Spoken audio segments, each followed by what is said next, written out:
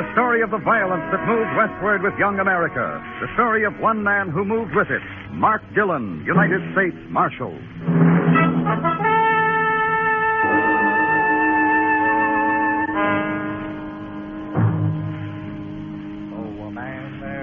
On the western plains with a ton of fight and an ounce of brains, who herds the cows as he robs the train and goes by the name of cowboy. He was part of it. A singing saddle bum, a cowboy, a drifter. They all drifted here to Dodge City one time or another. The end of the track and the start of the wilderness. A dumping ground of odds and ends, beginnings and leftovers. It's a place to stop and take the kind of pleasure you need. It's a place to pass through. Sometimes it's a place to die. My part of it was a sun-charged shack, rent paid by the United States government, and a marshal's badge furnished free.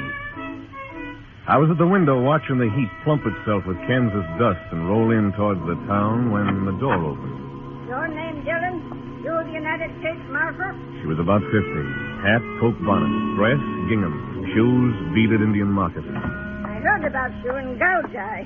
They said there was a steady marshal here. Been living for 6 months running. They've been lying to you. 4 months. They say you can break a man's heart at 50 yards. They say you and your gun's already done that. What's on your mind? I want you to saddle up and get down to Gouge Eye. Why? My husband. My husband owns the White Buffalo. Roulette, music, drink. They say the roulette wheel's crooked. Look, ma'am, half the roulette wheels in the West are probably crooked. Maybe. But in Gouge Eye, they kill a man for running a crooked wheel. Well, look, ma'am, I don't... Abigail Contrarius, that's my name. Yeah.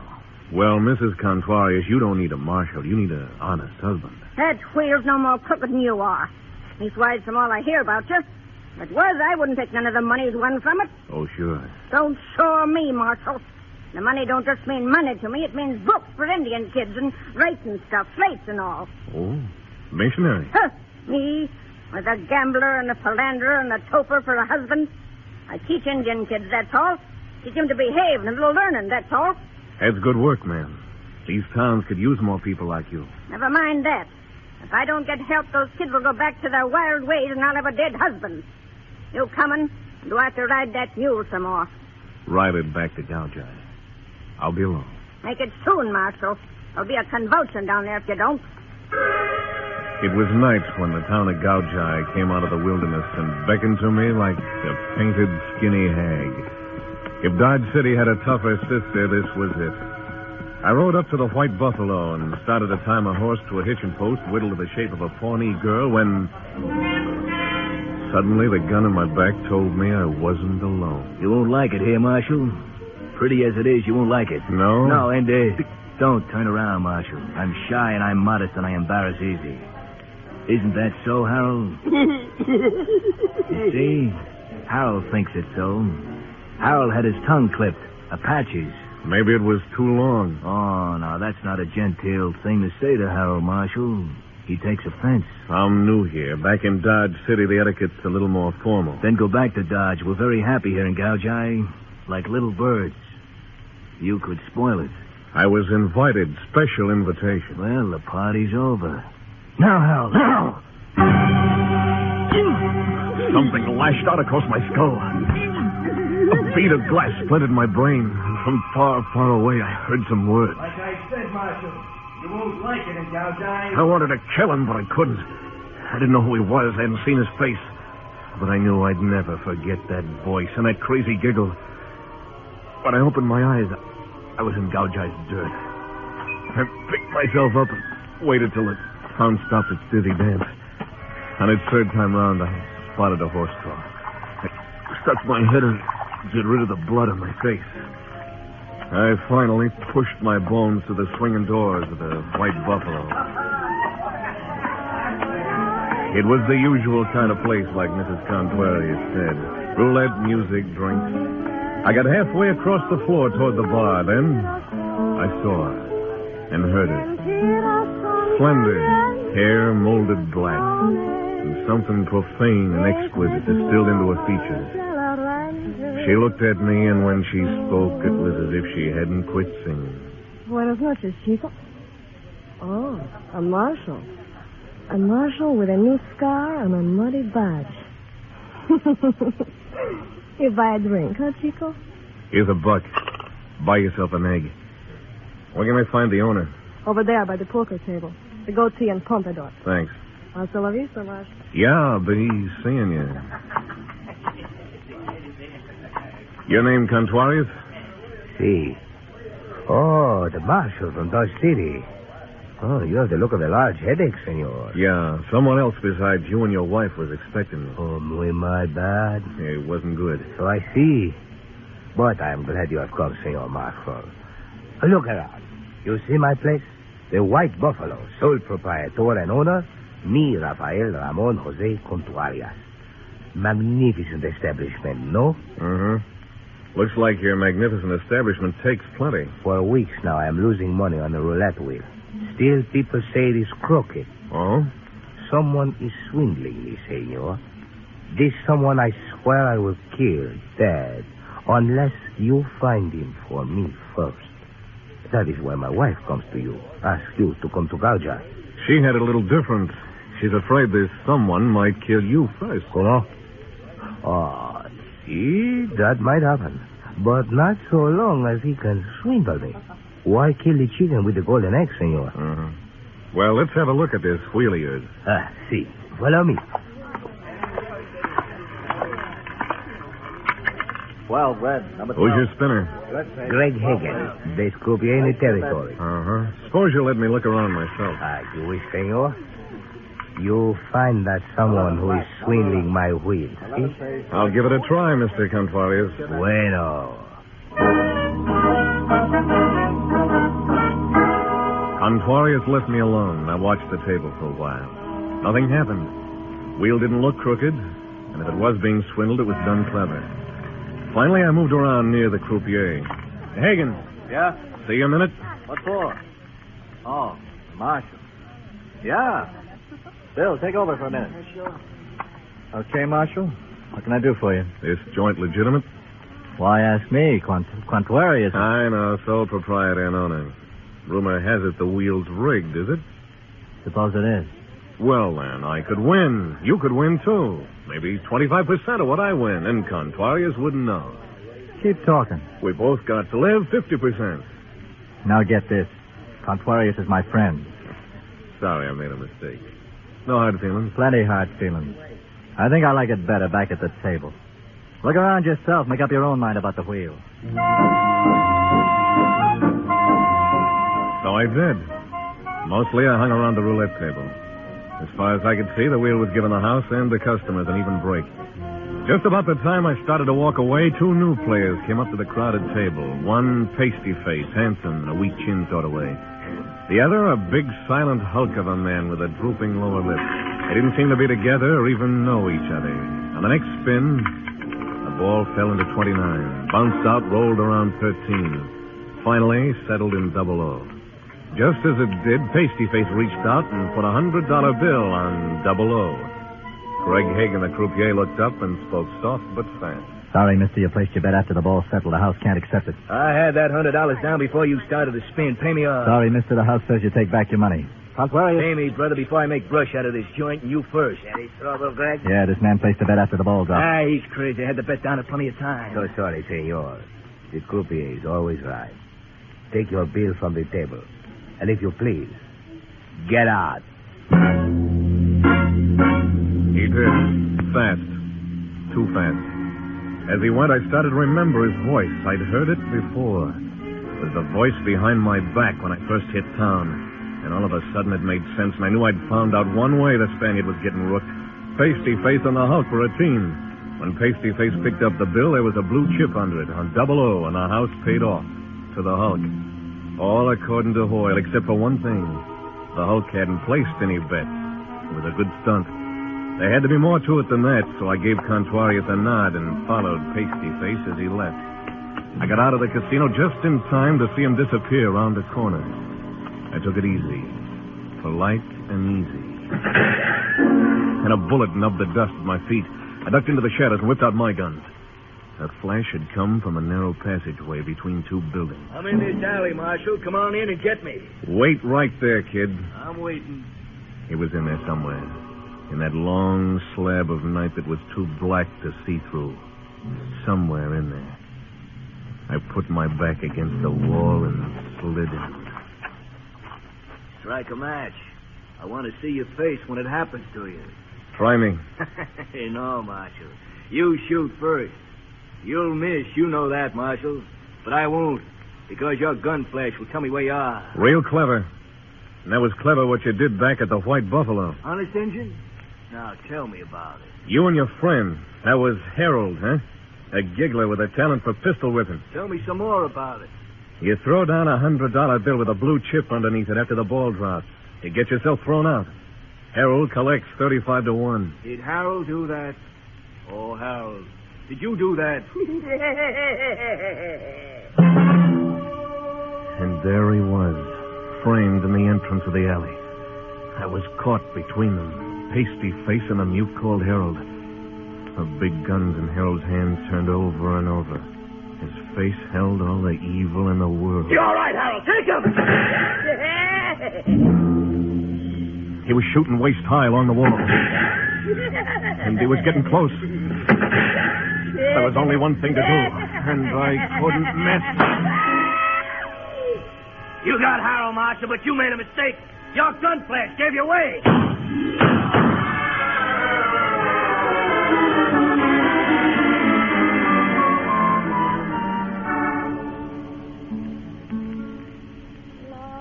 When I opened my eyes, I was in a place I'd never been before. Kind of cottonwood clearing. I'd eased the wound in my shoulder, and from across the smoldering campfire, I saw her. The girl from the White Buffalo. A morning sun lighted up the features of a man at her feet. It was Senor Rafael Ramon Jose Contuarius. And the bullet hole in the middle of his forehead gave him an extra flourish. Now it was Senor Rafael Ramon Jose Contuarius deceased. And the pretty senorita was singing a love song.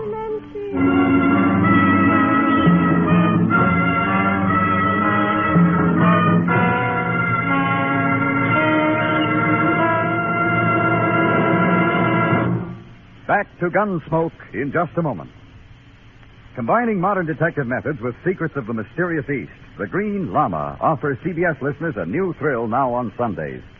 Once he has heard of a crime or an injustice, Jethro Dumont, a wealthy young American just returned from 10 years in Tibet, brings into play his quick wit and knowledge of illusion to thwart the evildoers. Join him Sunday as he continues his fight against crime on this side of the Pacific, wearing green, the color of Tibetan justice, aided by Tulku, his trusted lieutenant. The Green Llama is a feature presentation of most of these same CBS stations. Now back to Mark Dillon, United States Marshal, and Gunsmoke.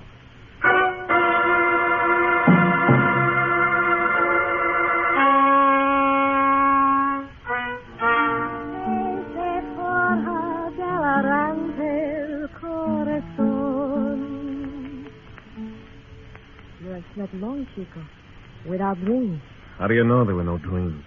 Because I saw Death give you a little piece of himself, and then right away on a black pony. Yeah, I'm lucky. Who are you? How'd you get here? They call me Tomas. I brought you here. The wagon over there in the burrow. You are muy lucky, Chico. The bullet was for your heart, but it sent itself in your shoulder. It was not your time to die. But it was Contuarius' time, huh? Perhaps his grave has been empty too long. And you knew him well? See? I knew him. Well enough to kill him. I did not kill him. Senor Contuarius was my protector. What did he protect you from? Himself? I like your mouth better when it is gentle, Chico. And who did kill him? How would I know? He was there like that when we arrived. Why'd you bring me here? I like you, Chico. That's why I tell you. If you leave, go back to Dodge City. If you die, die in Dodge City. It is not good here for either one. Why didn't Pasty Face finish the job? Right after you were wounded, I came along. I persuaded him you were dead. He persuades easy, huh? He persuades easy. Poor Tomas. The shots were heard. People came. Senor Drew does not like attention. Drew. Ah, his name's Drew. But why here? What'd you bring me here for? I thought Conquarius could help you. After all, he was your friend. How'd you know that? I saw you talking together in the White Buffalo. But tonight, out of the darkness, death found Conquarius. Conquarius! Conquarius!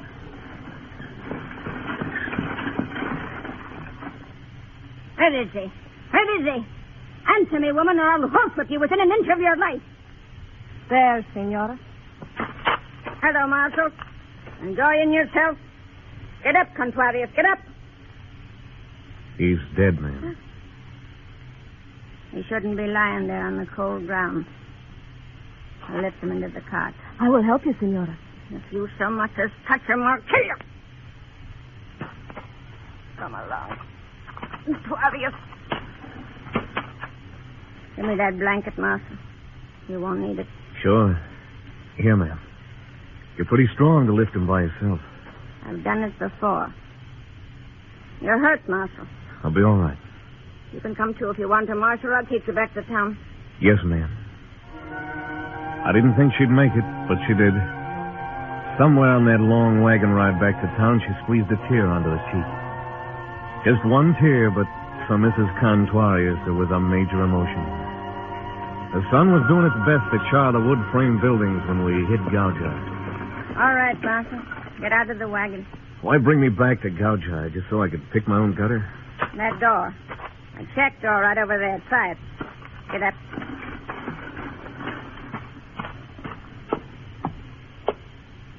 Oh, come on, Dillon. All you have to do is lift your arm and knock on the door. Yeah? Wow, Marshal. What's the offer this time, 150%? Hey, you're hurt. Come on in. Thanks. Who sent you here? Mrs. Conquarius? Oh. I better cut away that shirt. Why'd she send me here, Greg? Not neat, Marshal. Not neat at all. Why here, Greg? You a doc? Lie still. I'll get some things. You haven't answered my question. I do things with my hands, Marshal. Spin roulette wheels and extract bullets between spins. You a doc? Yeah, I'm a doc. Was. Had a shingle. Shiny one. And they said I couldn't have it anymore. They had a word for it. Malpractice. They said I did something. What are you looking at? That roulette wheel on the table over there. What's the matter, Greg? Don't you get enough practice at the White Buffalo? You want this wound fixed or not? Yeah. Yeah, sure. Hey, Greg. Yeah? I once heard about a croupier clever enough to spin a wheel and drop a ball into any slot he wanted. Hit it about once out of 5 times. Not bad. Once in 4 is better. What about it? I could mention it to Mrs. Conquarius. Round up you and Drew and go back to Dodge City. Drew? Pasty-face guy. The guy who pulled the fast trick with a chip and a $100 bill last night. I didn't know. I refused the bet, didn't I? Yeah, that's what doesn't fit. I'd stop worrying about it if I were you, Marshal. I could keep this wound open and let it bleed.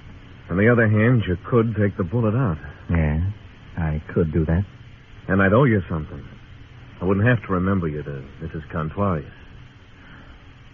It's like this, Marshal. First, I just wanted to tame the wheel. Then it got out of hand. Tamar have anything to do with it getting out of hand? What do you know about... I'm ready to take the bullet out, Marshal. You're going to keep what you know to yourself? Take the bullet out. I'll bite my lip. Yeah, do that, Marshal. It's a nice pose. I bit my lip, but all I got was pain in my mouth. I didn't need that. There was enough pain. It was a pain that was painted in red, and it couldn't decide whether it was a flame or an icicle. When I woke up, Greg was talking to someone. It didn't take long to recognize the voice. You should have let him die, Chico. He will only cause trouble. He's got nothing on me. Only trouble I got is you. Every man in town. You couldn't even leave the marshal alone. Come here, you're crazy. I found the marshal in the cottonwood clearing, like I told you. He was there when I came. Yeah. Keeping your little rendezvous with Conquarius. I warned you, Tamar. I told you if I ever caught you with Conquarius again, I'd kill him, and I did. I'm sorry I heard you say that, Greg. Don't be sorry. Just leave town. I could have let you die, Marshal. I'm going to take you, Greg. But first, I'm going to give you some advice. Yeah? Get rid of Tamar. One of her stories is bad, either the one she told you or the one she told me. Don't listen to him, Chico. She told me she brought me to the Cottonwood clearing, persuaded Drew that I was dead. If that's true, then it follows that Drew's cutting your time the same as Contuarius was. You can't kill everybody Tamar takes up with.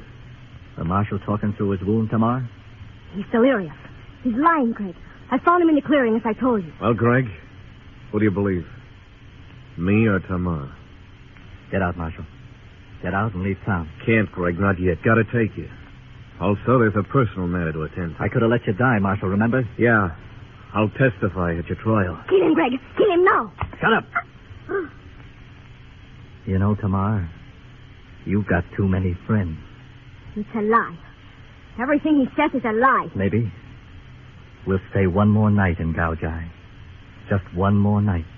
That's all we'll need. No good, Greg. I'll have to take you. With your shooting arm and a sling, I don't think so. I'll gamble on it, Greg. Want odds? I got up and left Greg's shack. He didn't try to stop me. One thing about Greg, he wasn't afraid of me or anybody else. I went back to the White Buffalo and waited. About an hour later, Mrs. Contuarius drove up.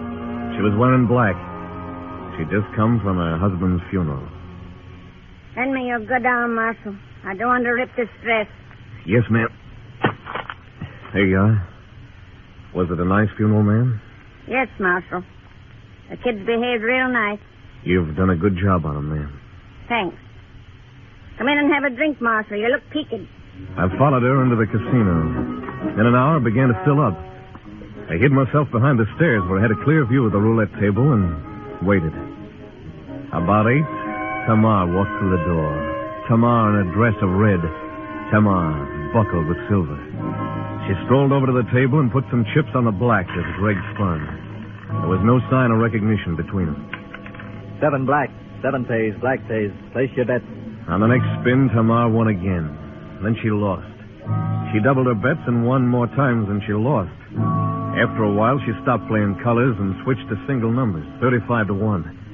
She kept on winning, but 1 out of 4, like Greg said. In an hour, there was roughly $20,000 stacked in front of her. Just before she bet number 13, I saw Greg fold his thumb under his palm and rub the side of his face. 13 black, 13 pays, black pays. Lucky. You're very lucky tonight, Tamar. Tonight, Senora? But I'm always lucky at your tables, no? Not as lucky as tonight. Sorry, men, this is a private table from now on. You can all move to the second wheel right over there. Private table, Senora? Yes. Just you and this gentleman. The man Abigail thumbed at over her shoulder was Mr. Drew in person. I put my good hand on my gun and prepared to finish my unfinished business. And I decided to wait for the piece to play itself out. I didn't know what Mrs. Contuarius had in mind, but this show was too good to spoil. Tamar, Greg, and Drew. I don't know. This is my last spin. That's all right, Tamar. All Mr. Drew wants is just one spin. Right, Mr. Drew? Yeah, just one spin with the little lady. But I... Mr. Drew, huh? Yeah. But I do not feel like betting. We'll spin. Once more. Bueno. All of my chips on number 1. Number 1, huh? Yeah, that's a good number. Number 1. I'll take 10,000 in gold on number 1.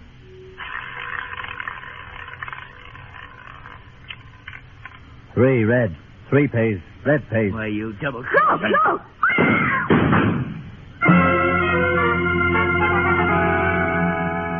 Greg didn't have a chance. The knife he tried to draw was hammered back by the bullets that tore through his hand and across his chest.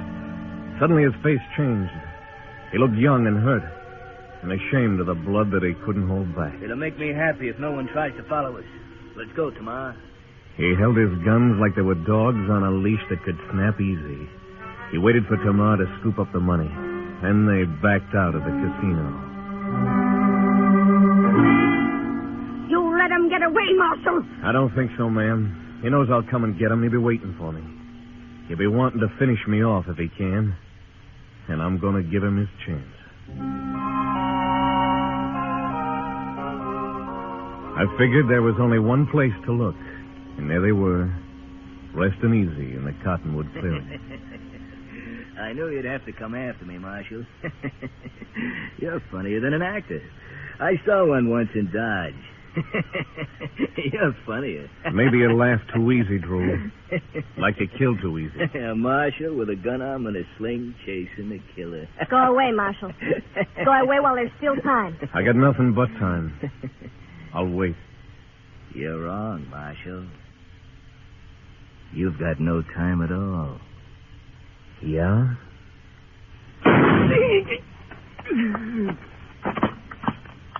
Chico. This I do not believe. It's impossible that someone could shoot faster than Senor Drew. But with your left hand. Oh, Chico, you're so very quick with your gun. I like that about a man. Take it easy, Tamar. Come on, let's go. Go? Not now, Marshal. There's time. Sit here. Sit here next to Tamar. Like this? Yes. You know what I think? Chico, don't talk now. I think he had a great thing with Greg. He could put that ball on any number you bet on. Only that wasn't enough for you. But it doesn't matter now, darling. You thought you could double your profits by throwing in with Drew. Maybe you were going to double-cross him, too. I don't know. Don't worry about it, Chico. The money is yours, too. It belongs to Mrs. Contuarius. That's who's going to get it. What? What are you talking about? Take your choice. Come back with me to the jail in Gouge Eye, or I'll turn you over to Mrs. Contuarius. I don't think she could stand having you alive. You! Come on. Hey, this is the first time I've ever held a gun on a woman. Chico, surely you are playing with me. You're an accessory to murder, Tamar. We'll go away together. You and I. Mexico, New Orleans. Listen to me, Chico. You and I. Let's go, Tamar. Listen to me. There's plenty of money, yours and mine. Listen to me. She put her arms around my neck and her lips close to my ear. And for a long time, first in English, and in Spanish, then in Cherokee, then in a language I couldn't recognize, she whispered at me every foul name in the book. She was talented. She didn't repeat herself once. Tamar didn't understand that a marshal had a job to do, and that the job got done.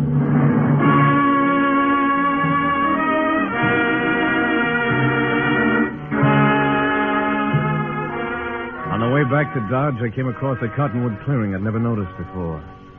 I rode down into it. A small animal scurried off a log and lost itself in the shadows. And I was alone. And for a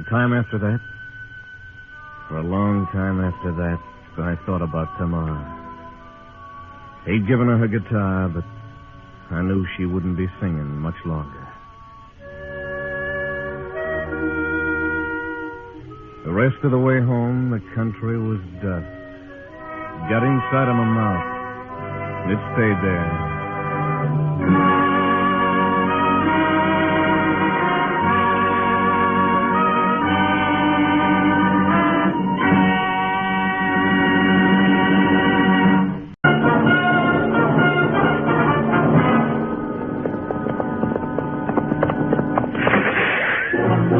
Gunsmoke.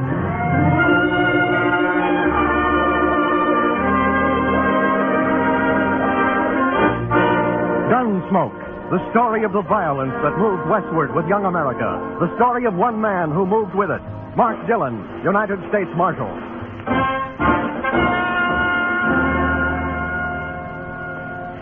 They all drifted here to Dodge City, one time or another. The Buffalo Killers, the Saddle Bums, the Spoilers. It's the end of the track and the start of the wilderness, the dumping ground of odds and ends and beginnings and leftovers. The place to stop and take the kind of pleasure you need. The place to pass through, and sometimes it's a place to die. My part of it was a sun-baked shack, rent paid by the United States government, and a marshal's badge, furnished free. I was at the window watching the heat plump itself with Kansas dust and roll in towards the town when the door opened. Your name Dillon? You the United States Marshal? She was about 50. Poke bonnet, gingham dress, beaded Indian moccasins for shoes. They said there was a steady marshal here in Dodge City. Been living for 6 months running. They've been lying to you. 4 months. They say you and your gun can break a man's heart at 50 yards. It's on your mind. Want you to saddle up and get down to Gouge Eye. Why? My husband. He owns the White Buffalo there. Roulette, music, drinks. They say the roulette wheel's crooked. I'll tell you what to do. There's a fella here in Dodge City named Sin Killer Stokes. Saves souls by the bushel. Trumpet playing and everything. You tell Sin Killer about your husband. In Gouge Eye, they kill a man who runs a crooked wheel. I don't want my husband dead. Well, look, ma'am, I don't even know you... Abigail Contrarius. That's my name. Yeah, well... Mrs. Contrarius, you don't need a marshal. You need an honest husband. He's no more crooked than you are. If he was, I wouldn't take none of his money. Sure. Don't sure me, Marshal. The money don't just mean money to me. It means books for Indian kids and writing stuff. Slates and all. Oh, a missionary. Huh, me? With a gambler and a philanderer and a toper for a husband? I teach Indian kids. Teach them to behave and a little learning, that's all. Well, that's good work, ma'am. These towns could use more people like you. Don't sniff around me. You marshals are supposed to mean law and order and the rights of decent people. Gouge Eye could use some of that. You coming, or do I have to ride my mule some more? Ride it back to Gouge Eye. I'll be along. Make it soon, Marshal. There'll be a convulsion down there if you don't. It was night when the town of Gouge Eye loomed out of the wilderness and beckoned to me like a painted, skinny hag. If Dodge City had a sister, this was it. I rode up to the White Buffalo, started to tie my horse to a hitching post, whittled to the shape of a Pawnee girl, when suddenly the gun in my back told me I wasn't alone. You won't like it here in Gouge Eye, Marshal. Pretty as it is, you won't like it. No? No, don't turn around, Marshal. I'm shy, I'm modest, I embarrass easy. Isn't that so, Harold? See? Harold thinks it's so. Harold had his tongue clipped. Apaches. Maybe it was too long. No, that's not a genteel thing to say to Harold, Marshal. He takes offense easy. I'm new here. Back in Dodge City, the etiquette's a little more formal. Then go back to Dodge. We're happy here in Gouge Eye, like little birds. You could spoil it. I was invited. Special invitation. Yeah? Well, the dance is over. Now, Harold, now! I told you wouldn't like it in Gouge Eye, Marshal.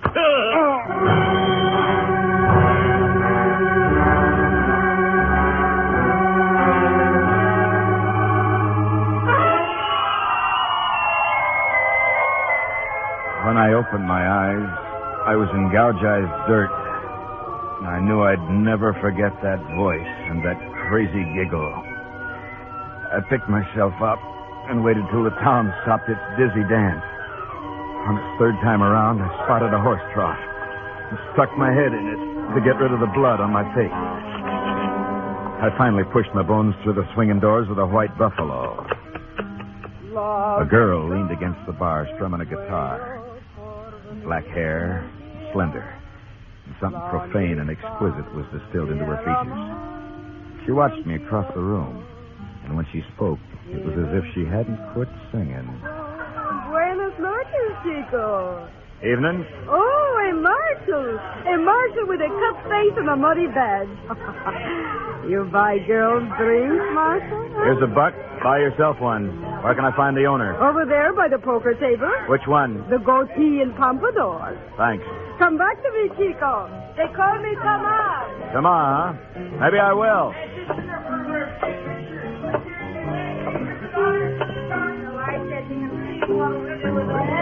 60 acres of fine farmland, Ackerman. Your name, Contrarius? Si. Oh, the marshal from Dodge City. You already have the look of a large headache, senor. Yeah? Someone else besides you and your wife was expecting me. Muy mal. Too bad. It wasn't good. So I see. But I am glad you have come, Senor Marshal. Come, look around. See my place. I have a magnificent establishment here. No? Yes. No. Yes. You know, it would grieve me if I had to part with it. It'd grieve Mrs. Contrarius more, and for a better reason. Senora Contrarius hates it how I get my money, but she takes it for the Indian children. Looks like the take's plenty. No. Every day my wheel loses money. Somebody is swindling me. This somebody, I swear it, I will kill dead. Your wife hinted it might be you who'd be killed. Dead. No one has killed me yet. This I tell myself and it makes me happy. Yeah. Well, let's have a look at this wheel of yours. Of course. Follow me. You see, I have also pharaoh, dice, girl, dancing girl. Mm-hmm. And the finest liquor west of the Mississippi. Number 12. Red face, 12 days. Who's your spinner? I will introduce you to him. Greg. Senor? Un momento. William will take your place. Yes, Mr. Contuarius. Greg Hagen, the best croupier in the territory. Greg, I want you to meet Mark Dillon, Marshal of the United States of America. I've heard your name, Dillon. You're from Dodge City. Lately from there. Go count your chips, Contuarius. Hagen and I want to talk. Yes, I leave you gentlemen alone. We want to talk, Marshal? Yeah. Rumor has it the wheel's rigged. Mrs. Contuarius tell you to ask? Maybe. Well, is it? Look, Marshal, Contuarius is my friend. Still, a croupier's in a mighty good spot to double-cross the house. Marshal, I already told you Contuarius is my friend. Sorry, I made a mistake. No hard feelings? Plenty hard feelings. I think I like it better back at the table. Look around yourself, Marshal. So I did. Mostly, I hung around the roulette table. And as far as I could see, the wheel was giving the house and the customers an even break. Just about the time I was ready to go out and find Contuarius again, two new players wandered up to the crowded table. One in a beaded jacket, the other a silent hulk of a man. They didn't seem to be together or even know each other. On the next spin, the ball fell into 29, bounced out, rolled around 13, and finally settled in double O. Just as it did, Beaded Jacket reached out and put a $100 bill on double O. Greg Hagen, the croupier, looked up. I'm sorry, mister, you placed your bet after the ball settled. The house can't accept it. I had that $100 down before you started to spin. Ask anybody. I had it down. I want to ask the people. I'm telling you, I had it down. Look, mister, your bet wasn't legitimate. The house recommends you take your money and get out. He did. Fast. Too fast. In another second, I knew the reason why. When Beaded Jacket picked up the bill, there was a blue chip under it on double O, and the house paid off to the silent hulk. I knew I'd heard Beaded Jacket's voice before. When I first hit town, so I moved fast. I got out of the casino just in time to see Beaded Jacket disappear around the corner. I took it easy. Polite and easy. The bullet nubbed the dust at my feet. I ducked into the shadows and whipped out my guns. The flash had come from a narrow passageway between two buildings. I'm in this alley, Marshal. Come on in and get me. Wait right there. I'm waiting.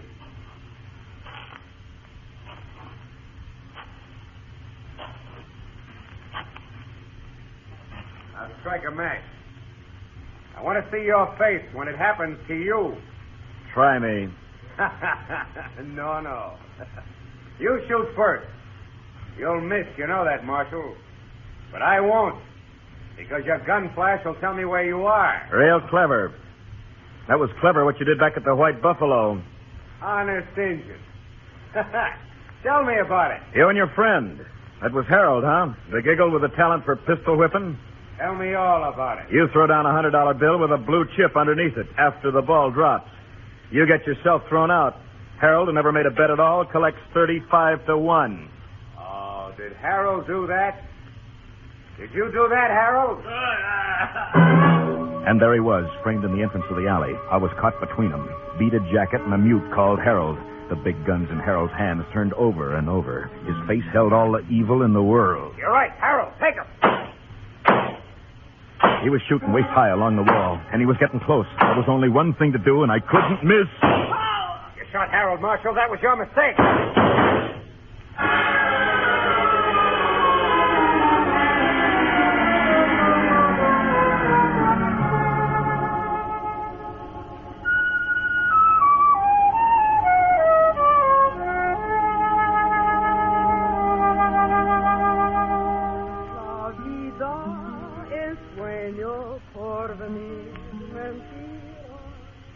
When I opened my eyes, I was in a place I'd never been before, a kind of cottonwood clearing. I eased the wound in my shoulder, and from across a smoldering campfire, I saw her. Tamar. The morning sun lighted up the features of a man at her feet. Senor Rafael Ramon Jose Contuarius. The bullet hole in his forehead gave him an extra flourish. Now it was Senor Rafael Ramon Jose Contuarius, deceased. And the girl named Tamar was singing a love song.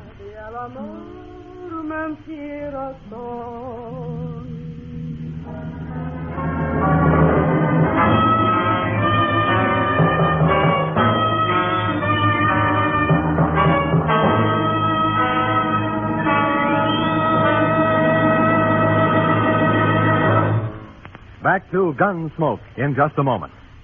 Combining modern detective methods with secrets of the mysterious East, the Green Llama offers CBS listeners a new thrill now on Sundays. Once he has heard of a crime or an injustice, Jethro Dumont, a wealthy young American just returned from 10 years in Tibet, brings into play his quick wit and knowledge of illusion to thwart the evildoers. Join him Sundays as he continues his fight against crime on this side of the Pacific, wearing green, the color of Tibetan justice, aided by Tulku, his trusted lieutenant. The Green Llama is a feature presentation of most of these same CBS stations. And now back to Mark Dillon, United States Marshal, and Gunsmoke.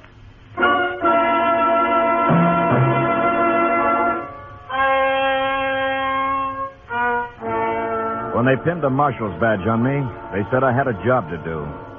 This morning, my job was a man with a bullet hole in his forehead and a marshal with a wound in his shoulder. The dead man was Rafael Ramon Jose Contuarius, and the marshal was me. And there was a girl named Tamar. You have slept long, Chico, without dreams. How do you know there were no dreams, Tamar? Because I saw Death give you a little piece of himself, and then ride away on his black pony. Yeah, I'm lucky. How did I get here? Senor Contuarius and I brought you here. The wagon over there in the burro. You are muy lucky, Chico. The bullet was for your heart, but it spent itself in your shoulder. It was not your time to die. But it was Contuarius' time to die, huh? Perhaps his grave has been empty too long. And you knew him well? See, I knew him. Well enough to kill him? I did not kill him. Senor Contuarius was my protector. What did he protect you from? Himself? I like your mouth better when it is gentle, Chico. Then who did kill him? I do not know. While we were here trying to help you, a bullet came out of the darkness and found Contuarius. How come you picked this place? It is a place Senor Contuarius and I knew well. Oh, like that, huh? It is a place where Senor Booth would not look for you if he knew you were still alive. Booth? Oh, so that's his name, the man in the beaded jacket. How come he didn't finish me? When we heard the shot, Senor Contuarius and I ran out of the White Buffalo.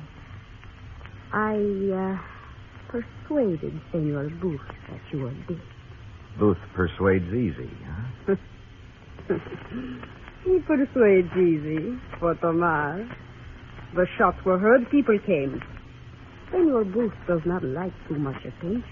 Well, he's going to get all of mine, Tamar. Undivided. I don't advise it, Chico.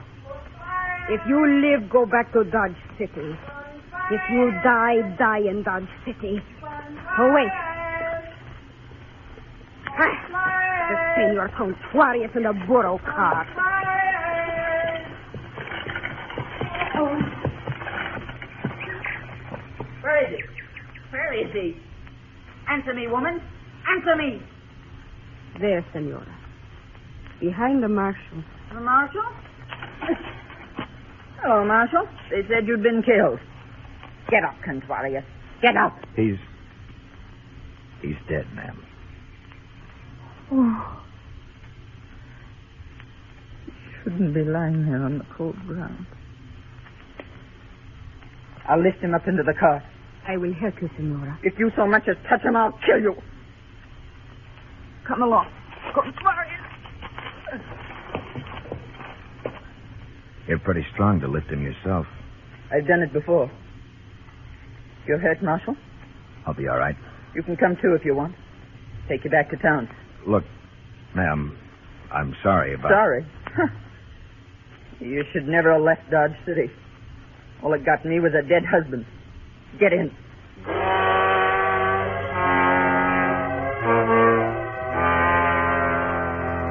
Somewhere on that long wagon ride back to town, Mrs. Contuarius squeezed a tear onto her cheek.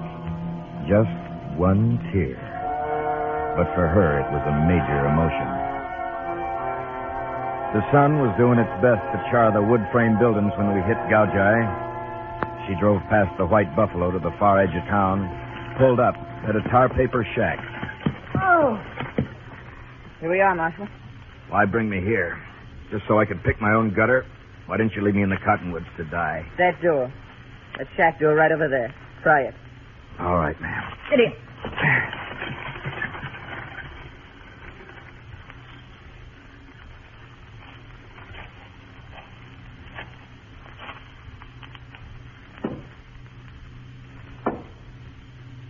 Yeah? Well, Marshal, I heard you were dead. Hey, you're hurt. Come on in. Thanks. Who sent you here? Mrs. Contrarius. Huh? You better cut away that shirt. Why'd she send me here, Greg? Not neat, Marshal. Not neat at all. Why here, Greg? Lie still. I'll get some things. You haven't answered my question. I do things with my hands, Marshal. Spin roulette wheels and extract bullets between spins. You a doc? Yeah, I'm a doc. Was. Had a shingle. Nice shiny one. And they said I couldn't have it anymore. Malpractice, they said it. What you looking at? That roulette wheel on the table over there.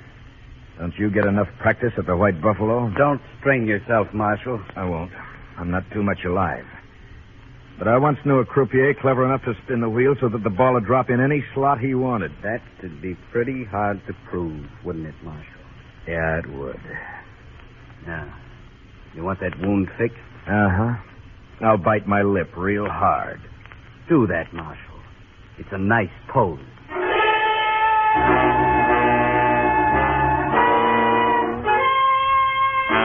I bit my lip, but all I got was a pain in my mouth. And I didn't need that. There was enough pain. It started when Greg put a scalpel against my shoulder, and it went on from there. It went on for a long time.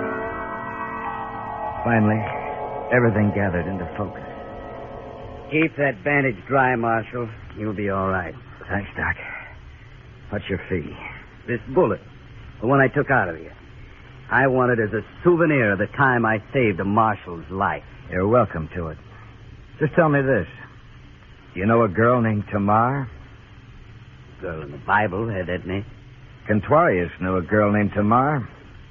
Now he's dead. Contrarius dead? Well, I suppose somebody wanted him dead. Yeah. But stick around. I may want to talk to you again later.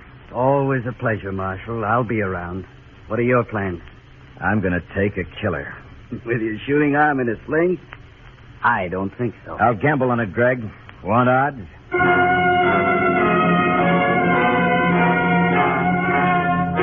I got up and left Greg's shack. Taking a killer needed a little preparation. And right now, preparation meant talking to Mrs. Contrarius. But something stopped me. It was the funeral Mrs. Contrarius was celebrating for her dearly departed. Somewhere, she'd found a black ostrich plume and pinned it to the donkey's head. The cart she always used was draped in banners of black silk that looked suspiciously like the shreds of an elegant petticoat. 3 grinning Indian kids, maybe 8 years old, were beating the drum, clapping the cymbal, playing a flute. The rear of the parade was brought up by a bunch of other Indian kids, looking solemn because their new shoes hurt. And on the cart, in an open pine box, lay Senor Contrarius. I looked inside. The senor was still very aristocratic. I looked again, closer. Then I knew I just had to talk to Mrs. Contrarius.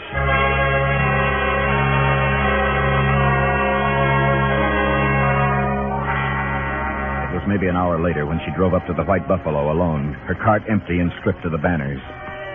She looked uncomfortable in her black cotton. Lend me your good arm, Marshal. I don't want to rip this dress. Yes, ma'am. There you are. Nice funeral, ma'am. Thanks, Marshal. Kids behaved real nice, didn't they? Yeah. You done a good job on them, ma'am. Thanks. You haven't been very successful, have you, Marshal? Maybe that's your fault. Maybe you haven't told me enough. About what? About Tamar and your husband, for instance. What about Tamar and my husband? This about them, ma'am. They were real good friends. That could be a reason for you to kill your husband. Could, Marshal, but it wasn't. Maybe he was killed because he found out who was cheating his wheel and you didn't. But I did. Then why don't you take him? You want me to take Greg Hagen? Greg, I don't believe it. Hagen's an honest man, as honest as you are, Marshal. Can you prove what you're saying? I don't know. But I'm sticking around to see if I can. And I'm sticking around to see if I can bring in a killer. Who is it? Maybe you? Maybe Greg? Maybe Booth, the man in the beaded jacket? Maybe even the girl named Tamar. Then come on in and have a drink. You look peaked. I followed her into the casino. In an hour, it began to fill up. I hid myself behind the stairs where I had a clear view of the roulette table and waited. About 8, she walked through the door. Tamar. Tamar in a dress of red. Tamar buckled with silver. She strolled over to the table and put some chips on the black as Greg spun. There was no sign of recognition between them. 7 black. 7 pays, black pays. Place your bet. On the next spin, Tamar won again.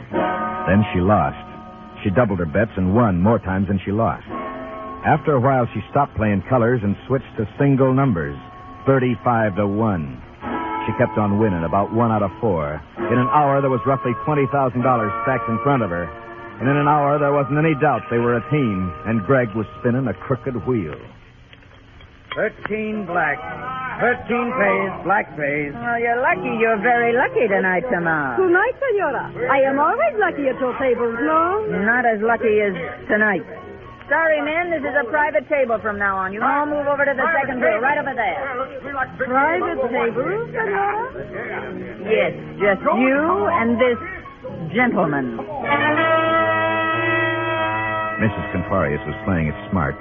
The man she thumbed at over her shoulder was Booth in his beaded jacket. I could have made my move then, but I decided to wait for the piece to play itself out. Mrs. Confarius was getting them all together, and this show was too good to spoil. Greg, Booth, and Tamar. This is my last spin. That's all right, Tamar.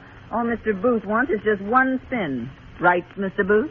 Yeah, just one spin. With a little lady. But I was... Mr. Booth, huh? Yeah. Well, I suppose it is all right. Spin the wheel, Greg. We'll spin. Once more. Bueno. All of my money on number 1. Number 1, huh? That's a good number. Number 1. I'll take 10,000 in gold on number 1.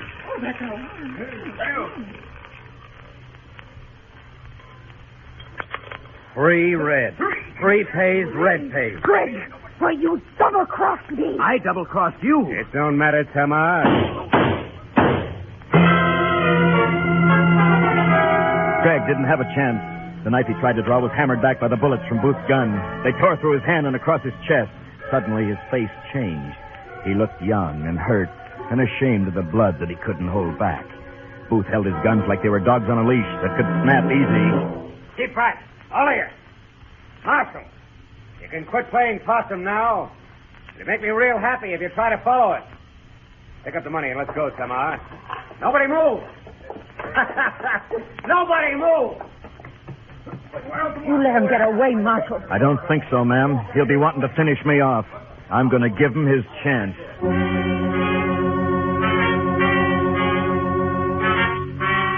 I could have looked for him in a lot of places, but he was with Tamar. That narrowed it down. There was only one place to look. It was dawn when I found him, resting easy in the cottonwood clearing. I knew you'd have to come after me, Marshal. You know, you're funnier than an actor I saw once in Dodge. You're much funnier. Maybe you laugh too easy, Booth. Like you kill too easy. A marshal with his gun arm and a sling chasing a killer. Go away, Marshal. Go away while there is still time. I got nothing but time.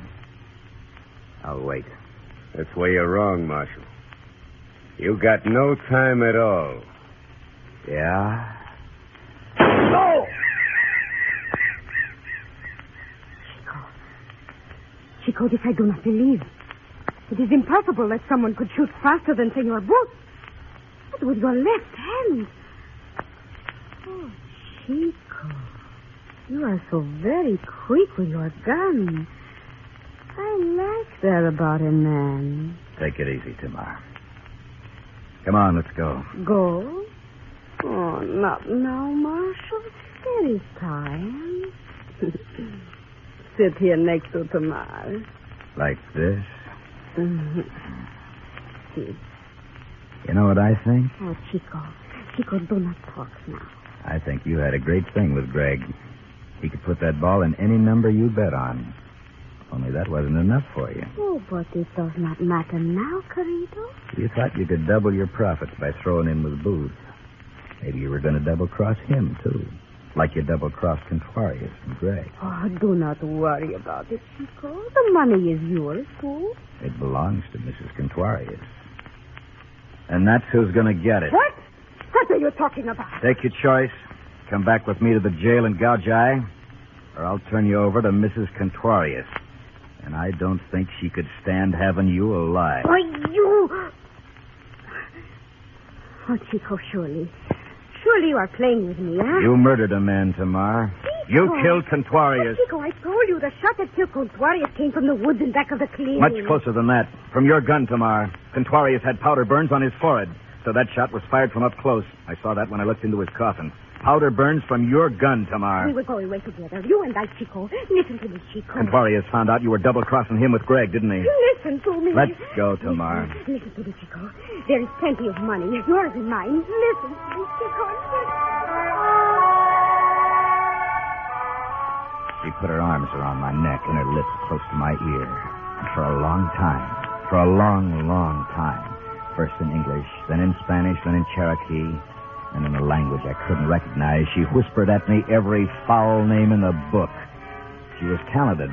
She didn't repeat herself once. Tamar didn't understand that a marshal had a job to do, and that the job got...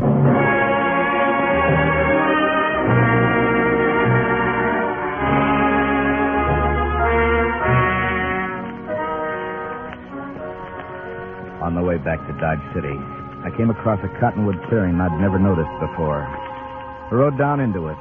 Small animal scurried off a log and lost itself in the shadows. Then I was alone. For a time after that, for a long time after that, I thought about Tamar. They'd given her guitar, but I knew she wouldn't be singing much longer. The rest of the way home, the country was dust. It got inside of my mouth, and it stayed there.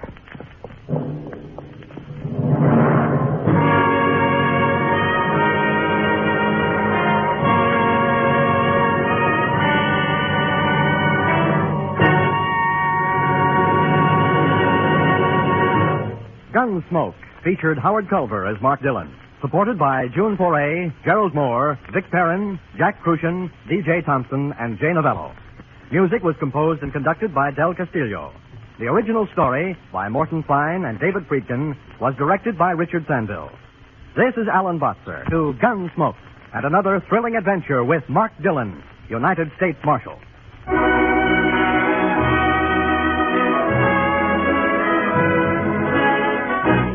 This is CBS, the Columbia Broadcasting System.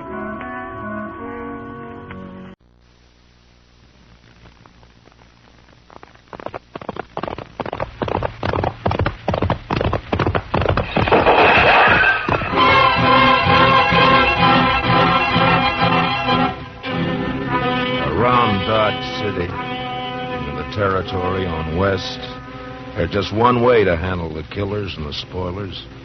And that's with a U.S. Marshal and the smell of gun smoke.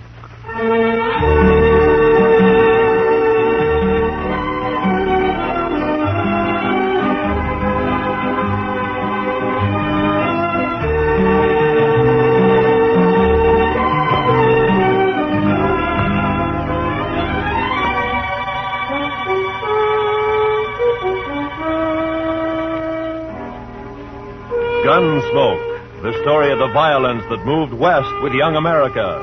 The story of a man who moved with it. Matt Dillon, United States Marshal.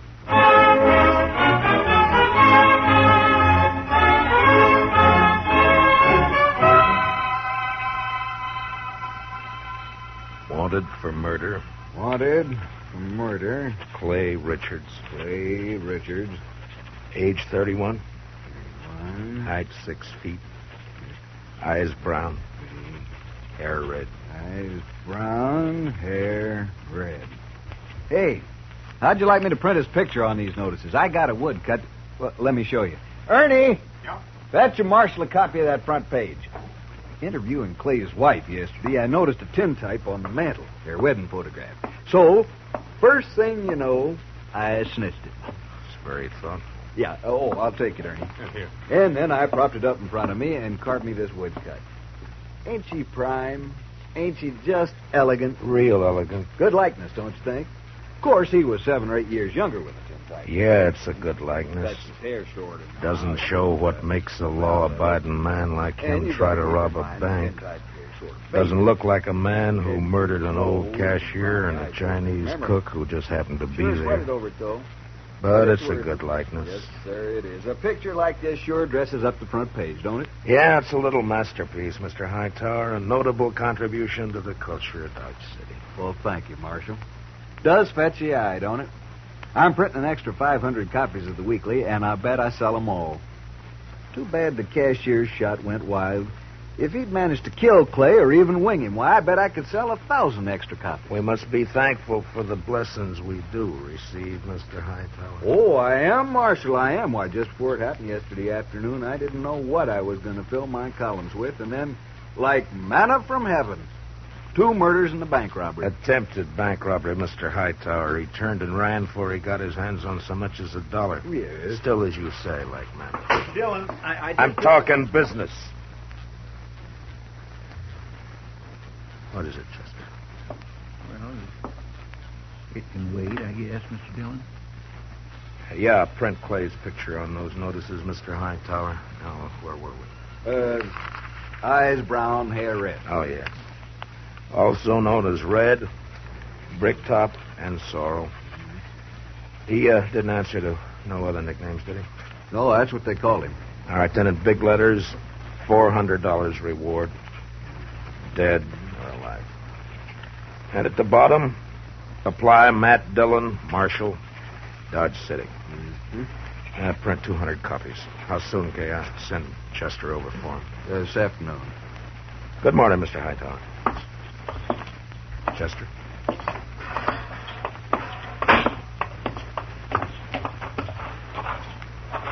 Think those posters will do any good? Richards is probably over the line into Oklahoma or Colorado by now. That strawberry roan of his is the fastest in the county. He has no money. He panicked and ran out of the bank before he got a penny. I think he'll try to get help from his wife or brother or a friend the first chance he has, maybe tonight. I say he's around here somewhere.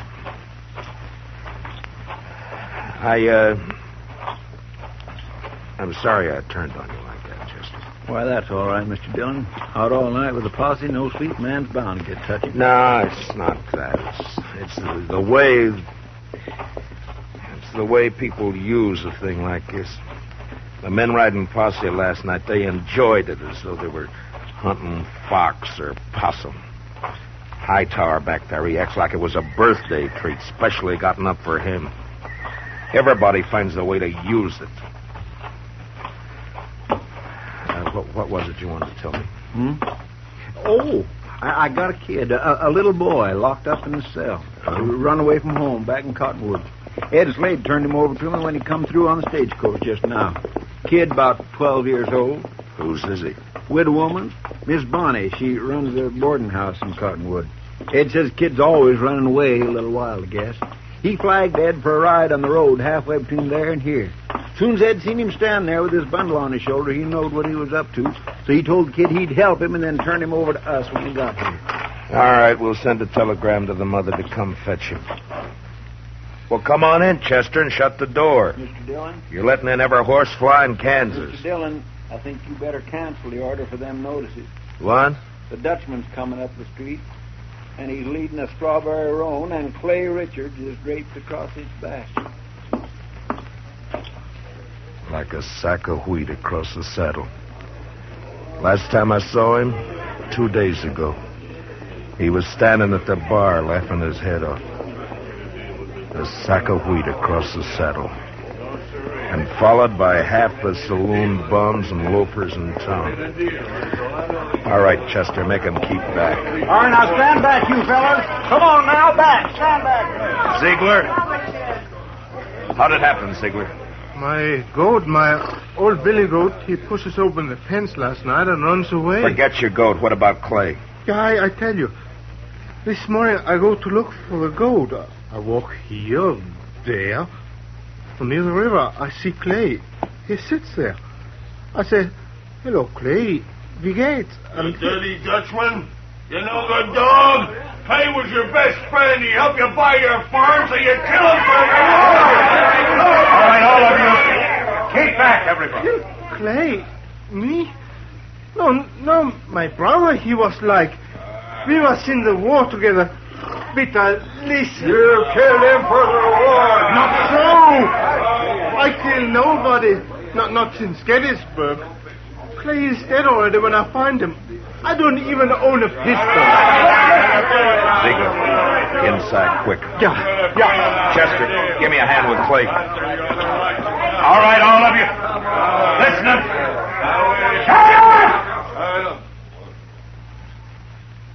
I will not tolerate a disturbance. You know me. I got him, Chester. Take his legs.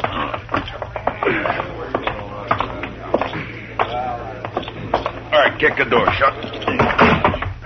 Marshal, I don't kill Clay. On this table, Chester.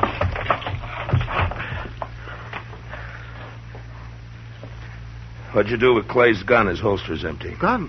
Clay's? I ain't got it. I don't even own one. Chester, see if it slipped out. His holster was empty coming up the street. First thing I noticed. Maybe it's over on the... Another customer? Why, that's 3 in less than a day. Oh, bountiful harvest. My fees this month will keep me in luxury. In luxury. Doc, I want to have an inquest as soon as possible. Well, as soon as I finish the autopsy. Shouldn't take long with the practice I've had this week, huh? No. Late afternoon all right with you? I'll take him up to my office right now. No, thank you, Chester. I can carry him all by myself here. You just open the door there like a good fella.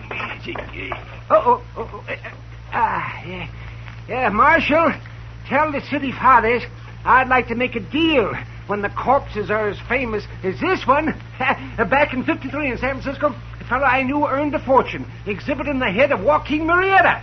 Tell them if they'll let me keep the remains, I'll do the autopsies for nothing. Shut the door, Chester. Ziegler, where is it you met Clay on the river? By the fort. This side by the fort. Ride out there, Chester, and see if you can find Clay's gun. Maybe he dropped it when he was shot. I did not shoot Clay. Sure. I did not. I had no reason to. I did not. Now, you listen to me. Maybe you think Dodge has got so big I don't know about everything that goes on here. Well, if you do, you're wrong. If you think I don't know about the bank having an overdue mortgage on your farm, you're wrong. $400 is reason enough for a struggling farmer like you. No. Could not do such a thing. I am a human being. To a peace officer, Ziegler, that's enough grounds for suspicion. But whether you did it or not will be decided at your trial. In the meantime, you just stop yammering about it. Trial? Me? Even when I shoot somebody, I stand trial. If they find it's justifiable homicide, and they probably will, Clay being a wanted man, then they'll let you off. And if not... Please, I am permitted to go now. Go. Are you crazy? I found this stock. I must look after it. You sit right down. You want to be lynched? You're trying to get yourself murdered? Have you forgotten about Clay's brother, Adam? Adam would not believe I shot him. What difference does it make whether he believes it or not? His brother's been killed. Everybody's looking to him to do something about it, and he knows it.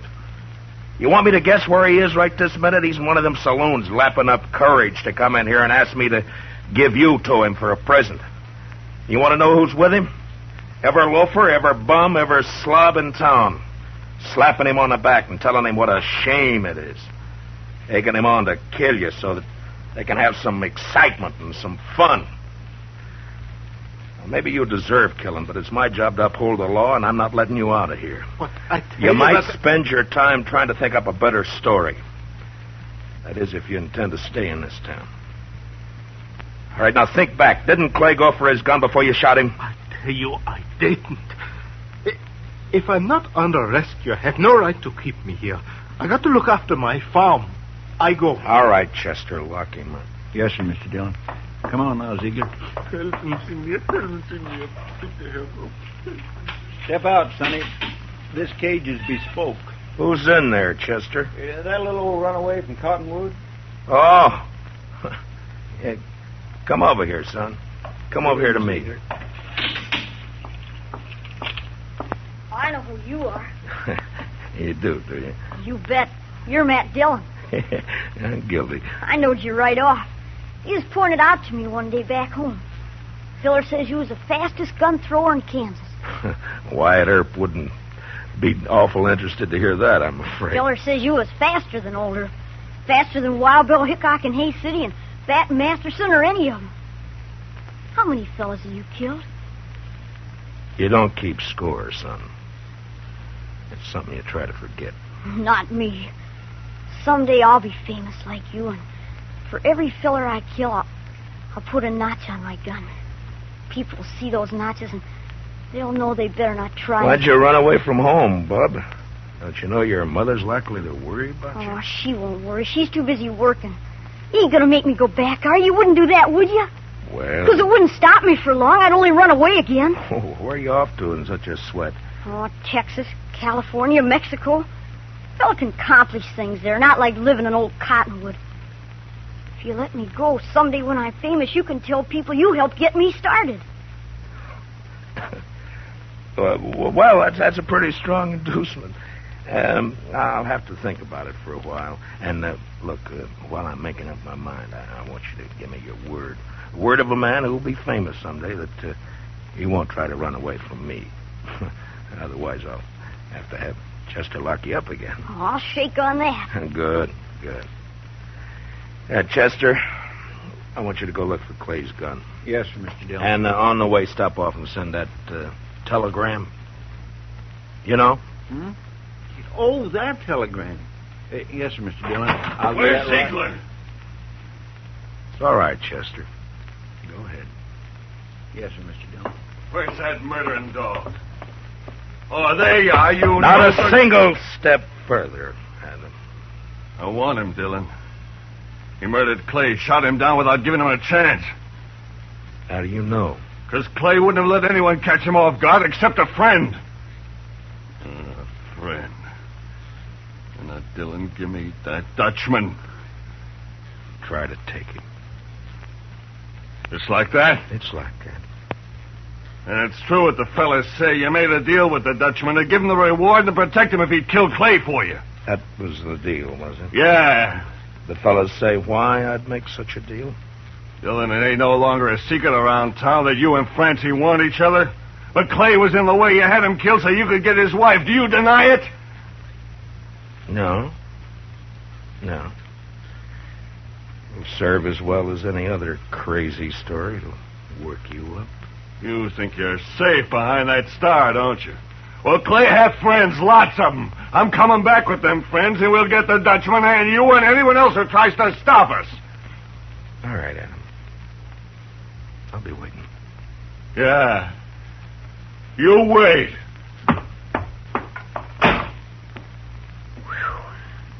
I almost seen something pretty just then, didn't I, Mr. Dillon? Yeah, almost. About another pint of whiskey ought to do it.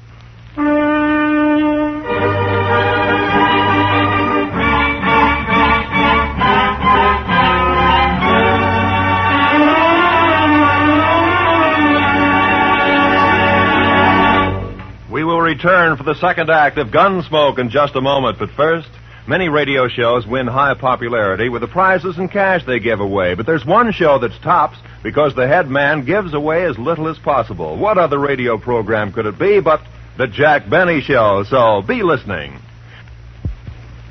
And now, with William Conrad starred as Matt Dillon, here's the second act of Gunsmoke.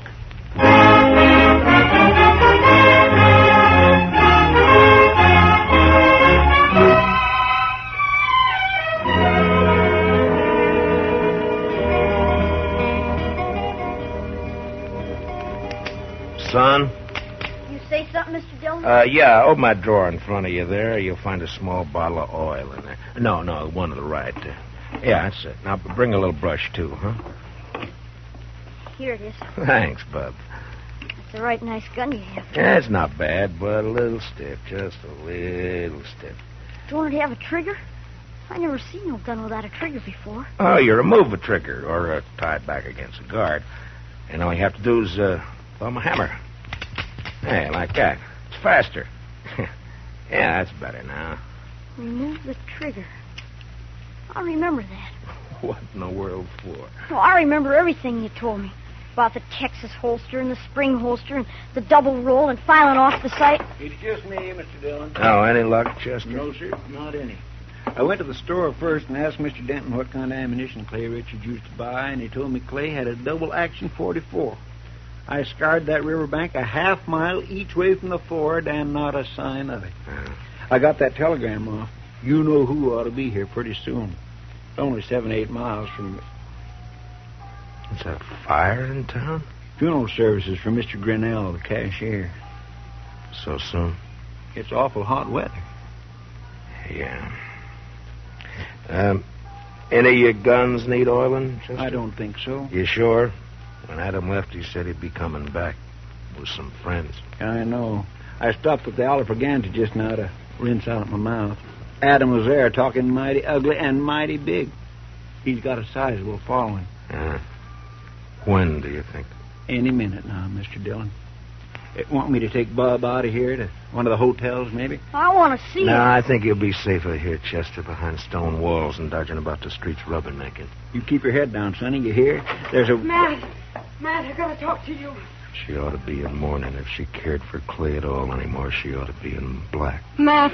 Oh, Lord, I find her more beautiful all the time. Matt, have you heard what they're saying? What are they saying, Francie? That you and me, that you made Pete Ziegler kill him because of... I'm sorry that got back to you, Francie. It's all over Dodge. Adam almost strangled me before they dragged him off. Francie, I didn't shoot Clay. Francie, I beg you, believe me. Shut up, Ziegler. Shut Shut up or I'll pump you to death! Francie, it's just one of those crazy stories. They needed one and they made one up. But, Matt, everyone believes it. On my way down here, people were pointing, whispering. Old women clucking their tongues at me. They believe it. They'll forget it as soon as this is over. They'll remember that even if we once did go with each other, it was finished and done with even before the war ended, before you even met Clay. No, they won't forget it. For the rest of my life, as long as I stay here... Hold it a minute, Francie. Yeah, Doc, what is it? Oh, am I interrupted? What is it, Doc? Our Topsy's finished. I examined his liver and lights his... This is Mrs. Richards, Doc. Oh, I beg your pardon, ma'am. I'm sure I meant no disrespect for the departed. Well, Clay was shot all right, but from the nature of the wound and the coagulation of the blood, I'd say it happened sometime yesterday. I'd say the cashier's bullet didn't go wild after all. how could a dead man gallop away? Well, the wound wasn't what killed Clay. The ball hit the rib case and it bounced off. .22 caliber it was.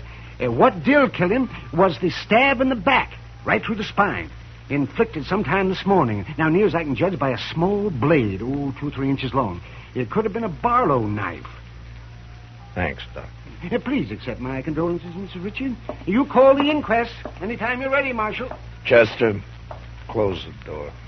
You see, I didn't do it. I didn't shoot him. All right, I told then you that stabbed him, maybe. You said you never carried a gun.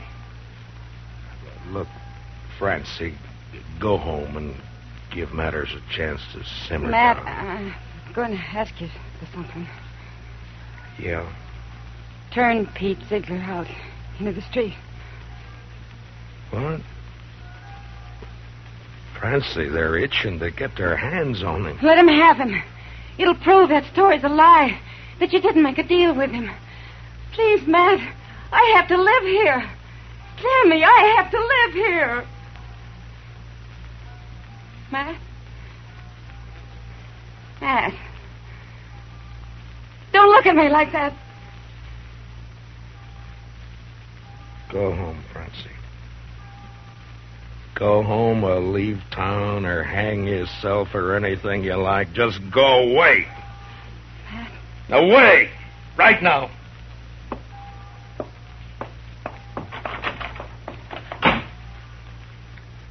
I bought me a bottle at the Alafragans, Mr. Dillon. Would you care for a drink? No. Guess the funeral's over. There'll be others. Funny. No, I missed that bell. Awful quiet, ain't it? It's just Just about on schedule. Are you ready, Chester? Yes, sir, Mr. Dillon. I use a shotgun if I were you. It's more effective when there's a mob to be dealt with. Oh, yes, sir. I aim it. Ziegler, and you too, son. If trouble starts, lie down flat on the floor and keep your head down all the time. Don't gawk to see what's happening. You understand me? Yes, sir, Mr. Dillon. All right. Dillon! Come on, Dillon! Come on! Chester, I want you to stand here in the doorway after I go out, where you can cover the back door and me at the same time. Yes, sir, Mr. Dillon. All right, Chester. Open the door. Come on now. It's my duty to warn all of you that you're in the breach of the peace. I've sworn to uphold the law. I've killed men in order to do it, and I'm prepared to do so again. Give us a Dutchman, Dillon. Men! I ask you to be sensible and to leave quietly. But if you refuse to listen to reason, if you insist upon being fools, if you've already decided to act like wolves instead of humans, then there's nothing I can say to make you change your minds. All right, you want Peter Ziegler?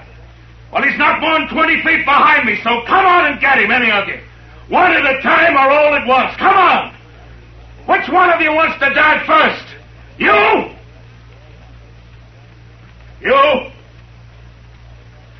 You, Adam? Well, what do you say, Adam? You let him here. Don't let this star on my coat stop you. Come on. There, I'm not wearing it now. Well, come on, draw, Adam, draw.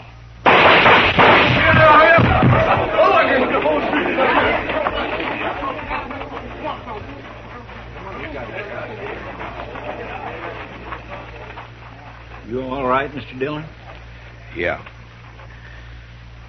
Get his gun. Man alive, I couldn't even see your hand move. Marshal! Oh, don't tell me. Don't tell Doc, me. you make one single funny remark and I'll knock you down. You just take him to your office and get to work. Well, I never do mean to offend, Marshal. In my line of work, well, bodies, they're just so much lumber. Make all the jokes about him you please, but not to me and not in my hearing. In my line of work, there's nothing humorous about death. Give him a hand, Chester. No, I can handle it, Marshal. Thank you. Just the same. Can you direct me to the marshal's office? Yes, ma'am, right here. I'm Marshal Dillon. Well, I left Cottonwood as soon as I got your telegram. I'm Miss Bonnie. Where's my boy? Oh, we have him, ma'am, safe and sound. Here, let me help you down. Hitch that horse, Chester. Right this way, ma'am. Oh, I'm so sorry he put you to all that trouble, Marshal. The truth of the matter is he's a wild one and no mistake. Takes after his father, one scrape after another. He was no trouble at all. I enjoy children. I like to have them around. Bub, your ma's here. Son? Chester, where's the boy? Did you let him slip past you? No, sir, Mr. Dillon. He never got past me. Look, the back door's open. He seen me and he hightailed it, the devil. We'll round him up for you, ma'am. Don't worry. Oh, I don't know why I bother holding him back. If he's run away once, he's run away 1,000 times. This time he ran because I wouldn't buy him a gun. He wanted a real one. That boy's just gun crazy, I swear. I got him a nice Barlow knife instead. Barlow I knife? reckon it didn't signify, and off he runs. Barlow knife? That kid. Chester, find that kid.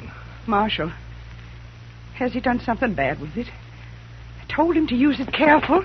He promised he'd use it careful. No, never mind, Chester. He's got Clay's strawberry roll, and we'd never catch up to him. Oh, I try to bring him up right. I tell him to be good, but he don't listen.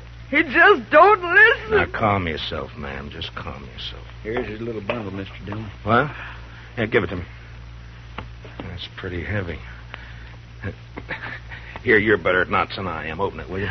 From the moment he was born, he's been nothing but tribulation to me. Now, please, ma'am. What's he got in it, Chester?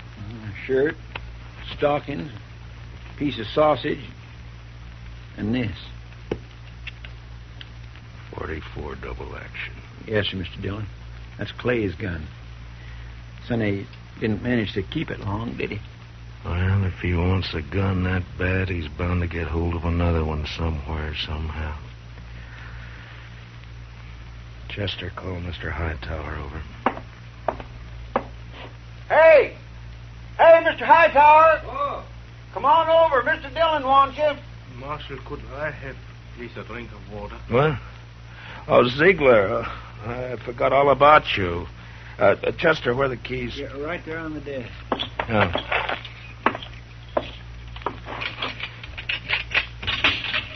There we are. It'll be safe for you to go home now. I can go back by the farm. Yeah, that's right. I'll send for you for the trial. Oh, danke schön. Danke schön. Watch where you're going, you dumb... Excuse me. Yes, Marshal. Mr. Hightower, it appears that we can do business after all. Get some paper and a pencil. I want some notices printed. Fire away. Wanted for murder. Wanted for murder. What's the boy's name? Bonnie. William Bonnie. William Bonnie. William Bonnie. Age 12. Height about 5 feet. Hair light, eyes blue. I don't suppose he's known by any other name. I know. Everybody just called him Billy. Or the Kid. Also known as Billy. The Kid.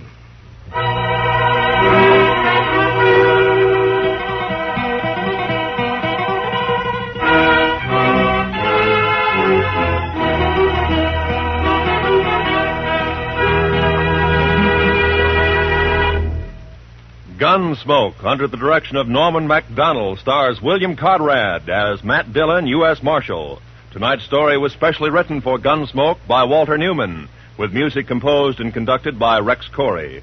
Featured in tonight's cast were Don Diamond, Parley Bear, Harry Bartell, and Howard McNear, with Richard Beals, Paul Dubov, Georgia Ellis, and Mary Lansing. Join us again next week as Matt Dillon, U.S. Marshal, fights to bring law and order out of the wild violence of the West in Gunsmoke.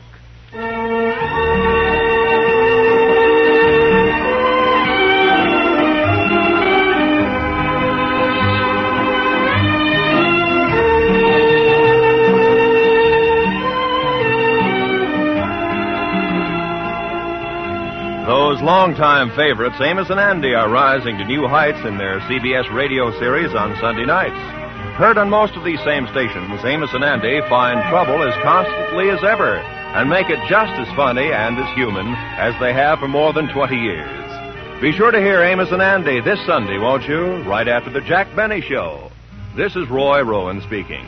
And remember, there's fast, funny quizzing on The Bob Hawk Show every Monday evening. This is the CBS Radio Network.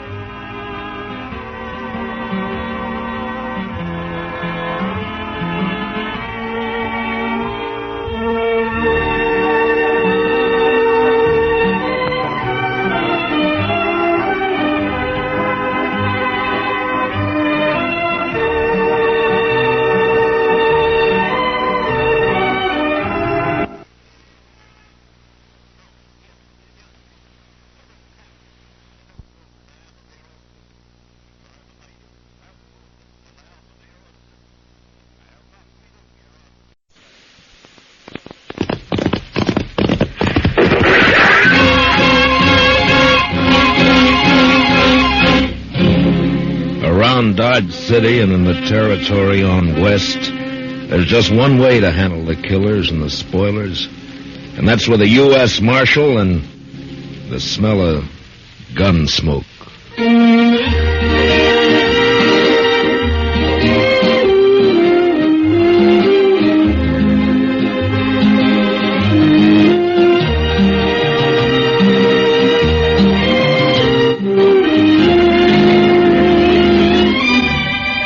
Gunsmoke, starring William Conrad. The story of the violence that moved west with young America. The story of a man who moved with it. Matt Dillon, United States Marshal.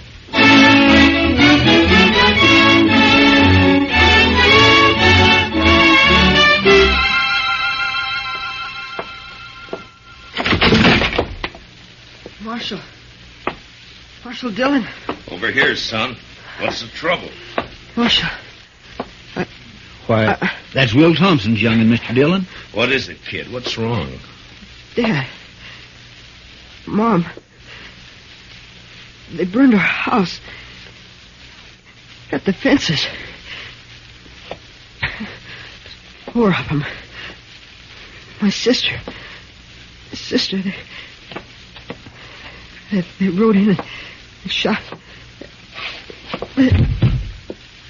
He's been shot. Hold that lamp down here, Chester. Yes, sir, Mr. Dillon. Blood all over the back of his shirt. Will Thompson, he's a homesteader, isn't he? That's right. Came to Dodge City about 3 months ago. Took up a section over on Mulberry Creek. Mr. Dillon, you want me to go get the doctor? No. Boy doesn't need a doctor now.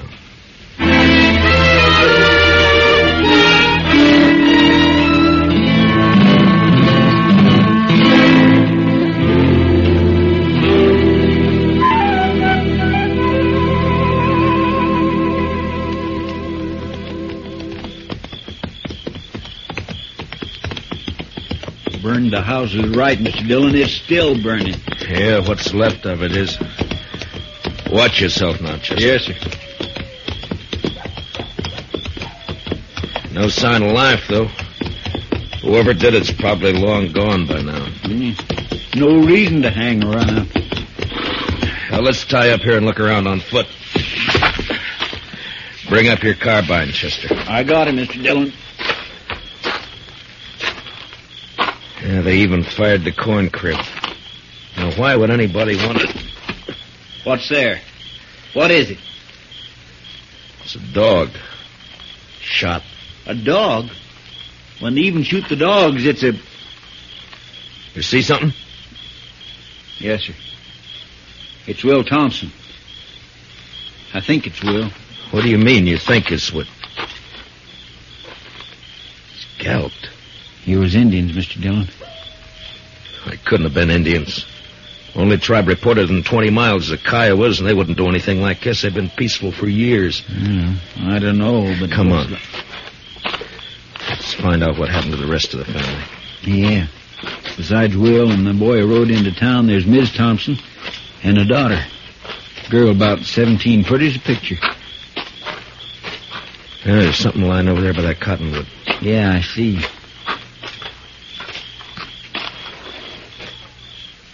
Well, I guess we found Will's wife. She's alive. Yeah, if you can call it that. Scout around and take a look for the daughter, Chester. Yes, Mr. Dillon.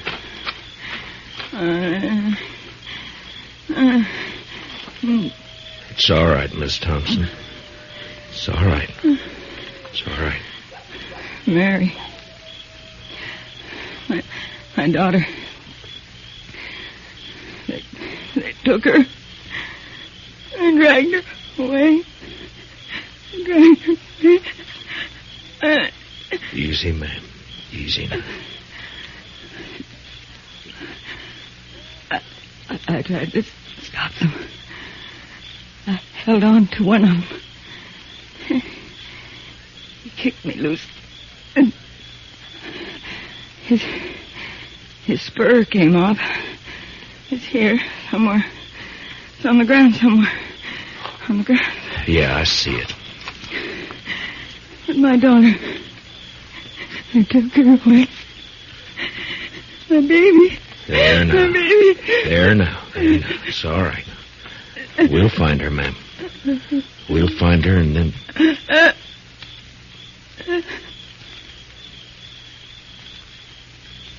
Miss Thompson?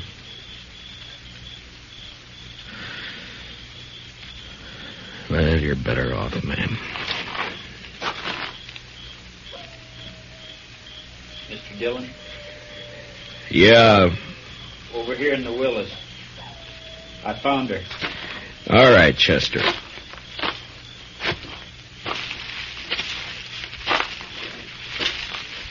She was pretty as a picture.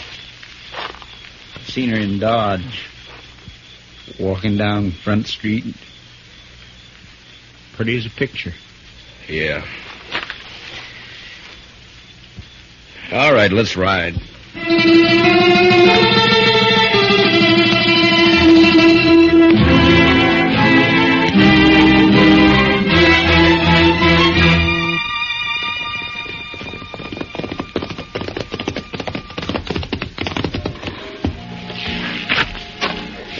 We'll look in the Long Branch first, and if Jalisco Pete's not there, we'll try the other saloons. I'll bet his boss is here. He's here every night. Yeah, I know. Follow me in, Chester. Just keep him off my back. I'll take care of the rest of it. Yes, sir. Good luck, Mr. Dillon. Yeah, thanks.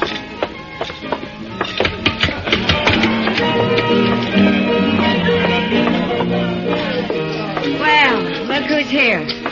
Matt Dillon. Hiya, Kitty. What brings you in, sweetie? Business or pleasure? It's not pleasure. Ah. Plenty of other men in Dodge, Kitty. Are there? They come in here, don't they? Sure. They come in. I talk to them, and I drink with them. That's my job. You follow me, Matt? I follow you. I'm off at 2 every night. Kitty, have you seen Jalisco tonight? No. He hasn't been in, Matt. Ben Rourke's sitting over there at a draw table, though. Good, I'll talk to him. I'll see you, Kitty. Sure, Matt. Sure you will. I think I got a pretty good hand here myself. All right, boys, here's where money talks. I'm raising another 100 and I'll stand pat. Ben? Huh? Well, it's the marshal himself. I'd like to talk to you, Ben. All right, Matt, talk. Not here. We'll go over there by the bar. I'm sorry, I'm busy. I got a pat hand and a cinch bet. Maybe. This is official, Ben. Meaning? Meaning I want to talk to you. Now, come on. Take over my hand, Donnelly. I'll be right back. Yeah, all right, Matt, let's have it. What do you want to talk about? One of your cowboys, Ben, Jalisco Pete. What about him? Know where he is? Around somewhere, I guess. Why? I'd like to know if he lost his spur recently. Tonight, in fact. It's pretty, ain't it? Mexican silver, needlepoint rowel, gold inlay. Pete's the only man I know in Dodge who's got a pair like this. All right, I'll see that Pete gets it. He'll appreciate you finding it. I doubt that. I found it lying beside a woman he'd just kicked to death. Will Thompson and his whole family were wiped out a few hours ago by 4 night riders. You know anything about it? How would I know about it? Your boys call you King, Rourke, don't they? Never heard of one of them pulling anything without being sure you'd back him up. Matt, are you claiming I was in on this? You're a cattle rancher, Ben, an open range man. You boys all hate the homesteaders coming in with their plows and fences. Been a lot of fences cut by night riders. Now it's murder. You haven't named me yet, Matt. A couple of months ago, here in the Long Branch, I heard you say you'd get the homesteaders out of Ford County if you had to burn them out. Well, did you? Sometimes a man gets known as a fast gunslinger and it goes to his head. I asked you a question, Ben. Then he gets himself a tin star and goes around bothering people.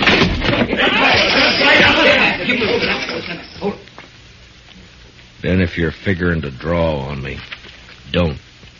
Why not, Matt? I've seen you in action. You're not fast enough. Now, I asked you a question. And maybe I don't feel like... What's going on in here? Nothing. Oh, there you are, Marshal. How are you, Colonel? Marshal, what's this I hear about an Indian uprising? There's been none that I've heard about. Whole family massacred, the way I hear it, sir. Murdered and scalped. Scalped? 2 of them were. So it was Indians. What game are you playing, Matt? Indians don't cut fences, Ben. That's a cattleman's trick. Scalping, too? Could have been an afterthought. It wasn't an Indian who lost that spur. Well, we'll soon find out about it. I'm riding into the Kiowa country with Troop C tonight. I hope you won't do that, Colonel Blake. You know the Kiowas. They're peaceable enough when you let them alone, but if you push them, they'll fight. True enough, Marshal. But we can't let them get away with it. The Indians weren't responsible, Colonel. I got evidence to the contrary. Give me 24 hours and I'll prove it. Well, I certainly don't relish stirring up a tribal war, but... Just 24 hours. Well, all right. Ben, if you know where Jalisco is, you better turn him in. It'll save trouble. When any of my boys need discipline, I take care of it. Not this time. Other people are involved. Homesteaders. Squatting on a measly 320 acres apiece. Ruining the whole country. They got rights, Ben. Who says so? I do.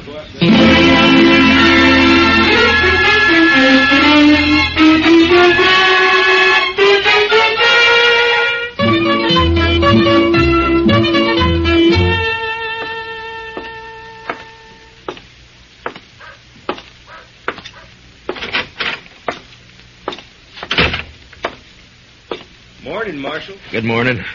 Any luck, Chester? No, sir. I just stopped by the jail here to see if you'd found him. I wish I had. I'll head out again in a few minutes.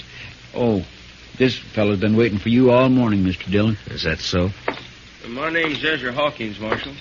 We ain't met before. I got a homestead up the river. Don't leave me much time to get to town. I see. Well, what can I do for you, Mr. Hawkins? Well, it's about what happened to the Thompson family last night. The other homesteaders sort of appointed me to speak for the whole bunch. All right, speak. Well, we want to know what you aim to do about it, Mr. Dillon. I aim to get the killers. When? Mr. Hawkins, I've been up all night trying to get an answer to that question. If you've got any information to offer, fine. If you haven't, What's up, Chester? A trail herd's hit town, I guess. Hey, pull up, boys. Look at that pretty sign, Dodge City Jail. Come on, let's decorate it. Let's go, Chester. Yes, sir. All right. Hold it there. Hold it. My, the jail was occupied, boys. You men just blow into town? You ain't talking to men, Sheriff. These are curly wolves from the Circle Bar B, the roughest, toughest outfit in the panhandle. And you're not talking to the sheriff. I'm the U.S. Marshal. You the range boss? That's right. Red Dudley, and what about it? Dudley, we got a new law here against shooting off firearms inside the city limits. Yeah? You mean like this? No, Dudley, I mean more like this. Now come on down off that horse. Sure, I'll come down off it. Watch it, Mr. Dillon, he's got a knife. So I see. Well, nice work, Mr. Dillon. Drag him in and lock him up, Chester. Throw some water on him. Yes, sir. All right, curly wolves. Your boss is jailed and fined $50. You can get him out tomorrow morning. We got the money. I said tomorrow! Now on the move. All of you, get!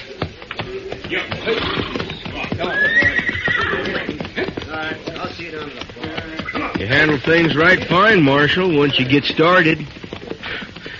Thanks, Hawkins. Only trouble is some of us homesteaders are getting kind of impatient. The cattle ranch has been treating us pretty bad for too long. The boys are all meeting at my place today. I reckon I can hold them back till tonight. You know what I mean, Marshal. Yeah. I saw it happen in Abilene. Dirty and bloody. I'd hate to see it happen here. Sure, I know what you mean. Range war.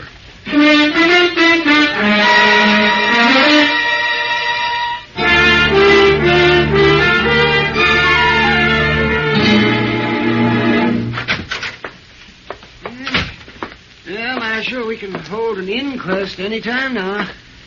I'm all finished with the autopsy. All right, Doc. It goes pretty fast when you can line them that way, 4 in a row. Makes the job a lot easier. Yeah, I imagine. Doc, have you ever seen a range war? No, but I hear there's one brewing. There is, plus Indian trouble. If I don't bring in Jalisco Pete before tonight and find out who his 3 partners were, you're going to have bodies lined up 20 in a row. Well, it sure bring in a lot of fees. I could retire and buy myself a ranch. Sure, Doc. Oh, that sounds like Chester, Marshal. Yeah, he's been scouting those thickets along the river bottom. Mr. Dillon, I brought in Jalisco. Where is he, Chester? Outside, tied on a pack mule. Good. No, sir. I'm afraid it ain't so good. He's dead. Been shot in the back and scalped.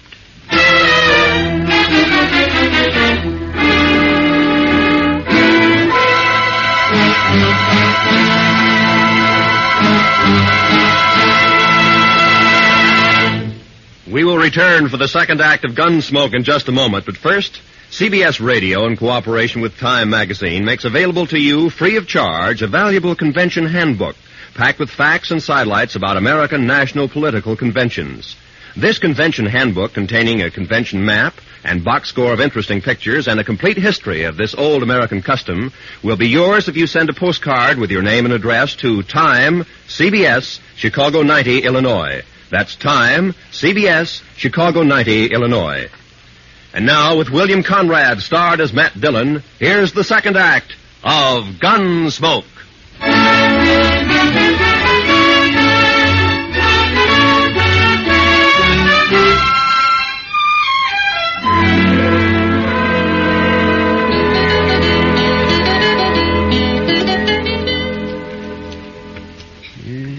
Just a second now, Marshal. Let's see. Here it comes now. There's the bullet, if it'll do you any good. It won't, Doc. The slugs I dig out of the bodies all look alike. Someday, though, they may figure a way to tell them apart.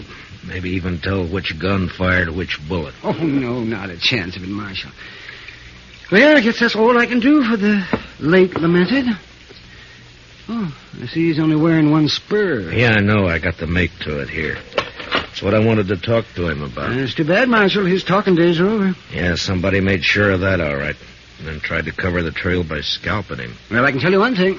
It wasn't done by Indians. That's my guess, too. I've seen how Indians do it. Down in the territory, up in the Dakotas. Slick and clean. Nothing like this. I could do a better job with my eyes closed. Yeah, I bet you could. Well, I guess I'd better get ready for the rush. Looks like a showdown, Marshal. And I don't see any way that you can stop it. Neither do I.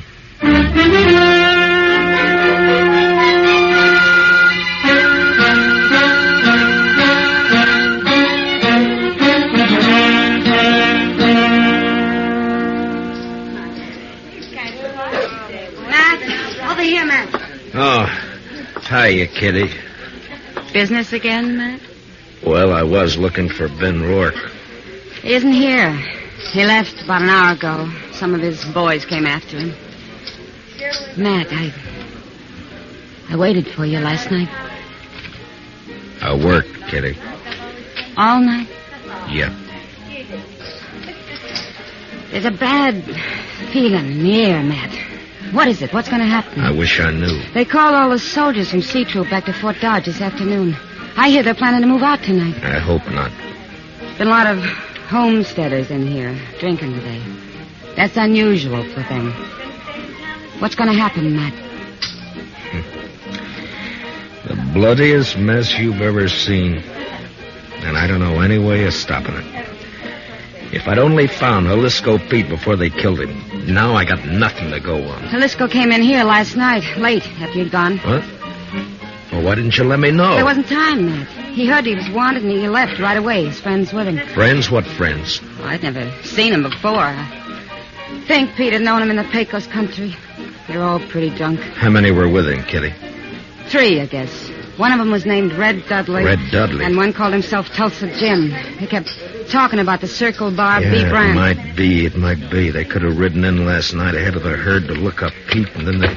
Oh, Marshal, so you better come on outside here if you want to stop a lynching. Coming, Doc. Be careful, Matt. Be careful. What is it, Doc? Ben Rourke and some of the cattle ranchers. They caught themselves an Indian, and they're going to string him up. I doubt it. Let us stay clear of this, Matt. We know what we're doing. I hope so, Ben. Who have you got here? One of the murdering skunks that wiped out the Thompsons. Any objections? I might work up some, Ben. What's your name, fella? He won't talk to you. He hasn't opened his mouth. Look, fella, as an Indian, you're a ward of the government. I'm a U.S. Marshal. I represent the government. I'm here to protect you. Now, what's your name? He talks well. Work hard. Good man, no kill. What makes them think you did? Say kill people, no kill. He pleads not guilty, Ben. Sure he does. And maybe he can explain why we caught him 2 miles from my ranch house. Is that reservation? What was he doing there? Mr. Rourke? Maybe I can tell you what he was doing. What? Ezra Hawkins. One side, if you don't mind. Would you let me through here, please? Thank you. We got tired of waiting, Marshal. We'd come on into town. Maybe that was a mistake, Hawkins. Maybe. You have to play it the way you see it. Look, mister, let's have it. What's this all about? I'm a homesteader, Mr. Rourke. Well, I accept your apology. T'weren't no apology. I just wanted you to know who those 100 men across the street were. And they all got guns. 100, huh? Well, there's 30 of us, so the odds aren't bad.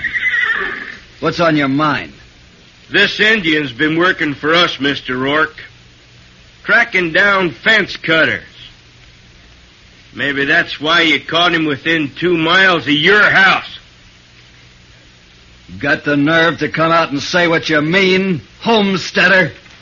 You bet I have, fence cutter. All right, hold it.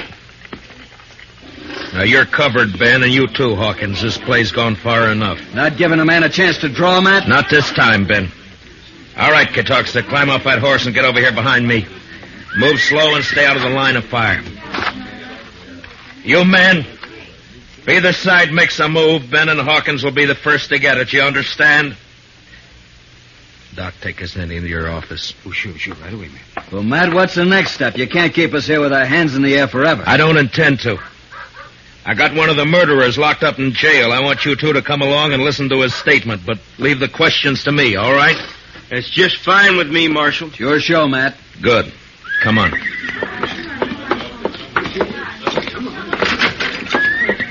Chester? Chester? Looks kind of deserted, Matt. He may have gone back to the cells to see. Chester? Ben, Hawkins. What's the matter, Matt? Here, I'll get that gag off of him. You cut the ropes, Ben. Right. All right, Chester, here we go. Easy now. There. What happened, Chester? Oh, they slipped in and got the drop on me, Mr. Dillon. Took Red Dudley with them. There was 2 of them, not more than 20 minutes ago. Who were they? Did you know them? Nope. Circle Bar B-boys, I think. They slugged me and thought I was out, but I heard them talking. They were all in with Pete on the Thompson killing. Yeah, I know. And they killed Pete, too. They was afraid you'd make him talk. The question now is, where are they? I know where. They are Kansas rooms. They are Kansas, huh? They planned to hole up there till it got dark. Maybe they've gone by now, though. Maybe not. Want some help, Matt? No, thanks, Ben. It's my job, mine and Chester's. Come on, Chester, let's go.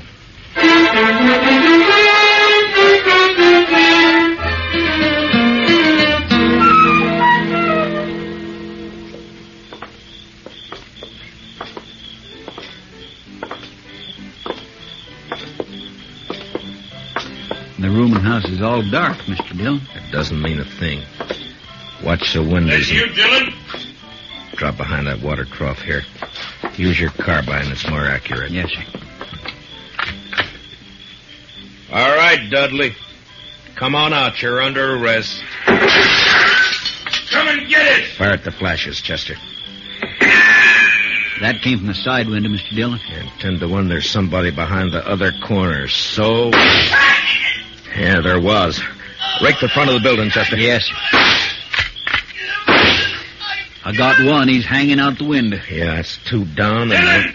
Hold your fire! I give up! All right, come on out. Be careful, Mr. Dillon. It may be a trick. It's up to him. Come on out, Dudley. Well, hurry it up! I'm coming. I got a bullet in my leg. I can't hurry very fast. You got me all wrong. Watch it, he's drawing. Wrong, Chester. He started to.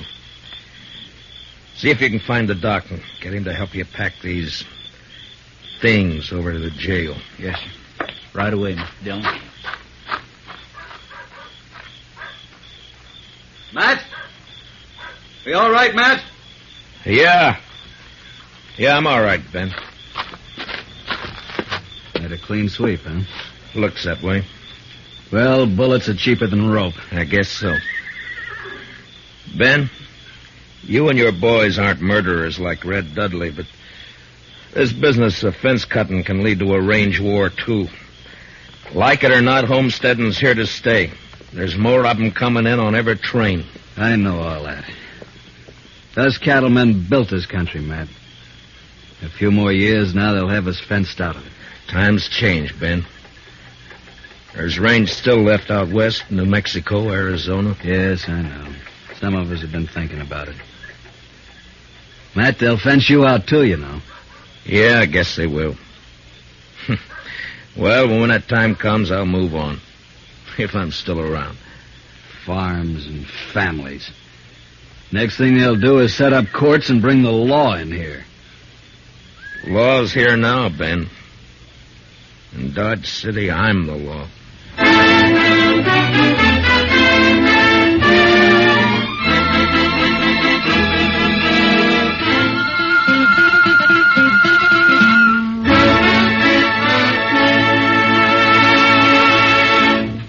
Gunsmoke, under the direction of Norman MacDonald, stars William Conrad as Matt Dillon, U.S. Marshal. Tonight's story was especially written for Gunsmoke by Les Crutchfield, with music composed and conducted by Rex Corey. Featured in tonight's cast were Harry Bartell, Lou Krugman, and Georgia Ellis, with Jack Crucian, Barney Phillips, Vivi Janis, and Johnny McGovern.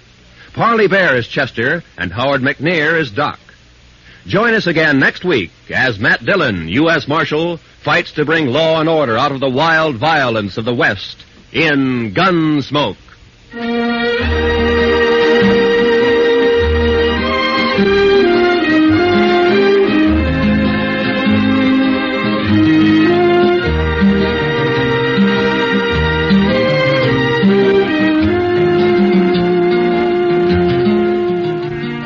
Jungle Legacy is the name of tonight's adventure with Tarzan. Listen as Tarzan, Lord of the Jungle, faces a band of unscrupulous men who seek a uranium deposit in Tarzan's realm, through which they hope to rule the world. Don't miss Jungle Legacy tonight, when most of these same CBS radio stations bring you Tarzan. It's packed with thrills, packed with action, packed with tense atmosphere. This is Roy Rowan speaking. Remember, Broadway's My Beat, every Saturday night on the CBS Radio Network.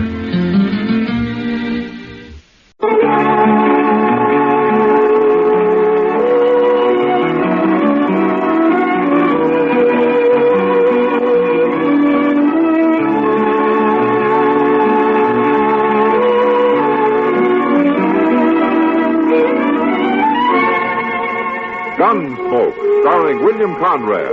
The transcribed story of the violence that moved west with young America. And the story of a man who moved with it. I'm that man. Matt Dillon, United States Marshal. The first man they look for and the last they want to meet. It's a chancy job, and it makes a man watchful. And a little lonely.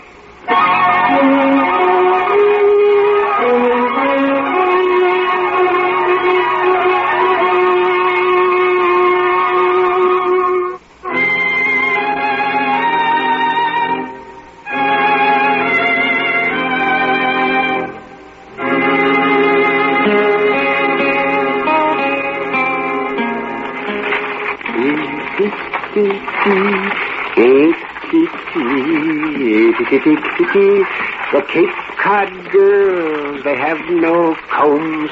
They comb their hair with codfish bones. Little mare, what's the matter with you? You've seen a man on a horse before. You calm down, girl. They're only waiting to say hello to us. Hold up there, Doc. Hello, stranger. You are Doc Adams, ain't you? I am. You're a long way from Dodge. Well, I'm headed for Cam Seaton's place. That's about 15 miles on south. Oh, you know him? Sure. I know him. A horse kicked him in the chest. Now, here he's pretty badly hurt. Some cowboy rode by, found him, and got him into bed, and then came to Dodge after me. I just came from Cam Seaton's, Doc. Oh, well, then how is he? There's nothing wrong with him. What's that? No, that cowboy was funning you. Cam never got kicked by no horse. I don't believe it. Nobody would play a joke like that. Well, it's true. You better turn around and go back to Dodge. Somebody might be needing you there. I'm telling you, Doc. I don't know you, mister. Who are you? Just do what I say. Now get that buggy turned around. I'm driving on to Cam Seaton's. You won't drive nowhere if I shoot your horse, Doc. Put that gun away. You gonna do what I say? Of course I'm not. Then you're gonna be afoot, Doc. You shoot that horse, I'll shoot you. Oh, shotgun, eh?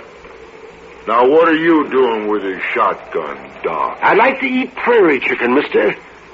But I've seen what 2 barrels of birdshot can do to a man. You? Doctor, you're bluffing. There's a man with a caved-in chest waiting for me 15 miles from here. You kill my horse, he might be dead before I can get there. Oh, yes, mister. I'll shoot if I have to. You won't turn around and go back to Dodge? Nobody keeps me from being where I'm needed. The horse goes, Doc. And if you try anything, you go next. Don't you do it. Watch me. Oh. I told you not to. I told you.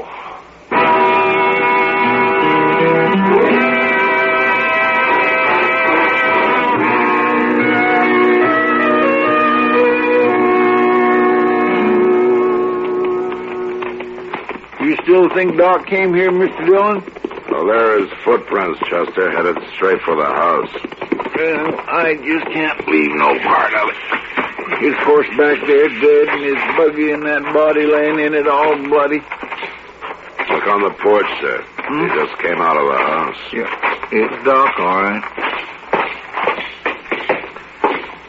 Hello, Matt.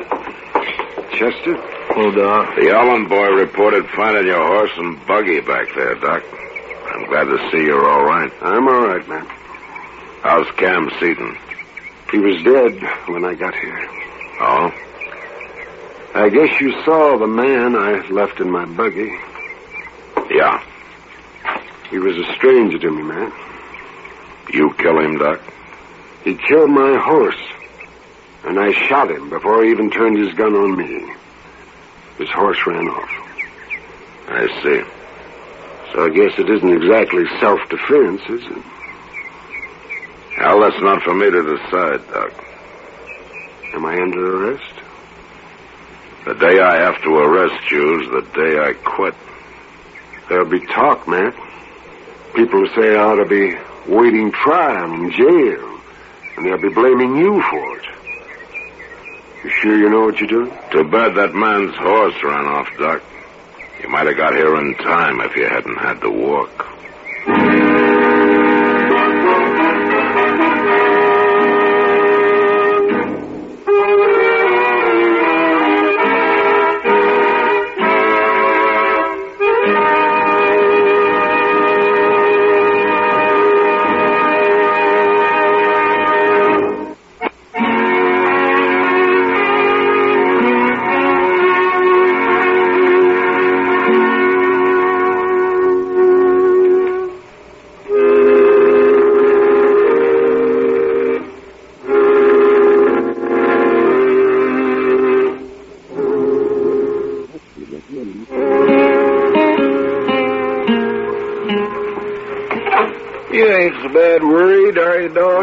Worried? About what, Chester?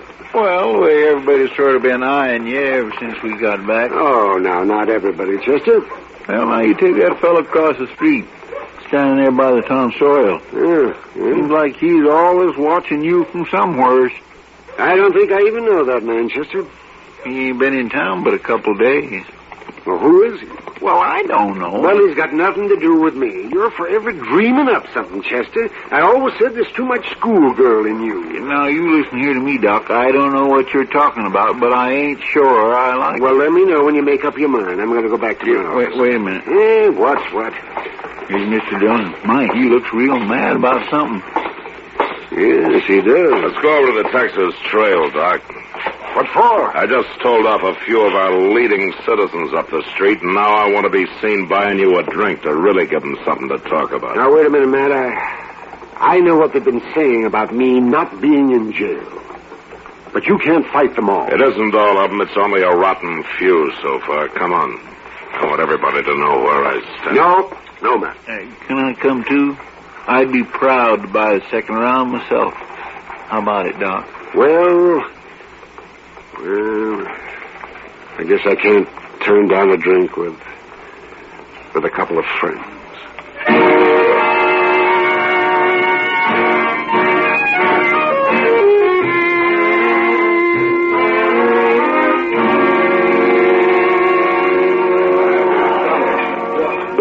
Thank you, Matt. Thank you, too, Chester. Now I really had better get back to my office. Okay, Doc. Hold on a minute. There's that fellow again, Doc. He followed us in here. What? At the end of the bar there, Mr. Dillon. He keeps watching Doc all the while. You know him, Doc? Well, there is something familiar about him. What do you mean he's been watching Doc, Chester? I don't know, but every doggone time I'm with Doc, I see him. Matt? Yeah. I know who he looks like now. Who? The man I killed. What? Yes, there's a resemblance. A very definite resemblance.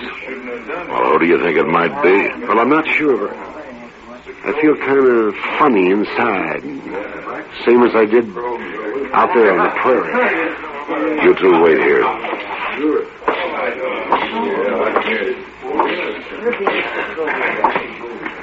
I'd like to know your name, stranger. You would? No offense. I'm Marshal Dillon. Now, what's your name? Nate. Nate what? Nate'll do, Marshal or no Marshal. Where you from? Colorado. What are you doing in Dodge? You got something against me, say it out, Marshal. All right. Doc Adams killed a man last week. He thinks you look like you might be related to him. Your Doc Adams has got a bad conscience, maybe. I can't help who I look like. He could be wrong, but if he's right, I want you to remember something. Doc's a friend of mine. If anything happened to him, I'd take it real personal. You ain't talking about me, Marshal. It'd be a bad death, mister. I'd kill real hard.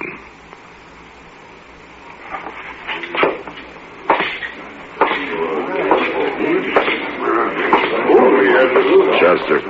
Yes, sir? Go get yourself a shotgun. What? You're going to stay with Doc day and night from now on.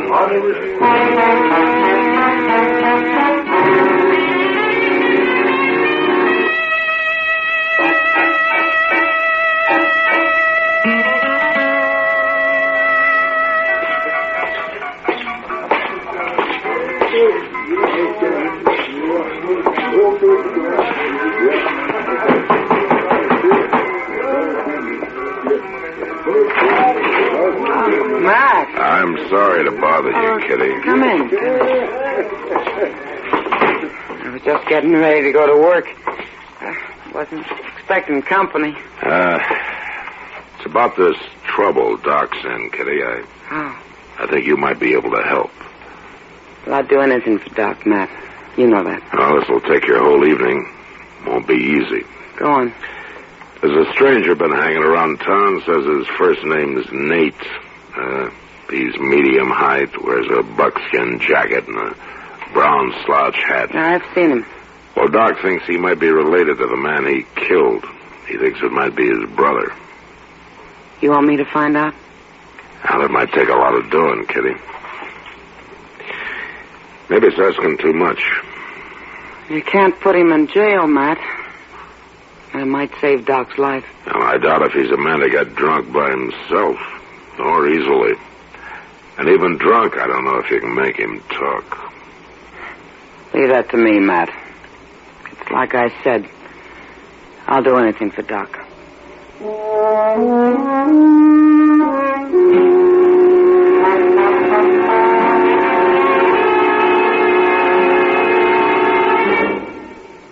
Good night.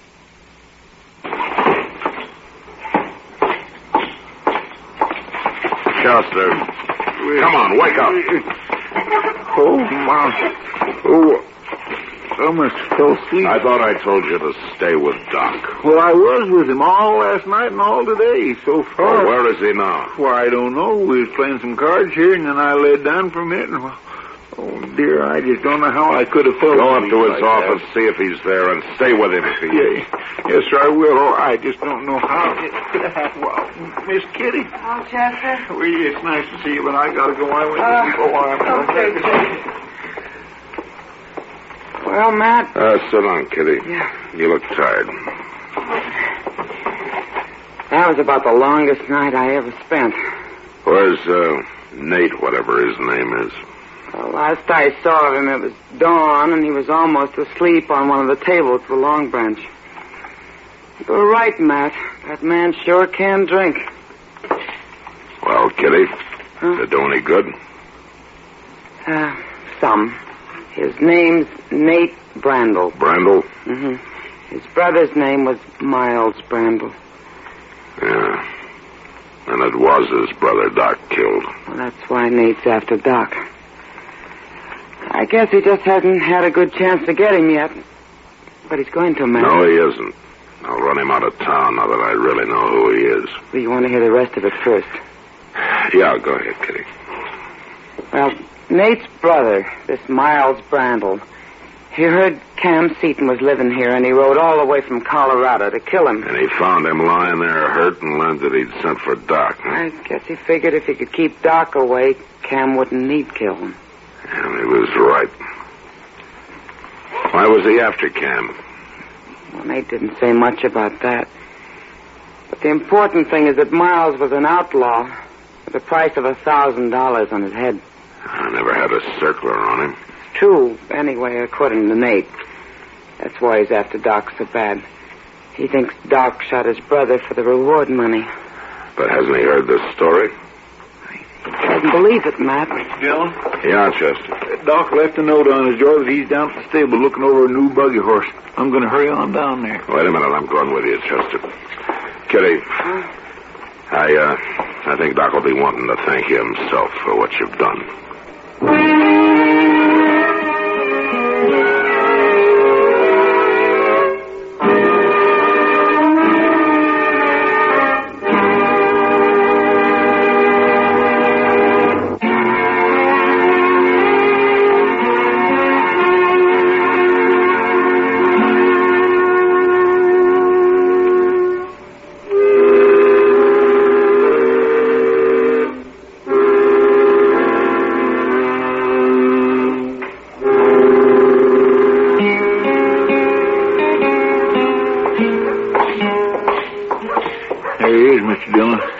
Inside the door. Yeah.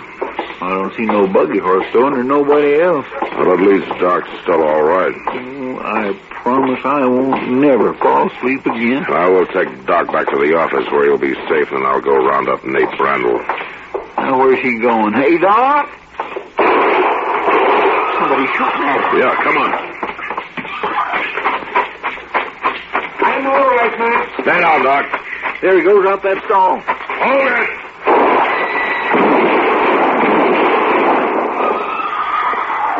You got him. Doc.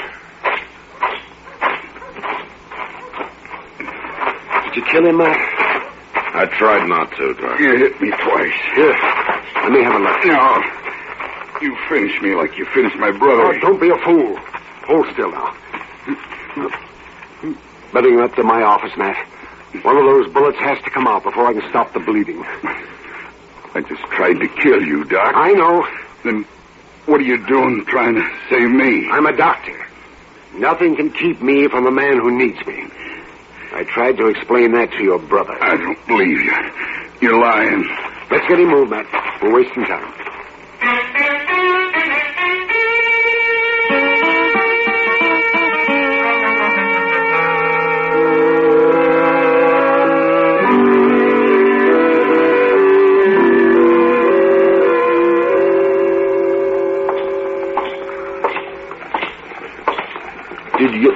Mr. Dillon? Yeah, it finally came, Chester. Now, go upstairs and get Doc, will you? I'll be in the office. Yes, sir.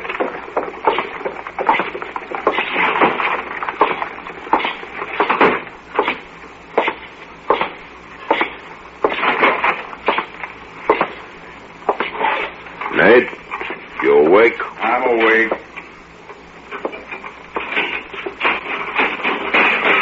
Well, come on out. What for? You gonna hang me? Go on into the office. 2 weeks in bed, 3 weeks in jail. Begin to wish you'd killed me, Marshal. I kept you in jail because Doc wanted you there, Nate. Has he always run the law around here? It was him you tried to kill, wasn't it? If I had my way, you'd be in prison. Between you and Doc, I ain't got a chance of nothing, have I? We're gonna get that settled right now. What do you mean? I don't know. I'm doing this Doc's way. I didn't ask you. I got him, Mr. Dillon. Good morning, Matt. Morning, Doc. Hello, Nate. Well, it came in today's mail, Doc. Give it to me, Matt. Here it is. Thank you. You got a pen in your desk, Matt? Yeah, help yourself. What is that? What are you talking about anyway? The reward money. $1,000 check for killing your brother. Oh. Doc put in his claim, so I sent to Colorado for it. Yeah, I might have known. I hope you have a good time with it, Doc. What are you going to spend it on? Tell us. I'll tell you, Nate. I'm going to spend it on you. I've endorsed it. Here. It's all yours. Mine? Take it. But what for? You'll have to figure out what for. And it's about time you did.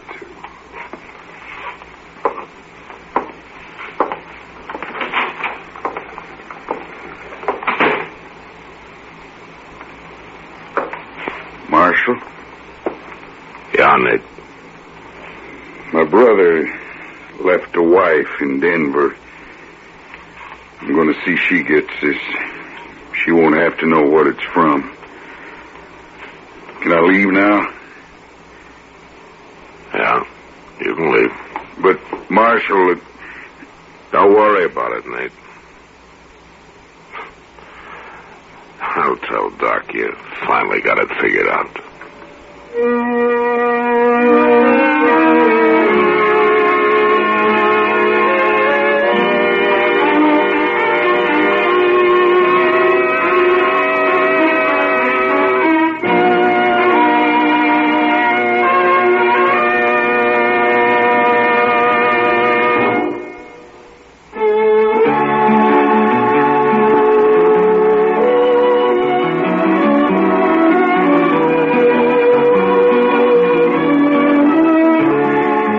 Gunsmoke. Produced and directed by Norman McDonald, stars William Conrad as Matt Dillon, U.S. Marshal. Our story was specially written for Gunsmoke by John Meston, with music composed and conducted by Rex Corey. Sound patterns by Tom Hanley and Bill James. Harley Bear is Chester, and Georgia Ellis is Kitty.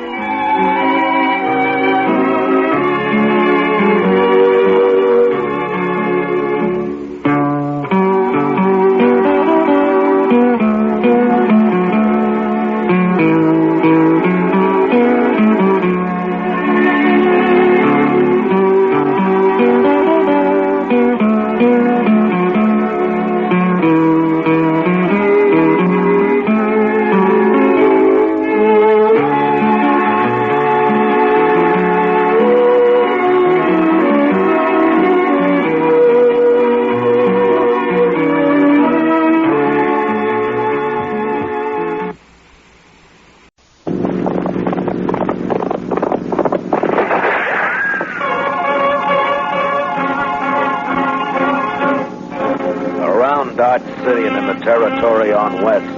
There's just one way to handle the killers and the spoilers, and that's with a U.S. Marshal and the smell of Gunsmoke.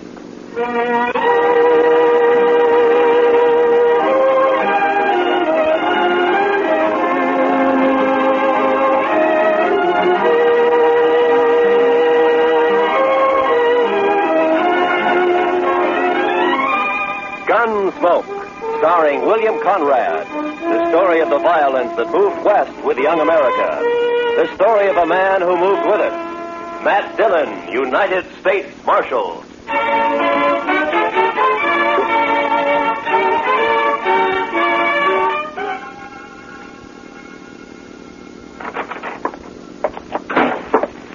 Well, Chester? It's another one, Mr. Dillon. Laying near his wagon. The horse was still hitched and was grazing. Another stabbing? Yes, sir, Mr. Dillon. 2 buffalo hunters found him early this morning on the road leading out to Cimarron Crossing. We just brought him back. Who was he? His name was Jones. Les Jones. Been in town a couple of days buying supplies, food. Where'd he come from? Well, some of the boys told me he's got a little farm on up the Arkansas piece. Got a wife, too. Pretty little thing, they tell me. Yeah. You know anything more about him? He was at Tab Slade's saloon last night playing faro. Drunk? Oh, we'd had a belt or two, but not drunk. Did all right at the faro table. Pretty much had $50,000. $3,000 and a widow woman on the Arkansas River.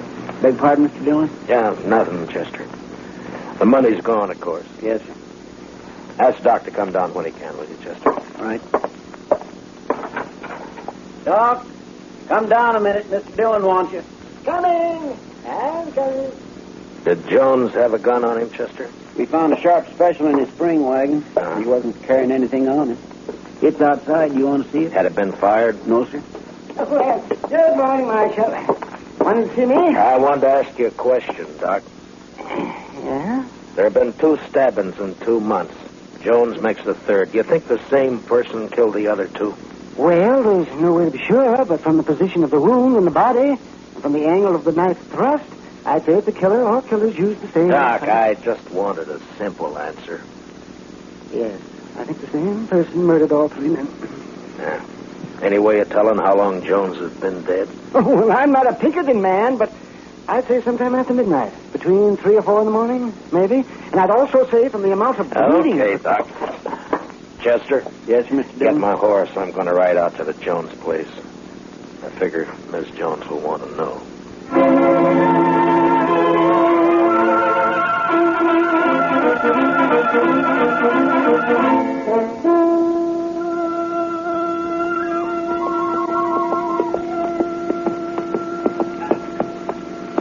Hello, mister. Howdy, Bub. I live here. Where are you from? I'm from Dodge. Dodge. Meet you right all the way from Dodge? Sure. Get down and I'll water your horse. All right. Yeah, here you are. What's your name, son? Alvin Jones. My dad is Les Jones. I guess you know him, huh? Yeah, sure. I guess most everybody knows him. Your mother in the house? Are you going to stay for dinner? Well, I don't think so. Is she in the house? Yeah, she's there. Just go on up. Don't worry about your horse. Thank you.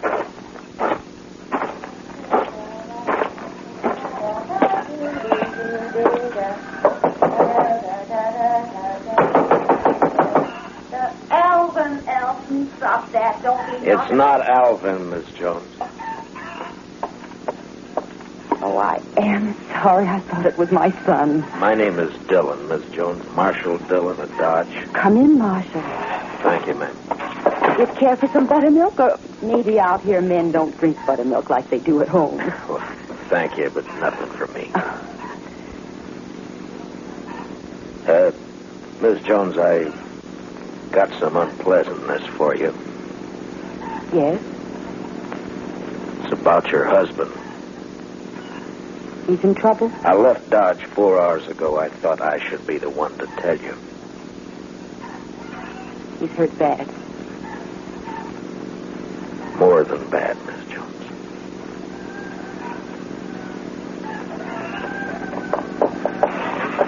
I pulled the saddle off your horse, mister. Makes you a good one. Well, thank you, son. Alvin, this is Marshal Dillon from Dodge. The Marshal? Alvin, your pa won't be home for a while, the Marshal said. Well, not for how long? Well, not for how long, Ma? Not for quite a time, son, so you will have to run things a while longer. Makes I can take care of Ma, all right? Sure you can, Alvin. Would you stay to eat? No, thank you, ma'am. I gotta get back to Dodge. Miss Jones, could I Yes, Mr. Dillon. talk to the boy, Miss Jones? Explain it so he won't be bitter. Too many gunfighters got their start from a killing like this. I'll try, Mr. Dillon. I'll try. Good afternoon, ma'am.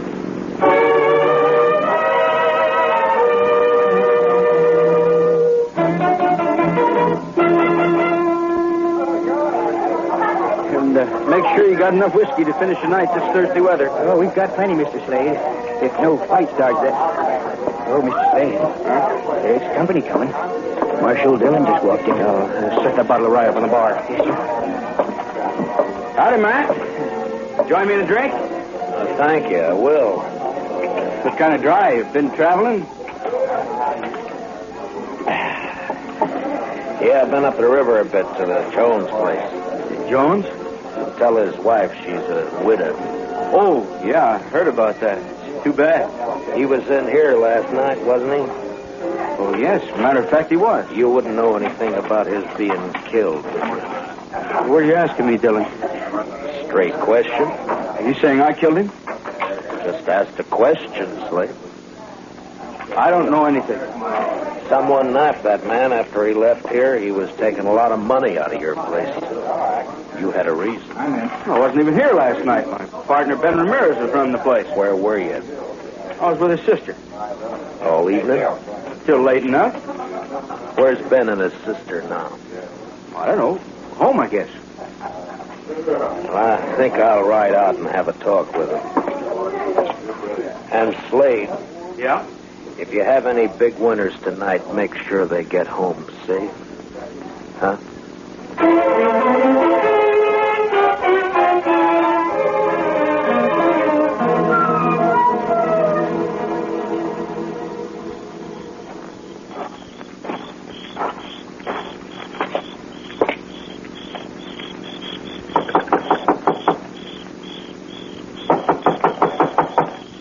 There is no one there. Huh? You look very foolish. You cannot see me? No, I can't see you. Well, don't be mad at me. I'll come to where you are. You see, one side of the shadow, and here I am. What do you want? I'm looking for Ben Ramirez. He is not at home. Or his sister. I am his sister. What's the matter? You don't believe me? Well, yes, but I thought... You thought I would be in the house? Why, when the night is so beautiful? You want to talk with me? I want to talk with your brother. But he's not here. So why not talk with me? My name's Matt Dillon. I'm Marshal of Dodge. I know. I've been wanting to meet you. Yeah, I've come on business. I like business. Talk with me. Last night, maybe after midnight, a man was killed on a river road. Killed? By a knife stabbed in the chest. Why do you tell me this? He was carrying $3,000 he won at Slade's. And so? Tab Slade told me he spent last evening with you. He came for dinner. He often does. He thinks he loves me. Your brother, was he here? Tab Slade and Ben own the saloon together. They're partners.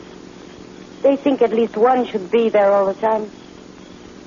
Ben went down after we ate. Did Slade,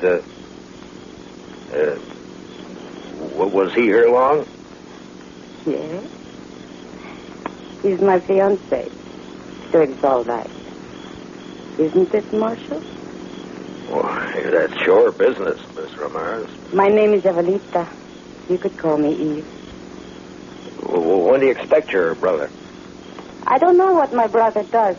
He may be home soon. He may be late. I don't know. I've seen you when I've been in town, Matt Dillon. Yeah? I don't ride in often. Slade's such a fool. He and my brother don't like me to come to town. Well, Dodge is rough, Miss Ramirez. Always he has to protect me.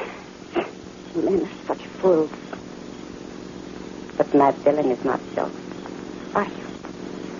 You wouldn't keep me out of town? Well, that's not my affair, Miss Ramirez. It'd be for your brother and Tab Slade to say. Tab Slade thinks we will marry. But we won't. Because I don't love him. I don't love anybody. But I could. Maybe. Miss Ramirez. Don't you find me attractive? Well, yes. Why don't you kiss me? Well, no, I didn't mean no.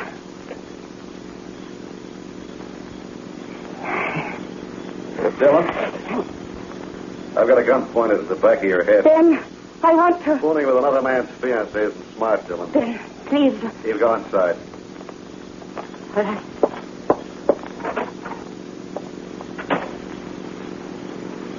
Aren't you going to say anything, Dillon? What do you want me to say, Ben? Oh, by this time, most men will be crawling.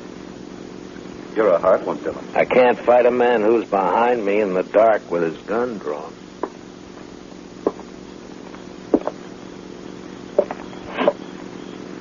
There, is that better?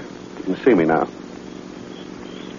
Takes a small man to make love to another man's woman. You can't haze me into a draw. I'm not trying to. I don't want a gunfight. I just want to talk, Dillon. Well, you're calling it. I saw Slade just a few minutes after you left this place. He told me you were trying to tie us with a murder. I said he was wrong and came up here to get the straight of things. From what I saw a minute ago, he might have been right after all. You'd like his woman, so it'd be handy to have him out of the way. Is that the way you figure it, Ramirez? Yeah, that's the way I figure it. The only reason I came to your place was to talk to you. I want to find the killer of Mr. Jones and thought you might be able to help. Well, you're not going to get any information sniffing around Eve. What's your plan, Ramirez? I'll give you some advice, Marshal. Tab Slade's been a good friend of me, and I'll help him protect anything that's his. Eve's his, so stay away. You're not going to find a killer while you're saying pretty things. Are you through? All right, then listen to me. You say Slade had nothing to do with those killings. I won't say he did because I don't know, but I'm going to find out who did it, and if it was Slade, I'll get him. Now, do I ride back to town? Yeah, ride back to Dodge, Marshal, and between here and where your horse is tied, don't so much as twitch a finger. I don't know whether you're a fool or a brave man, Ramirez, but just let me give you one bit of advice. Don't tire the wrong brand. It's easy to do. Just walk away, Marshal. To your horse. And walk easy.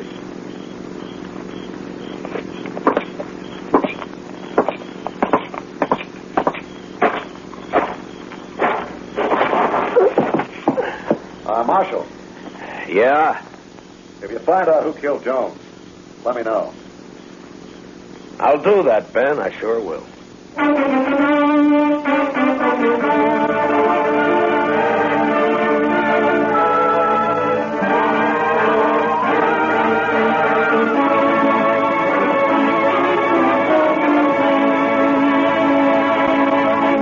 We will return for the second act of Gunsmoke in just a moment. But first... Hello, I'm Kathy Lewis, the girl who plays Jane on My Friend Irma. Irma, tie this string around your finger to remind you that starting Sunday, we go on the air at 9:30 p.m. instead of 6 p.m. Eastern Daylight Savings Time. All right, Jane. Good girl. Now, what's that string to remind you of? To buy some more string? That's My Friend Irma, whom you can now hear on Sundays, 9:30 p.m. Eastern Daylight Savings Time. Remember, My Friend Irma is now heard at a new later time on Sundays. Check your local schedules. Now, the second act of Gunsmoke.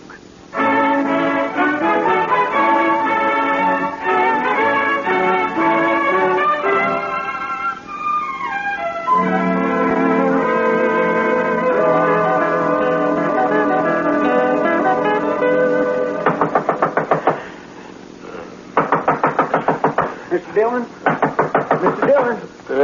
What? Who is it? It's Pester, Mr. Dillon. Oh, Chester. Wait a minute. What time is it? Almost 4 in the morning, Mr. Dillon. 4? Yes, sir. I'm sorry to have to wake you, but you better get dressed and come right away. They've got Tab Slade. Slade? Who's got Slade? Some of the ranchers, they're going to lynch him right in front of his saloon. We'll go and try and hold him for a minute. I'll be right along. Yes, sir.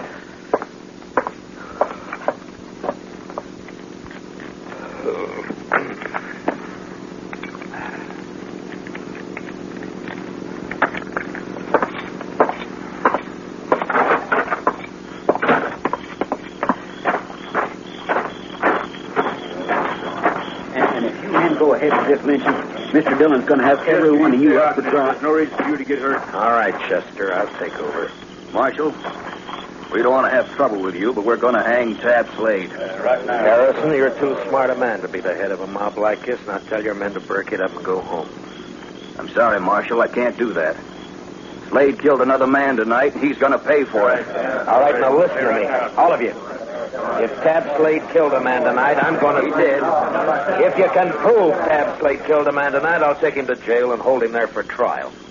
Marshal, Tab ain't going to be alive to stand trial. Do you know Slade killed anybody? If one of these men lays a hand on Tab Slade, I'll start shooting. There'll be a lot of men dead.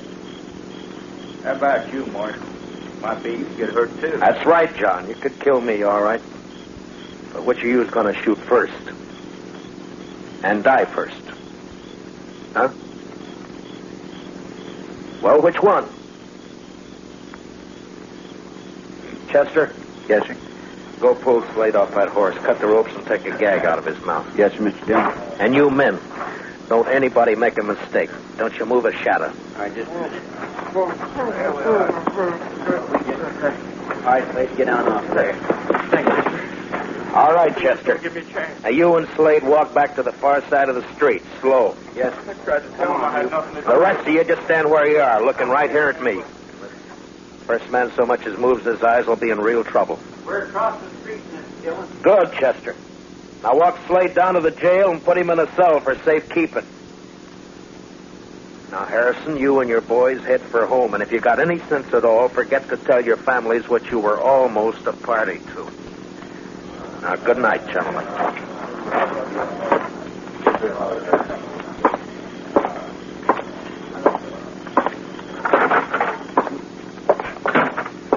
Chester, what happened tonight? A man named Olson, a rancher, was at Slade's place. Gambling? Yes, sir, and he did pretty fair. He left around midnight and was found about 2 hours later. He'd been stabbed. His money was gone. You talk with him? Yes, sir. He just mumbled about having tried to be friendly. He said that several times, Mr. Dillon. Just being friendly. And then he said, I fired a couple of times. I think it hit. You mean he hit whoever stabbed him? I think that's what he meant. You say anything else? Nothing. Well, then, there's not much help in just that. He can't tell us any more. I'll talk with Slade and I'll bring him out. Huh? Yes, sir. Mr. Dillon wants you, Slade.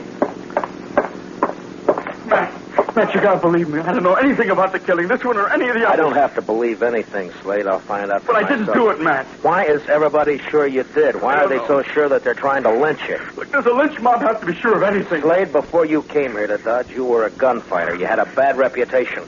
You were in with the Kansas Raiders, Sure, that's too. right. The Raiders were killers and thieves. Some were. Now, when a man with your background goes straight, he's always suspect. Matt, I didn't have anything to do with the killing. What about this partner of yours, this Ramirez? I met him in Kansas. Him and his sister, we joined up and came out here. Thought we'd make good a team. Where's Ramirez now? I don't know. Matt, please listen to You're me. You going to got to marry believe his me. sister? No. Yeah, Matt, I don't know. Why isn't Ramirez around now that you're in trouble? Please, maybe he doesn't know. I don't know. He'd know by now. The news is all over Dodge. Chester? Yes, sir, Mr. Dillon. Put Slade back in his cell, then load your shotgun and keep a close watch on him. Well, where are you going, Mr. Dillon? I'm going to take a ride out to the Ramirez place. I want to have a talk with Mr. Ben Ramirez and his sister, Eve.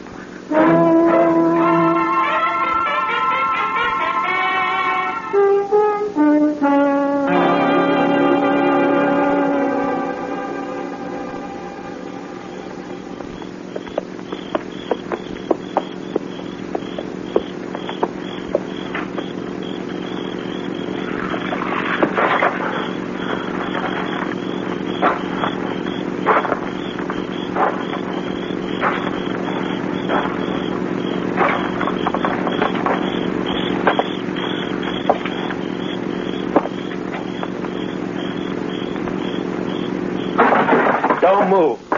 Just stay where you are, Ramirez. It's late for a social call, Dillon. Why? You're still dressed? I was just going to turn in. Last time we talked, you had a gun in my back. Now your gun's on your hip, and it'd be smart to keep it there. I'm not going to try a shootout with you, Dillon. I wouldn't chance it, especially in this lamplight. There'll be no reason for anyone to draw. I just want the answer to some questions. What questions? Where's Eve? What do you want her for? I ask you a question, Ramirez. I want an answer. Where's Eve? She's in bed. Where was she around 3 this morning? Here, I suppose, asleep. I think you better get her out here, Ramirez. What's so important about Eve? A man was killed this morning, and I think she might have done it. You know what you're saying? Yeah, I know. You're calling my sister a murderer. That's right. And if you're going for your gun, Ramirez, make sure you're ready to die. I told you before, I'm not a fool. But if I can trick you, I'll kill you. Don't try, Ramirez. Why do you say my sister killed a man? No hand around these parts would stop for anyone on the road at night. Not unless it was someone they knew or someone they didn't have to fear, like a woman. Like your sister. You don't know anything, Dillon, and you're guessing wrong. I didn't know it when I got here, but now I'm sure. What do you mean? The man who died tonight shot at and hit the person who stabbed him. There's no blood on you, but there's blood on the floor over there by the door. Blood that could have come from a gunshot wound. That doesn't prove anything. And there's blood on the table by you there. It's not blood, it's just a shadow from the lamp.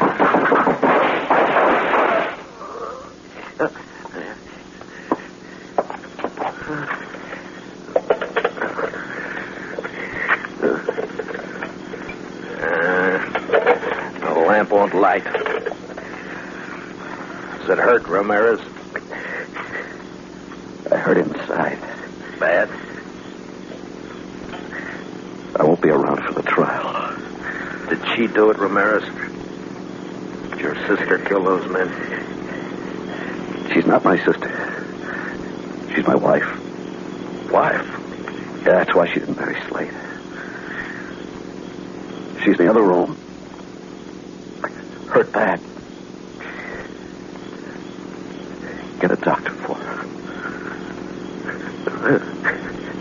Ramirez? She's no good. But I loved her. She's got a horse.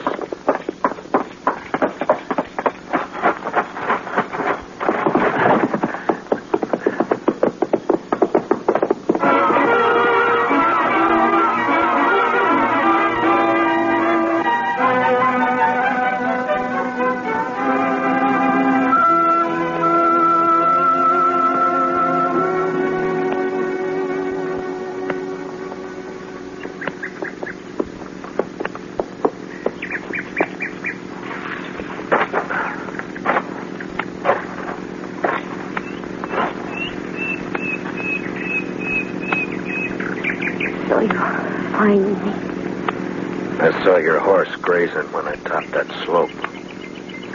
Matt, what are you going to do with me? Take you back to Dodge. Have you up for trial. There's no point. I wouldn't live long on horseback. I've bled too much already. Yeah. Is there anything I can do to make you more comfortable? No. Nothing. Eve, can you tell me why? Why you killed 4 men? For a very simple reason. I wanted the money they had. I wanted it very much.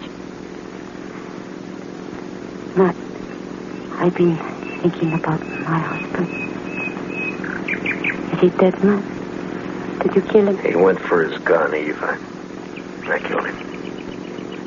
He was kind to me. I tried to love him, but I couldn't.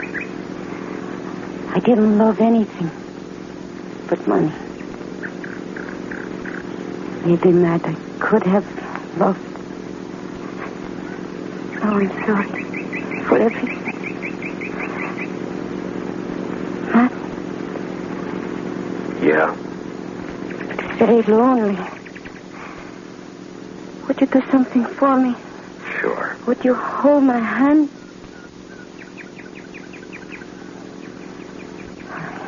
Good. That's good. Very good. I'll just rest here a minute longer. Perhaps I can...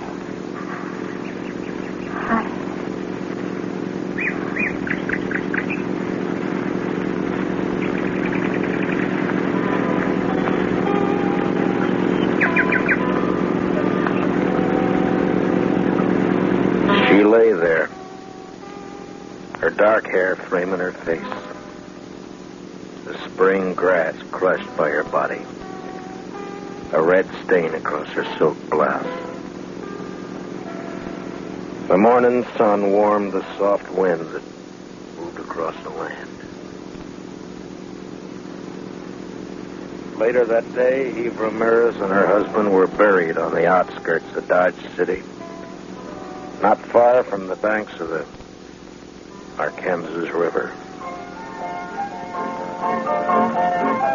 And later that night, Dodge City was alive with saddle bums, ranchers, cattlemen, searching the dark of the Kansas night for excitement and life.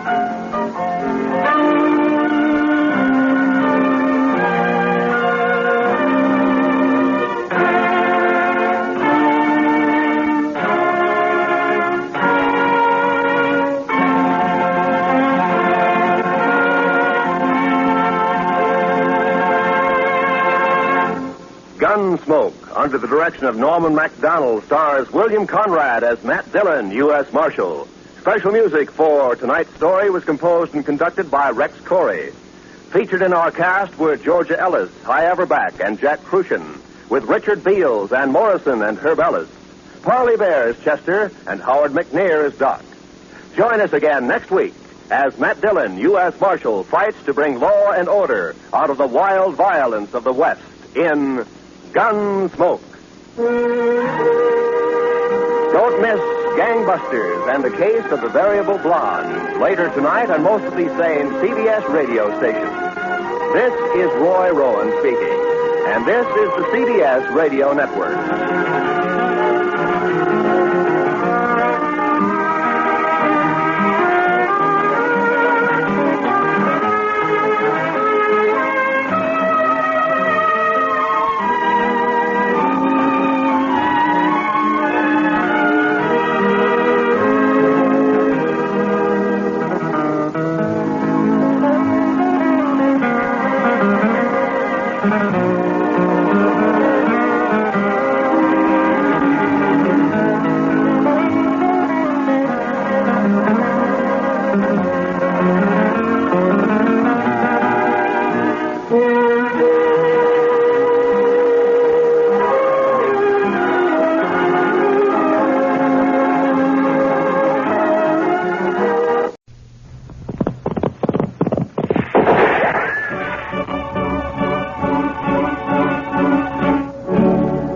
Dodge City and in the territory on West, there's just one way to handle the killers and the spoilers, and that's with a U.S. Marshal and the smell of gun smoke.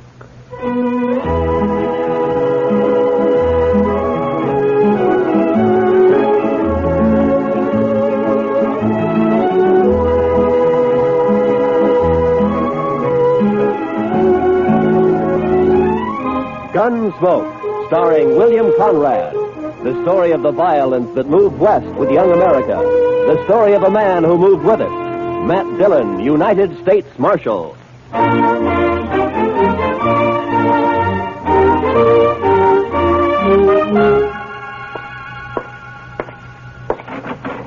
Chester!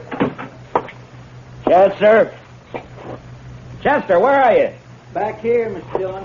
Well, come on out. Yes, sir, Mr. Dillon. As soon as I get my boots on. Your boots on? What are you doing, sleeping? No, sir. Just washing my feet. Well, now, I hope you didn't have any plans for tonight. What did you want me to do, Mr. Dillon? God, I want you to stay on Front Street for a few hours while I go up and have a toddy with Big Kate. But if you're going to be busy... no, sir. well- I haven't got anything to do. I'd be proud to stay here.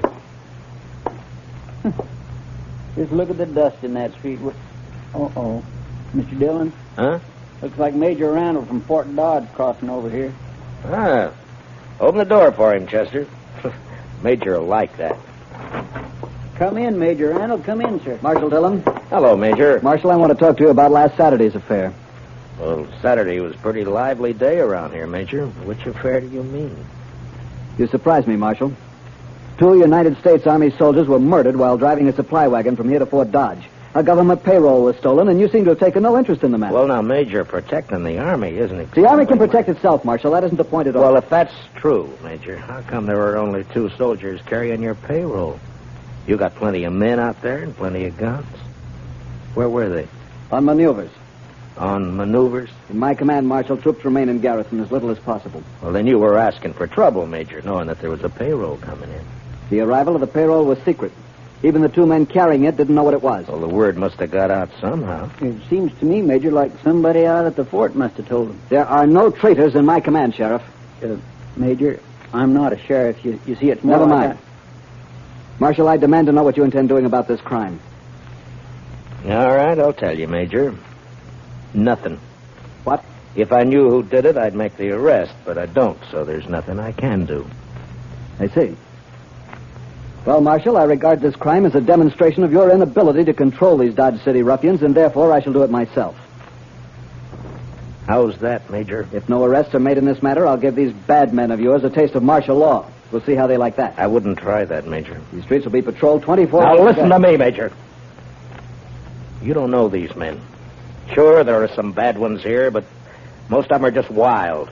Free and wild. But you run the Army in here, and they'll all fight. Let them.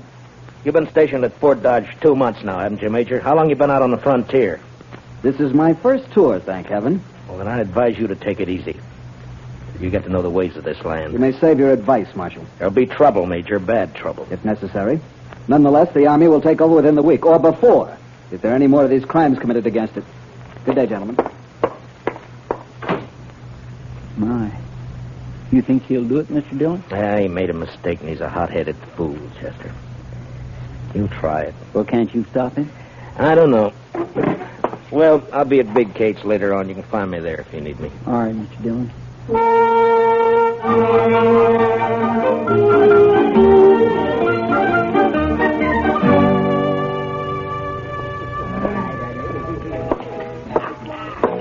Hey, Marshal, come here. What is it, Shiloh? There's talk of Dodge being run by the Army, Marshal. So? So I don't like it. I and most of the men around here got out back in 65. We've had all the Army we need. Yeah, I know. But maybe things will work out. And if they don't work out, which side you fighting on, Dillon? Where do you stand? I'm hired to keep the peace, Shiloh, not to answer fool questions. You calling me a fool? Well, say it. No, you're drunk, Shiloh. You saying I'm drunk, Marshal? Is that it? All right, Shiloh, I'll show you how drunk you are.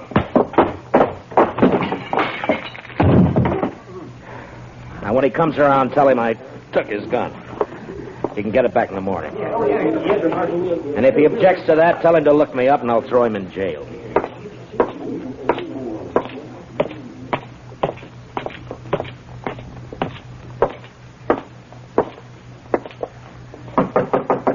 Who is it? It's Matt, Kate. Well, come on in. Well, sit down, Matt. I'll get you a toddy. Thank you, Kate. You could thank me best by buying a drink at the bar downstairs once in a while. Well, why should I? I get better whiskey for free up here. At least you're honest. Well, what's in the wind, Marshal Dillon? Did you just come up here because you're tired of sitting with your back to a wall? You're right, Kate. It's the only place in Dodge where I can relax. That's probably just because you don't consider me worth killing. How old am I, Matt?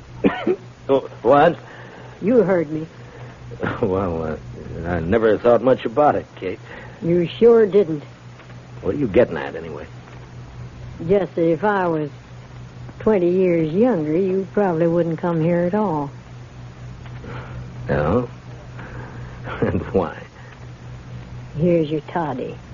forget it. Anything you say, Kate. You know, Matt, you ought to get yourself a girl. Oh, now, Kate, don't start I mean that, it, please. sure. Somebody like, we'll say Connie Dell. There's a real pretty girl. A lot of fire. Oh, too. you're sure a conniving old woman, Kate. You're just no good at all, you are. You'd say worse than that. I told Connie she'd come up and have a drink with us the next time you showed. All right, Kate, if it pleases you. It does. Connie! Now, there's fresh cigars in that box by your chair, Matt. Well, now. Had them brought in by the Santa Fe Railroad all the way from St. Louis. Evening, Miss Kate. Oh, come on in, Connie. I've corralled the marshal for you. Sit down, honey. I'll fix you a drink. Don't let her talk bother you, Connie. Well, I did ask to meet you, Marshal. No? Why? Why'd you want to meet me? Maybe just to see if you're really as cold and cruel as you seem downstairs. And? I can't tell yet. But I don't think you are. Yeah, a profession like mine leaves its mark on a man. There's always trouble of some kind, isn't there? Most always. Like this army business now. Yeah. Will it be bad, Marshal? It could be. Well, I'll figure it this way, Matt. The Major's in trouble, and he's trying to cover it up by threatening to take over Dodge. Well, any more difficulties, and he will do it. Blasted greenwood. Say, Connie, your corporal been in? He left a while ago. Well, what's he say? How'd the soldiers feel about all this? Well, I don't think they want to mix it with all these gunmen and buffalo hunters and the like. Yeah. The Major will wish he were back on maneuvers if it starts. Maneuvers? So that's where they've all been. No wonder it's been so quiet. But that corporal of yours, Connie, how come he didn't go out? He's not my corporal, Miss Kate. He's just a lonely kid. All right. Seems like he spends more time here than at the fort. How's he manage that? Oh, they made him a clerk, a sort of bookkeeper. His time's pretty much his own. Uh-huh. Well, he's lucky. He's got a good, safe job, too. Suppose it is. Well, I'd better get back. Now that we've met, Marshal, you might stop and buy me a drink next time you're here. I'm afraid not, Connie. No? You're too distracted. I might get careless and shot at. I take that as a compliment, Marshal. It is. Good night, Marshal. Thanks, Miss Kate. Don't you mention it, honey. Well, Matt? You said her name's Connie Dell, Kate. Where's she from? I never ask the girls anything. Yeah, maybe, but you always find out. Now, come on, tell me. Hayes City, last. Uh-huh. What's the name of this corporal who's been sniffing around? Bowers, Corporal Bowers. Oh, here, let me sweeten that toddy for you. All right. You put me in mind of a man I knew back in Wichita. Yeah? He was the slipperiest, side-windingest, stubbornest man I ever knew.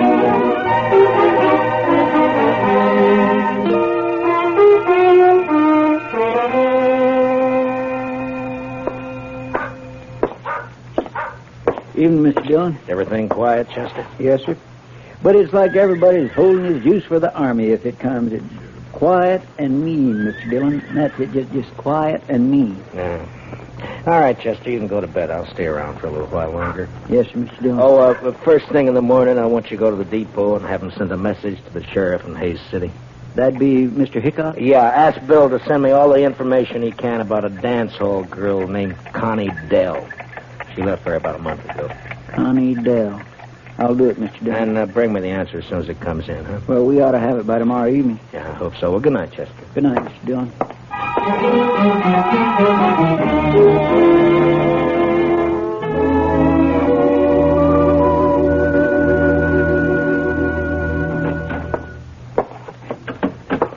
I got it from Mr. Hightower down at the railroad depot, Mr. Dillon. It come in at 7 o'clock. Oh, good. Let me see it, Chester. Here. Connie Dell worked Golden Horn Bar here. Left about a month ago. A stranger called Billy Grounds. Nothing against girl, but believe Grounds a wild one. Has anybody shot you yet? Regards, Hickok. What's that, Mr. Dillon? Well, I don't know, Chester. I don't quite know. Look, you go over and ask Big Kate if she's heard anything about this Billy Grounds. All right, Mr. Dillon. Marshal? Huh? Well, what is it, Shiloh? I want you to smell my gun. Here. What? And go on, smell it. Yeah, all right. It hasn't been fired. What are you worried about? Well, I've been talking a lot lately, and a man was just shot out behind the Long Branch. A soldier.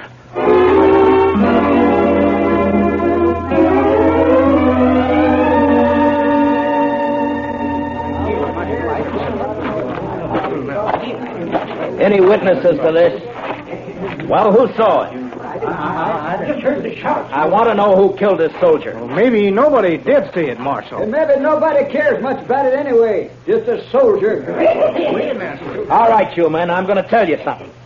If I don't find who shot this man, the Army will move in here for sure. That's the whole Army, Marshal. They won't all move in. Why not? My shot's rifle can kill buffalo at 200 yards. I reckon it'll kill soldiers at 3. Hey, let me through here. Let me through here. Hello, Marshal. Well, what have we got this time? Uh-oh. Soldier. Yeah. Well, he needs an autopsy just like anybody else. Where's the man that shot him? He get hurt, maybe? Take a good look, Doc. He isn't even armed. This isn't a shooting. This is a murder. Hey, you're right, Marshal. Oh, well, I'll get him up to my office. Here, now give me a hand, somebody. You may have a better day tomorrow, Doc, but I hope I can spoil it for you. I'm riding out to Fort Dodge right now.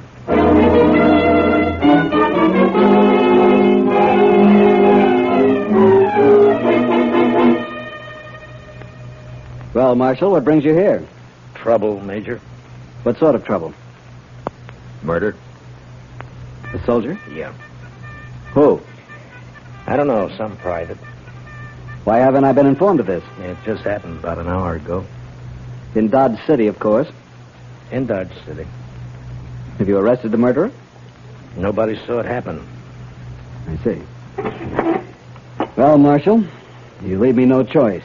I shall have Now, to... hold it, Major. I didn't ride out here just to carry news for you. I want something from you. From me, Marshal? Yeah. I want you to keep all soldiers out of Dodge for the next 48 hours. Put it off limits. That's not exactly what I had in mind, Marshal. But you're going to do it anyway. What? Now, listen, Major. Dodge City's an armed camp. It's full of men who fought Indians, who fought the war between the states, and who fought each other ever since they could spit. They'll fight you next. And they'll make you hate it.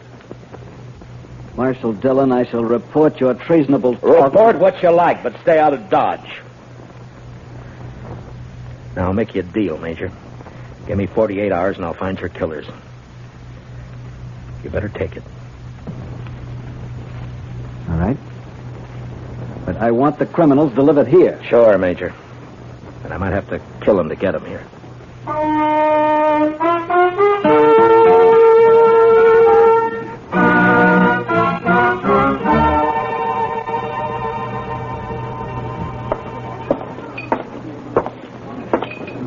Hello, Doc. You drinking up the profit you made off of that soldier?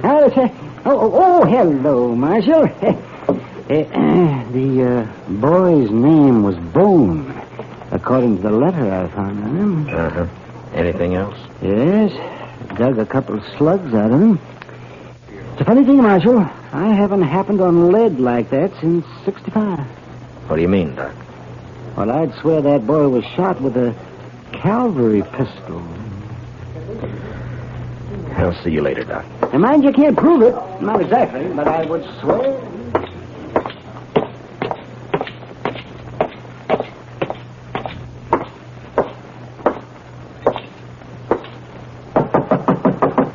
Come in. Hello, Kate. Did Chester see you? He did. Well? Matt, I get my information through the girl. Some of it's true, some is bound to be just talk. I'll weed it out. Connie's been seen riding out at night toward the Arkansas down by Brandy Bend. What for? Well, I don't know. Could be this feller Billy Grounds. Yeah. His name's never been mentioned around here. My guess is he's never been in town. Anything else? One thing. Corporal Bowers and Connie went for a ride one night.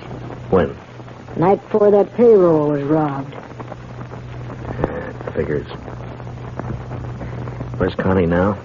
Over at the Longhorn eating a steak. It's kind of late for supper, isn't it? She works late. Matt. Yeah. Next girl I steer you into, I'll pull her fangs first. No, thank you, Kate. I like them better this way.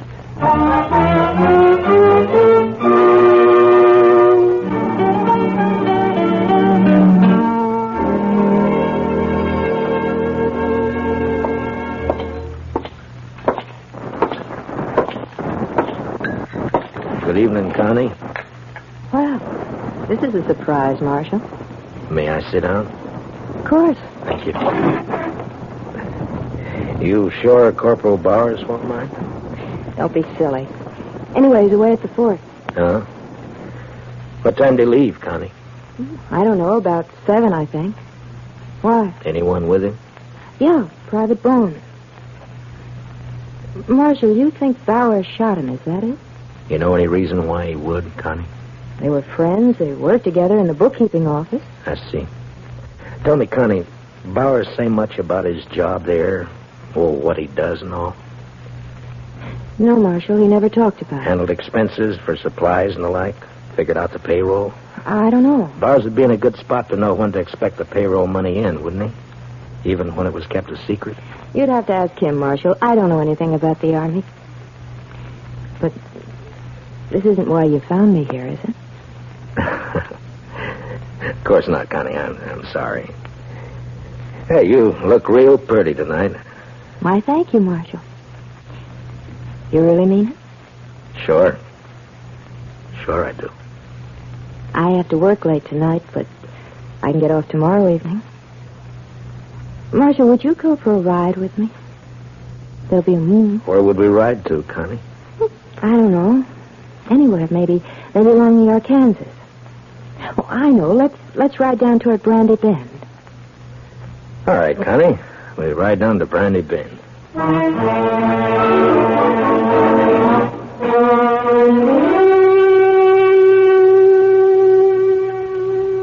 You're all dressed up, Mr. Dillon. You going somewhere? Yeah, after supper I am, Chester. Got me an engagement.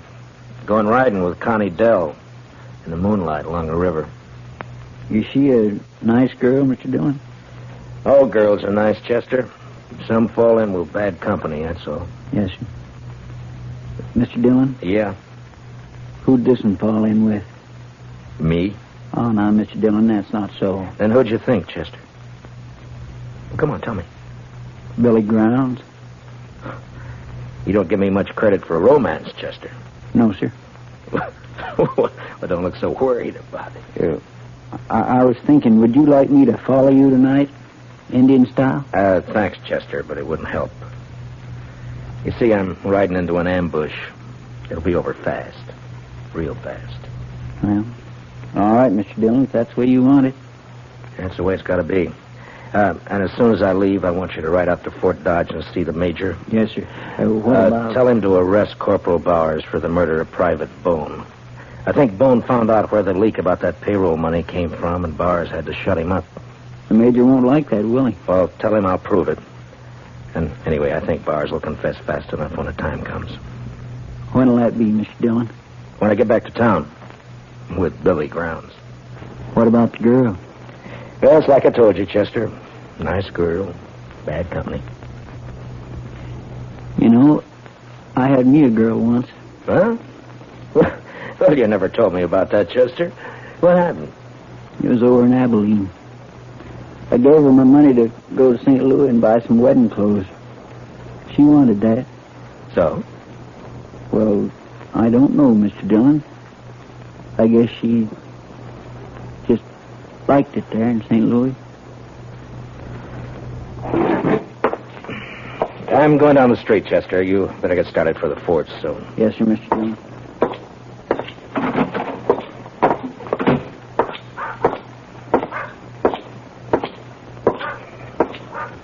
Evening, Marshal. Hello, Shiloh. I feel another drunk coming on, Marshal. Well, then check your guns back there with Chester. Well, what if the Army comes tonight? I'll need my gun. And stay sober. But if the Army doesn't come, I'll have stayed sober for nothing. Every man's got his problem, Shiloh. But if I see you drunk and wearing your gun, you'll wake up broken-hearted in jail tomorrow. Tonight I'm going to get drunk enough to draw on you, Marshal. That so, Shiloh? Then some night you're going to die.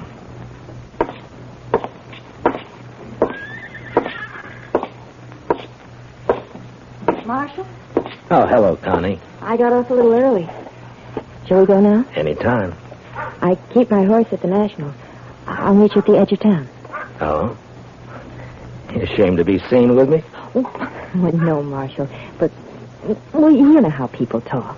Sure, Connie. I'll wait for you just down the trail. I'll hurry.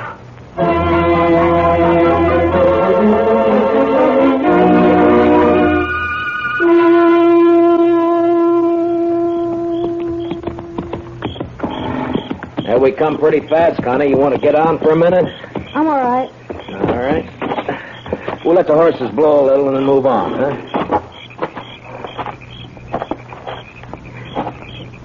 You nervous, Connie? No. Why? Well, then sit down and relax. All right. This better? Yeah. Sure is a nice night. Yeah, it's beautiful. You're not even looking at it, Connie. Is there something on your mind? No, of course not. Why should there be? I don't know. You tell me. It's nothing, Marshal, really. Connie, let me ask you something. You ever see a man killed? What? Why'd you say that? Well, did you? Yes. Once in the saloon. Tell me, do you have a fair chance? Yeah, he even drew first. Then you never saw a man shot in the back? Or ambushed? What do you mean, Marshal? I think it sort of goes against your grain, Connie, the idea of a man being killed without a fair chance. I get it, Marshal. All right. Go ahead. Down by the river near Brandy Bend, Billy Grounds is waiting to shoot me in the back. Then why did you come, Marshal? It's my job. I suppose you know about everything. I think so. Huh? What are you going to do? Connie, unless I made a mistake about you, I think you're going to let me have a fair chance at him. Somehow. Why should I? What does it mean to me? I don't know, Connie. I don't know. But you think about it. You think about it all the way to Brandy Bend. Now, come on, let's ride.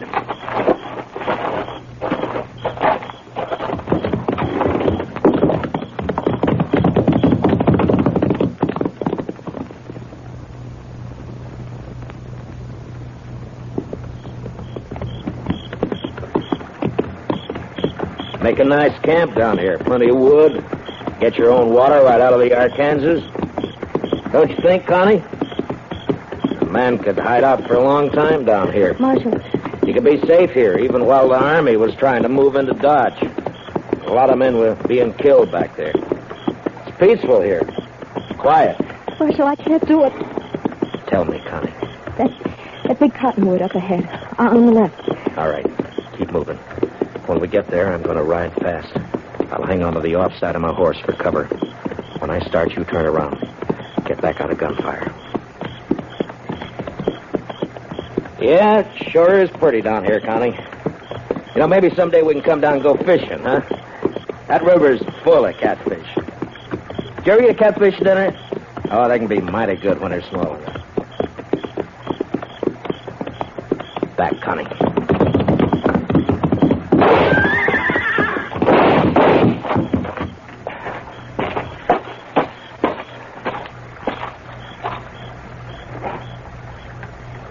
Connie? Connie?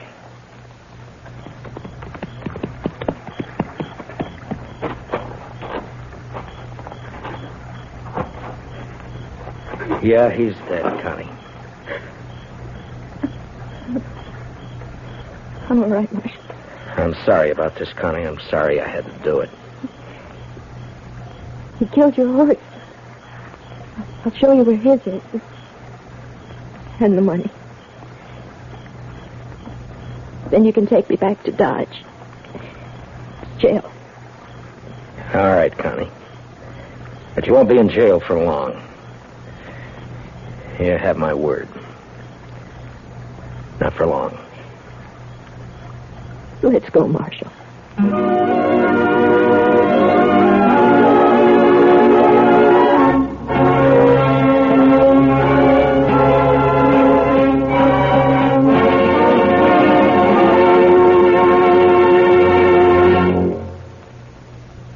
Gunsmoke, under the direction of Norman MacDonald, stars William Conrad as Matt Dillon, U.S. Marshal. Tonight's story was especially written for Gunsmoke by John Meston, with music composed and conducted by Rex Corey. Featured in tonight's cast were Michael Ann Barrett and Jeanette Nolan, with Harry Bartell and Don Diamond. Parley Bear is Chester, and Howard McNear is Doc. Join us again next week as Matt Dillon, U.S. Marshal, fights to bring law and order out of the wild violence of the West in Gunsmoke.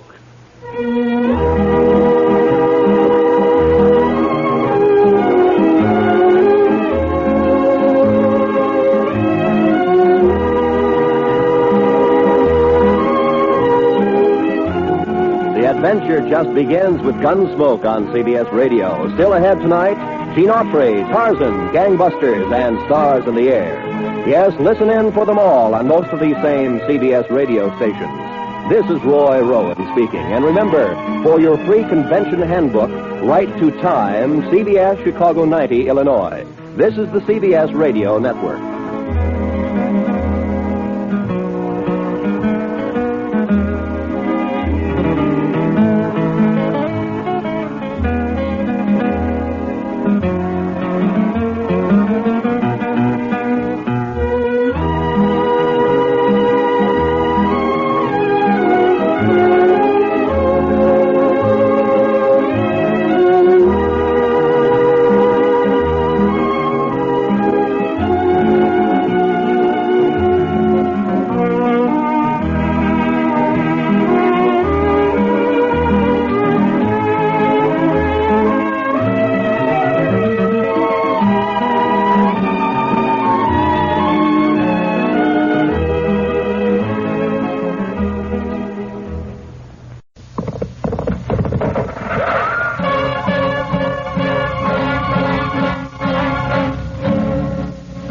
Dodge City and in the territory on west, there's just one way to handle the killers and the spoilers, and that's with a U.S. Marshal and the smell of gun smoke.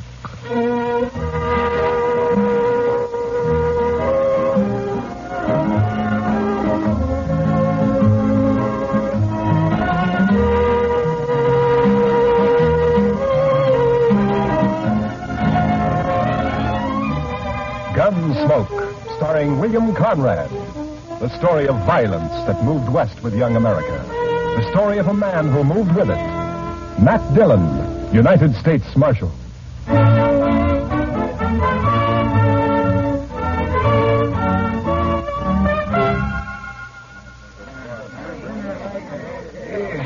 Howdy, Marshal. Hello, Mr. Biggs. Can I give you a hand? No. This is the last batch here. Hey, wait till the flies get to these buffalo hides in the morning and be enough vultures overhead to keep the place in the shade for a week. Yeah. You know, you'll sure have your hands full by tomorrow night. Yeah, it looks that way. When these boys turn them hides into cash, they'll bite the corks out of every bottle in town. And some of them look mean enough sober. Yeah. Well, you better bed down and get some sleep, Mr. Biggs. Where are your boys? I don't know. Jeff had some trouble with a dry axle up near Pawnee Rock, and Boaz stopped to help him fix it. But they shouldn't be this long behind me. Well, if I see him, I'll tell him where to find you. You can tell Jeff, but Boaz ain't even going to hear you. Why? What's the matter with him? Oh, he's riding higher than an eagle. You know that white buffalo you've been hearing about? The albino? Mm-hmm. Well, it's just Indian talk. Oh, you think so, huh? Well, if it is, Boaz sure shot himself a mighty scared buffalo. White as borax. Yeah, that ought to fetch a price. Hey, anybody seen Marshal Dillon? Over here, Chester. You better saddle up, Mr. Dillon. What's the matter, Chester? Indian trouble. 2 men dead and a couple of wagons burned up out there. I found this. A war rattle made out of buffalo toad. Arapaho. Well, they haven't been making any trouble. Well, these did. I was topping a hill when I saw the wagons go up in fire. It was Indians, all right. I saw one ride off. That's funny. I never heard of Arapahoes attacking at night. How far out, Chester? 10 mile, maybe. Toward Pawnee Rock. Pawnee Rock? Marshal, my sons was coming from there. Easy, Mr. Biggs. Lots of wagons in the territory. Marshal, I didn't see another wagon between here and Pawnee except the ones we had, but The Indians killed my boy. There's only one way to make sure, Mr. Biggs. Saddle up and ride over to my office. I'll be with you as soon as I can get my horse.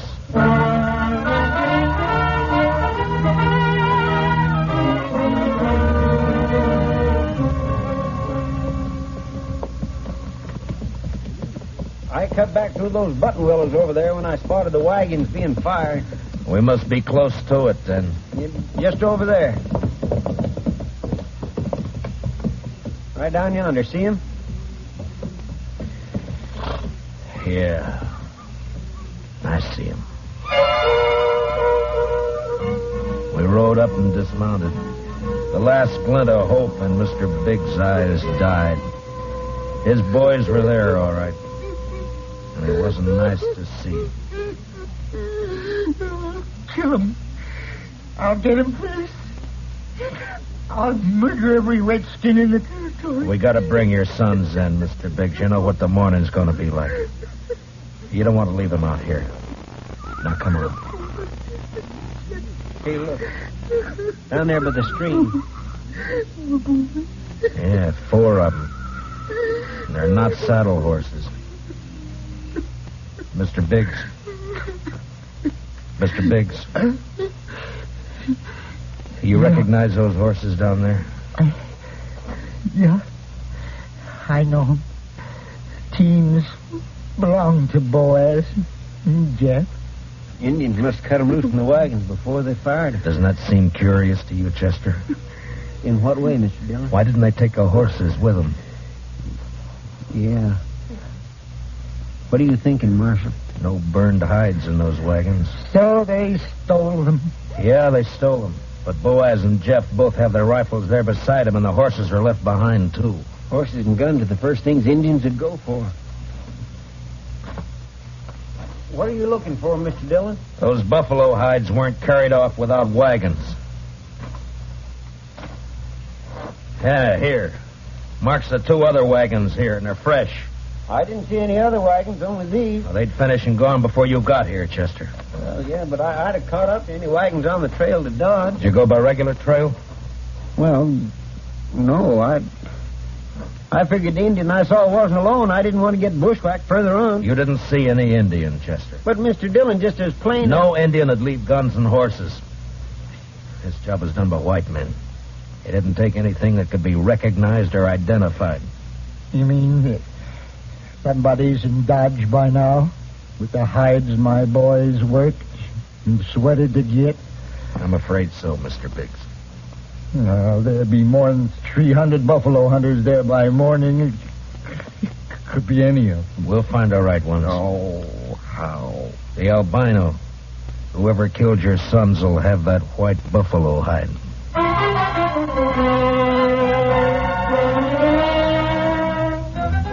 It was almost sunup when we got back to town, and more wagons had jammed the main street lining up for the unloading barns. I rode down the line, looking them over one by one. Howdy, Marshal. Some of the men would take their money, drink it up, and drift away. Few would stay long enough to be buried on Boot Hill. Then suddenly a wagon driver up ahead pulled out a line. Oh, hey, wait a minute, Jim. Oh, hold it there. Take your hands on that key. Now take my hands off as soon as you get back to your place. Oh, I'm tired of waiting now. Let go of that bit, mister. Don't do that, stranger. Get your hand away from that gun. Well, now, you know there's any law around you. There is, so don't try making your own. You got no right grabbing my team. I got plenty right when he tries to horn in front of me, Marshal. That's a lie, Marshal. He cut Never him mind. You both want to cool your heads out in jail? Now, what's your name?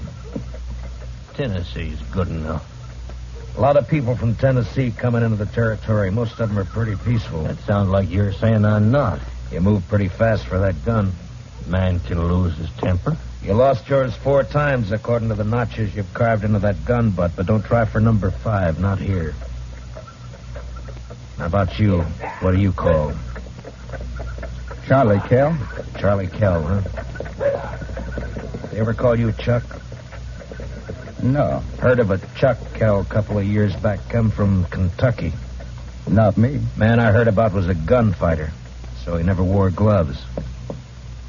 See, you don't either.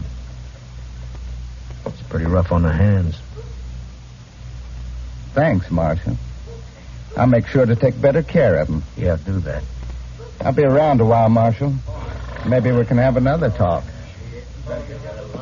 Anytime. They'd need watching. But what I wanted now was a white buffalo hide. Searching the wagons wouldn't do. There wasn't time, and a search had let the killers know that something in the hides they'd stolen could be identified. The time to find out would be when the buyers checked them. I got Biggs and Chester to cover 2 of the unloading barns, and I covered the 3rd one. Then finally daylight came, and the haggling started. Son, you want to sell those hides? Better learn how to handle these skinning knife a little better. They're as good as any. And full of holes they ain't. Give me $4 a hide for the bunch. You gave that last fellow 8. He looked tougher than you. 6. I'll take 6. 4. Take it or leave it. You think you can rob me, mister? And watch your mouth, boy. Here, none of that. Let me go! Easy, son. Go! Let me have that gun just so you won't be tempted. Here, that's better. Give me that. Give it back. You can pick it up at my office whenever you're ready to leave town. Yeah, you look like a city boy to me. Where you from? St. Louis? None of your business. When something's got you beat, son, there's no shame to admitting it and going home. Sometimes that takes a real man. Don't tell me what to do. Why don't you watch your own job? Why don't you leave me alone, Marshal? I ain't got a white buffalo hide. What'd you say, boy? You heard me. What do you know about a white buffalo hide? What everybody else knows. That you're looking for one. Everybody in town knows it. How? Because the old man whose sons were bushwhacked is all liquored up over at the other barn, shooting off his mouth.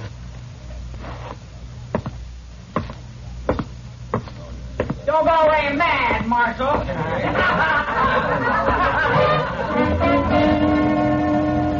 Mr. Biggs wasn't at the barn where I'd left him. I cut through an alley to Front Street and headed for the saloons. I never got to him. Mr. Dillon? Mr. Dillon? What's the matter, Chester? Old man Biggs. Where is he? I'm looking for him. Well, he was over by the barn I was watching, drunk, going through the wagon. Yeah, I know about that. I was trying to get him to go back to his own barn, but all of a sudden, he took off. For where? I don't know, but there was one wagon he was watching in particular. The driver walked away from it with a package of some kind. That white hide? It could have been, I don't know, but Biggs sure thought so. He lit out after the fellow with blood in his eye. Which way? Down there where the boy's been hitching the empty wagon. Well, let's go. The old boy's drunk enough to make trouble. He's liable to kill somebody. Or get killed.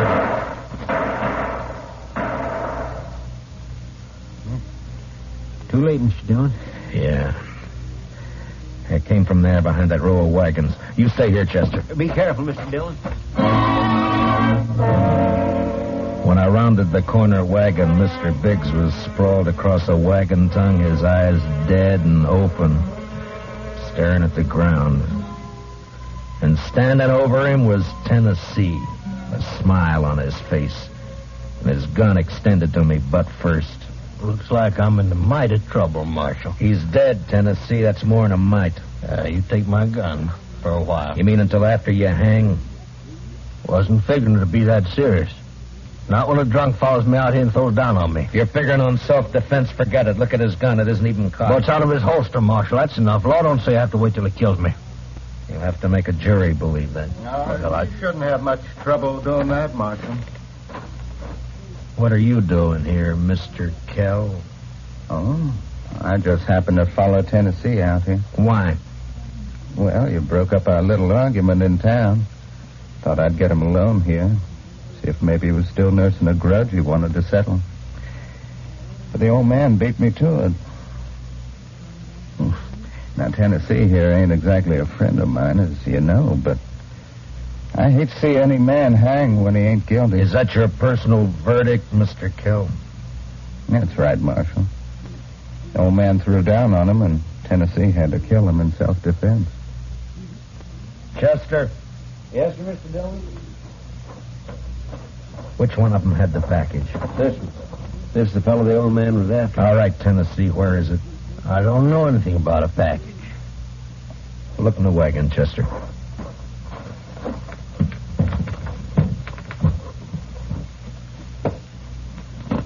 See anything? Nothing here. I reckon you can give my gun back to me now. All right, Tennessee. Here. Thanks. But if you decide to use it again while you're in Dodge or any place else in Kansas, I hope I'm there when you do. Well, now, don't you fret, Marshal. I'm sure you will be.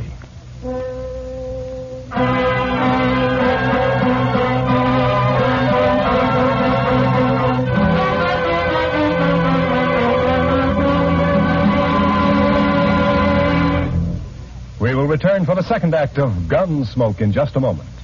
But first, action, excitement, thrills. That's Gangbusters. Gangbusters helps to fight crime by fearlessly naming the criminals. Listen for it later this evening on CBS Radio. Now, the second act of Gunsmoke.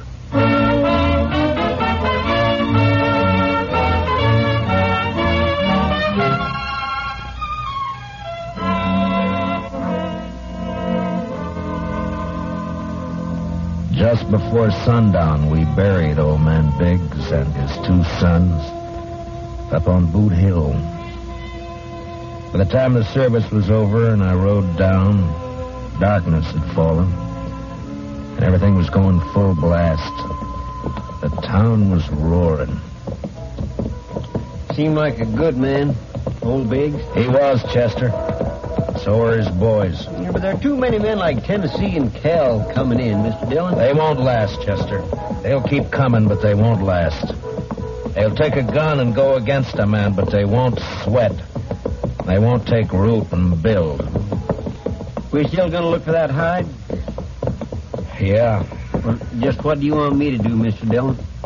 Tennessee and Cal will be in town, but their wagons are back there with the other empties. Ride back and look them over. Well, they might have had somebody carry that package off for them. It might be, but they don't seem like partners, Mr. Dillon. From what I heard, you stopped them from gunfighting. Took more than one man to kill the Biggs boys, and more than one man and more than one wagon to cart the hides in. Well, you mean they staged that trouble just for you? Just for me. After they heard I was looking for that white hide. Well, why do you figure that, Mr. Dillon? When gunfighters start for their guns, nothing stops them, Chester. They both started, but they both stopped. I reckon you better take a look through those wagons. Yes, sir, Mr. Dillon. Where'll I meet you? I'll be checking the saloons.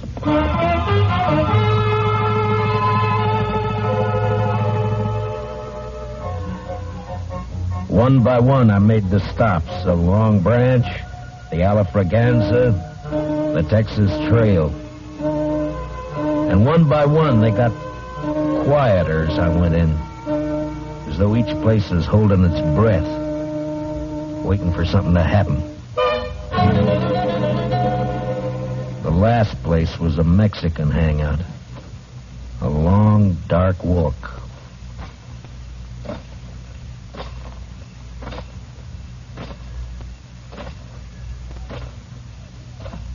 Hello, Marshal. Can't see me, can you, Marshal? No. No, I can't see you, son. Too bad. Because I got another gun. They sell them around here. And I ain't going back to St. Louis. You'll fire once, son, and if you don't kill me with that, and I'll kill you. I'll gamble on that, Marshal. Marshal!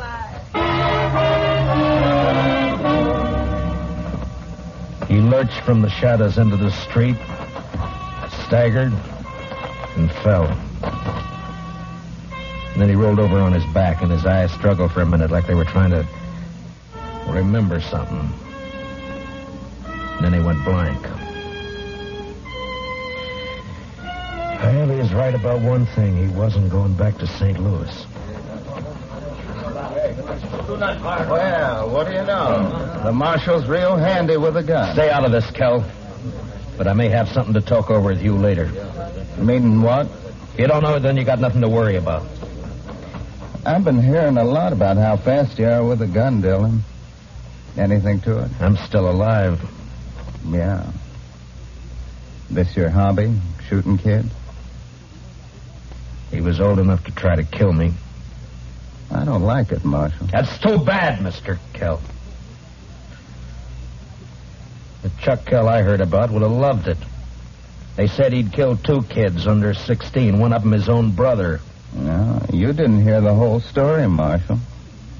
The Kell you heard about killed a marshal, too.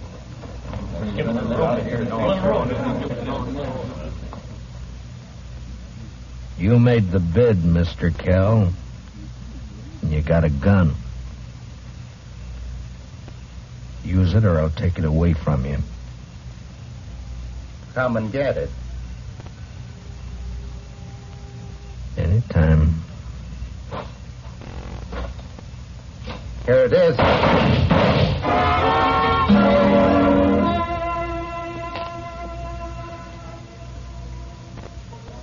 How you feeling, Mr. Dillon? I'm all right, Chester. Doc fixed your head. Wasn't much he could do for Kell, though. I hit him. If you didn't, he sure died for nothing. He was fast, all right. Boys say you made him look like a sleepy burro. Never even cleared his holster. And my head says different. You didn't get that from Kell. What do you mean? Tennessee was up the street with a rifle. He creased you. Huh? Where is he now? I don't know, Mr. Dillon. He rode out of town before I could stop him. I was the only one who saw him. I was coming up street to find you. All right. Let's get out of here. Did you find anything in the wagons? No, sir. But I found Tennessee's wife. Wife? That's right, Mr. Dillon. In a small wagon next to his. He's a squaw man. His wife's an Indian girl. Well, let's find her.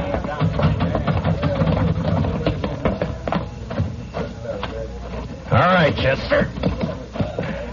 Which way? Edge of town, Mr. Dillon. Well, let's go.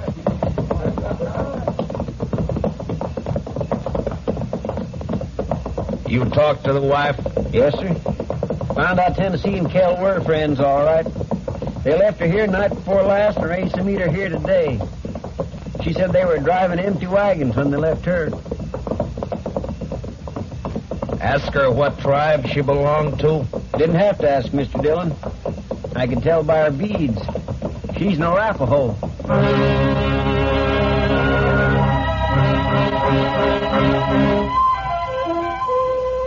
She was there, all right. Crouched by the wheel of a wagon. Her face was bloody, and she stared into a small campfire, rocking back and forth without a sound. She wasn't beat up when I left her, Mr. Dillon. Where's your husband? He gone. Gone where? He gone. Tell me which way he went. I'll bring him back to you. No. You lawman. Your husband had a white buffalo hide, didn't he? Tell me. No. Other man killed white buffalo. Then your husband took the hide away from him? Well, he buy hide. He didn't buy him. He killed 2 men to get him. He killed with Indian paint on his face. He left an Arapaho war rattle. He wants the blame to come to your people. If the white men think the Arapahos are on the warpath, the soldiers will come. No. Arapaho peaceful. Where's the white hide? What'd your husband do with it? He tell me. Bury it. Where? Where's it buried? There. Back there. By tree. Go dig it up, Chester. Then stay with her till I get back. You going after him, Mr. Dillon? Yeah, as soon as she tells me which way. All right, Mr. Dillon. You're white man. No good. Now tell me which way he went. You let him go. He not come back. I can't let him go. If I do, the soldiers will come after your people. He beat you, and he ran away from you. Now he'll bring death to your tribe unless I get him. Where did he go? He ride to where moon sleep. I rode east. Tennessee had about an hour's start, but I figured to make up most of that before sunrise. The prairie was open and flat except for an occasional roll, and the Arkansas River would keep him from cutting south. His best bet for a fresh horse would be Kinsley, and I rode hard for it. It was just turning daylight when I rode in.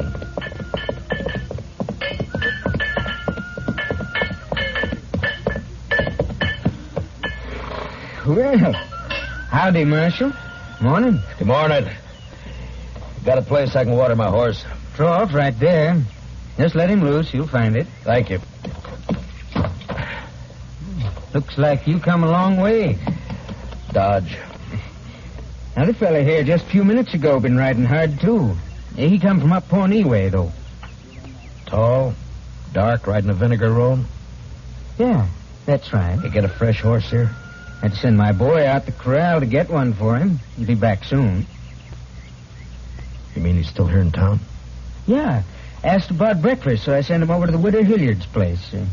Right over there, across the road. Thank you. I'll be back. Say, you after that fella, Marshal?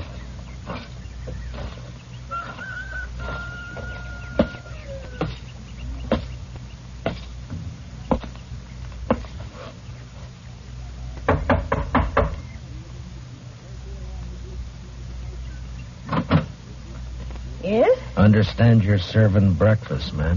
Why, sure thing, Marshal. Dillon! That's right. Give me a clear way out the door, or I'll kill you. Come by me, Tennessee. I'll come shooting. That's all right. But just be sure you get me this time.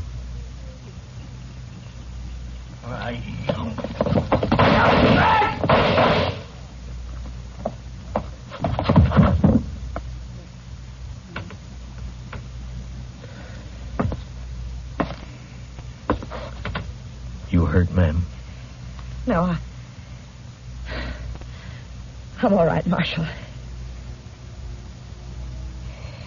He looks kind of dead. Yeah. Bad one, hmm? Yes'm. Gunfighter. Thief. Killer. What's your name, Marshal? Dillon, ma'am. Matt Dillon. I'm sorry about... Marshal. When my husband brought me out here 15 years ago, Indians burned this place down 3 times. I'm used to killing. You want to carry him out? I'll go fix you that breakfast.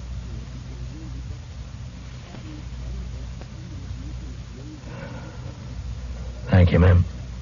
It's a long ride back to Dodge.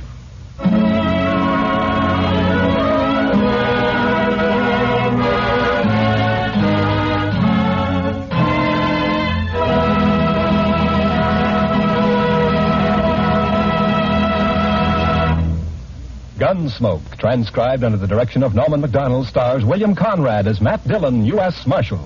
Tonight's story was specially written for Gunsmoke by Joel Murcott, with music composed and conducted by Rex Corey. Featured in tonight's cast were Stan Waxman, John Daner, and Larry Dobkin, with Sam Edwards, Lillian Baeff, Tom Holland, and Mary Lansing. Parley Bear is Chester. Join us again next week as Matt Dillon, U.S. Marshal, fights to bring law and order out of the wild violence of the West in Gunsmoke.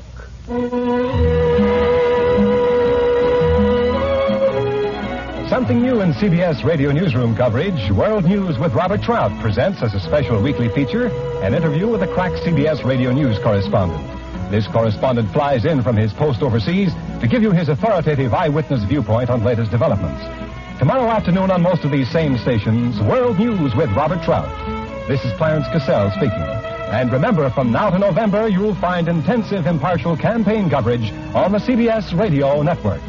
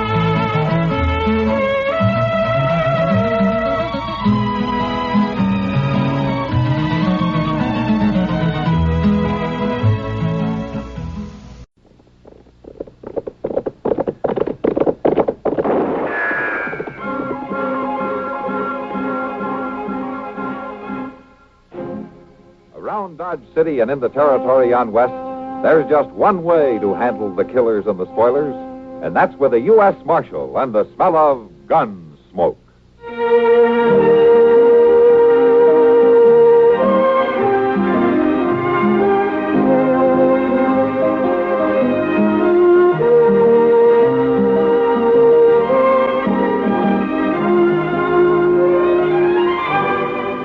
Gunsmoke, starring William Conrad, the story of the violence that moved west with young America, and the story of a man who moved with it. I'm that man, Matt Dillon, United States Marshal. The first man they look for and the last they want to meet. It's a chancy job, and it makes a man watchful and a little lonely.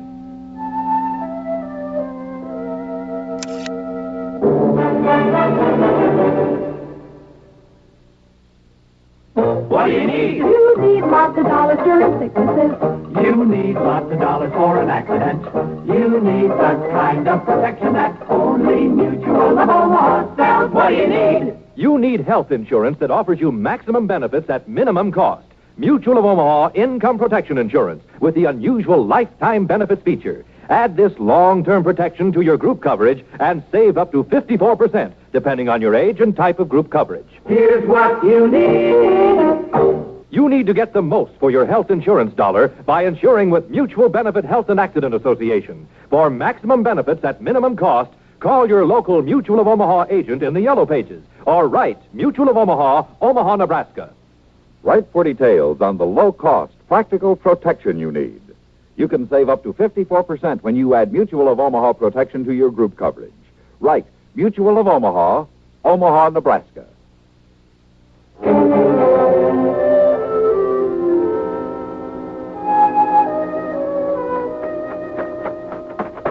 Mr. Dillon?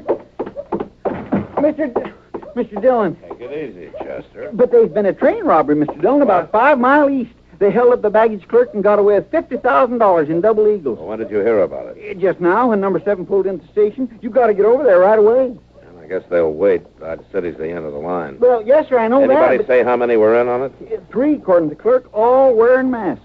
They snuck aboard when the train stopped for water at Cottonwood tanks. Made them cut the rest of the train loose and go on with just the engine and the baggage car. Had horses waiting down the track somewhere. You ought to get over to the depot, Mr. Dillon. The baggage clerk shot pretty bad. Shot? Now, why didn't you say so? And another thing, they cut the wire so the train crew couldn't telegraph ahead. Same old story, Mr. Dillon.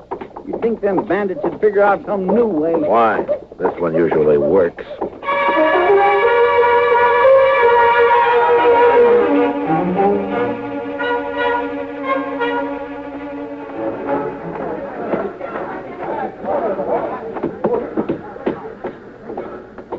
Confound it, I said to keep that mob out of this baggage car. They're out, Doc. Huh? Well, who are you? Oh, I didn't know it was you, Matt. How is he? He caught one through the lung. I wouldn't give you a plug nickel for that. Yeah. I want to find out where it happened. I can tell you exactly, Marshal. How? About 100 yards east of milepost 314. It's on the curve where the line swings in toward the river bottom. You one of the passengers? Oh, I'm the legal agent for the railroad and for the bank that owns that money. My name is Crocker, J.L. Crocker. And I want immediate action on this matter. I want that money back at once. And I want the guilty parties brought to justice. Are you getting all this, Chester? Yes, sir, I'm making mental notes. Well, now, Marshal, I don't believe you quite understand who I am. Sure, you're the legal something or other for somebody, and you're bothering me. Now, will you stand back? Doc, is there any chance of talking to him? Well, you can try. All right. Mister, can you hear me? Yeah. Did you recognize any of them? No. Wore masks. Only one said anything. Gave all the orders. He's the one who shot me. Man, about 50. Is that all you can tell me? I don't feel so good, Marshal. I think I...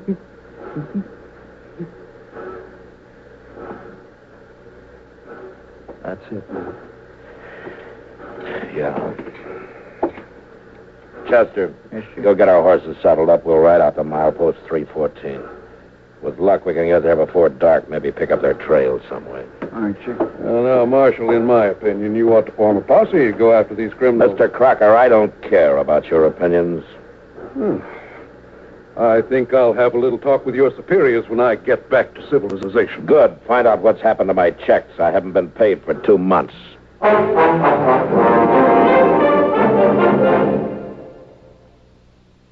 The following message is brought to you by the Savings and Loan Foundation. Where you save Does make a difference. Where you save Does make a difference. Where you save Does make a difference. Save more, have more. Earn more. At Savings and Loan. Yes, your dollars get good earnings at Insured Savings and Loan Associations. People like you are receiving over $700 million right now. It's money their money has earned. You can do it, too. Where you save does make a difference. Join the millions of thrifty people who make a profit on their savings at Insured Savings and Loan Associations. Now's the time to start an account or add to the one you have at your nearby Insured Savings and Loan. Remember, Where you save Does make a difference. Where you save Does make a difference. Where you save Does make a difference. Save more, have more. Earn more. At Savings and Loan.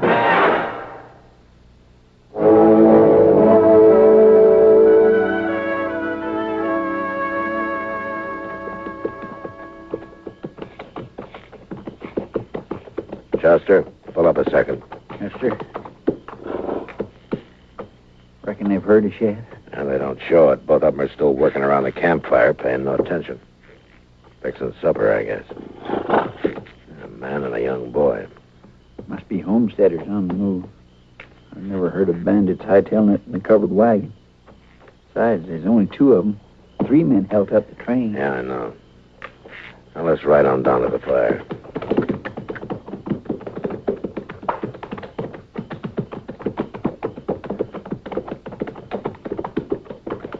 Well, now, howdy, strangers.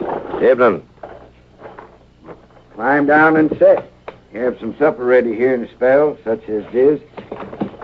Keep your eye on that coffee, Jerry. I'm watching it, Pa. You men pushing cattle? No, hunting killers. What? Had a train robbery this morning. Now, I'm a U.S. Marshal out of Dodge. My name's Dillon. Proud to know you, Marshal Dillon. I'm Dan Everly. This is my boy, Jerry. How are you, sir? Jerry, how are you? Well, we're heading for Dodge ourselves. How far we got to go yet? About 9 miles. You planted a homestead? That's right. Had a place back at Newton, but it didn't do so good. So, somebody robbed a train, huh? Mm-hmm. 3 of them. Got away with $50,000 in gold. Have you met anybody today? No, nary a soul. Now, Marshal, you just rest yourself there now, and we'll have some side meat and hominy in a few minutes. Oh, fine, thanks. Yeah, you got enough there, Jerry. This is it, Chester. We found them. These 2? How do you figure? Their horses. Saddle stock never meant to haul a wagon. And the 3rd one's over to the right in that thicket covering us. Saw a glint on his gun barrel. What'll we do? Move fast. You roll to the left, draw, and cover the 2 by the fire, and I'll take the one in the brush. You got it? Yes, sir. All right, then. Now. Don't move, you two. You're covered. You there in the brush. Come out with your hands up. Now, wait, Marshal. Don't shoot. All right, then. Tell him to get out here with his hands up. They got us. There's no use fighting. Come out, like he says.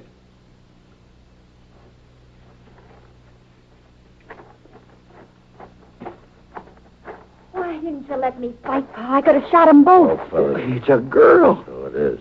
My daughter, Janet, I told her to hide out there till we found out what she wanted. I wanted to keep her out of this. So you and your 2 kids were the bandits, huh? You're quite a father, Mr. Everly. You leave him alone. Pa knew what he was doing. He had a right to that money. I see. How old are you, Janet? 18. It's any of your business. The young'uns ain't to blame, Marshal. I brought 'em up to do like I told 'em. They didn't know. Somebody ought to have known. Now, where's the money? Don't tell him. Be quiet, Janet. Marshal, we buried that money, and I reckon I'm not going to tell you where it is. It's ours, and we got a right to it. Yeah, you said that before. I had a homestead outside of Newton. My wife died there. The young'uns and me fought the prairie for 4 years. Crop failures, hard times. Then last fall, I finally got a good stand of wheat ripe for the harvest. You know what happened? Oh, what happened? Sparks from a train set fire to the grain field, burned us out, lost everything. I wrote letters to the railroad office in St. Louis. They said I'd have to come back there and prove my claim. Now, they knew I couldn't do that. Well, did anybody ever tell you things were easy out here in the West, Mr. Everly? Chester, you and the boy hitch up that wagon and start loading it. All right, sir. Come on, son. What are you aiming to do with it? Take you into Dodge City. To jail.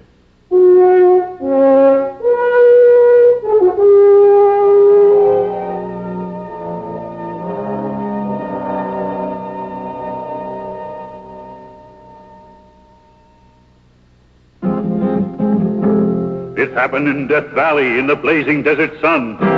No others dared to do it, so there could be only one. Just one that passed the killing grind of sun and wind and sand.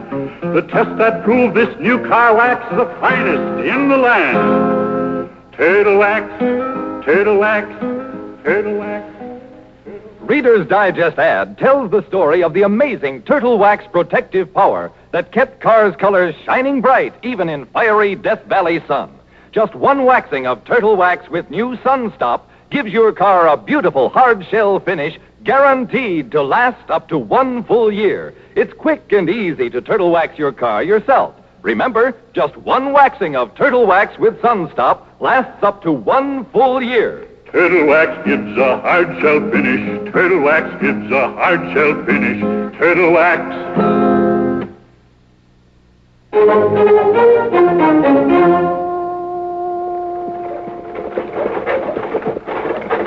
All right, pull up, Everly. Oh, boy. All of you get on.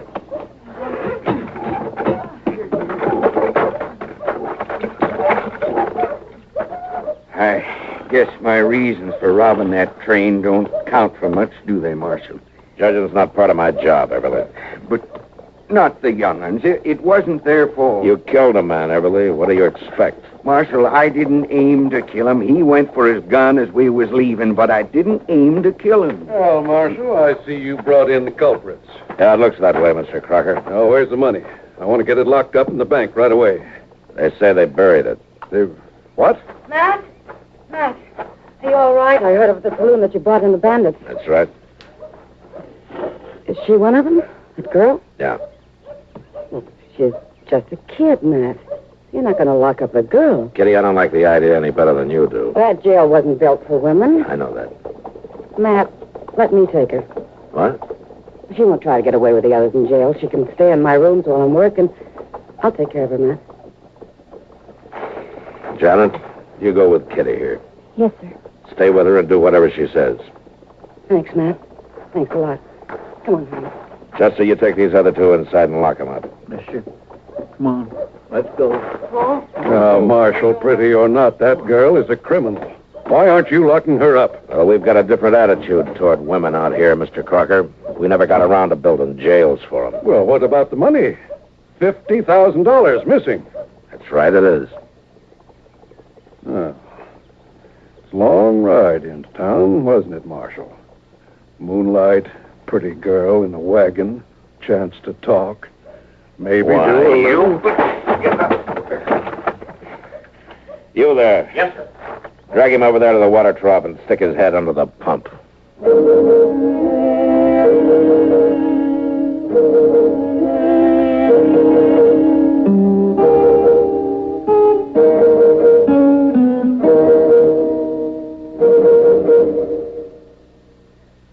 Now here's a lilting little tune, sung by a group that really knows how to keep you looking your best dressed best. There's a difference, see the difference with Stay New. Stay New, S-T-A-N-U, the quality finishing, offered only by quality dry cleaners from coast to coast. Stay New costs nothing extra, restores the like-new look to all your clothes, makes them soil and wrinkle resistant, brings back original store-fresh texture, sparkling color, and cashmere-like feel. Stay New dry cleaners are listed in the yellow pages under the Stay New trademark. Why don't you send your next dry cleaning order to your nearest Stay New dry cleaners? All dry cleaners don't have Stay New, only the best do. You can see the difference, feel the difference. With Stay New, Stay New, Stay New.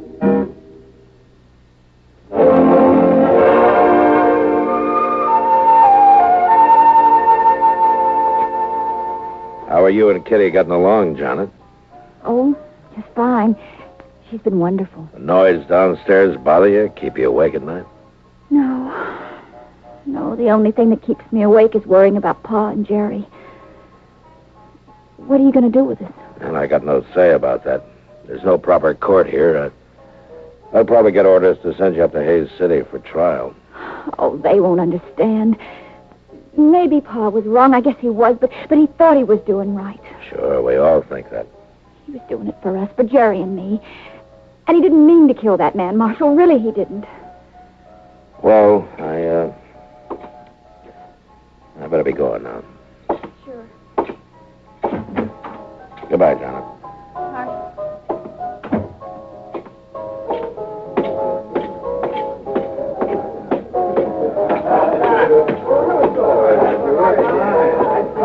Well, Mac? She's quite taken with you, Kitty. Stories around town say you're a little taken with her, Matt. That's Mr. Crocker's doing. He's been shooting his mouth off for a week now. He's offered a $1,000 reward for the return of that money, no questions asked. Yeah, I know. But how much do you know? What do you mean? Well, people will know you don't pay any attention, Matt, but some of these hangers-on around the saloon wonder if you did make a deal for that money. Who cares what they think? But it's bad, Matt. Crocker keeps prodding them. Some of them are beginning to say that Everleigh might remember where the money is if they had ropes around their necks. Lynch mob, huh? Yeah, they're going to have to move fast. I got orders about an hour ago to send the 3 up to Hayes City in the morning. Matt. Does she know about it? No. I just didn't have the heart to tell her.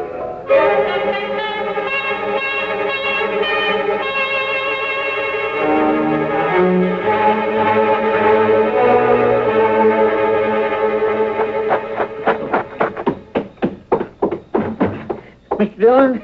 Mr. Dillon. What's the matter, Chester? Miss Kitty sent me to get you. Oh? That fella Crocker's over at the Long Branch. He's got a bunch of the boys all liquored up. They're talking about crashing the jail. Well, usually the best way to stop that kind of trouble is to break it up before it starts.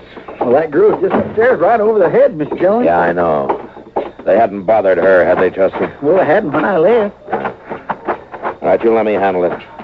You stay clear and cover my back. Yes, sir, I will. All right, come on. A man that pulls a deal like that ought to be run out of town. And you're just the boys to do it.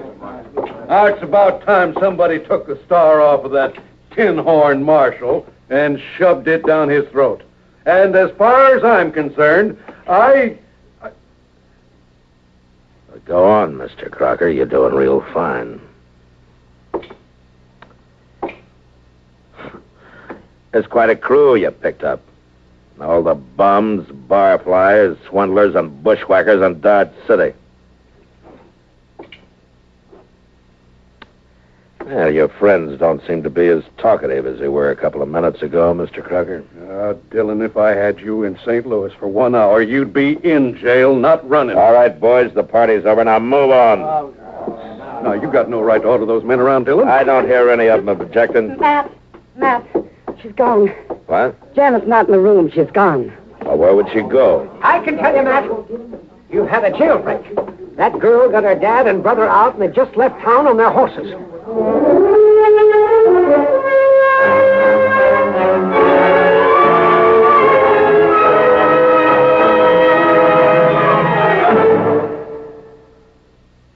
Car owners, have you ever ever heard of K-Site Smooth Seal? Why, no. Why, no. Is it new? What's it do? Well, this is off the record. Just between us boys, your automatic transmission, does it ever make a noise? You mean a little kind of grinding? Does that little chatter matter? I hear a very weird whir sometimes. It doesn't sound good, boys, but let's be sure. When you're sitting at the light and it goes to green, you put your foot down hard. Have you ever felt a sort of a jerk, a kind of a jar, or heaven help you, a real thud bump? Oh, I've felt it. Oh, me too. I've had it, stranger. What do we do? Well, don't buy a horse and don't trade your car. Just get yourself some new K-Site Smooth Seal. New K-Site Smooth Seal? New K-Site Smooth Seal. New K-Site Smooth Seal? How will that help? Why, it's made to soften those shrunken seals, which are apt to leak when there's power on the wheels. It stops those thud bumps, jerks, and jars that are apt to creep into these modern cars. Why, this K-Site Smooth Seal in one application can pack them all off on a long vacation. And it's less than $2 at your service station. A little new K-Site Smooth Seal, boy? Come on. I'll go. And if it doesn't work? You get double your money back.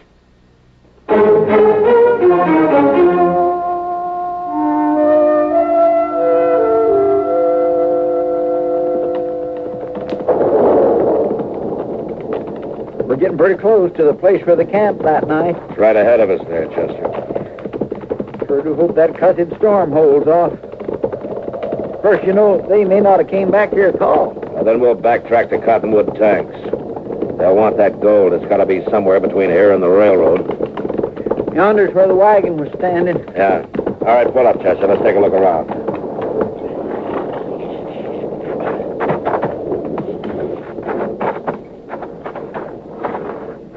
Mr. Dillon, look there. Huh? A hole dug in the ground, right where they had their campfire that night. Yeah. Well, they buried the gold there, Chester, and built their fire right on top of it. Get out! It came from that thicket over there. I'm going to fire and roll away, maybe draw a shot. Now, you keep your eyes open. Yes, sir, I will.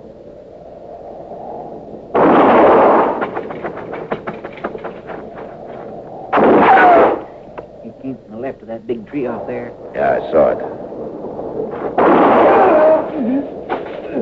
You got him. Yeah. Come on, Chester.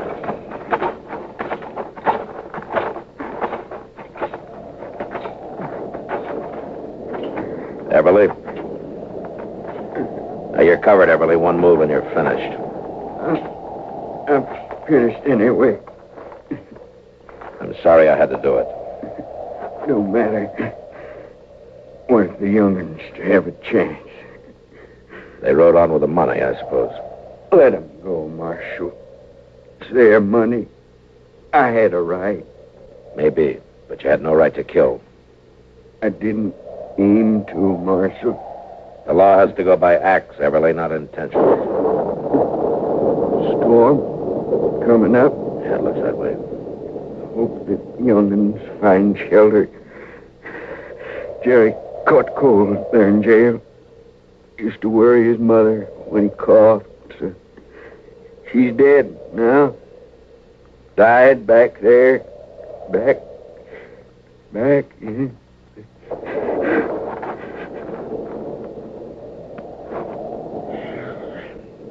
Guess he paid for it, Mr. Dillon. Yeah, he paid.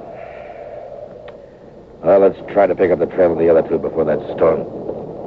What is it? Horses. A couple of horses coming in fast. All right, hold it. It's all right, Marshal. Wait on. Pa, where is he? We heard the shooting and turned around and rode back. You better get off your horses, both of you.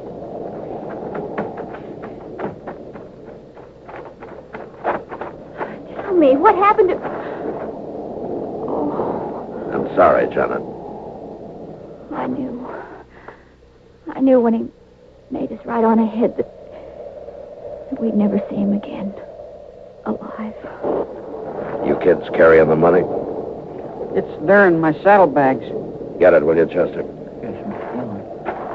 He thought he was doing the right thing. He thought he was doing it for us. I know, but he was wrong.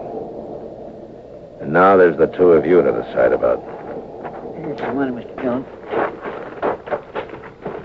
Chester, count out $1,000. Yes, sir. You know, technically, I guess I ought to take you back to Dodge. But I figure everybody's got certain rights. It's my job to try to keep all those rights sorted out and evened up. All I can do is call them the way I see them. Chester, give him the $1,000. There you are.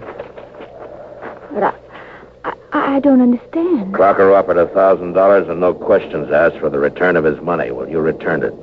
And there's the reward. Yes, but Now, if you ride north and keep bearing west, you'll eventually hit Wyoming. I hear it's fine country, plenty of range land, homesteads. The two of you ought to do all right. And Jerry, Yes, sir. you take care of her. Yes, sir, I will, Mr. Dillon. I understand what you're doing for us. And I... Now, go on, you two. Get out of here before I think it over and change my mind. Now, go on. Ride. Thank you, Marshal. Thanks. Go on. Goodbye, Mr. Dillon.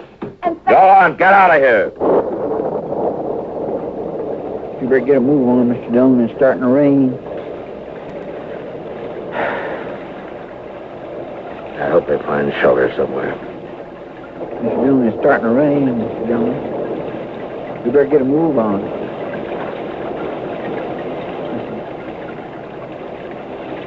Mr. Dillon?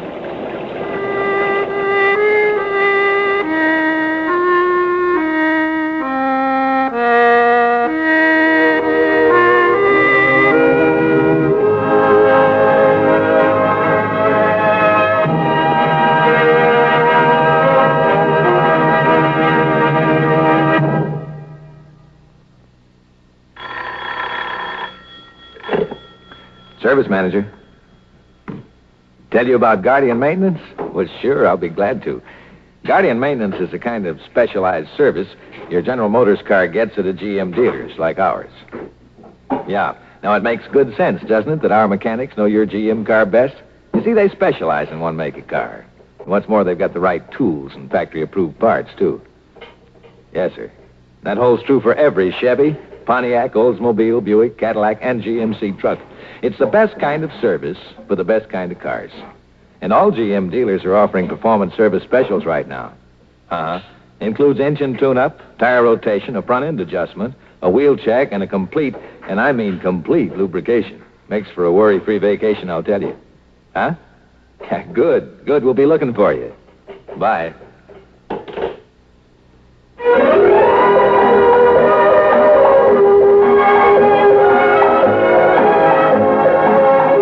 Gunsmoke. Produced and directed by Norman McDonald, stars William Conrad as Matt Dillon, U.S. Marshal.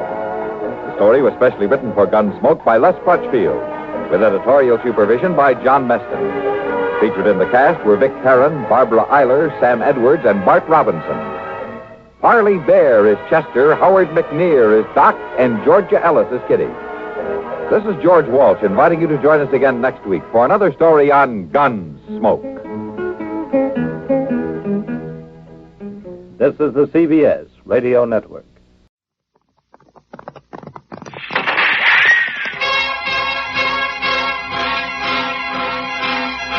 Around Dodge City and in the territory on west, there's just one way to handle the killers and the spoilers, and that's with a U.S. Marshal and the smell of Gunsmoke.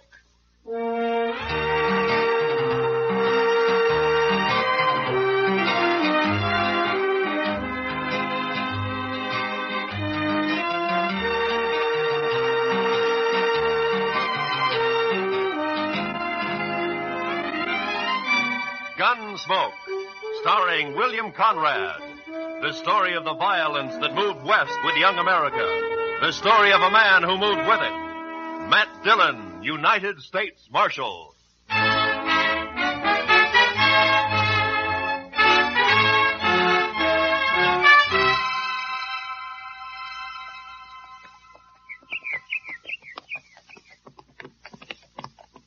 Hold up, Martin. Hold it.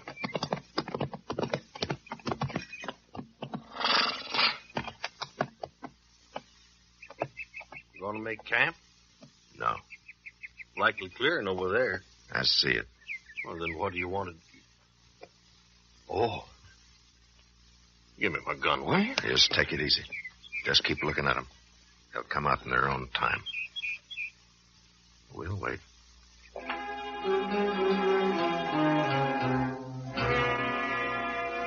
You could see him standing quiet in the shadow of the trees 100 yards off the trail.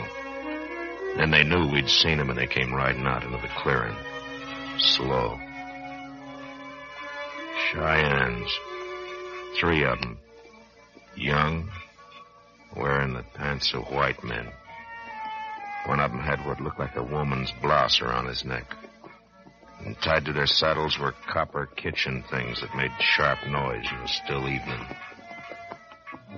They were close to us now. You could see the shine of their hair grease. Then they were swinging past onto the trail, back along the way we'd come. Gee, did you get a whiff of that liquor? Yeah. You've been up to something. Lots of trouble in those Indians. Killing trouble, I'd say. Maybe. You're the law. How come you didn't ask questions? When you ask questions, you gotta wait for answers, and that can lead to a lot of grief.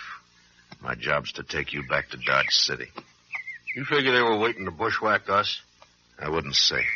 Lousy murdering devils. If I had me a gun, You'd do some more shooting, wouldn't you, Martin? What's the matter, Marshal? You afraid of Indians? I'm respectful of any man that's got enough liquor in him to make him mad. He does things sudden like. You ought to know that, Martin. Huh? Likely you're gonna hang for it. Now let's get moving.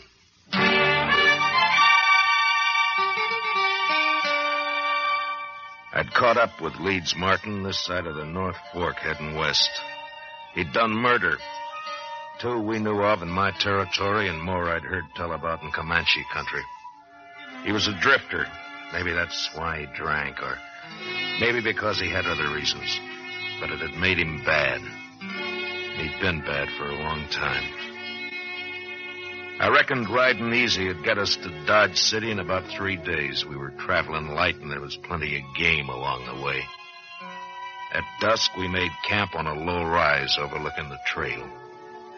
Martin turned the buffalo meat over a fire, and I watched him. How do you like it, Marshal? Enough to take the chill off. The way I always say, a man should ought to eat meat.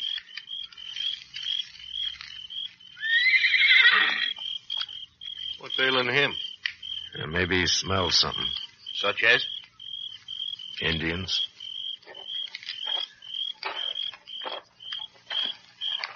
Those ones we flushed on the trail back there?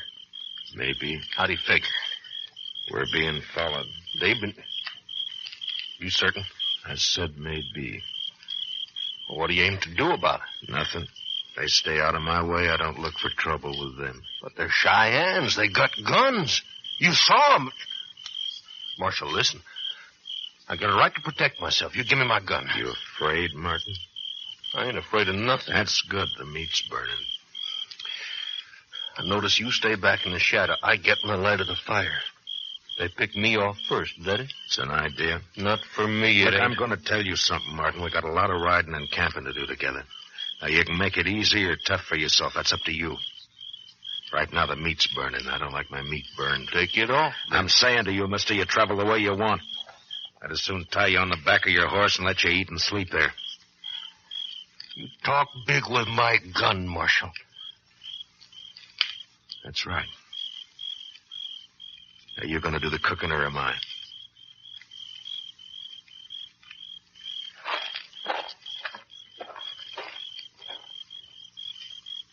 Many days you say before we reach Dodge? 3, about. Here. Thank you.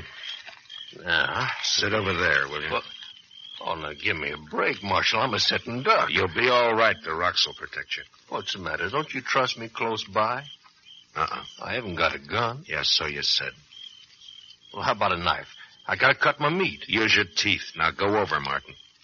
I'm hungry.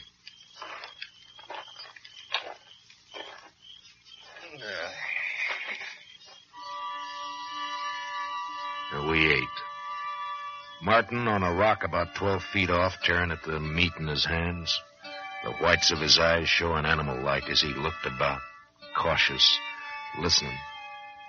I had a notion to rope him up for the night, but with the Cheyennes around, I couldn't do it. He wouldn't have stood a prayer. So I knew I'd have a double watch to keep. Martin and the Indians. I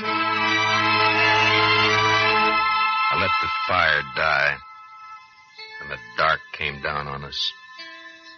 And with it, the night sounds. A couple of hours moved by.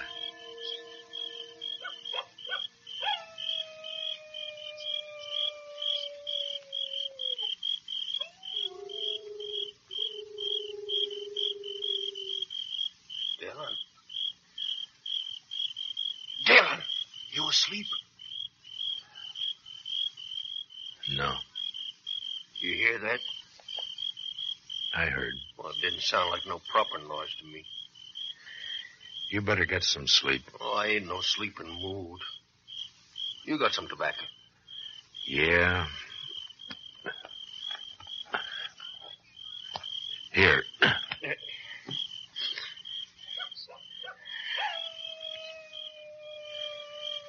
Dillon, what's my chances? I'm a marshal, not a jury. You know, though.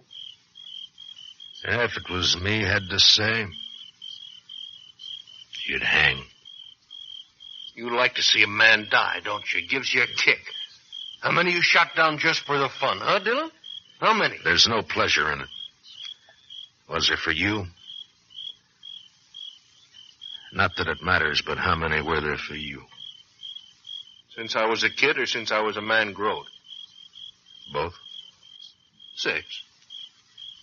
And 2 inches. And you know something? I always got pushed into a gunfight. I ain't saying it's right to do what I've done. But I've had a string of bad luck. Uh-huh. Like them 2 in Dodge, Marshal. They started a fight. No reason. I was faster on the draw is all. And that's always the way it's been. The doc says those boys were plugged in the back. He's a liar. Sure.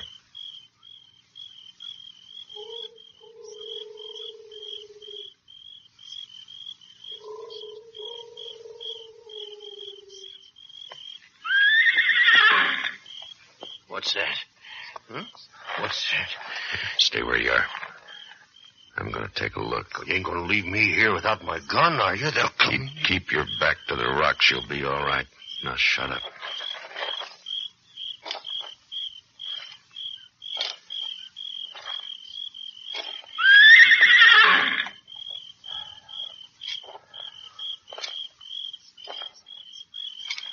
They were out there, all right.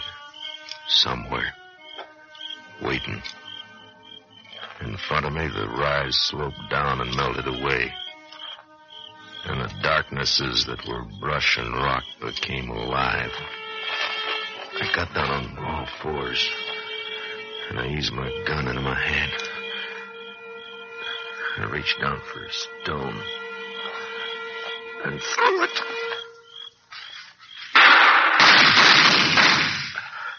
Dillon? Dillon? Dillon, you okay? Dillon! I doubt they'll try again tonight. Oh. You better get some sleep, Martin. They got a lot of riding come daybreak.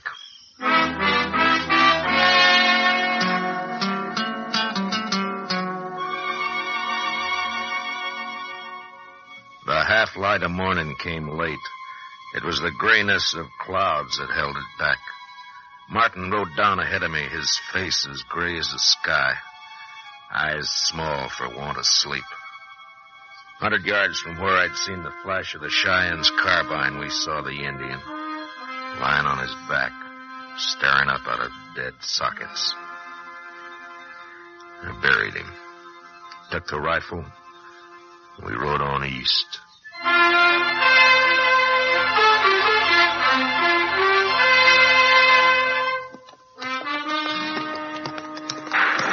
They're still trailing us. You can see them a mile or so back. I know. Well, what are you going to do? Wait for night, let them try and get us again? How would you figure to handle it? Oh, ride back, get on their tails, and finish them. I'd have to give you your gun to do that. Yeah? We'll keep going. All All he'd have to do was wait for him to get in range. I could pick him off and put two of them. Forget it. Listen, I'm not going to... You talk too much, Martin. You talk too much about killing. Now close up. Hey, look. There's a cabin, see? Yeah, I see it. We could get fresh water. Maybe I could buy me some tobacco, huh? Well, what do you say, Marshal? There's no harm in it. The way you smoke, what I've got isn't going to last us into Dodge. Yeah, come on.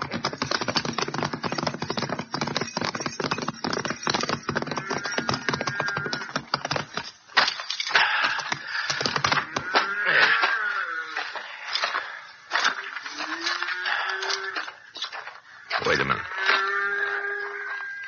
Hello? Anybody around? Maybe a woman's out and back getting the washing off the line before it rains. I saw some hanging. Yeah.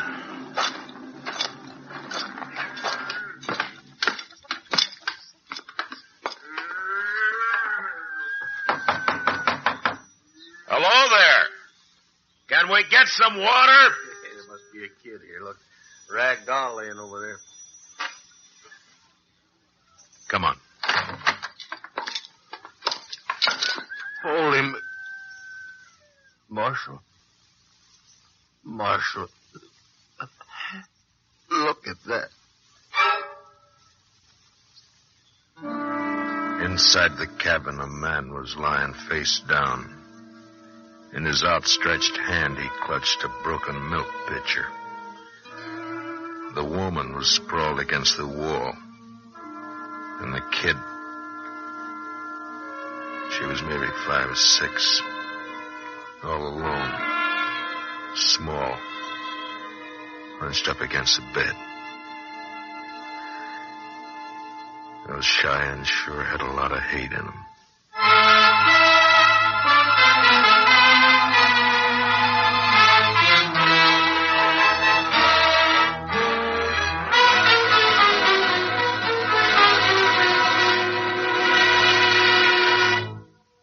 Return for the second act of Gunsmoke in just a moment. But first, a reminder.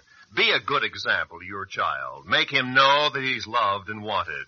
Give him regular religious training and help make your community a better place in which to live and grow. Now, the second act of Gunsmoke.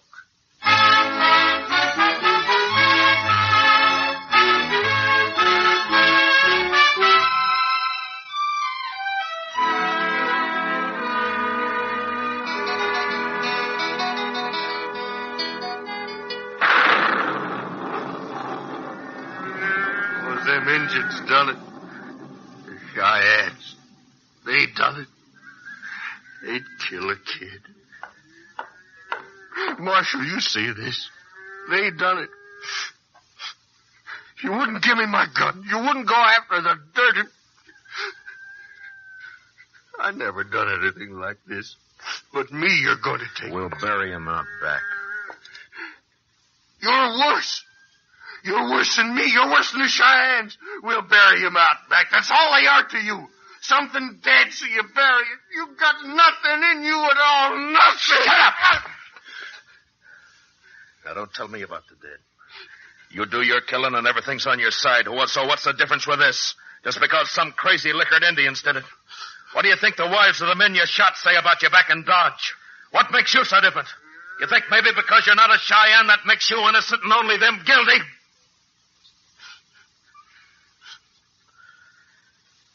Now, come on, we'll bury him out back.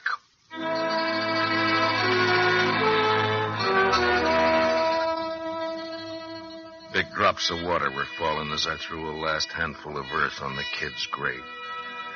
We'd put her rag doll to sleep with her. And the killer, Leeds Martin, said a prayer half remembered from a long time ago. I'll lay me down to sleep. I pray the Lord my soul to keep. And if I die before I wake,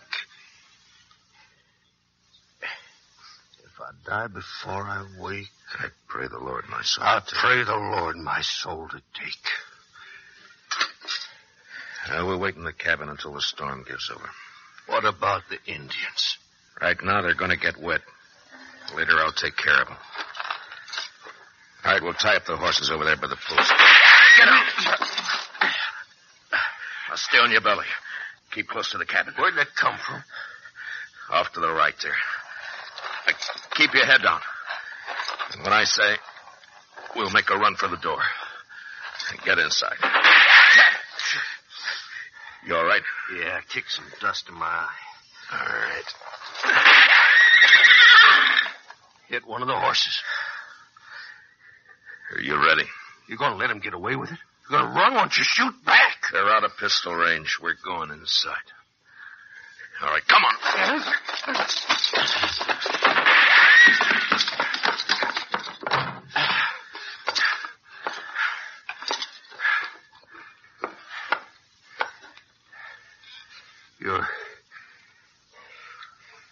You're Lily. I should have figured it. Just a lot of fat talk. I'm going over to the window, Martin. You stay where I can see you. If you move 1 inch, I'll blow your ears off. Now I know why you won't give me my gun. It isn't for me. It's so you won't have to make a play for the Indians. You're scared, Marshal. Don't you turn your back on me between here and Dodge. Because if you do, you'll never turn around again. The rain made everything a gray curtain. I could see a horse moving to the cabin for shelter, and as it came close, I saw it was mine. On the saddle was my rifle, and I had to get it. Had to go outside again for that. The Cheyennes had been well out of pistol range. You could tell from the sound of their shots. And I didn't think they'd have the stomach to get too close. Not yet. I waited about 10 minutes. And then... What are you going to do? We're going out, tie up the horse, and get my rifle and back in. Suppose they're waiting for us. They're not, but if they are, like you say, I'm not turning my back on you, so you'll go first. Now open the door. I ain't going to do it. Open the door, Martin. You ain't got guts enough to pull that trigger. I don't want to shoot you. Open it. Now! You hear me?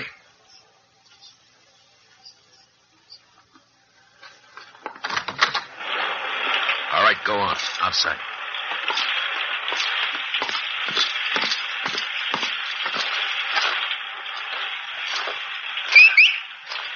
Come on, boy. Come on, boy. Boy. Here. Easy now. Easy now. All right, get the pack off, Martin. Whoa, boy. Hold it, boy. Easy. Easy now. All right, come on. That's the boy. That's the boy.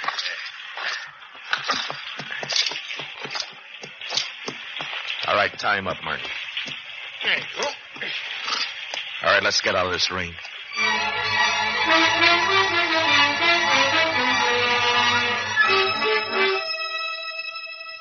The afternoon dragged by, and with a storm came a chill.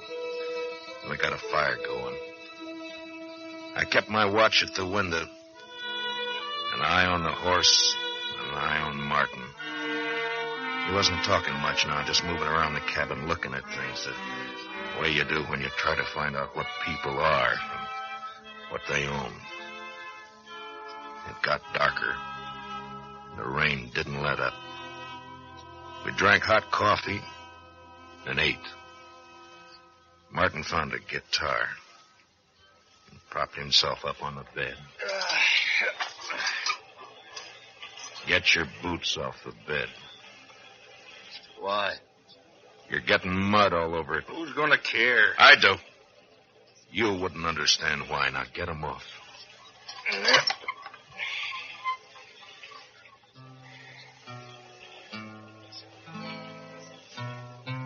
Aim to sit by that window all night, Mort? As long as I have to. You'll need some sleep by and by. Don't worry, I'll hog tie you if I do. Engines might get you when you sleep. I'll get you, too.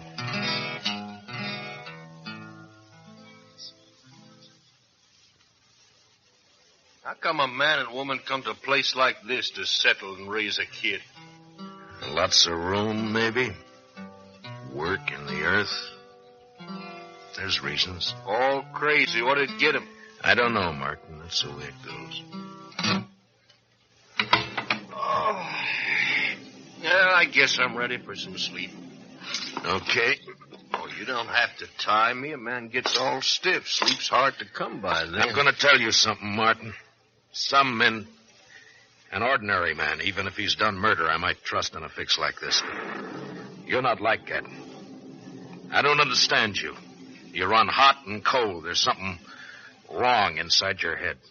I don't trust that. All right, now get started on your feet. I'll knot it tight. Huh? Take your boots off first.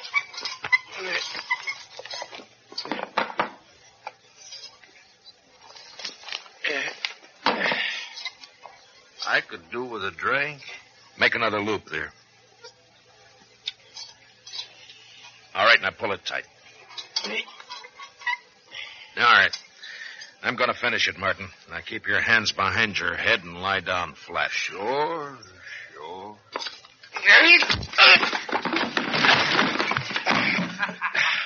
Why, you crazy son.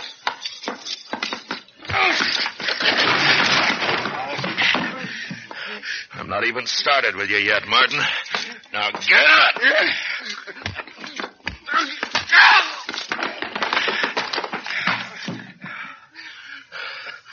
I should have done that a long time ago. Now you hear what I'm saying, Martin. I don't like you. You're making a lot of trouble. I could save the law a bother by throwing you to the Indians right now or doing it myself, but you're going to stand trial. If I have to drag you at the end of the rope, you're going back. Now get up on that bed and stay there.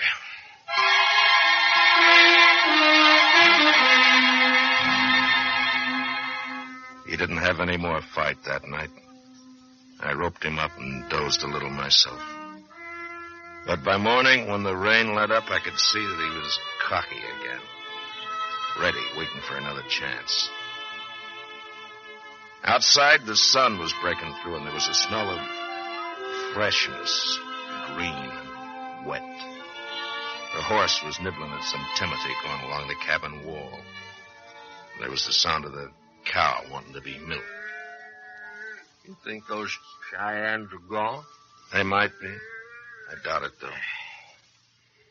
Funny, they ain't tried to pick off your horse. Probably want it alive. You finished your coffee?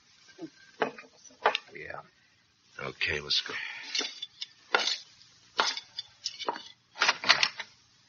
What are you doing with the guitar?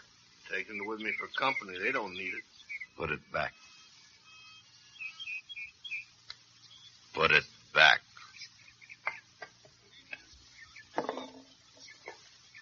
Seem like you're just bound to make things tough for me, Marshal. Seems that way, doesn't it? Well, it's a nice day, Martin. We ought to make some distance to Dodge today. You're going to let the Cheyennes get away with this, huh? They won't get away with it. Now, come on. We doubled up on my horse and took it easy for the morning. You could see for miles around.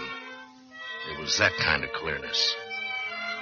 And then we were heading for a shallow canyon with rocks and boulders dotting the floor.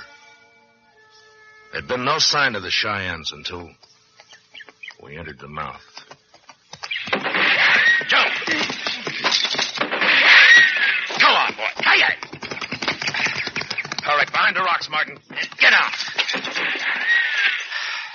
Yeah, persistent, aren't they? Man's a fool to ride into a trap. He sure is.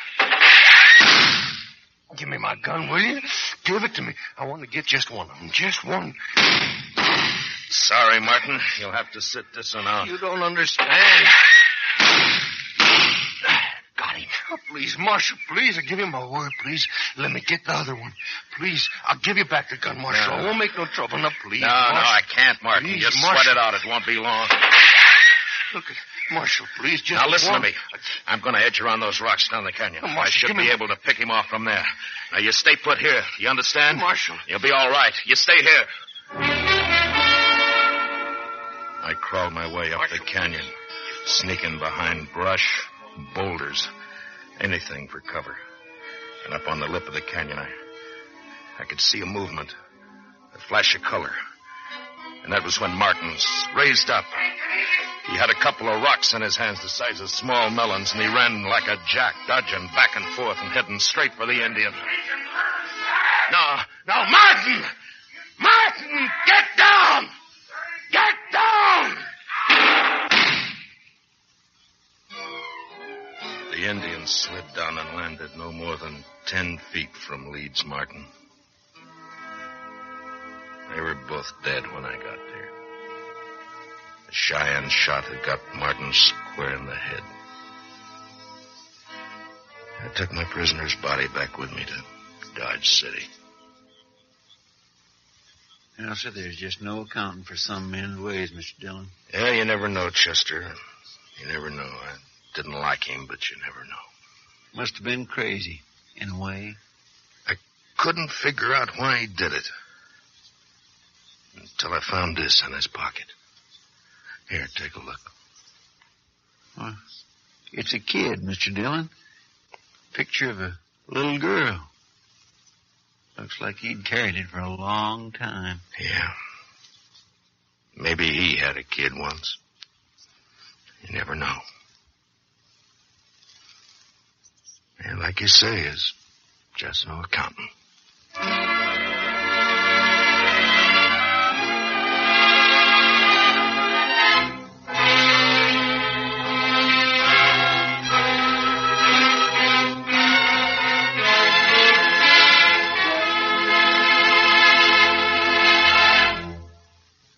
Gunsmoke, transcribed under the direction of Norman MacDonald, stars William Conrad as Matt Dillon, U.S. Marshal. Tonight's story was especially written for Gunsmoke by Anthony Ellis, with music composed and conducted by Rex Corey.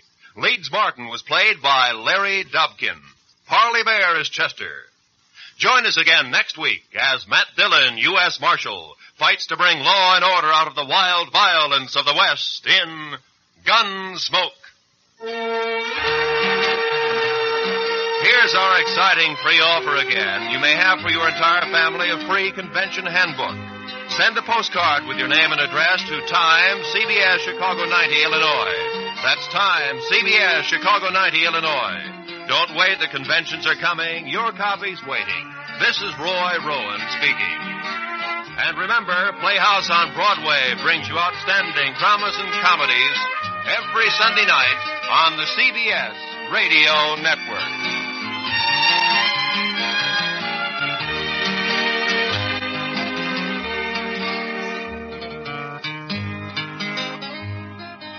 And KNX Los Angeles, where Gene Autry rides the range every Saturday at 8:30 p.m. Transcribed.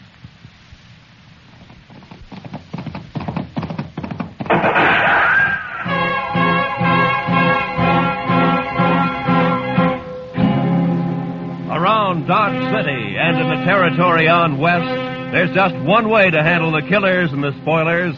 That's with a U.S. Marshal and the smell of Gunsmoke.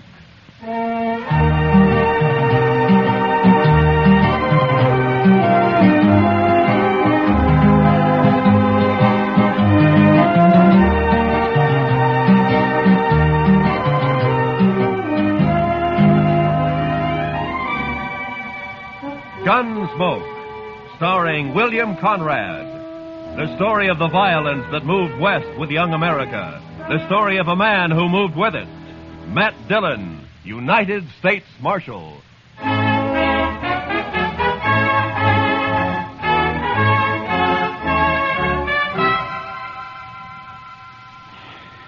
Sure is hot today, Mr. Dillon. Yeah.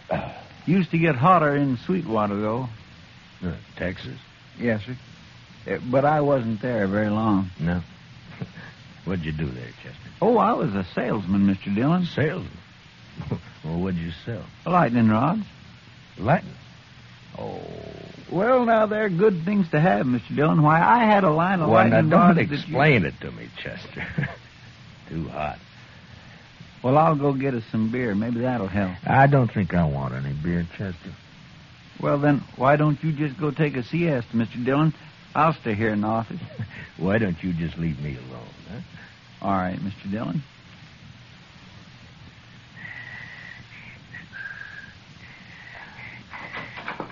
Marshal. Yeah, what do you want, Doc? A couple of cowboys been feeding their liquor over at the Texas Trail. That's what saloons are for, isn't it? And they were giving Kitty a bad time. Oh? She got rid of them now. But they're down at the end of Front Street now, making remarks and pestering the town ladies. It just might lead to trouble. Well, I'm not going to walk down there in this heat just to lecture a couple of hard-nosed cowboys. I'll go, Mr. Dillon. Oh, good, Chester. You go, huh? Just tell them to take it easy and leave the ladies alone. Yes, sir, I will, Mr. Dillon.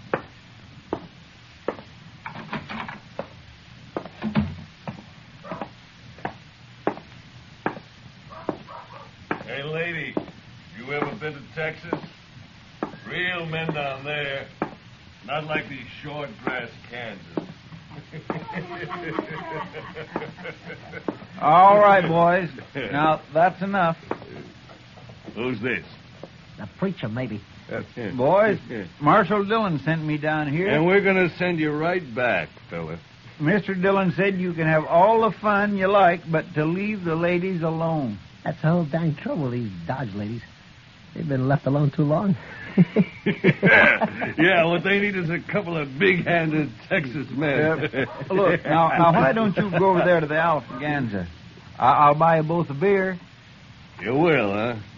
Well, that's mighty thoughty of you, mister. We just don't want any trouble, that's all. Sure we don't. And I got an idea how we won't have any. Wait till I get on my horse here. Stay with our friend a minute, Trevor. Hey, mister, I'll make a bet. What kind of bet? What do you mean? Any kind. You name it. Come on. Well, but I don't... I got him! He spilled his gun, Trevor. Pick it up and grab your horse. Get this rope off of me. Maybe it'll wear off, mister. You're going for a ride. Drag him, Tobo, drag him. Let's go!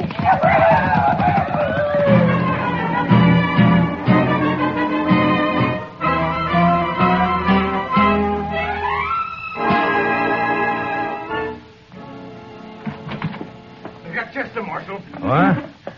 What? Who got Chester? A couple of cowboys. They roped him and dragged him out of town. Come on. What? Well, which way? West, I'm going with you. Hurry.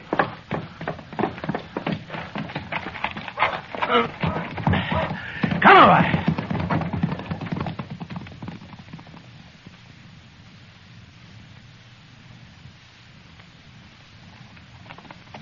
There they are, but they're not dragging anything. They must have cut him loose. There he is, by that sagebrush.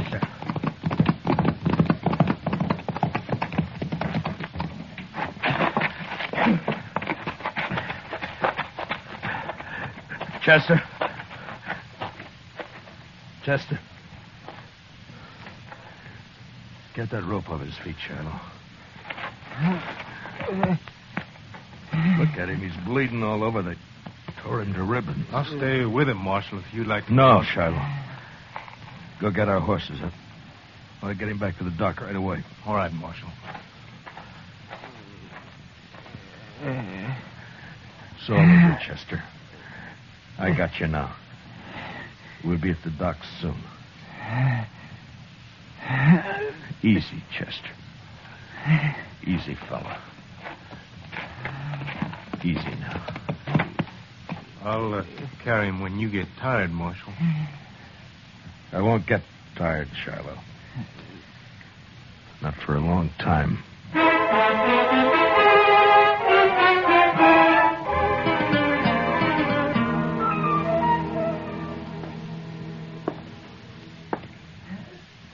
Well, Doc? Yeah, he's in bad shape, Marshal. The worst is something's bothering his breathing. I don't know what it is. We'll just have to wait and see if it goes away. If he lives the next few days, he'll pull through. Oh, Doc. I know. But I'll stay right here with him. Why did I have to send him? Why didn't I go? Oh, now don't blame yourself, I Marshal. told him to go, didn't I? Yes, but... Doc, can I talk to him? No, Marshal, no. Not for a while. All right, then. Will you tell him this for me? I'm going after those men. I'm going to bring them back. Alive. Or at least half alive.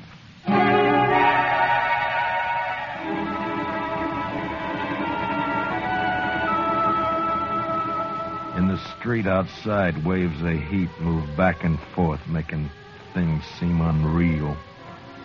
Like Chester lying up there at docks. That seemed unreal somehow. I walked down to the jail, and I went inside, and I sat there for a while.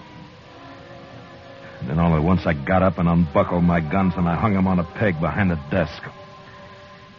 And I went over to the Texas Trail. I'm over here, Matt.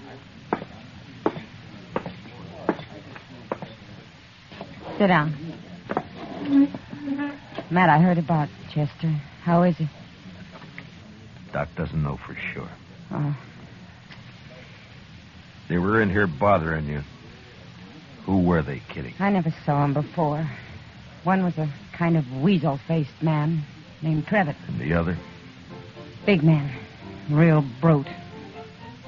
Named Stobo, I think. I see. What outfit, they say? Would it be the Crow Track? Yeah. The Crow Track's holding a herd up the river.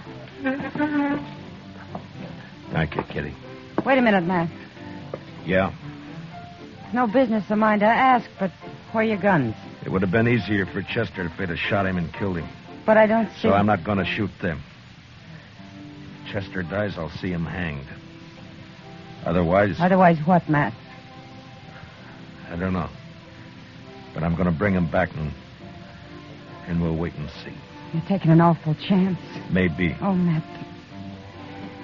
Please be careful. Sure. Kitty. Yeah, Matt. Look in on Chester once in a while, will you? Maybe Oh, of course I will. Don't worry about him. Thank you, Kitty. So long. Hey, Marshal. What is it, Shiloh? I'll walk outside with you. Marshal, I want to ride after those cowboys with you. No, Shiloh, I'm going alone. But we could use you here at the jail. Here? I'm going to take 2 prisoners. I don't know when or how, but I need a jailer when they come in. So I'll bring them in with you, and then I'll... No. That's something I have to do alone. Marshal, you're a stubborn man. But, okay, I'll do it. Keys are in my desk. Here's my horse. I'm going now. Wait a minute, Marshal. You're not armed. I know it, Shiloh. Goodbye.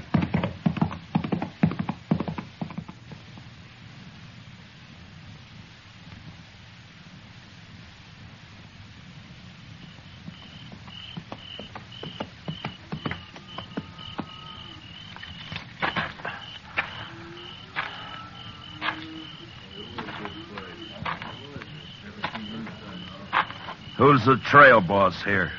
Where is he? Here I am, and I don't need any riders. Maybe not, but you got 2 riders I need. How's that? Just what do you want, mister? That's the Crow Track outfit, isn't it? That's right. I'm looking for a couple of your men called Stobo and Trevitt. They ain't here, mister. And where are they? They come back this afternoon, picked up the gatherings, and left. Didn't even wait to get paid off. I'm telling you this just because they're no good, and I'm glad they're gone. Which way'd they go? I wouldn't tell you if I knew, mister. I didn't think you would. Who are you, anyway? I'm a U.S. Marshal out of Dodge. That's so? Well, I don't know what you want them for, and I don't care, but how you going to take them, Marshal? Put salt on her tail? You ought to at least take a club if you're going after that Stobo. He's mean, he's big. Besides being a Texan. We've hung Texans up here before, mister.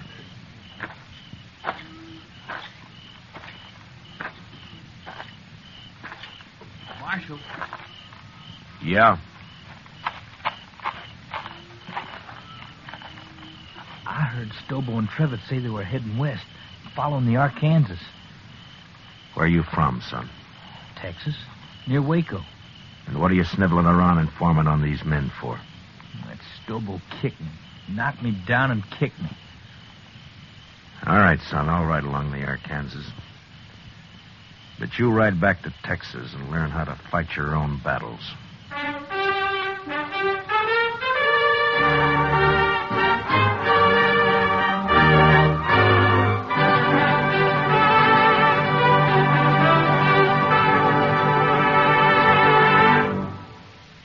We will return for the second act of Gunsmoke in just a moment. But first, the conventions start next Monday when the Republican Party takes over Chicago. CBS Radio's greatest reporting names and a corps of technical experts manning mobile units and studios covering the convention floor and corridors are all set to bring you history as never before. Whatever happens, wherever it happens, you'll miss nothing when you tune in the conventions on CBS Radio starting next Monday. Now, the second act of Gunsmoke.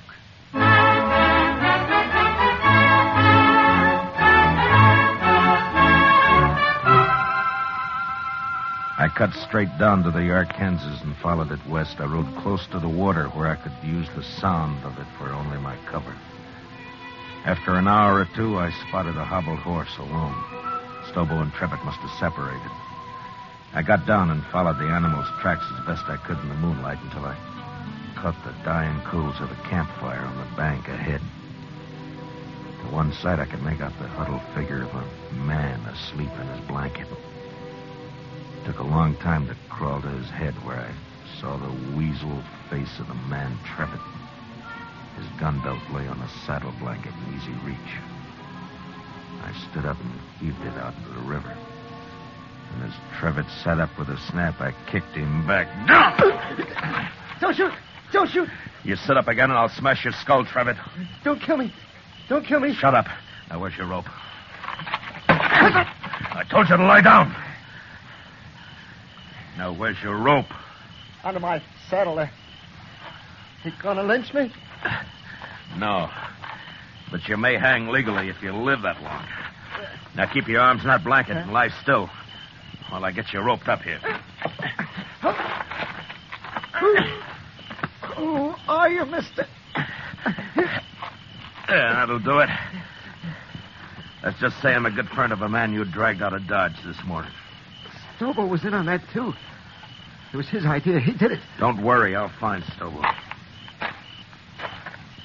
You ain't gonna leave me like this? I'll be back.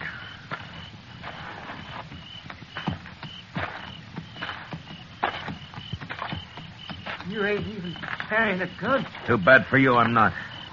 Now, Trevor, I'm going to throw you across my horse and tie you on. He'll take you into Dodge right to the jail. When you get there, tell Shiloh who you are if you can still talk. And he'll give you a nice, clean cell. You're the marshal. I'll be back when I find Stobo. You can't do it, Marshal. How dare that, son?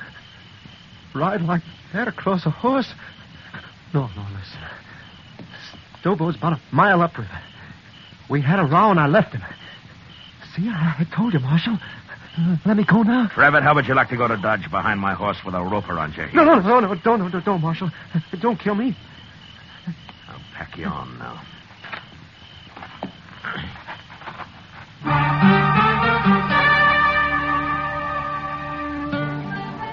I tied Trevitt across my horse and started him off in the direction of Dodge, and then I forgot about him. Stobo was next. I rode west on Trevitt's horse. Dawn was just breaking when I saw him, crouched behind a campfire, cooking breakfast. His horse was saddled and stood nearby. I rode straight up, got down, and walked over.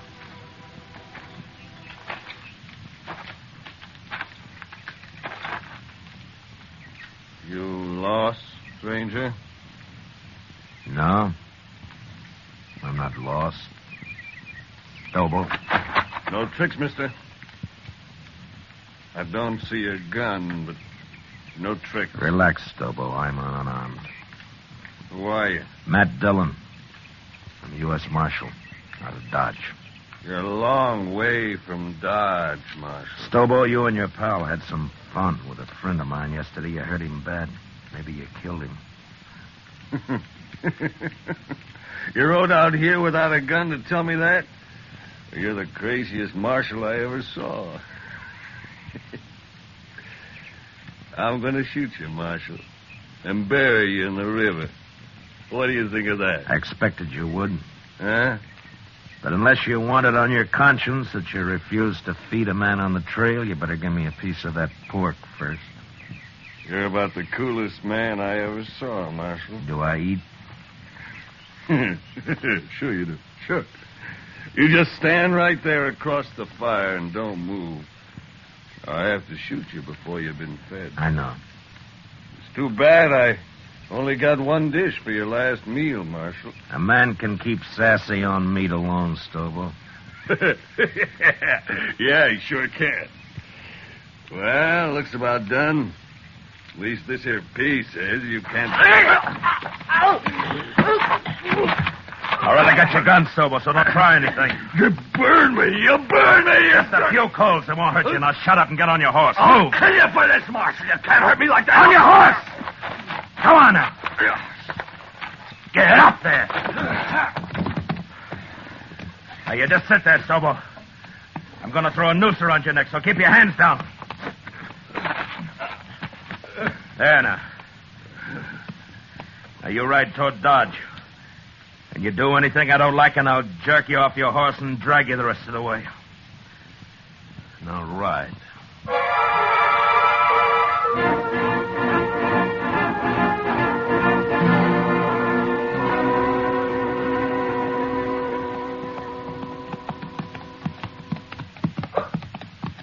Jail's on the left.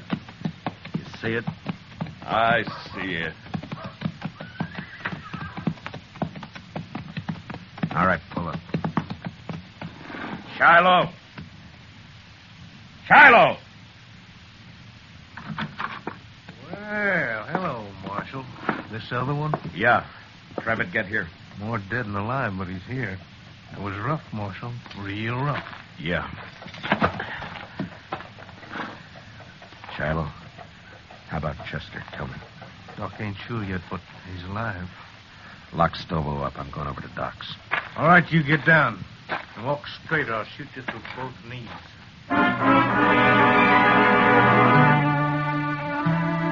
Chester was asleep, but the doc let me take a look at him. Seemed to me he had more trouble breathing than before. But the doc said another day might see him out of it.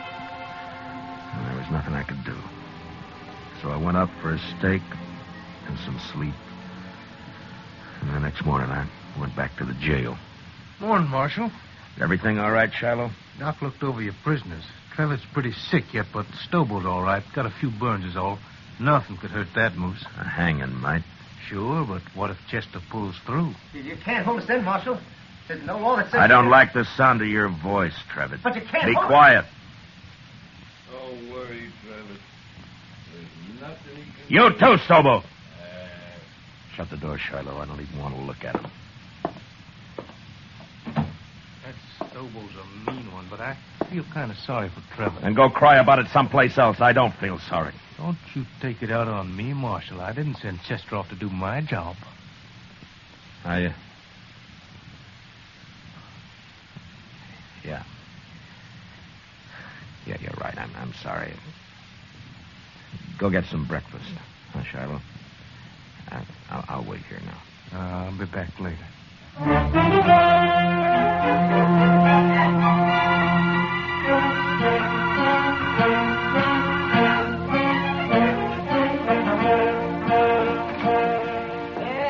Hello, Marshal.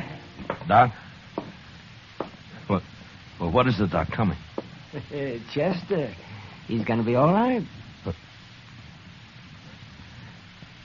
You sure? Why, of course, Marshal.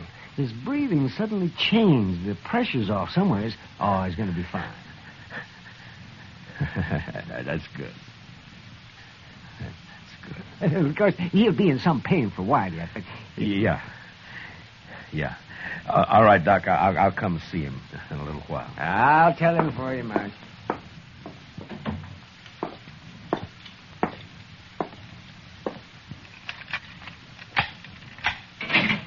All right, come on, Trevor. Where to? Come on, I said. What's up, Marshal? I'll be back for you, Stobo. Now get going. Come on.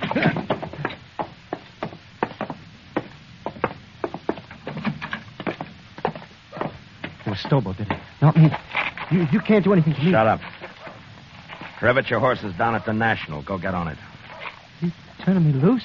Get your horse and ride, and don't ever come back to Dodge, not while I'm alive. Now go on before I change my mind. Yeah, sure. Sure, I'll go.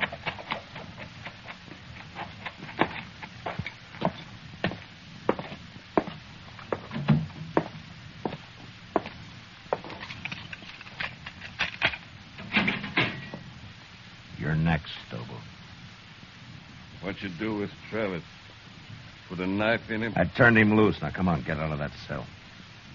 Am I free, too? You will be in a little while. So the doc, Marshal. Chester... Hey, where you going with Stobo? Gonna shoot me in the back, probably. That right, Marshal? I'm gonna do what I should have done 3 days ago when I sent Chester after you. Bring him outside, Shiloh. Let's go, Stobo. Slow and easy.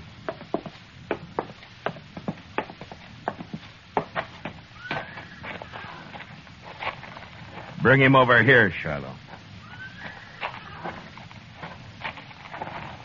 You're gonna drag me, is that it? You try that. That's what you do, isn't it, Stobo? Don't try. Never mind. Shiloh, hold my guns. Here. What the... Oh, I get it. You're gonna fight me. Well, Marshal, you're crazier than I thought. Why, I'll tear your throat out. If he wins, let him go, Shiloh. Maybe I will. I said you'll let him go. All right, Marshal, all right. Maybe you're crazy, but I guess this is your party. Come on, Marshal. I'll make it short for you. Real short. Stand back, everybody. Get back, do you hear? You're big, Stobo, but you're stupid. You're ugly stupid. Why, you... I'll kill you. I'll kill you.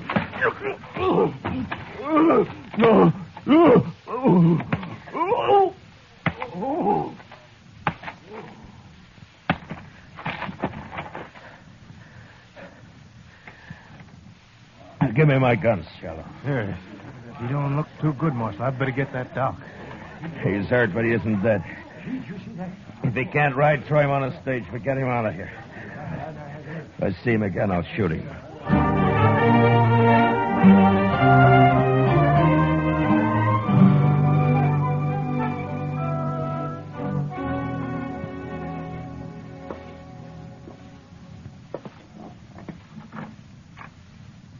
Chester?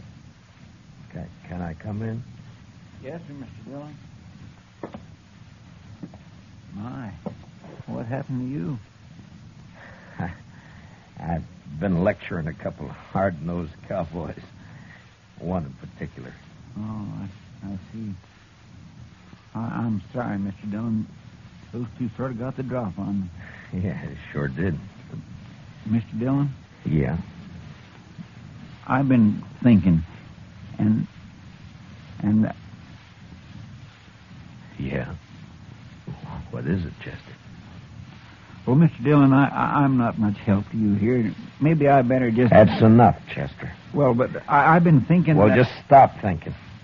Yes, sir. Now, look, Chester, I'm going to tell you something. I need you here. You see, you're the only man in Dodge I can really trust. The only one.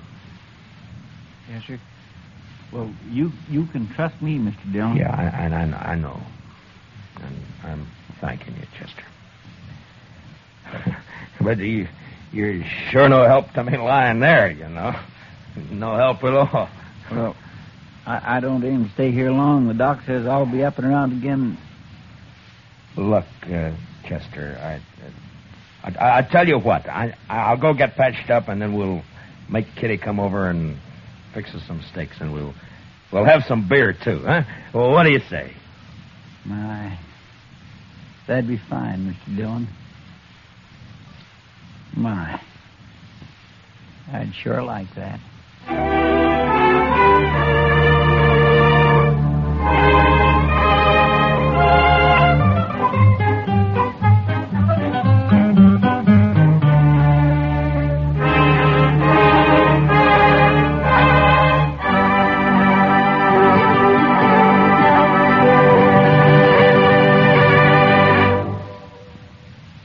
Gunsmoke, transcribed under the direction of Norman MacDonald, stars William Conrad as Matt Dillon, U.S. Marshal.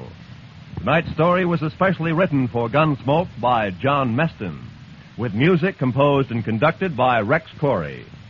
Featured in tonight's cast were Paul Dubov, Lou Krugman, and Georgia Ellis, with Don Diamond, Gil Stratton, and Jack Crucian.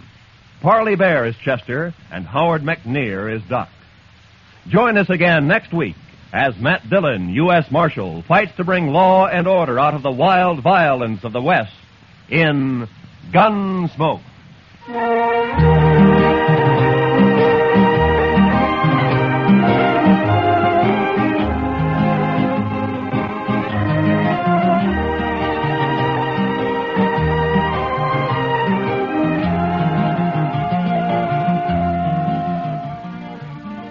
Meet Millie. This delightfully funny little secretary is heard from every Sunday evening here on CBS Radio. Audrey Totter stars as Millie, a gal with a one-track mind on the subjects of love and marriage, especially where the boss's son is concerned. Remember, you can now meet Millie every Sunday night on most of these same CBS radio stations. This is Roy Rowan speaking. And remember, tune in History starting next Monday. Hear the Republican Convention on the CBS Radio Network.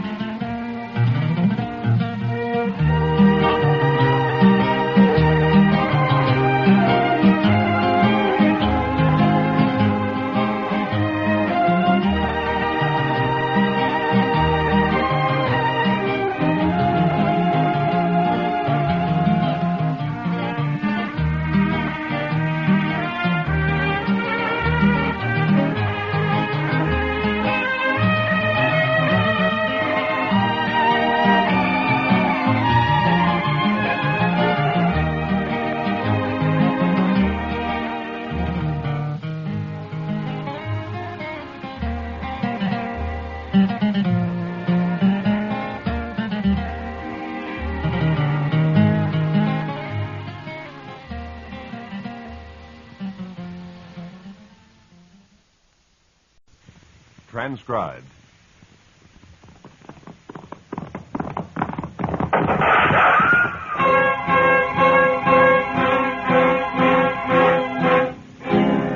Around Dodge City and in the territory on West, there's just one way to handle the killers and the spoilers, and that's with the U.S. Marshal and the smell of Gunsmoke.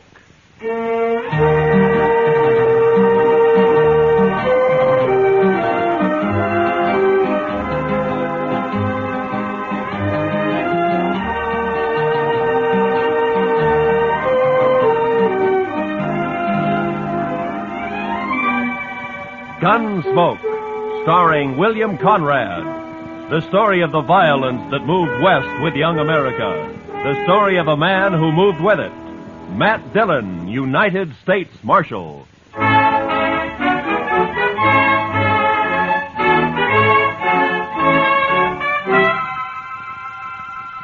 It had been some time since we'd had any real trouble.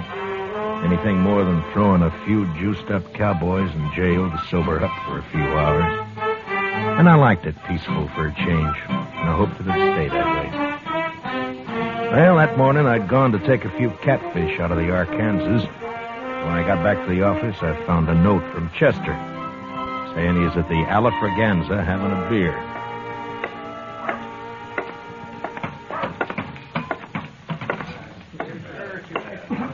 Hello, John. Over here, Mr. Dillon. Any luck, sir? Oh, about a dozen, Chester. We'll have them for supper. No, that'll be fine. Oh, I've been telling Mr. Carter here about you, Mr. Dillon. Mr. Carter? Robert P. Carter. How do you do, Marshal? Hello, how are you? Buy you a drink? Well, Thank you. Yes, I believe I will. I think I'll have a beer. Bartender, a beer. Yes, Mr. Carter came in on the stage from Denver last Saturday. Oh, you live in Denver, Mr. Carter? Oh, heavens, no. New York, Marshal. I've only been west a few months, investing money in gold mines and cattle and the like. Mr. Carter's very rich. Oh. Well, Chester, I will be if Mother Nature holds out. His girl is coming in on the stage today, Mr. Dillon. Oh, is that so? My fiancée, Marshal. He met her in Denver, but she couldn't get ready in time to come here when he did. Ah, I see. I had to come ahead on business. Couldn't wait. We'll take the Santa Fe to St. Louis from here. They're going to be married in St. Louis, Mr. Dillon. Well, congratulations. Thanks. But is the stage always this late? He's worried, Mr. Dillon, with his girl on the stage and all. It'll be along, Mr. Carter. You talking about the stage? Oh, hello, Shiloh. Shiloh says he's been sitting there by himself all morning, Mr. Dillon. Since last night, Chester. You know something about the stage, Shiloh? Only that it's carrying $50,000 in gold out of Leadville. So? So maybe that's why it's late. What do you mean, man? Well, if somebody wanted that gold, they'd have to stop the stage long enough to get it unloaded, wouldn't they? Bandits. He means bandits. Now, hold it, Mr. Carter. You're already bleeding and nobody's shot you yet. What? Nothing. Just take it easy. The stage will get here all right. It's off on a little late. But this man says it might have been held up. Why, there may have been a shooting. Well, now, he's just daydreaming, that's all. Wait a minute. Listen. Huh?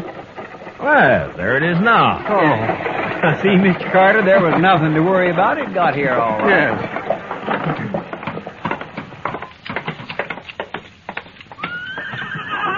Marshal! Hey, Marshal, come here.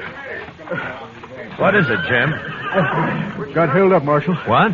Lost $50,000 in gold. Where'd this happen? About 20 miles back near Cottonwood Draw, but... Anybody shot? Not a shot fired. They tricked it. But Jane! Marshal... Where's Jane? What? Driver! Where's the girl who was on this stage? What's happened to her? That's what I started to tell you, Marshal. There's a tree across the road.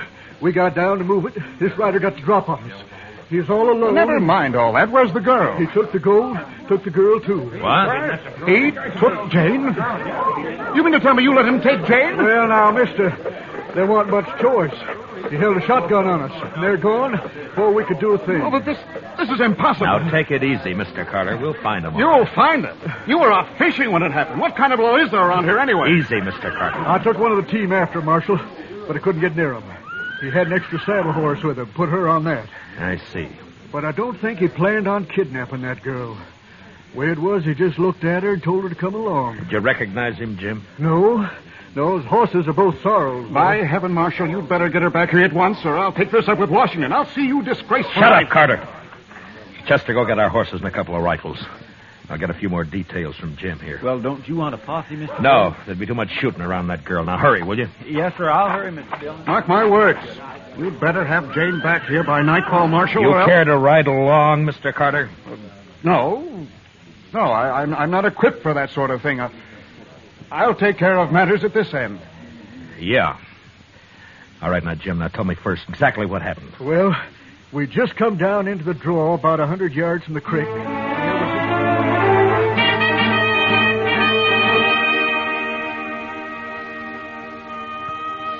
The blood-red sun was drooping over the edge of the prairie when Chester and I reached Cottonwood Draw. We rode hard until night fell, and we had to stop and wait for daylight. But with morning, we drew a heavy rain that washed out every track. We rode on anyway. For the next 3 days, we scouted a big piece of that country. But it was hopeless. Finally, we headed back to Dodge, empty-handed.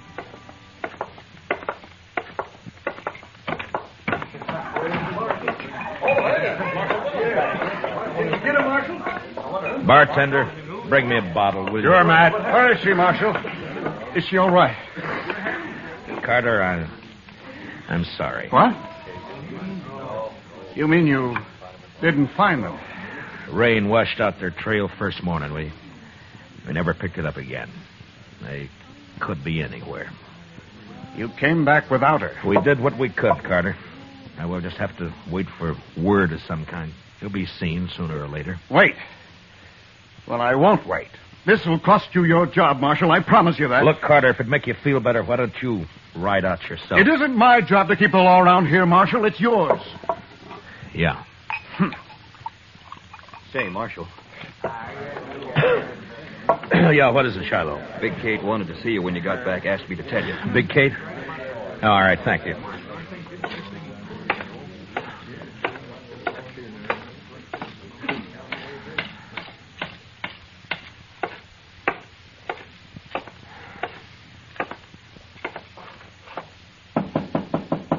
Come in. Oh. No luck, eh, Matt? How'd you know, Kate? I can tell by looking at you. Yeah, it's thousands and thousands of miles, that prairie. It'd been just luck if we'd found them. Nobody's blaming you, Matt. No? Carter is. And I suppose it's hard on him. His fiancée and all that. Carter's no good, Matt. Well, I never liked him, but I suppose that doesn't matter. And I'll tell you why he's no good. Huh? You know something, Kate? Carter's been drunk a lot while you were out. He was bragging to one of the girls last night. Bragging? What, about what? Not much, to my way of thinking. Well, go on.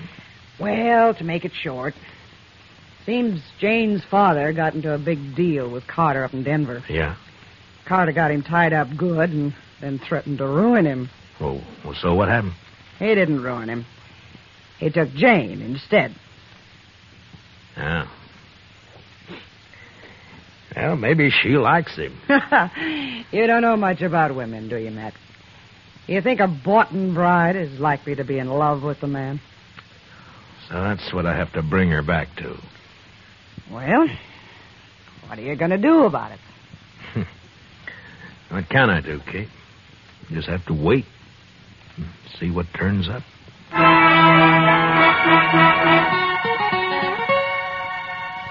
I waited a week. Carter was drunk the whole time, telling everybody how he was going to fix me good. I'm not doing much about it, except stay out of my way. And things were fairly quiet. Chester and I spent most of our time in the office. Well, he sure fooled me, Mr. Dillon. Now, Carter? Yes, sir. He seemed like such a nice fella.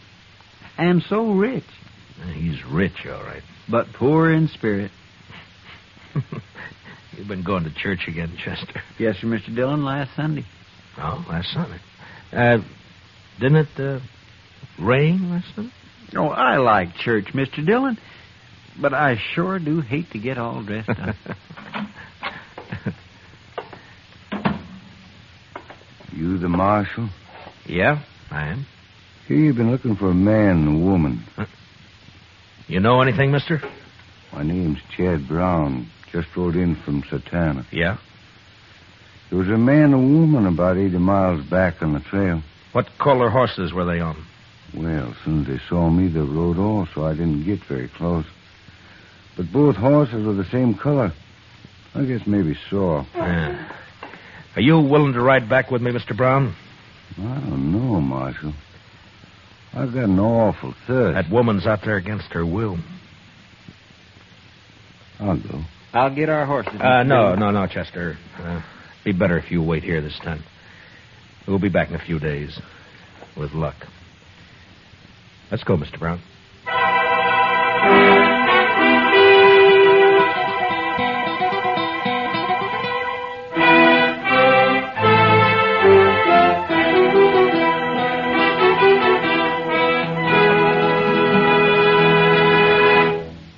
We will return for the second act of Gunsmoke in just a moment. But first, Frank Fontaine now brings you comedy with four members of the Frank Fontaine family, guest stars, and a delightful cast of entertainers.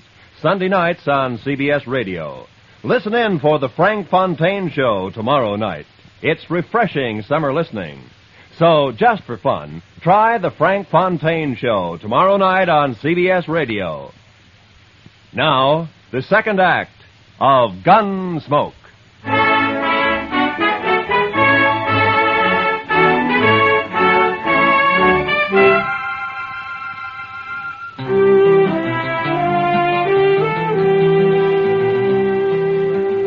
Brown and I covered the 80 miles in a day and a half. The Outlaws' trail headed south for a few miles and then turned northeast, back in the general direction of Dodge. It was hot and still. On the horizon, there were occasional flashes of heat lightning. And then in the distance, we saw the long, low cloud of yellow dust that spelled cattle. A Texas herd trailing north. The kidnappers' tracks led straight into it, and an hour later, we pulled up not far from the swing of the herd. A line of longhorns stretched for several miles across our trail. We watched them, looking for a lag to ride through. All of a sudden, a rider came hallooing down on us.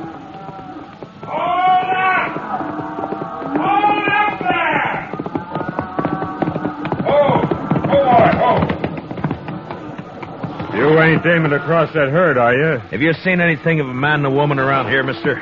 Was they mounted? Yeah, a couple of sorrels.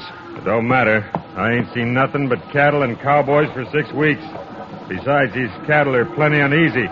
They've been dry since yesterday morning. And that heat lightning ain't soothing to them. This herd's crossed the trail of an outlaw and a kidnapped woman, mister. That's so. Well, you just have to wait. You can ride around a drog back there, but you can't cut through this herd, mister. Look, I'm a U.S. Marshal out of Dodge, and I haven't got any time to waste. You think we can... Well, I sure appreciate your problem, Marshal, but I can't help you. I'm trail boss of this outfit, and I got 3,000 head of cattle here worth maybe $20 a head at Dodge. They're too nervy now, and I sure can't chance your touching them off by riding through there. I guess he's right, Marshal. Should be pretty risky from the look of them. They're moving too fast now. Yeah, I know. Just that I hate to lose the time. You got more time than I got cattle, Marshal. Well, I don't know about that. But I won't tempt the stampede, mister. We'll ride around the drag. We'll see you in Dodge. The Elephant still running? Yeah, it is. Mostly on Texas money. Adios.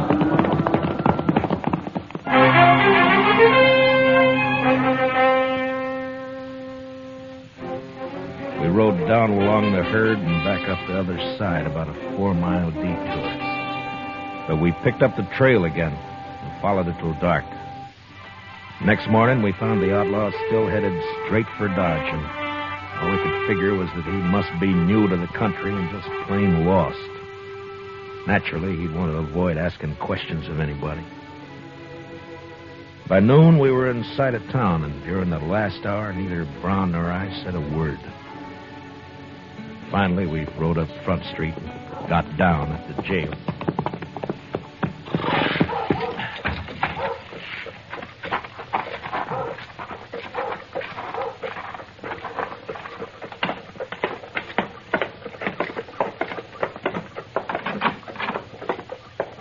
Mr. Dillon? We got him, Mr. Dillon. They rode right in here early this morning. Gave himself up, huh? Yes, sir.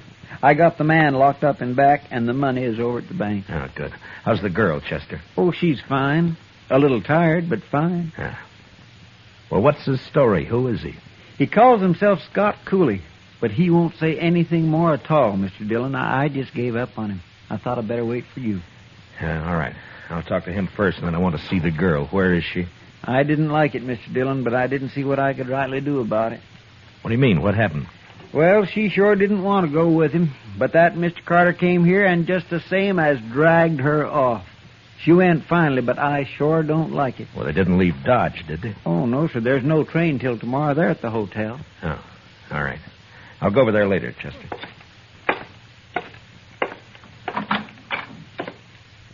Yeah, so you're Scott Cooley, huh? You're new around here, aren't you? Well, anyways, I never saw you before, Marshal. Well, I've tried hard enough to meet up with you, Cooley. You're in trouble, you know, bad trouble. Marshal, you got anything to say, just say it right out. I got nothing to say.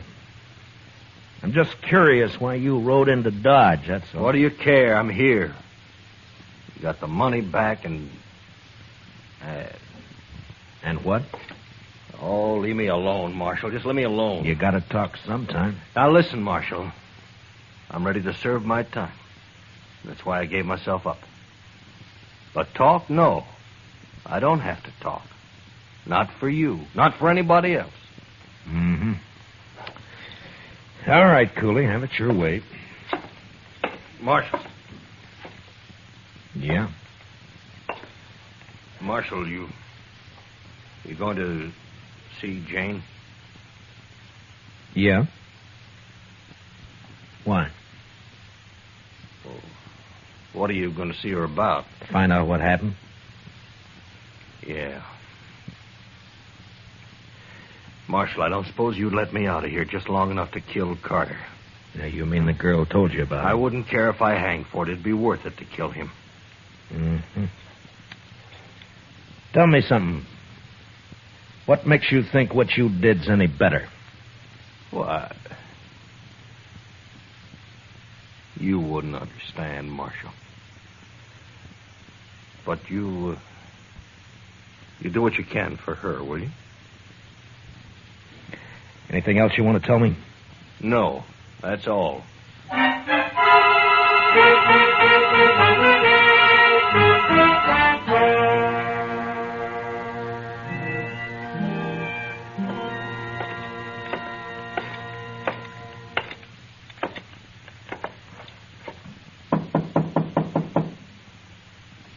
Who is it?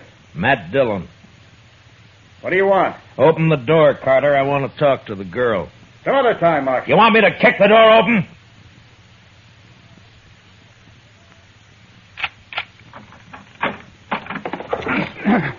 You're asking for trouble, Carter. How do you do, miss? I'm Marshal Dillon. How do you do, Marshal? I know you've been through a lot, miss, but I have to get the whole story from you so as I can file the proper charges against this outlaw, Scott Cooley. You want to use me to put him in prison? Is that it? Well, he's committed 2 crimes, robbery and kidnapping. We'll want him up for both. Well, doesn't the fact that he gave himself up and returned the money help at all? I'm afraid I don't gather your drift. Then let it go at that, Marshal. We're leaving Dodge on the next train. So Jane won't be here to testify anyway. No? Is that what you have in mind, Jane? Oh, no. I mean, I don't know. Oh, please. She's upset enough. Marshal, leave her alone. If I want anything out of you, Carter, I'll knock it out. Now, shut up. You can't talk to me like that. Wait. Marshal, I'll tell you all about it, but first... Yeah? Well, not in front of him. Make him go out, and then I'll tell you. All right, Carter. Outside. Don't you order me around. This is my room. I'll throw you out. If I open the door and find you around, I'll throw you all the way downstairs. Now get it!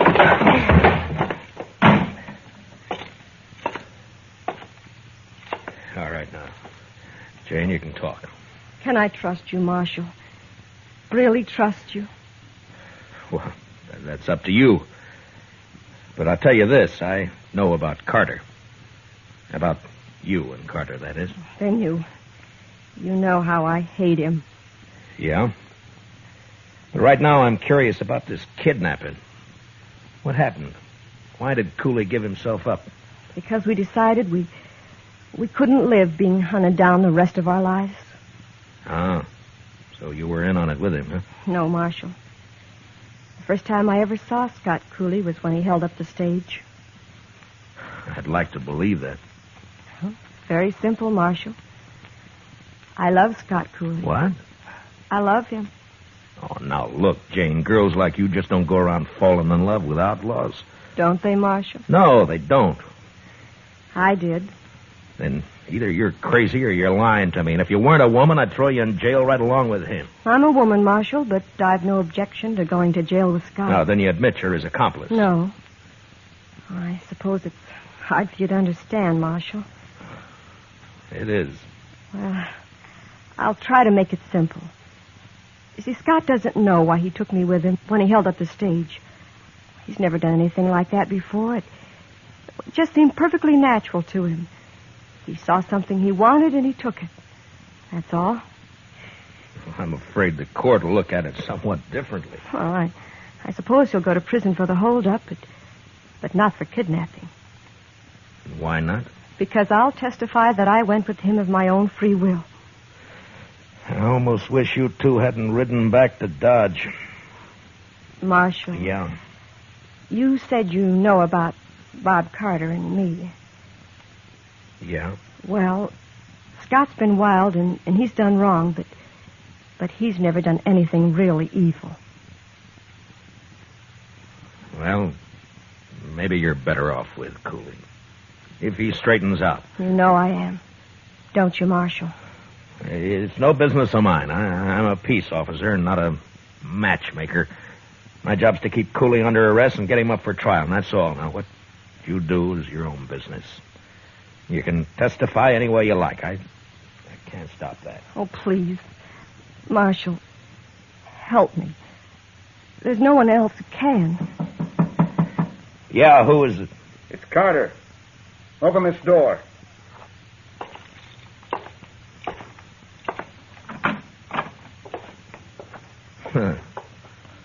Well, gentlemen. There are 4 of us here, Marshal. We figure you've talked to Jane long enough. Yeah, I think I have, Mr. Carter. You're leaving? Yeah, we're leaving. Are you ready, Jane? Oh, thank you, Marshal. Yes, I'm ready. Jane isn't going with you. I've just put her under arrest. Under arrest? I arrest anybody I think needs arresting, Mr. Carter, and I'm not in the habit of explaining why. There's a law about that, You're Marshal. in Dodge, Mr. Carter. Come along, Jane. You can't do this, Dillon. We won't stand for it. Ah, you're a fool, Carter. I know these 3 bums you got with you, and they don't want to draw on me any more than you do. You fed them some liquor and promised them more. For that, they'll do anything but face me in a gunfight. Am I right, boys? Huh? Well, I take it I am. All right, now get out of my way. You go first, Jane. You stay here, Jane. Take your hands off her, Mr.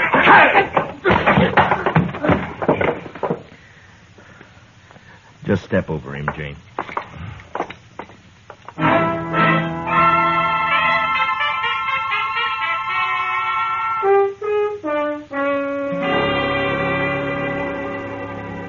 Mr. Dillon, I don't like to say anything. Well, then don't, Chester. But I can't help it, Mr. Dillon. This is the first time you've ever jailed a woman, and I just don't like it. Good. What? I don't like it either, Chester. What's this all about, Mr. Dillon? Chester, Jane and Cooley are in love. My.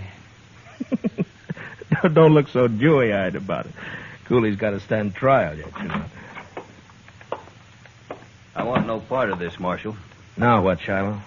I never did like that Carter. Well, what's he up to? Oh, sir, he's drunk and he's buying liquor for everyone. He's making a lot of talk. There's about 20 men with him now. Where? Texas Trail. Nobody likes it about this girl. Looks like they'll come over here and try to bust her out of jail. Chester. Yes, sir? Those horses still out back? Yes, sir. I was going to put them away later. No, leave them. Now, will you get over to the Texas Trail and stall those men for a while? Huh? All right, Mr. Dillon. Come on, Shiloh. Not me. I'm going to bed. I got 2 drunk last night. That's the worst hit I...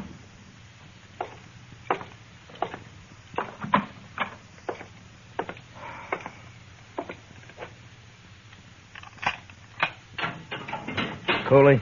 Hmm? Come on up. What is this, Just Marshal? hurry it up, will you?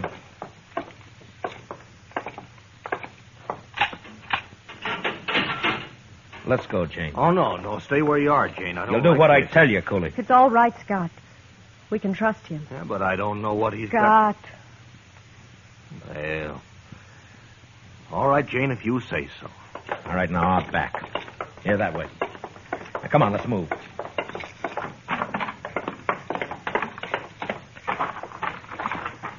All right, you take the gray horse, Jane. He's gentle enough. But hurry, will you? Hurry. Come here. Come on, boy. Where are we going, Marshal? We're going to Hayes City. Cooley's going to stand trial there. Yeah, They got the money back, Scott. They can't do much to you. I know. But there's that kidnapping, too. I won't testify. That's all. Jane, you're going to have to testify. You'll be in contempt of court if you refuse. Then I'll lie. Anyway, I did go of my own free will. After a while, anyway. That's perjury. But you don't have to do that either. There's an easier way. How? Well, before I deposit Cooley in the Hayes City jail, we might just make a little stop. What do you mean, Marshal? Stop where?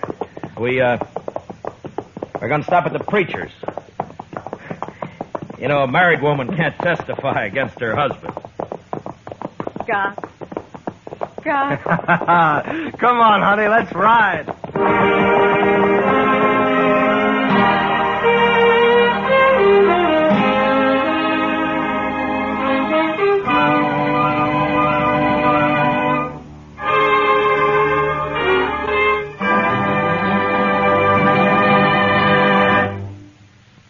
Gunsmoke, transcribed under the direction of Norman MacDonald, stars William Conrad as Matt Dillon, U.S. Marshal. Tonight's story was especially written for Gunsmoke by John Meston, with music composed and conducted by Rex Corey. Featured in tonight's cast were John Stevenson, Larry Dobkin, and Patricia Walter, with Mary Lansing, Herb Ellis, Jonathan Hole, Jim Nusser, and Frank Gerstle. Parley Bear is Chester. Join us again next week as Matt Dillon, U.S. Marshal, fights to bring law and order out of the wild violence of the West in Gunsmoke.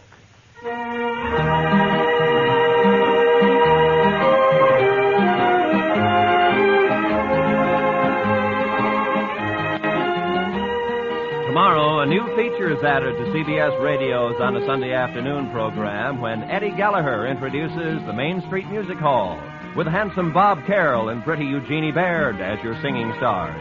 On a Sunday Afternoon is heard on most of these same CBS radio stations. This is Roy Rowan speaking. And remember, daytime is a gay time with Arthur Godfrey on the CBS Radio Network.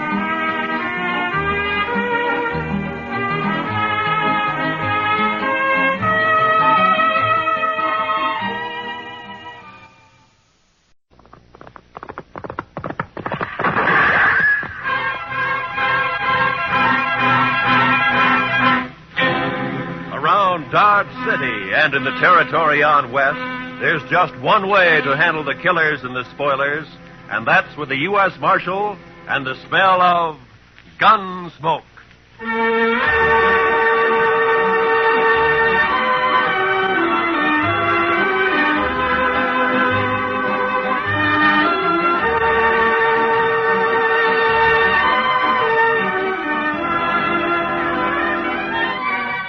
Gunsmoke, starring William Conrad. The story of the violence that moved west with young America.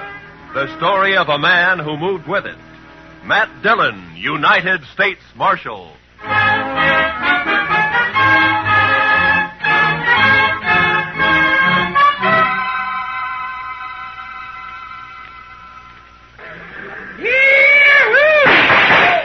Hey, all you pretty travelers, you listen to me.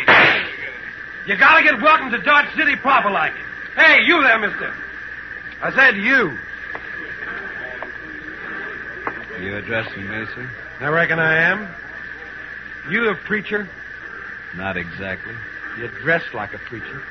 If you'll excuse me. Back up, fancy pants. If you ain't no preacher, I figure on making you dance some for the folks. You think you can hoorah me? Dude, I said dance. Dance or the next shot will take off one of your toes.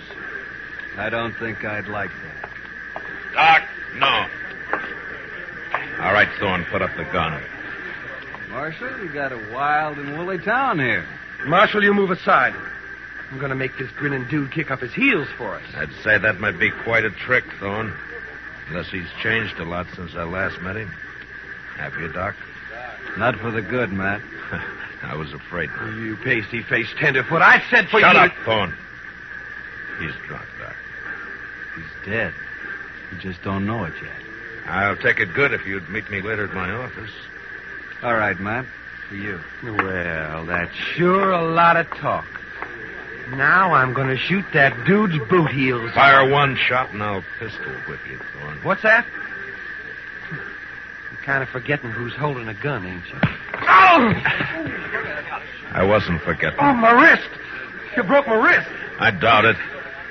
Now let's go to jail. Oh, you can't put me in jail. I'm Thorne Finley. Move. Oh, you wait till I tell Big Jack about this, and I will, too. Do that.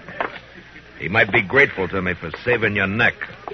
You pulled some fool stunts, Thorne, but you've never been closer to dying than just a minute ago.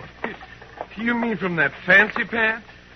Oh, I could handle 6 like him. That makes you a lot of man. I can name a dozen pretty good gun hands who can't handle one of him. What? That's Doc Holliday.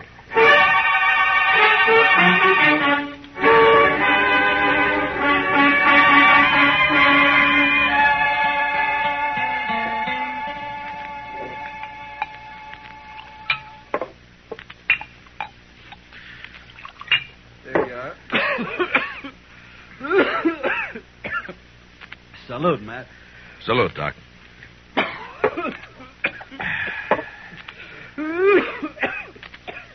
That sounds worse, Doc. Yeah, I got orders to go to Arizona. Air's dry there, better for my lungs. Going? Thought I might. Wyatt invited me to visit him.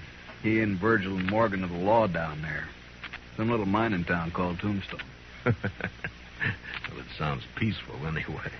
If it isn't, it will be by the time Wyatt Earp gets through.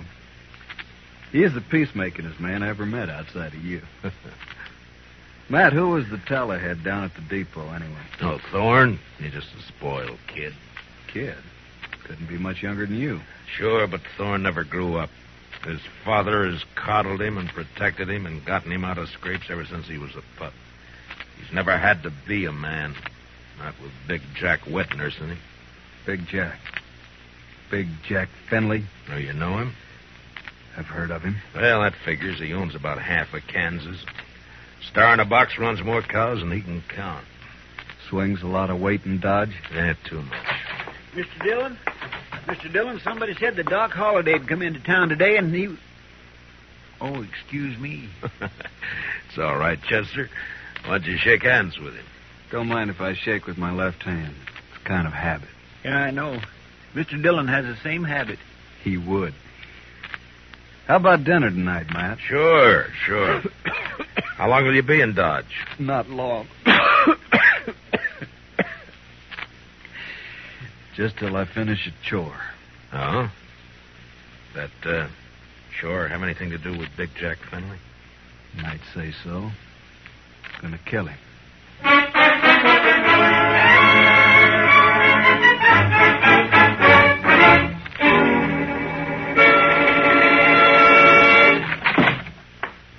All right, Dillon. Turn him loose.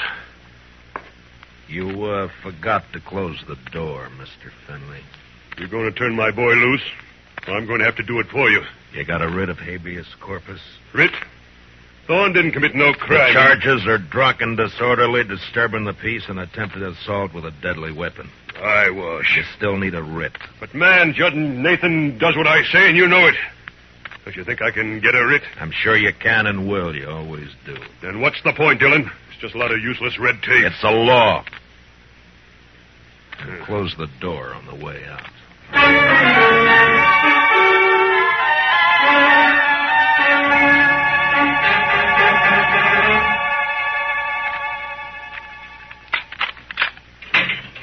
All right, Thorne. Didn't I tell you Big Jack would get me out? When are you going to learn you can't put Save the speech. The law can't touch a Finley. You ought to get smart, Marshal. Like you? Sure, like me. Hi, Big Jack. You okay, son? Fine. Anything else, Mr. Finley? Why, yes. My boy here is a little boisterous sometimes, I know. High-spirited, you understand? Uh-huh. So? So, I want to put a stop to all this nonsense of yours arresting him every time he kicks up his heels a bit. Well, go on. Well, I'm offering you a job. Let's say protecting my interests. $200 a month. And no work, naturally. I see we understand each other perfectly. No work, of course. All I have to do is just shut my eyes whenever Junior here breaks the law, huh? I said we understand each other. There's no need to elaborate on it, Dillon. There's a big need. Only how do I explain to a person like you that some men don't wear a price tag? Huh? How do I explain how I feel about a so-called respectable citizen making the law his private doormat? Hey, you're nothing but the stupid gunman I've always thought you were. I understand you took the part of Doc Holliday against my son. I kept Thorne from committing suicide, yeah. And you sided with a notorious killer against an important citizen of this community. Now I'm telling you, Dillon, get rid of Doc Holliday. I don't want him in Dodge tomorrow. Doc may be a gunfighter, but he's clear with the law, Finley, and a better man than your son will ever be. What? Why, That hurts, doesn't it? You... I'm serving notice, Marshal. You run that killer out of Dodge City, or I'll do it myself.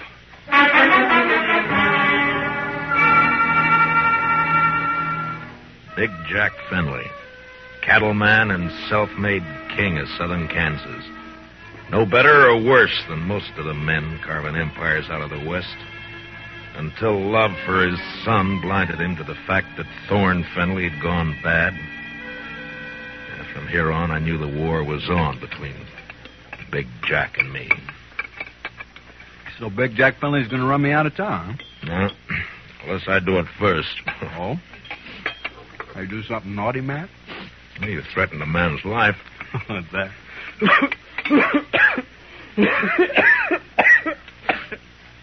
And just between friends, Matt. Anything else, Doc? Not murder. Murder? I can give him an even break. With you, that's still murder.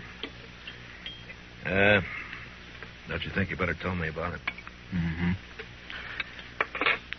What if I don't tell you? Then my job's to warn Finley and try to protect him. You're a tough man to be friends with, Matt. It applies to you, too, doesn't it? Guess maybe it does at that. Didn't realize how I put you on the spot by spouting off my good intentions. Sorry. Forget it. You want to talk to me? All right. Remember a girl named Ruth Davis? Mm-hmm. Died in a riding accident a few months ago. Always wondered if it wasn't suicide. She lost her brother 2 weeks before then. No accident. No suicide.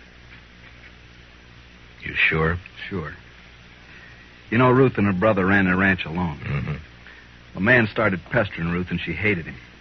Her brother kicked the man off the ranch. This fellow dry gulched Ruth's brother, made it look like a robbery. You have any proof of this? Yeah. Ruth was afraid to go to the law, so she sent a letter to me. Here, read it yourself. She says the man was Finley and says she expects him to try and shut her up for good. Well, that doesn't mean it's Big Jack. I went to see Ruth's folks. They had her belongings. Among them, I found this. Watch chain. Engraved JF on the clasp. Jack Finley. You see why I've got to kill him, Matt? He forced Ruth's horse over that cliff, sure. But do you still think she died accidental? No. But who's responsible is something for a court to decide. Court? With Finley's money and influence, he wouldn't spend 5 days in jail even if he was convicted, which you wouldn't be. He doesn't own the court. Maybe not, but it's still the most powerful man in the state against a dead girl whose only friend is Doc Holliday. How do you think a judge will decide? Doc, I'm going to ask you a favor. Make it one I can give. I got an idea, but you must let me handle it my way. Give the law a chance. All right, Matt, I can wait. Thank you. I'll keep this letter and chain for a while. All right, but if the law fails, I'll brace Big Jack Finley when he walks out of the courthouse. Then you'll be bracing 2 men, Doc. Finley and me.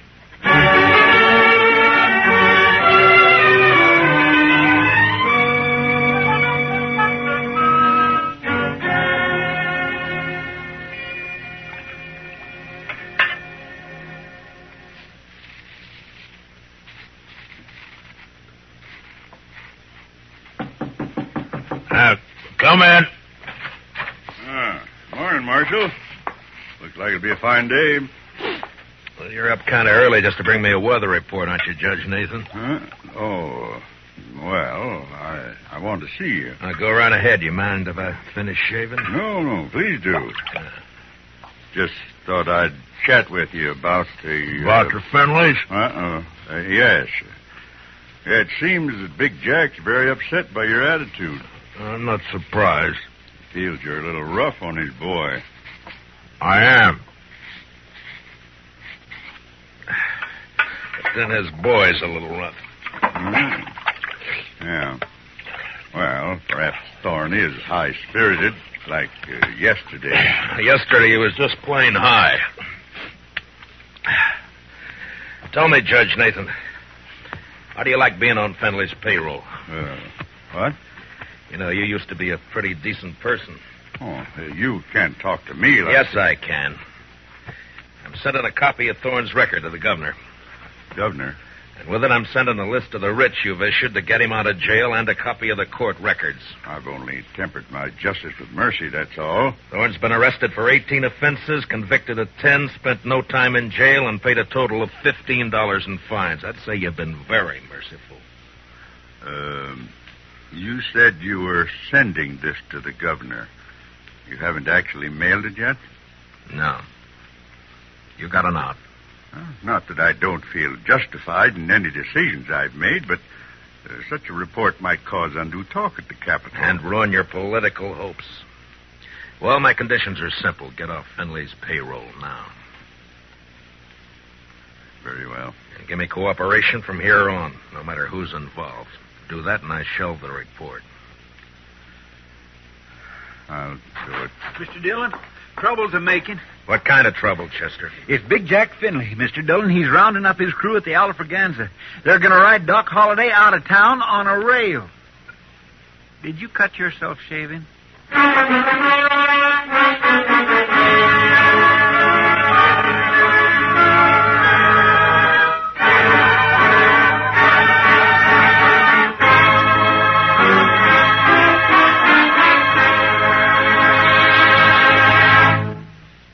We will return for the second act of Gunsmoke in just a moment. But first, don't forget, starting Monday, CBS Radio's tremendous news staff will start bringing you the complete coverage of the Democratic Convention in Chicago. As you found during the Republican Convention, CBS Radio never misses.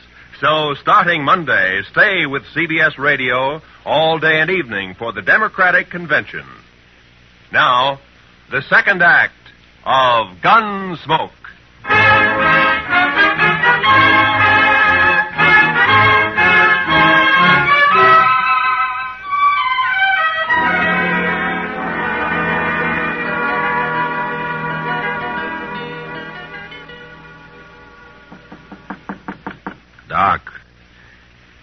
Doc.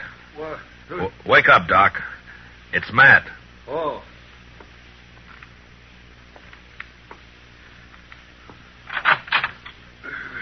What's up? Trouble. Lots of trouble. Big Jack Finley's organizing a little citizens committee of his own hand-picked men coming to escort you out of town.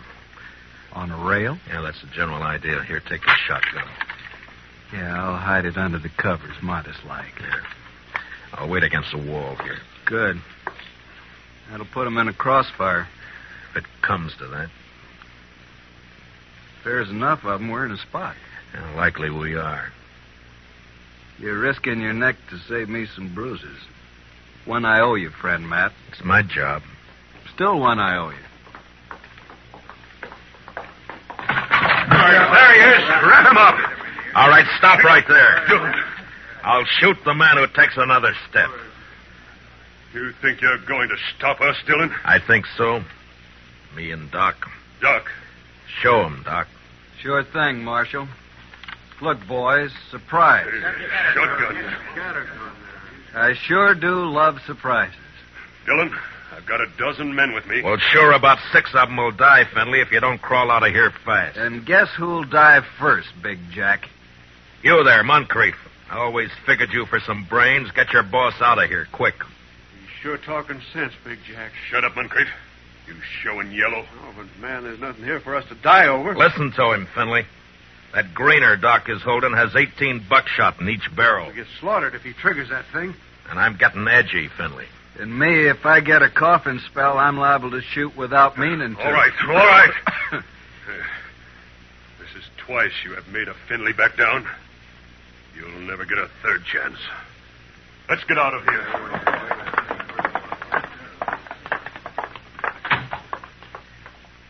Matt, when you going to arrest him? When I'm ready. Not long. I hope not. Getting impatient to see that man dead. I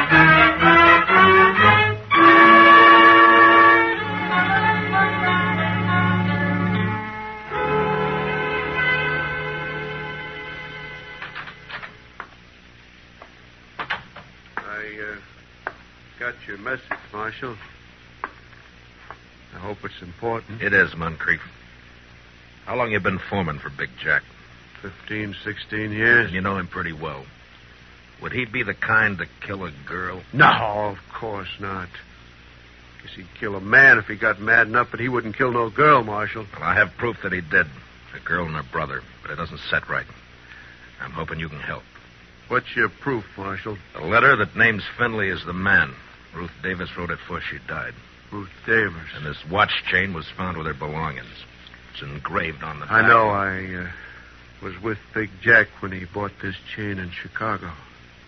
It was right after his wife died. Big Jack wear it all the time? You rode the right hunch, Marshal. What? Thorne is your man, just like you figure. He had a yen for the Davis girl, but he kept it quiet. Guess he didn't want it known she throwed him over. But the watch chain... Big Jack gave that to Thorne on his 25th birthday. Whole ranch can testify to that. Good. All right, thank you, Moncrief. You, gonna try and arrest Thorne? Why? If Big Jack believes Thorne killed that girl, it'll break his heart. Broke her neck. If he don't believe it... Then? He'll protect Thorne. And, Marshal, there's not enough lawmen in the state of Kansas to make Big Jack give up his son.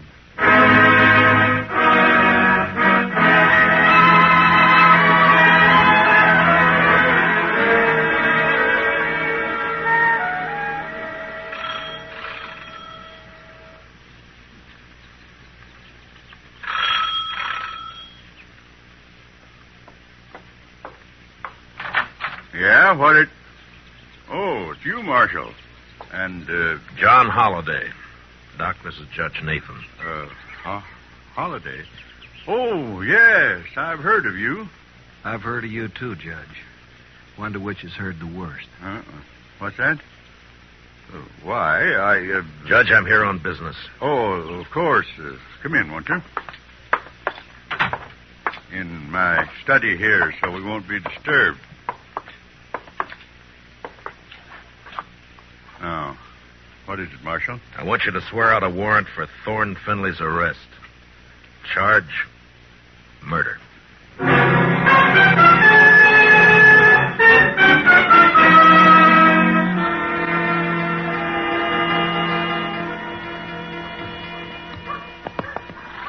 You sure you want to go with me, Doc? I'm sure. All right, hold up your right hand. Oh, no, Matt, you wouldn't make me a lawman. If you go as my deputy. I'm not letting you make this a private fight. And with my friends, if they hear I wore a star... All right, Matt, it's your show. You swear to uphold and enforce the laws of this community, the state of Kansas, and the United States to the best of your ability as deputy marshal, so help you God? All of that? All of that. I swear. Here, pin on this badge. All right, man. You know, I'm feeling this badge is going to cramp my style something terrible.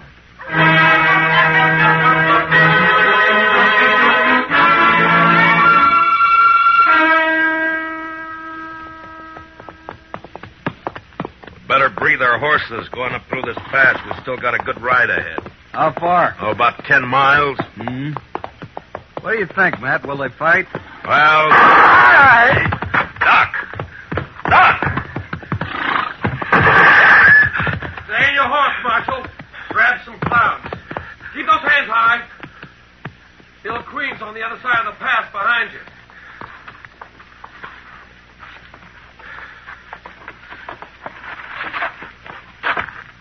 That's being smart, Dillon. Queen will drop you if you touch her gun butt. You're handy at this bushwhacking, aren't you, Thorne? If Doc... He's all right. My slug seems to have bounced off his thick skull. Good. Yeah, let's pull your teeth. Better you do it. With your left hand, reach down and across slow. Pull your gun out with your fingertips and toss it away. Nervous? Just cautious. Or maybe this Queen doesn't exist, huh, Thorne? Queen! Queen's one of Dad's men, but I pay him extra to work for me. Any more questions? I guess not. Here's my gun. The rifle next. I got a penknife in my pants pocket. You know why Holliday came to Dodge? Yeah. Yeah, I guess you do. You wouldn't be riding with him. Well, he's not going to tell any stories to my dad or anyone else. You can't kill us, you stupid... Not planning on killing you. And what have you got planned? Queen's kind of a magician. He's going to make Holliday just disappear. Folks won't care much about one of his kind. I would. I'd care so much I'd hang you for it. No. No, with Holliday gone, it's your word against mine. And you won't be able to approve a thing, Dillon. You sure of that? I'm sure. Otherwise, I'd take care of you along with Holliday. Now get on and start walking back to town. It's like I told you. Law can't touch a Finley.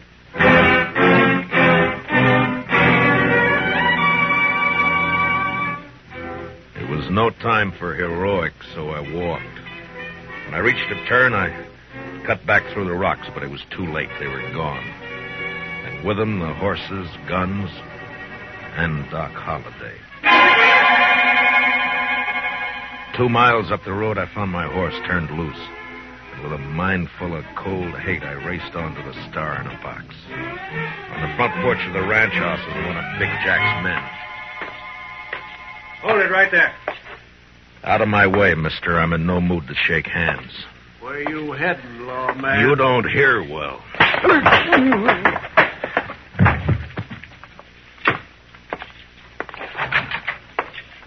Hey, Dillon.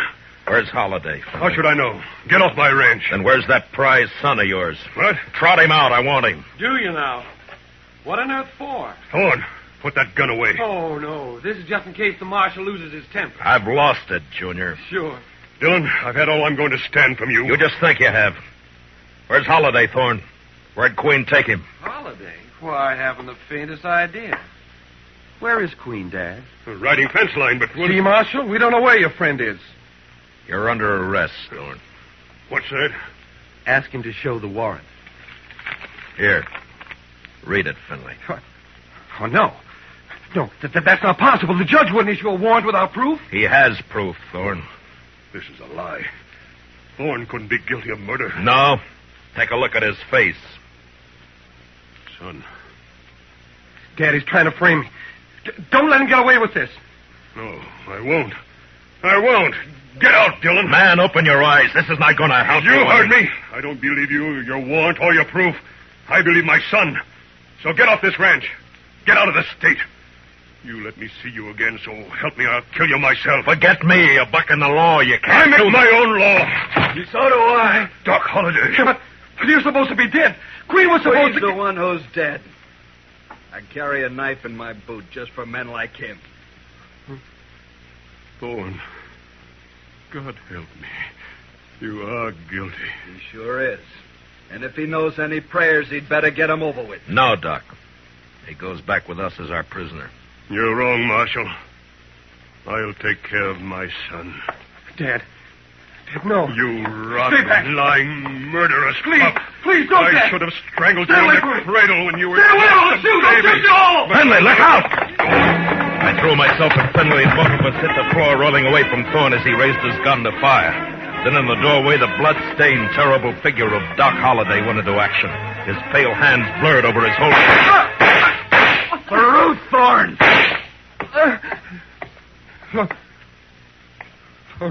Ruth?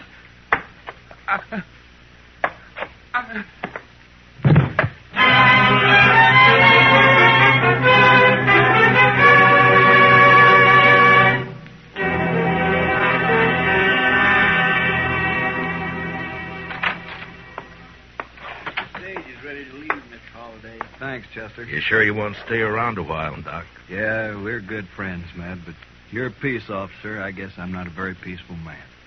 You could be, Doc. No, I'm not going to change, and you shouldn't. Law needs men like you. No, if I stayed, there's too good a chance I might cross you. Yeah? Then I'd have to meet you over gun barrels, and it's one thing I'm afraid of. So long, Matt.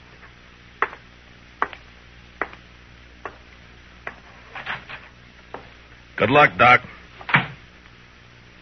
My.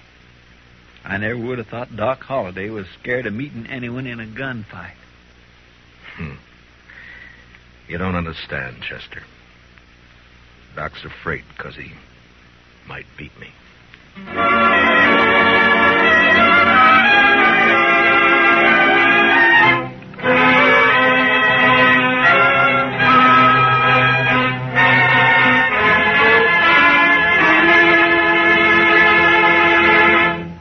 Gunsmoke, under the direction of Norman MacDonald, stars William Conrad as Matt Dillon, U.S. Marshal. Tonight's story was specially written for Gunsmoke by Herb Purdom, with music composed and conducted by Rex Corey. Featured in our cast were Harry Bartell as Doc Holliday, with Lee Millar, Nestor Paiva, Ralph Moody, and Tom Tully. Parley Bear is Chester. Join us again next week as Matt Dillon, U.S. Marshal, fights to bring law and order out of the wild violence of the West in Gunsmoke.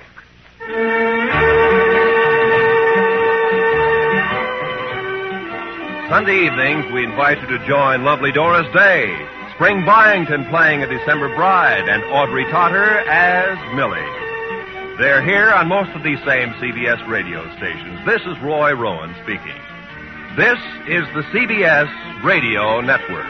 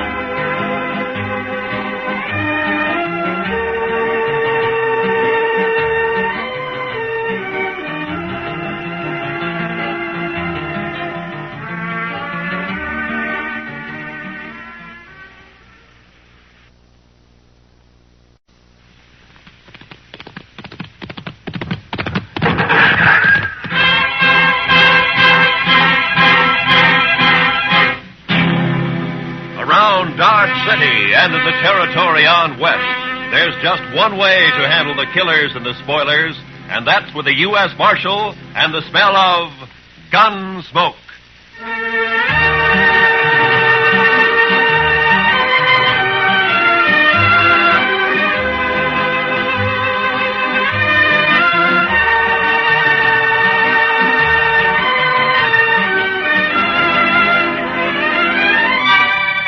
Gunsmoke, starring William Conrad.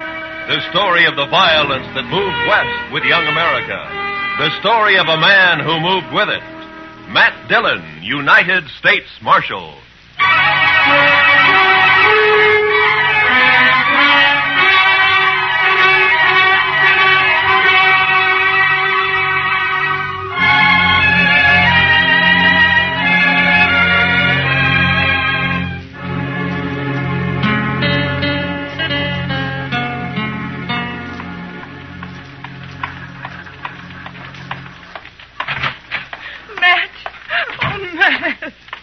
Jeannie. matter? Good morning, Miss Wells. Good morning, Chester. Matt, I've got to talk to you. Sure.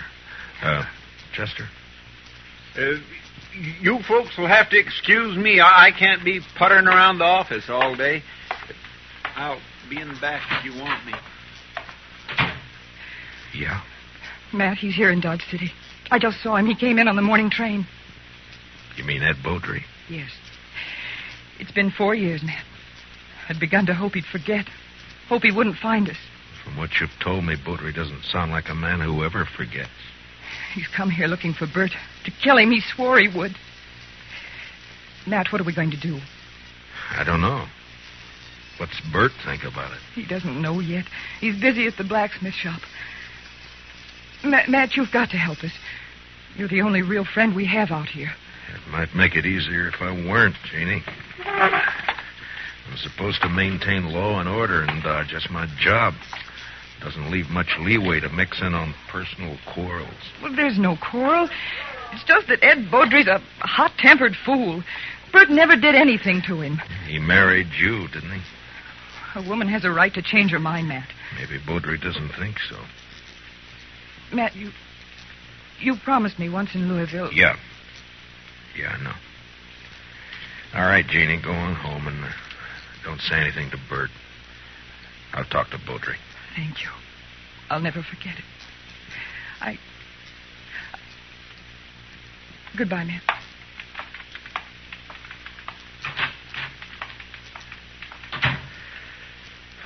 Chester. Yes, sir. I'll be right there, Mr. Dillon.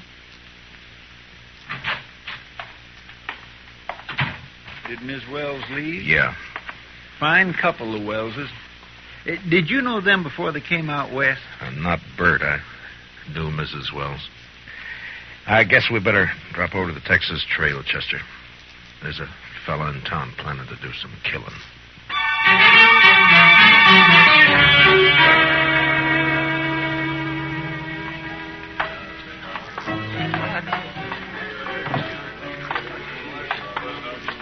Matt, it's been a long time. Hiya, Kitty. Hello, Chester. Miss Kitty?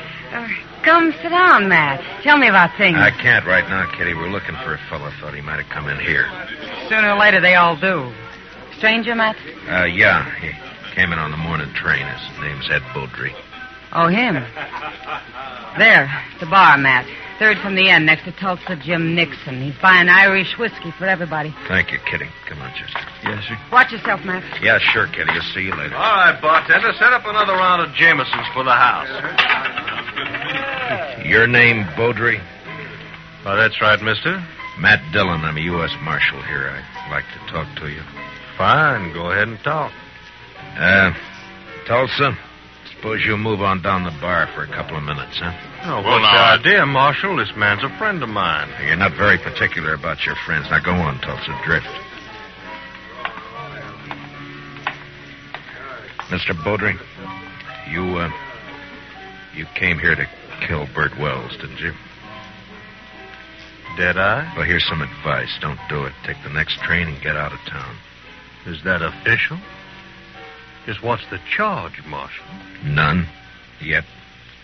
Murder if you go through it. Well, not the way I understand it. Murder's one thing. Calling a man in a fair fight, that's another thing. Beaudry, I'm the law here in Dodge, and I don't see it as a fair fight. Bert's a blacksmith, and he's not used to handling a gun. You are. And so I'm told. Who told you, Marshal? I don't know anybody here. Wait a minute. Dillon? Yeah. I heard Jeannie mention you. You knew her back in Louisville before she ran off. We'll leave her out of this, Beaudry. So that's it. This isn't official. You're just doing a personal favor for an old friend. Probably a very close friend. Jeannie always did have a weakness. I warned you once. All right, hold it. Now get up, Beaudry.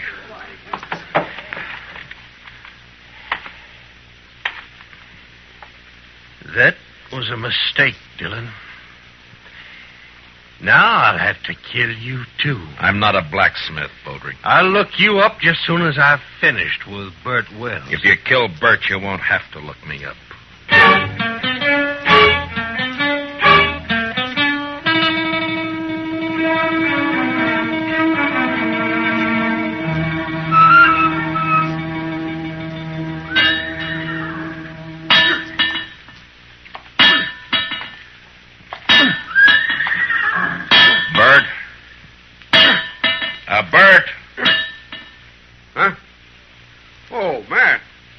see you come in.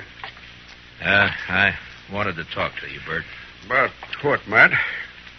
Ed Beaudry's in town. Beaudry. Well, it was bound to happen sometime.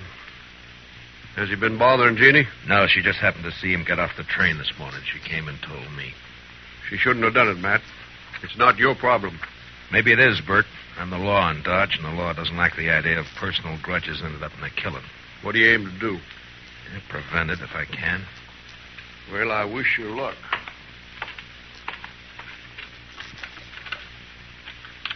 You haven't worn that gun for 2 years, Bert. Why start now?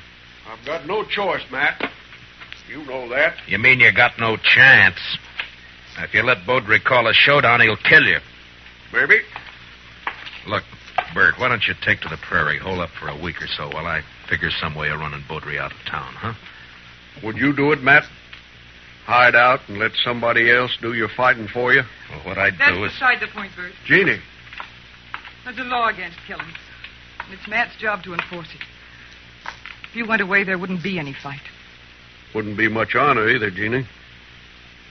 Man can't run and still call himself a man. He can run from a mad dog. And that's what Ed Beaudry is. He never had any claim on me. It appears he thought he did.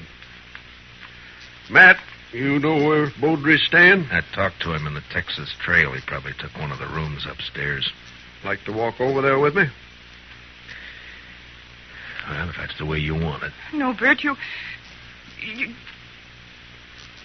I'll get my hat. Be right with you. Matt, you've got to stop it. Yeah? How? I don't know. But there must be something you can do. Yeah, there is. The way it's shaping up, I can probably arrest the survivor.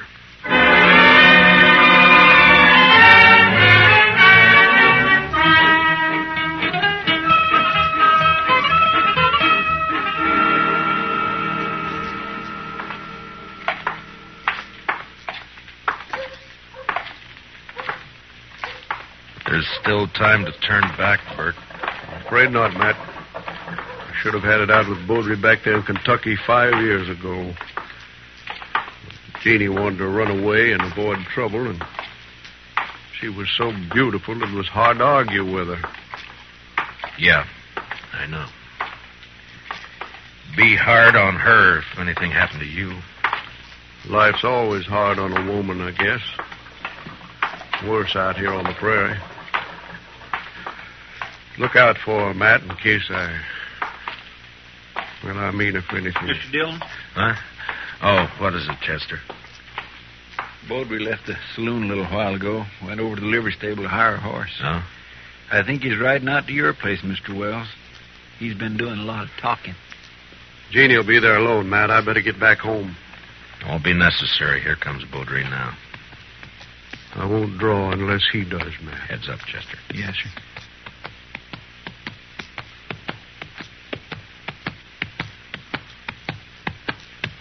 Oh, boy.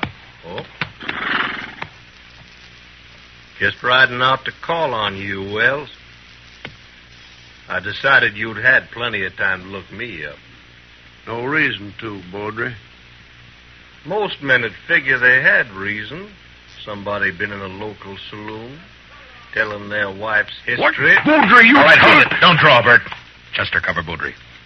Just keep your hands still, Mr. Beaudry.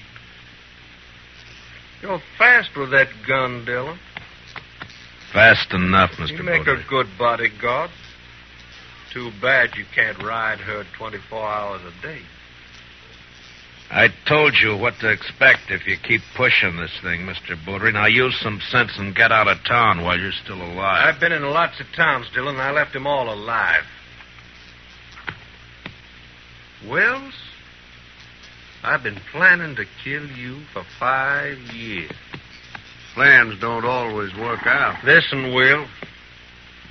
You got till sundown. After that, I'm going to shoot you on sight. All right, Mr. Beaudry. If you've finished speaking your piece, move along. Why, surely, Mr. Dillon. See you later. Well, still a couple of hours before sundown. think I'd like to spend them with Jeannie. I'll see you, Matt. Yeah, sure. Goodbye, Bert.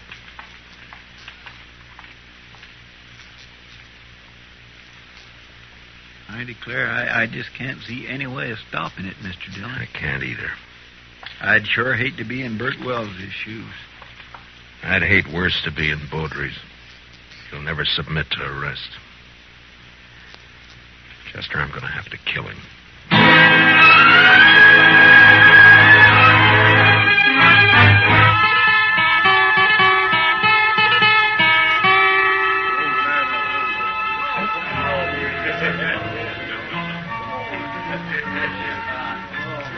Why don't you relax, Matt?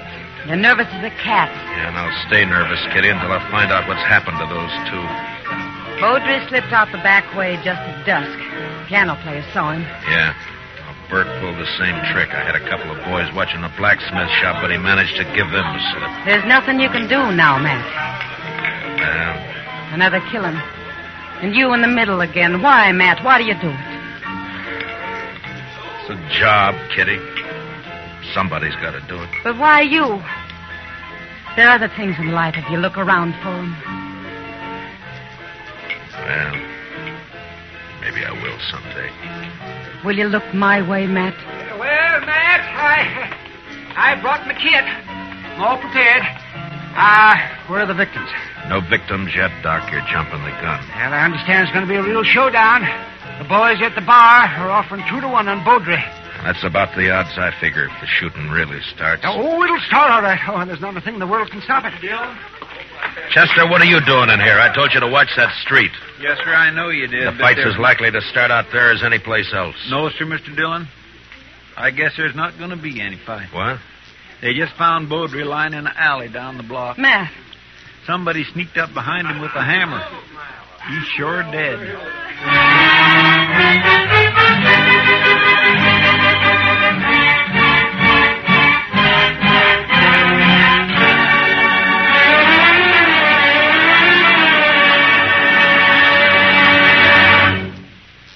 We'll return for the second act of Gunsmoke in just a moment. But first, what is the connection between the statue in the square and a pair of thugs who are definitely not on the square with the law?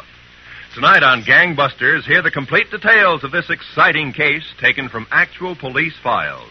Remember, it's Gangbusters later tonight on most of these same CBS radio stations. Don't miss it. Now, the second act of Gunsmoke.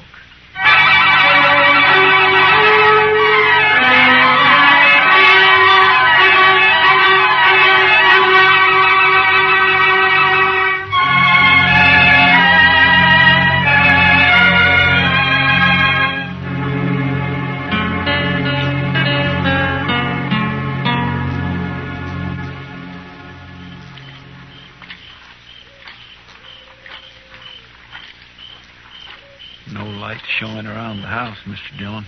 No. Nor the shop either. He might have skipped out. Well, what about his wife, though? I don't know, Chester. I can't figure any of this. It's not like Bert to pull a sneaking trick like that. Hold it. Don't move. He's there by the tree, Chester. Yes, sir. Bert? Who is it? Who's that? Matt. Chester's with me. You better put away the gun. All right, Matt. I thought it was somebody else. Who, Bert? You know who. Beaudry, of course. Guess I better take your gun. Official, Matt? Official. Well, I got no quarrel with the law. Here. Thank you. Now, why did you do it? What do you mean? If it had been a gunfight, the law couldn't have touched you. The circumstances are all in your favor. But this way they'll call it murder, and they'll be right, because that's what it was. Matt, what are you talking about? It's no use. You left the hammer lying right beside his body. It's got your shop brand carved in the handle of it. Whose body you talking about? You mean Beaudry? Yeah, sure, Beaudry. Matt, you're making a mistake. I went looking for Beaudry, yes, but I didn't find him. Then I come back here. I was afraid to leave Jeannie there in the house alone. I didn't do it, Matt. You're wrong. It's not up to me, Bert. It's the court's job. All I can do is take you in. The evidence is too strong, and I got no choice. No choice. I didn't have a choice either. We must have had a choice somewhere back down the line. When? Where was it we could have stopped and turned back? I'm a marshal, not a philosopher. Now, let's go. What about Jeannie? I got to tell her. Chester will take care of it. Be better if you do it, Matt. You're a friend. That'd make it easy. I'd rather not if you don't mind. Now, come on, let's go.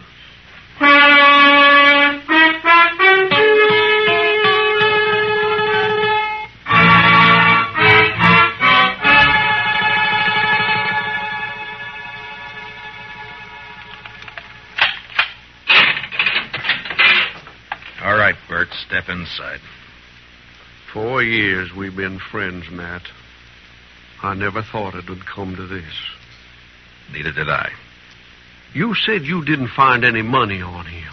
It could have been robbery. Or made to look like robbery. But either way, there's nothing I can do. Now, you better step inside.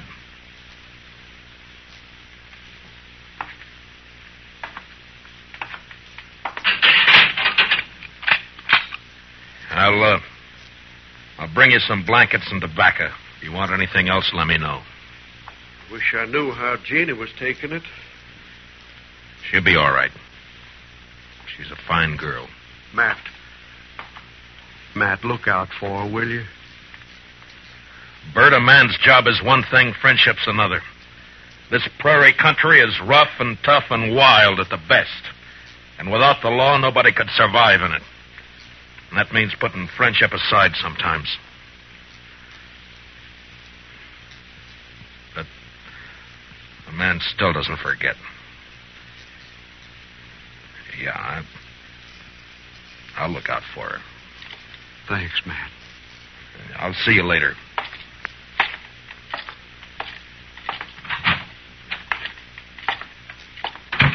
Well, you get your prisoner tucked in safely, Matt? What about Beaudry? He's dead. Absolutely dead. In fact, I never saw anybody any deader. Blacksmith hammer makes a mighty fine weapon. Yeah, at least for sneaking up behind. I can't figure Bert doing that's not like him. Sometimes a man changes under pressure, Doc. Yeah, I can't figure it either. What would you say his chances are? Bad. Straws all point one way. Yes, maybe somebody's been messing with the straw stack. Who? That's a good question, man. Well, the court will ask it. Yeah, if he ever gets there. What do you mean? I just come from Texas Trail a while ago, and some of the boys are kind of riled up. They're talking real loose. No law against talking. Doubt if they aim to leave it at talking, Matt. They figure the evidence is a little on the weak side. A court might turn Bert loose. So they're saying it's up to them. Yeah, they're just mad because they've lost their source of free drink. Well, maybe so, but you better keep your eyes open, Matt. Yeah, I know that pack, Doc. They hunt in the dark and pull down stragglers, and mostly they just talk. So don't worry. Bert's in jail, and that's where he's going to stay.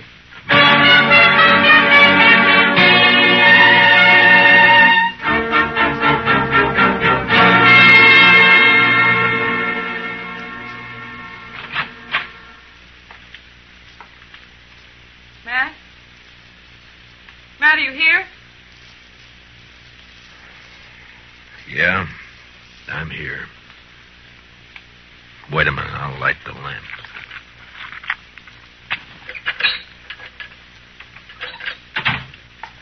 What were you doing sitting here in the dark?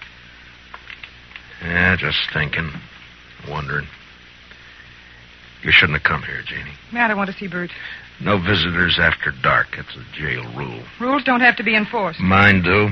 Bert's a prisoner, same as any other prisoner. He's charged with murder. He didn't do it, Matt. It's not for me to say. But you know he didn't. You know Bert. You know he wouldn't do a thing like that. Sneak up behind a man's back in the dark. I'm not the court, Jeannie. I know. And they'll believe he did it.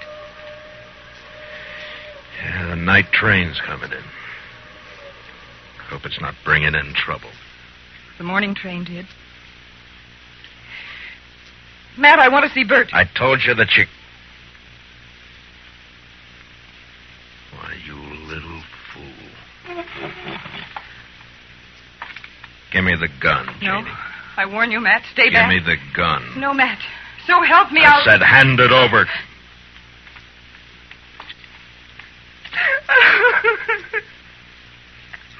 You knew I wouldn't shoot. Yeah. Now, what did you hope to gain by I that? don't know. Get Bert out. Maybe I don't know. None of this is his fault. Something's got to be done. Matt, you've got to help me. Easy. Mr. Dillon? Yeah, what is it, Chester? I just come from the Texas Trail. I think there's going to be some trouble. Trouble? The bunch that hangs out around there are doing a lot of drinking and talking up the idea of coming over here to the jail. Oh, no. Well, maybe we ought to go over there and do some talking ourselves. Jeannie, I think the best thing for you to do is to go back home and stay there till morning. Now, don't worry about this. Nothing's going to happen. Oh, but, Matt, you can't handle that crowd alone. I've been handling things alone for a long time. All right, Chester.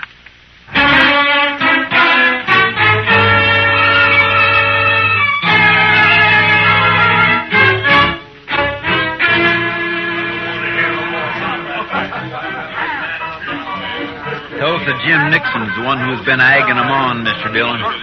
Over there at the end of the bar. Yeah, he struck up an acquaintance with Beaudry when he first got off the train. Guess he figures he's an old partner by now. Well, come on. Yes, sir.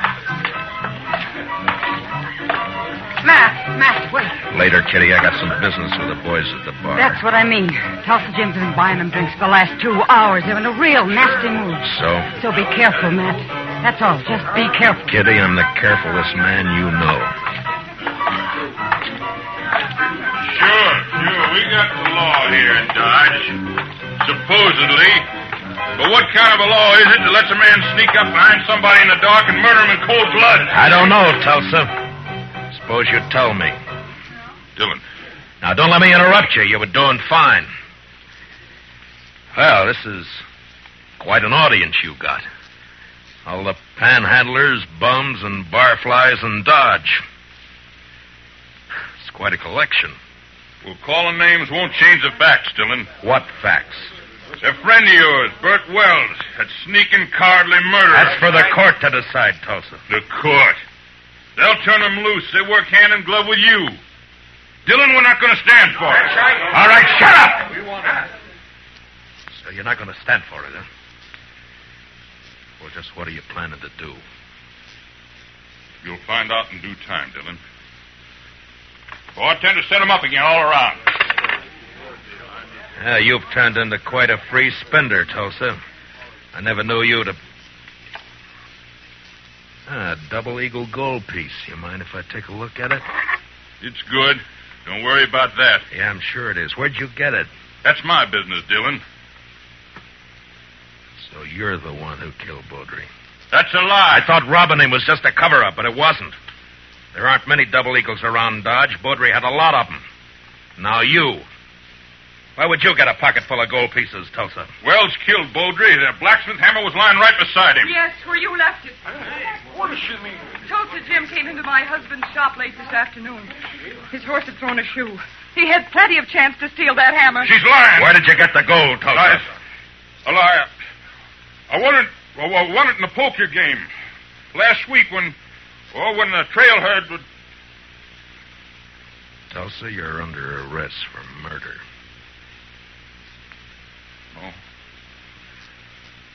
No, you'll never take me!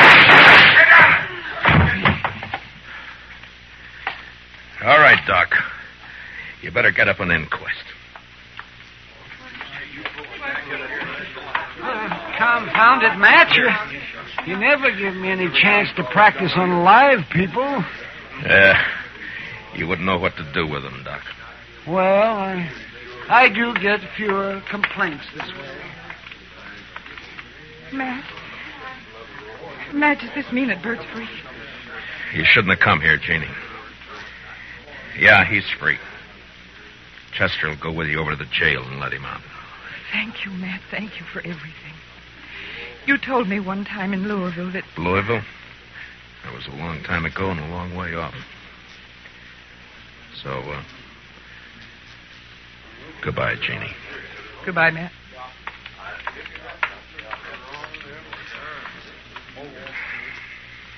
What's it all about, Matt? What? What's anything all about, Kitty? Professor, what do you say we'll just have a little tune, huh? Why, sure thing, Mr. Dillon. What'd you like to hear? Oh, how about that one of Foster's? Jeannie. Jeannie with the light brown hair. You bet. You knew her before, didn't you, Matt? Yeah, I met her in Louisville one summer. Saw her quite a lot for a couple of months. And then I drifted out west. A man misses out on things by drifting. I told her then if she ever needed help to call on me. Well, she called, and you helped her. Yeah, I guess. Anyway, that's that. Matt. Yeah. Yeah, Kitty. When are you going to help yourself?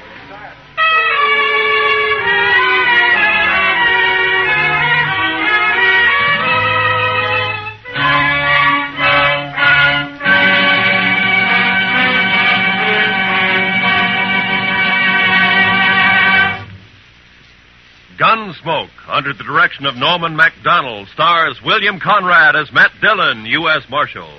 Tonight's story was specially written for Gunsmoke by Les Crutchfield, with music composed and conducted by Rex Corey.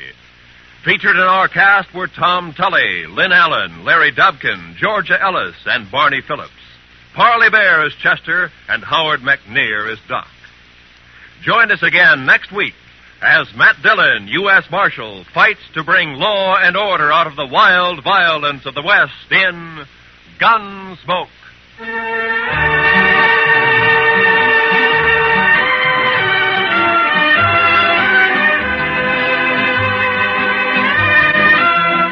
What are the tunes most people like best?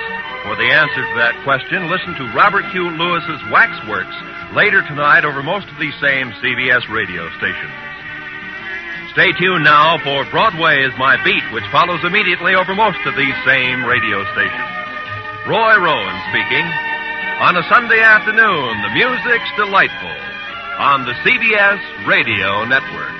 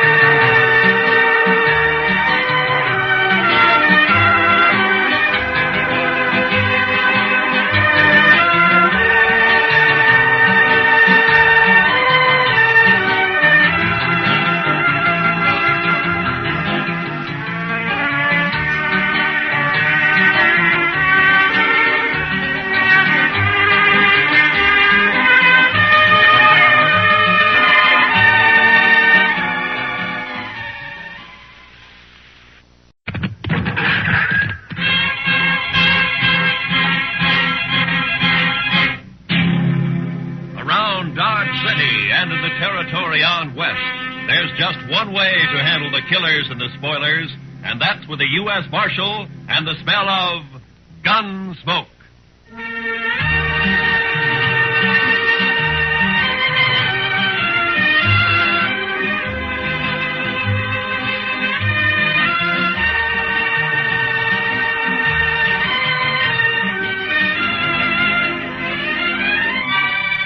Gunsmoke, starring William Conrad. The story of the violence that moved west with young America. The story of a man who moved with it. Matt Dillon, United States Marshal.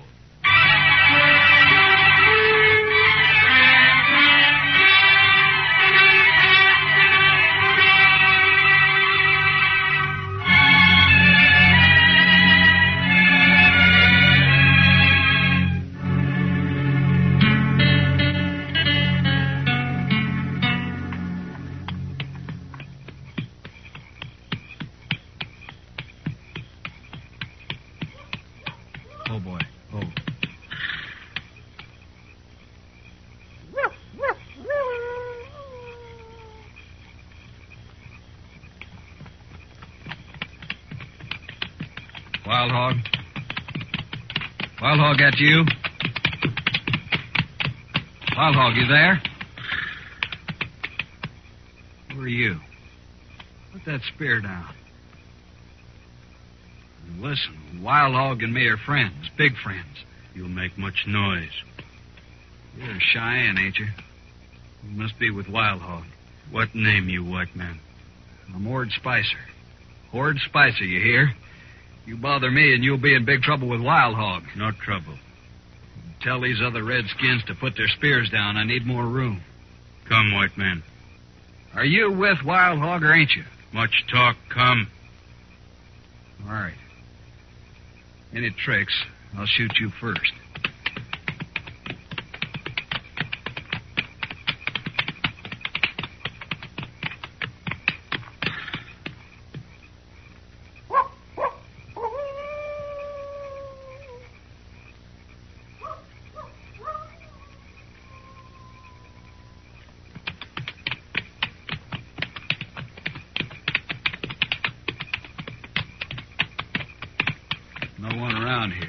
Where is he? Horse here, you walk. Blasted, why can't he ride out like anybody else? I want to be in Dodge tonight. Come.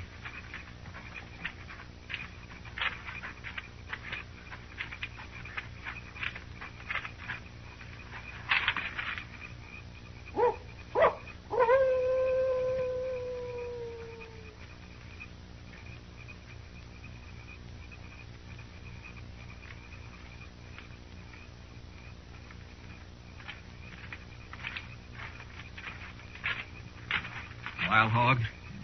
It's me. It's Ord Spicer, all right. Yes. These braves of yours sure keep you covered. You can't tell one from another, except you, of course. I even thought maybe I'd run into the wrong Indians. No moon tonight. Oh, I recognized them as Cheyennes, all right, but you never know with... With what, Spicer? Nothing, Wild Hog. Forget it. You never know with Indians. Now, Wild Hog, you and me are friends. Don't get so touchy. I didn't mean nothing. We are not friends. I pay you. That is all. Sure we're friends. You're about the most educated Indian I ever met, that's why. I learn only English from the white men. Nothing else. Well, you sure had a good teacher, fella. General Custer, many bitter moons ago. I was a scout. Don't matter. I never heard of him. He was killed. Well, that's nothing to do with me. You got the money, Wild Hog? Yes. Here. $500. $500? Our deal was for $1,000. You will get the rest later. But I'm running a big risk for you Cheyennes. This is mighty dangerous work, Wild Hog. It will be even more dangerous if we do not meet again, Spicer. Oh, Wild Hog, you can trust me. I'll be back, you know that. Yes. When? Ooh, 2-3 days. Where'll I find you? Make camp near here. We'll find you. Okay. I'll get on into Dodge now. Goodbye, Wild Hog. Don't get drunk, Spicer. Never touch it.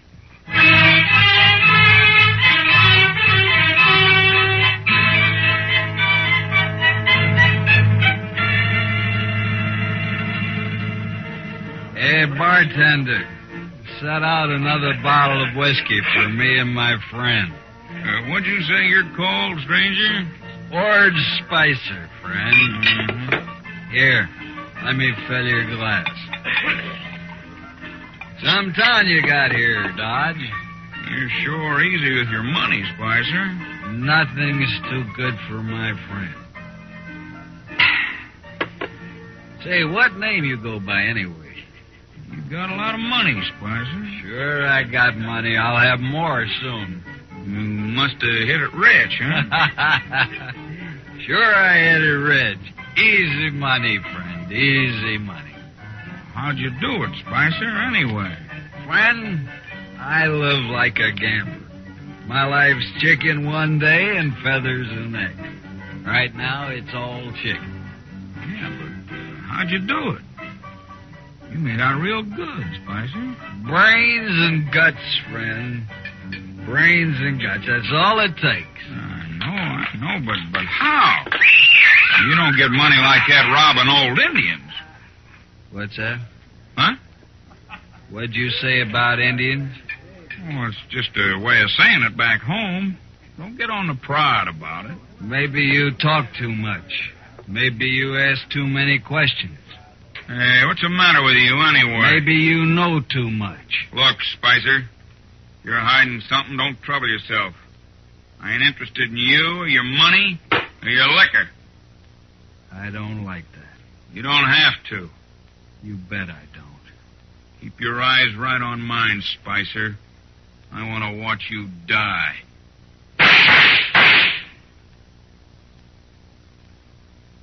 Spicer.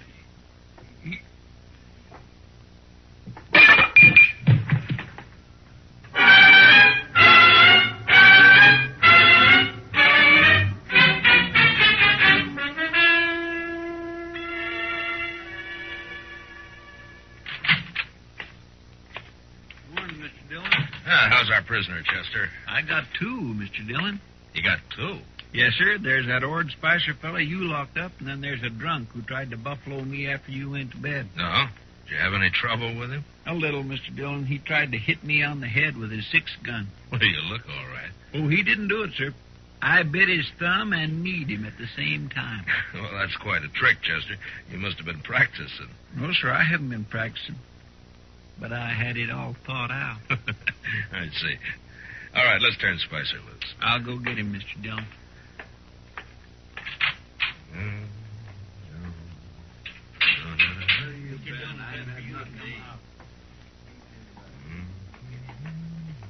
About time. Where's my gun, Marshal? There it is, Spicer. And, don't use it around here anymore. You can't bother a man for self-defense. I just want you to stay out of Dodge. 1 kill at your limit here, even in self-defense. I ain't afraid of you, Marshal. Besides, this is a poor town anyways. You can have it.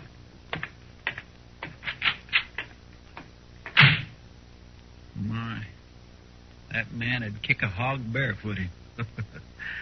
He sure would, Chester. There's something real bad about him. Yeah, I don't know what it is, Chester, and I hope I don't have to find out. Well, you'll go away. Fellas like that gotta keep moving. Seems like nobody wants him. Now, don't feel sorry for him, Chester. He got that way all by himself. Yes, sir. I mean, no, sir.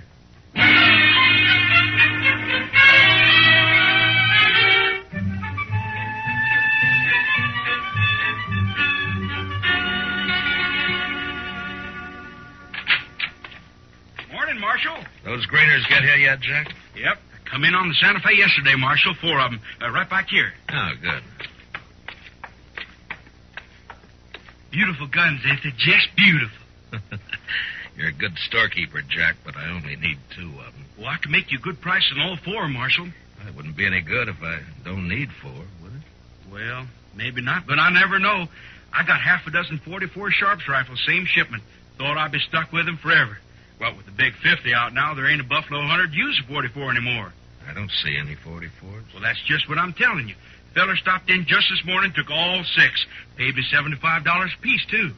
You sold 6 rifles to 1 man? That's right, Marshal. Was he a buffalo hunter? Well, looked more like a drifter to me. Had plenty of cash, though. You know his name? No idea. Nothing wrong with it, was there, Marshal? Been a hold-up around here I haven't heard about? No. Just a lot of rifles for 1 man to buy. No law in it, is there? What'd this man look like, Jack? Tall, skinny, kind of mean face. Mm-hmm. Did he wear 1 6 gun, black grips? Yeah. Come to think of it, he did. You know him? Yeah. Ord Spicer. He killed a man last night. Well, now I heard about that shooting. What do you suppose he's up to now? Where'd he go? I wouldn't know it. Packed the rifles on a mule and rode out of town. You going after him, Marshal? No. It's like you say, Jack. There's no law against a man buying all the rifles he wants. Seems strange, that's all. Well, let's settle on the price for those Greeners, huh?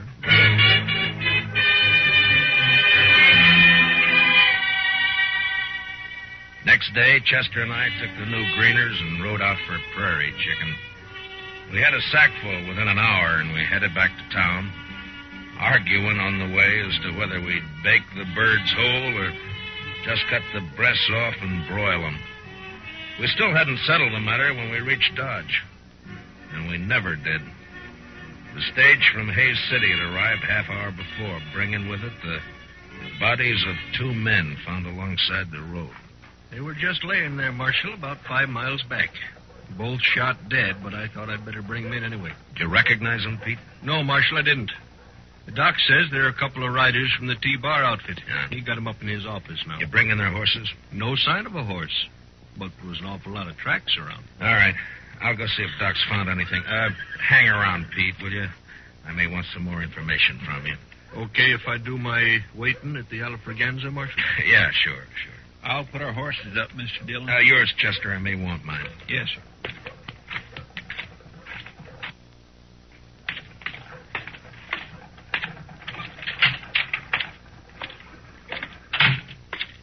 Oh, hello, Marshal. Just finishing up here. Be right with you. How'd they die, Doc? Well, they got half shot and then shot dead, Marshal. Yeah, I know, but is there any way of telling if maybe they killed each other? That does it. No, there is, Marshal, but I'd be mighty surprised if they did. Oh, what do you mean, Doc? Well, they were cowboys, Marshal. Cowboys just don't generally carry buffalo guns. Here, take a look. What? I dug some of these out of each of them. Those are slugs from a Sharp's rifle, Marshal. Yeah, sure are. Mm-hmm. That one's the best I found, right there. Mm-hmm. What caliber did you say this is, Doc? Oh, I'd guess 44. 44 Sharps. Mm-hmm. Not many 44s in use around here since the Big 50 came on. I know a man with 6 of them, Doc. Huh? What do you think of that? I'll let you know when I get back. So long, Doc.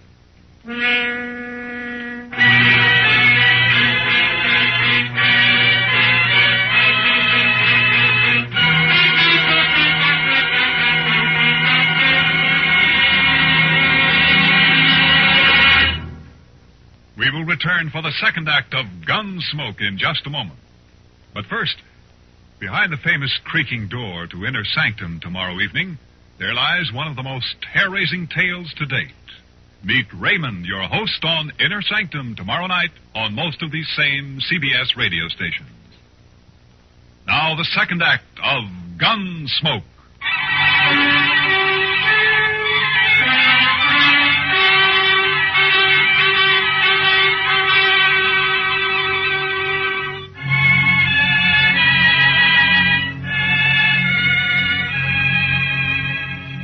The stage driver rode with me back to where he'd found the bodies, and from there I rode on alone. It was an easy trail at first. There must have been more than a dozen horses running together. Long toward dusk, however, they suddenly split up, and I was faced with 2 different trails to follow. Made a gambler's choice and rode harder than ever. There was only an hour of light left to track by when my horse stepped into a prairie dog hole, snapped his leg, and went over hard. My head glanced off a rock. There was a shower of light, and nothing.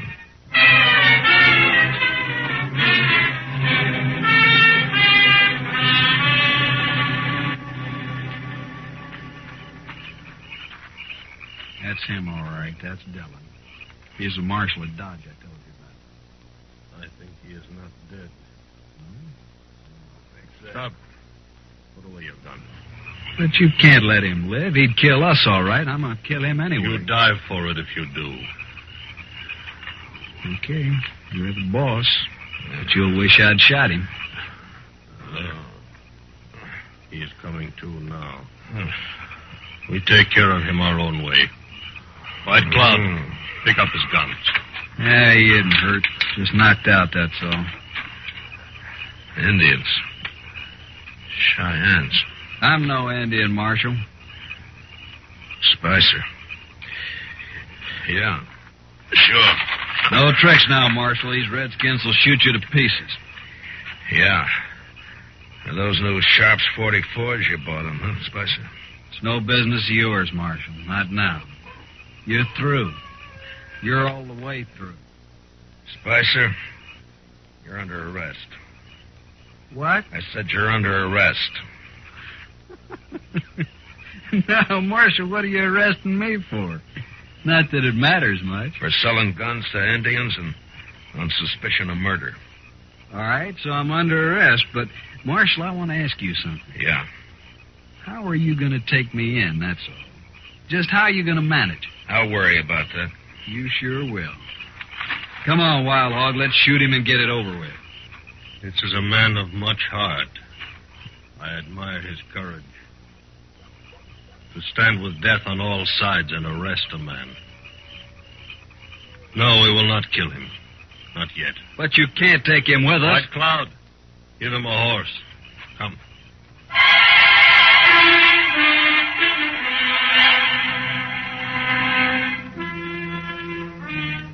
They gave me a horse, all right, with the T-Bar brand on it. But I was surrounded by 6 armed Indians and a no-good white who'd shoot me any time he thought he could get by with it. Wild Hog rode up ahead, leading the party northwest, apparently to rendezvous with a bunch that had split off from this one. Spicer stayed right alongside of me. Well, am I still under arrest, Marshal? You're still guilty, aren't you? Sure. I'll admit it. Don't matter, being as how you'll never see Dodge again or any other place. What are you doing with these Cheyennes here anyway, Spicer? I got a deal with Wild Hog, Marshal. Real good deal. Killing white men, part of it? They don't need any help there, Marshal. They like to kill white men. Maybe they'll kill you before they're through. No, I'm too valuable to them. They like me. No? Now, why would they like you? Well, they didn't at first, but I talked them into it. Talked Wild Hog into it. He's a smart fella, that Indian. Saw right away what I could do for him. Like buying those rifles. What else did you do for him? Well, I stopped those 2 riders with the horses. Told them I was sick. Got them off guard. Those Cheyennes were on before they could move. It was real easy.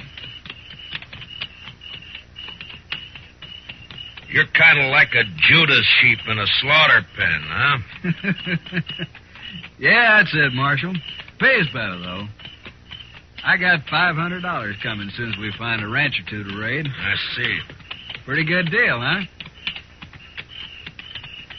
You know, I think a lot more of these Indians than I do of you, Spicer. I don't like that, Marshal. At least they got an argument on their side.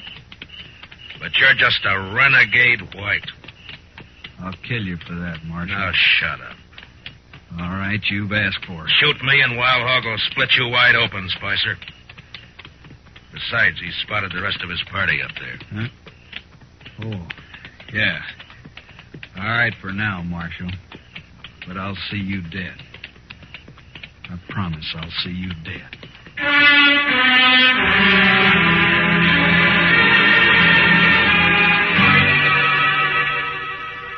I was still alive 2 days later when we crossed the Smoky Hill River about 100 miles northwest of Dodge. There were 15 Cheyennes in the party. And day and night, 2 of them, by turns, never took their eyes off of me. They seemed anxious for an excuse to cut my throat. And I had to watch every movement I made. It looked pretty hopeless. Wild Hog was smart, and he took no chances. But often he and I rode along together, though always flanked by my 2 warrior guards. Country is greener already. Better every mile. Why have you been raiding so far south, Wild Hog, if you like this land better? We are northern Cheyenne, Marshal, from the Bighorn Mountains. The Army took us south to a reservation in the Oklahoma Territory. Oh, so that's it. You jumped your reservation, huh? Why should we live in a hot, flat land that has no game? But the Army will be after you again. You've broken the law. Whose law? Ours or yours? All right, Wild Hog. But the Indian has a law against murder. You've broken that twice that I know of. Cheyenne does not speak of it as murder to kill his enemy. Those cowboys weren't your enemy, Wild Hog. They weren't fighting you. The Army drove us from our home in the mountains. The Army took our horses from us. We are going back home now on other horses, that's all. That doesn't explain your killing. Those men were peaceful. Marshal, if I could, I would kill every white man in the country. But I cannot. The Indian nations cannot. The red man has always fled before the white man. Those cowboys weren't chasing you? We needed their horses. They didn't even have a chance to fight. You tricked them. Is it only the white man who is allowed to trick his enemy? I was young once, Marshal, but I have seen too much trickery and lies and destruction and broken promises. I'll admit that's happened, Wild Hog. But you know, not every man is a liar and a killer. No. There are white men like you. And there are white men like Spicer. Spicer. Tell me something. Would you consider Ord Spicer guilty of murder? The Indian is Spicer's enemy, not his own people. Therefore, it is murder. Then you understand why it's Spicer I came after, and not you. Why not me, Marshal? You're the Army's problem, not mine. I expect to fight the Army many times before we reach the mountains. Yeah.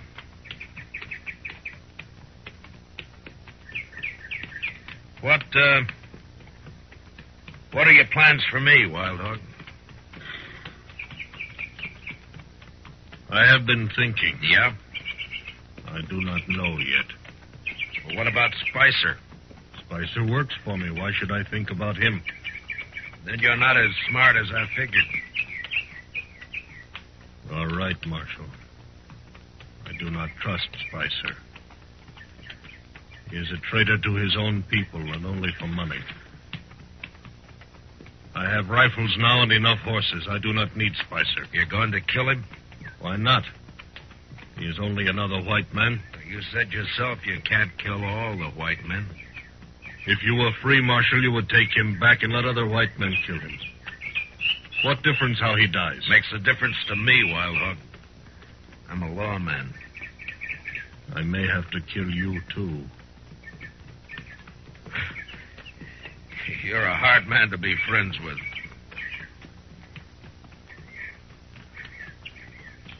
I will explain to you, Marshal. It matters little about any Indian. Few more winters and not many of my people will be alive. I do not complain of our fate. Tribe follows tribe, nation follows nation. It is the law of nature. The white man's turn to be defeated and to disappear will come. It is just a matter of time. And so we may be brothers after all, Marshal. I'm not sure I believe all of that, Wild Hog. Of course not. Still, I recognize you as a warrior among your people, as I am a warrior among mine.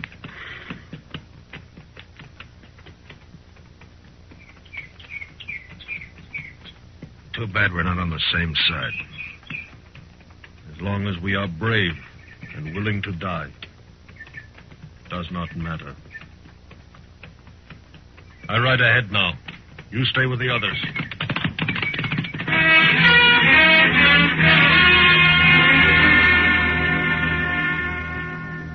That night we reached the North Fork of the Solomon River and camped with the shadow of low hills not many miles ahead.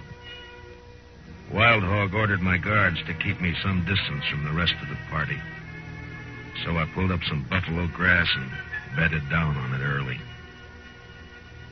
I watched the stars until sleep came.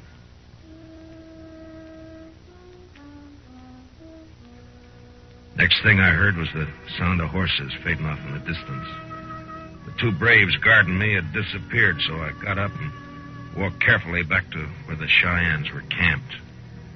There, a couple of horses stood tied to a bush, but they were alone. The Indians had left. I stopped for a moment to listen. And then, suddenly, I saw the figure of a man lying in the moonlight about 20 feet off.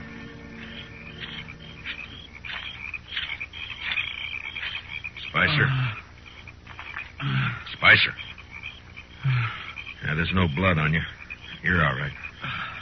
Come out of it, man. Come on. Yeah. My hair. You've been knocked out, that's all. Now, come on, sit up. Aren't you, Marshal? What happened? Where are they? Where's Wild Hog? They've gone. Gone? Gone where? Here, let me... Where'd they go? They've been headed for the Bighorn Mountains. Less chance of running into the Army if they travel at night. But they couldn't leave me. Not here. Not now. Looks like they did. Some brave clubbed you and they rode off, that's all. But I gotta go with them. You're still groggy, Spicer. And you're still under arrest. Remember? You can't take me in, Marshal. Wild Hog will be back. He won't let you. Why do you think he left you here, Spicer? We're friends. Big friends, me and Wild Hog. You got no friends. You don't belong in anybody's camp. And I'm taking you back to Dodge anyway. That murdering redskin. He's a better man than you, Spicer. He's brave and he's willing to die. Now, come on, we got a long ride back.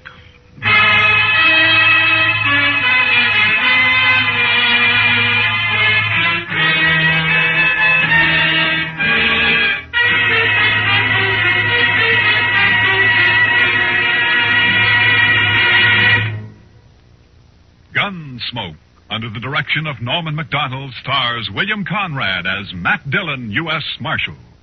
Tonight's story was specially written for Gunsmoke by John Meston, with music composed and conducted by Rex Corey. Featured in tonight's cast were Harry Bartell, Larry Dobkin, Herb Vigran, and Jack Crucian. Parley Bear is Chester, and Howard McNear is Dark. Join us again next week as Matt Dillon, U.S. Marshal, fights to bring law and order out of the wild violence of the West in Gunsmoke.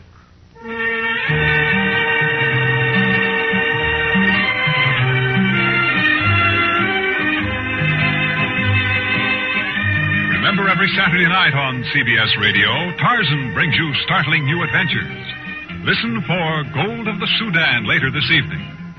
Clancy Cassell speaking. And remember, Robert Hughes Waxworks brings you the top records and recording artists on the CBS Radio Network.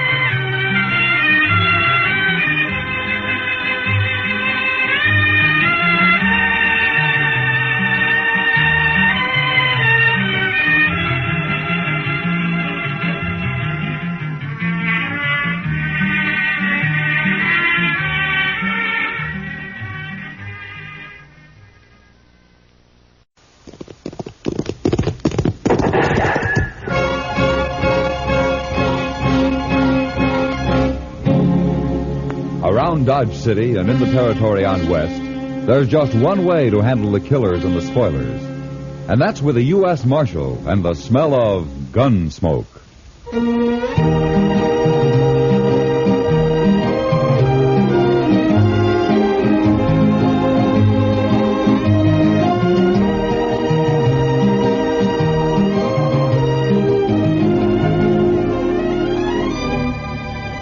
Gunsmoke, starring William Conrad. The story of the violence that moved west with young America. The story of a man who moved with it. Matt Dillon, United States Marshal.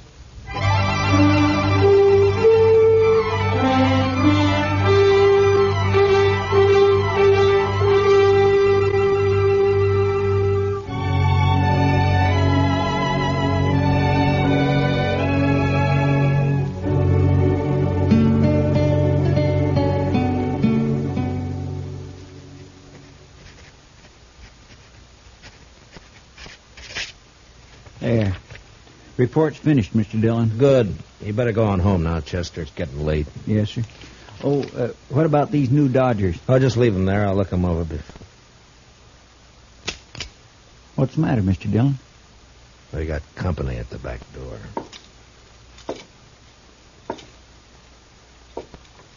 Yeah. All right, come in, mister. In, I said. Get your paws off of me. What? A girl? Sure, I'm a girl. What do you think I am? Well, put that long rifle away and I'll tell you. Where'd you get that thing, anyway? Pappy brought it with him from Kentucky, if it's any of your business, which it ain't by a darn sight. Uh-huh. What you doing hanging around in the alley? Get rid of him there, and we'll jaw about it. Huh? I see. Chester? Good night. Hmm? Well, but I'm not going to... Yes, sir. Good night, Mr. Dillon. My gracious. You Marshal here? That's right, miss. My name's Hannah. Hannah Tolman.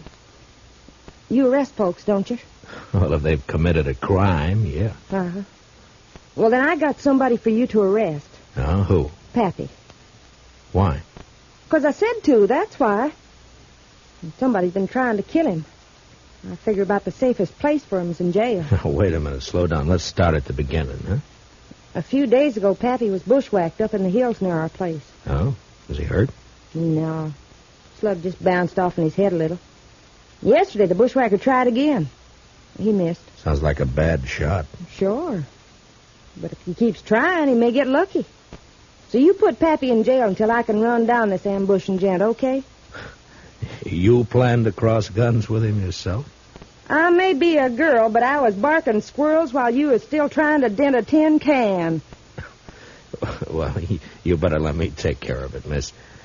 And as for your father, I can't jail him without a charge. Sure, I know that. What kind of a charge do you want? Well, what kind do you have? Well, most any, I reckon. Ain't it enough that he's drunk all the time? Well, I can hold him overnight on that. What if he shoots up the town? That's 5 days for disturbing the peace. That'll do. Where did he do this shooting? We ain't. Yet. He's down at the Alfraganza slopping up booze with that other old buzzard Jingle Bob. Oh, the Swamper? Yeah, that's the one. You'd best be somewheres around the saloon in a few minutes. I got a feeling Pappy's about due to bust the law again.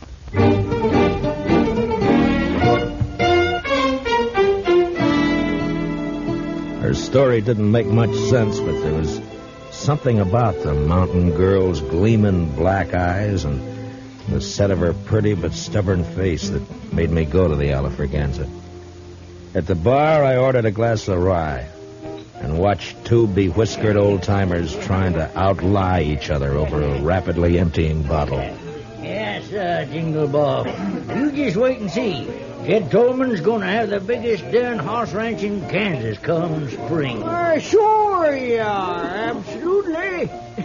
And me, why, I reckon I'll just buy up this here saloon. Oh, you're lying. Well, sure I am. Ain't you? What's my money was spending, ain't it? How many times I gotta tell you I'm getting rich? Pappy, are you drunk? If I ain't, I've been wasting a sight of time. Now leave me alone, daughter. Go home where you belong. I'm going. Only come over to tell you, man bet me $10 you couldn't shoot out that lamp on the first shot. What's that? Oh, give me that rifle. All right, hold on. That's enough of that. Stay back, son. What? Now, go collect your $10, daughter. Yeah, Pappy. But I think the marshal here's a-fixin' to arrest you. Huh? Ain't you, Marshal? Yeah, I guess I am. All right, come along, Jed. Come on. What? Get your hands Come on. off me. Why, I never... You jailing a man for having a little fun. Why, you'd never get away with this back in Kentucky. Jed, you're in trouble, aren't you? Who's trying to kill you? No, I reckon that's my business. Now, that's the law's business. I'll take care of myself, Marshal. Uh-huh. Back in the saloon there, you mentioned having money. and getting more. So? From what I've heard, you and your daughter run a 2-bit horse ranch up in the hills. That hardly figures to make you rich. So? You thick-headed old... Look, all I'm doing is trying to save your skin if it's in danger. Now, why don't you help me instead of being... Reckon I don't wanna. Well, that's plain enough.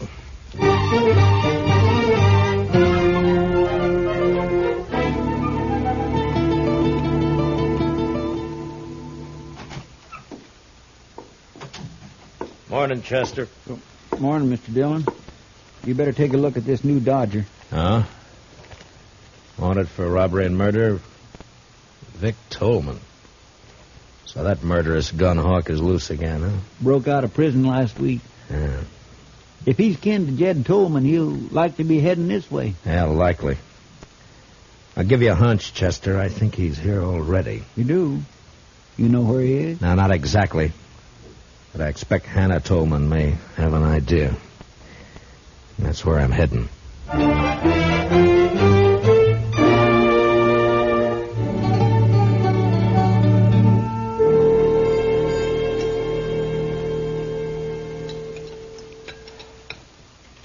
Now, that's what I like to see. A man-sized appetite. This wonderful corn pone. I'm a good cook.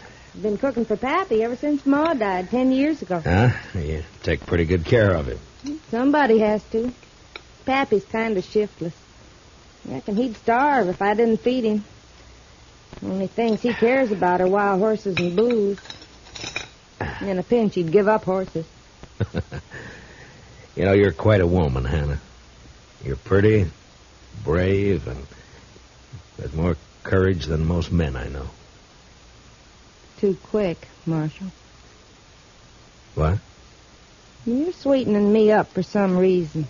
Not that I mind, you understand. I'm partial to a strapping fella like you. And Pappy's always after me to get hitched up. Says it ain't fitting for me to be 22 without a man. Oh, you're still young. Not the mountain folk. I'm an old maid. And I'm agreeable for some sweet talk. Only I don't trust yours.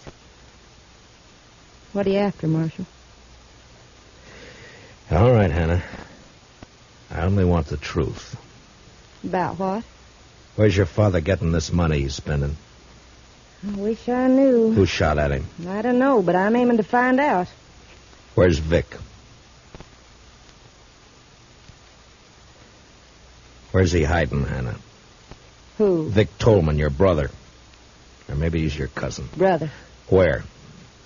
I don't know. Hannah, be sensible. Vic's a murderer. Vic's my kin. We Tolmans don't turn on each other. If you shelter him, you're guilty of... Marshal, I reckon you just wore out your welcome.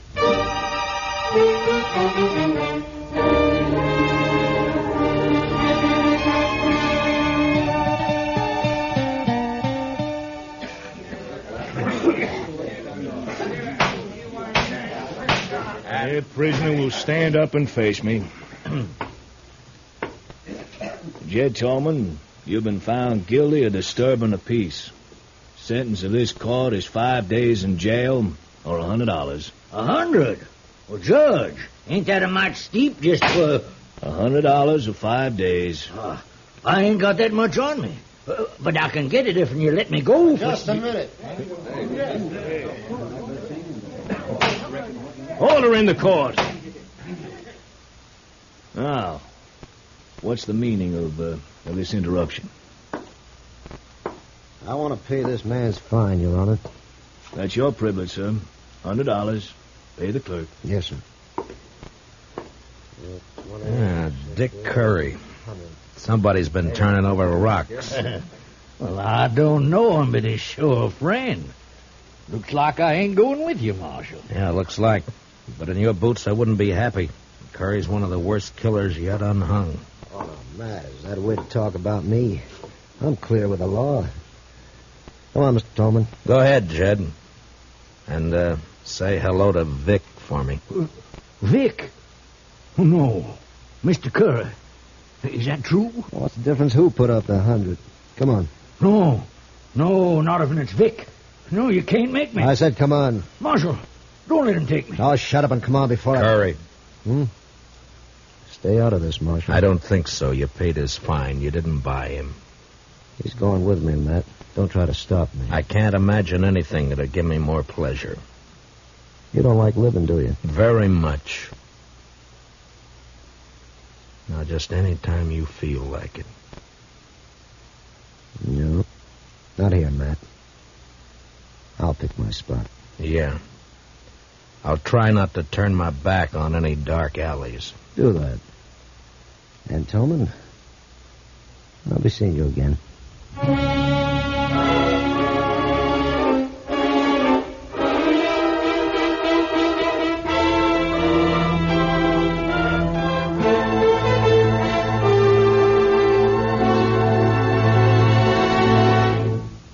We'll return for the second act of Gunsmoke in just a moment. But first, strength against aggression calls for guns, tanks, planes, and explosives in tremendous quantity.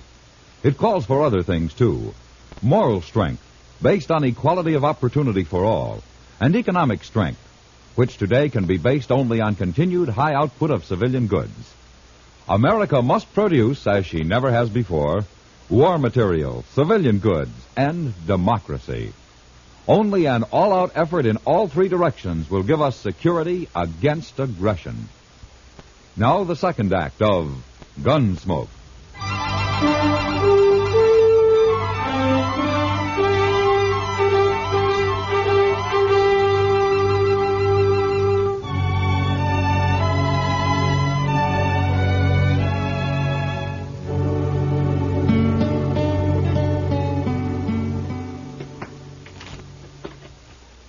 Some stud, Marshal? Why don't we play while we wait? No thanks, Jingle Bob. You needn't wait with us. Jed's my friend, Mr. Dillon. Sure. Maybe I can't help him none, but at least I can share whatever the trouble is. Understand? Mm-hmm. Now, Jed here's a lying old ringtail drunk, but me, well, when a man is down to scrubbing saloon floors just to get the liquor that'll keep his nerves from shaking apart, he's grateful for any friendship that's offered. Don't move. Curry, get his gun. Sure thing. You recognize me, Mark? Yeah, let's have it. Yeah. Vic Tolman. There are Dodgers out on you. You're a cool one, Dillon. Too bad we're on opposite sides of the fence. Yeah, it's too bad. Real pity. I'm going to enjoy this job. What job? Well, don't you know?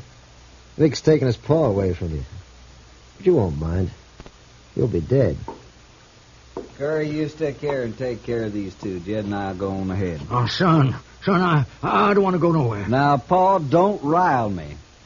You're going with me. None of you are going anyplace, Vic. Check. What? Window. Reach high, both of you, and let go of that hardware. Now, you better do as he says. Because Chester's a little nervous with that shotgun. There's mine. Looks like the odds are with you, so...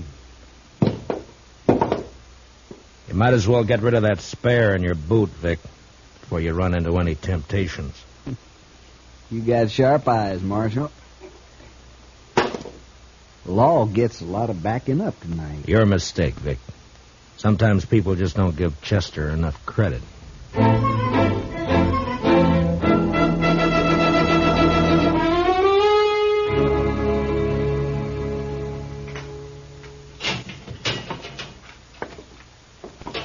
Chow time. Beefsteak, fried potatoes, stewed corn. Marshal, I must say you run a nice jail, don't he, Curry? Don't mind Curry. He's a little depressed about last night. You still run a nice jail.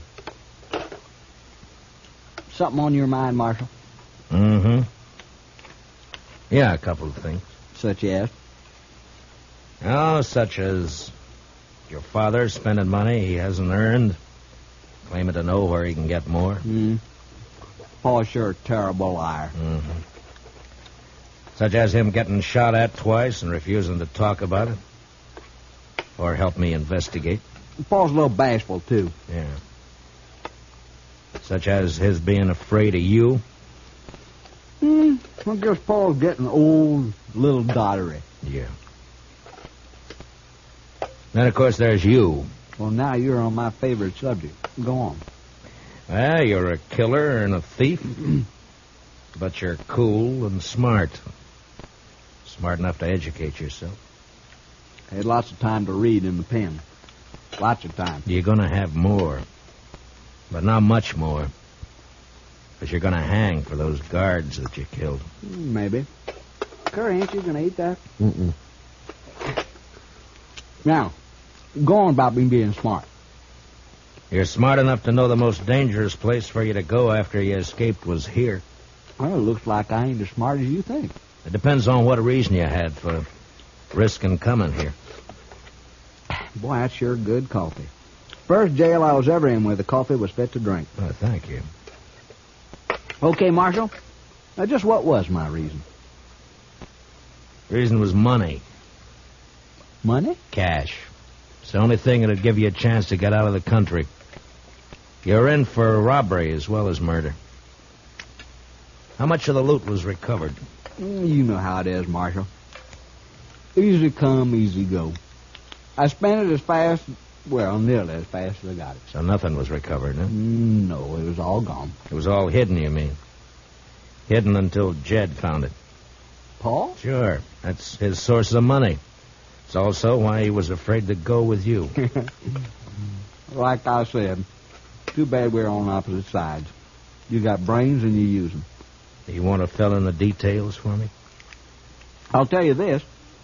You're right about my cash and money. I'd had it and be on my way to Mexico by now if Paul hadn't switched hiding places on me. You know, it hurts. Paul's turning against me. Yeah. The Tolmans always stick together. Except when money's involved. How about you, Marshal? Money by you, sky's the limit. I'm sorry. Mm-hmm. Well, I figure not. Well, been a nice chat. Want to take you straight. Hurry, give me a hand. All right, back up, Curry. That's it. And tell Vic when he wakes up to take it easy. Or he won't live to be hung.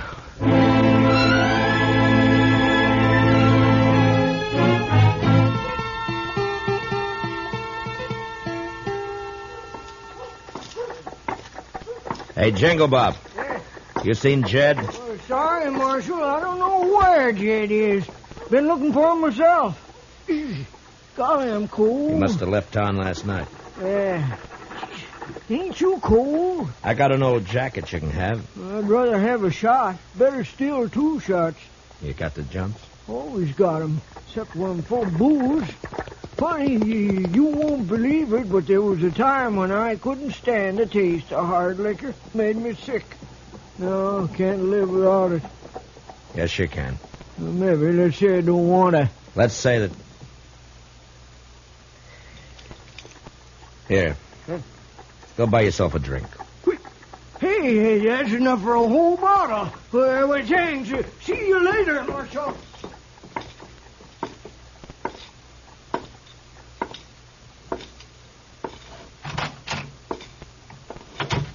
Supper time, Chester.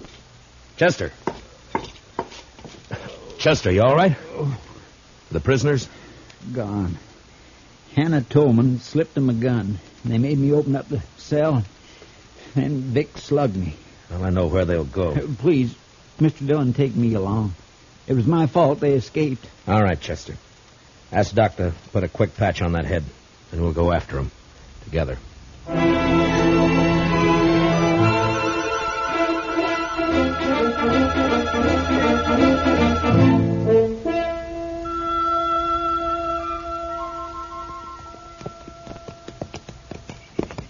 Starting to get dark. Yeah.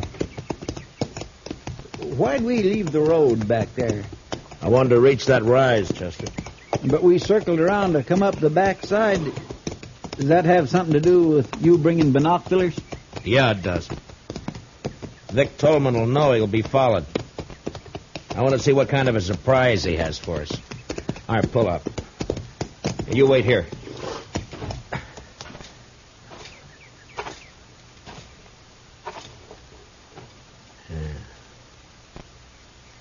See anything? No. Not yet. Now, wait. I know now. Yeah, it's Curry, all right. He's holed up in some brush just beyond the turn in the road down there. Well, what do we do, Mr. Dillon? Take the horses and circle back the way we came. Start up the road, but don't make the turn. I understand. Now, be sure. As long as you don't make the turn, you'll be safe. But, I do want you to make some noise. Noise? Yeah, I want you to sing, whistle, throw rocks, anything. Just so long as it holds Curry's attention. It was slow work, crawling down through the brush, but finally I was only 10 feet behind Curry's position. The gunman was holding a rifle trained on the turn. And out of sight, coming up the road, I could hear Chester. Well, he wasn't good, but he was loud.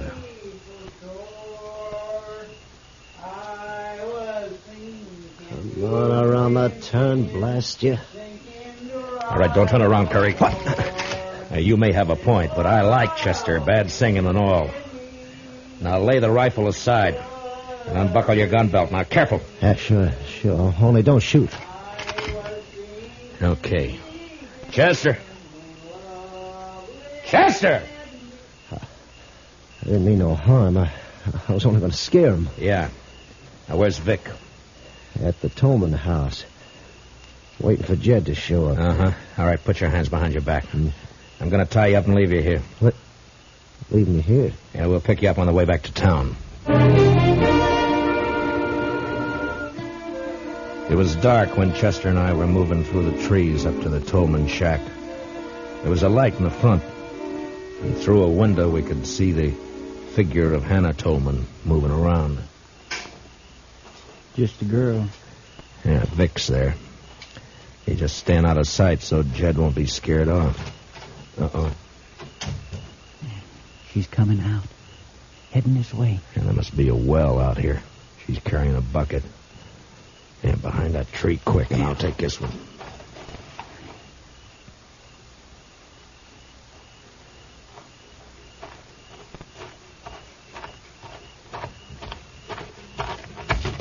What do you think, Jack? All right, now quiet down. We're not going to hurt you. Stop fighting. Chester, grab her legs quick. Yes, sir. I was saving these handcuffs for Vic, but I guess they'll do for you. There. Now, do you promise to be quiet, or do we gag you? All right, have it your way. Chester, give me your bandana. Yes, sir. Here. There, that should do it. All right, stay with her, Chester. I'm going for Vic. I was halfway to the shack when inside Vic Tolman became suspicious. Suddenly the lights went out, and the door opened, and a shadowy figure slipped out to stand, listening. Hannah? Hannah, answer me. Drop him, Vic. Who is that? I can't see. Matt Dillon. Throw down those guns. You're under arrest. Not this time.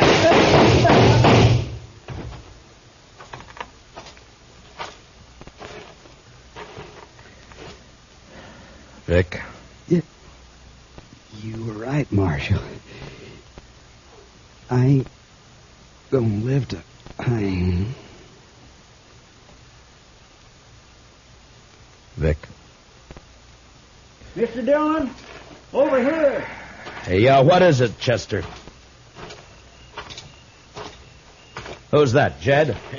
Yes, sir. I caught him sneaking towards the house. He was carrying this bag. Here, let me see. That's the money. I was taking it to Vic. Is he... Yeah. You're too late, Jed.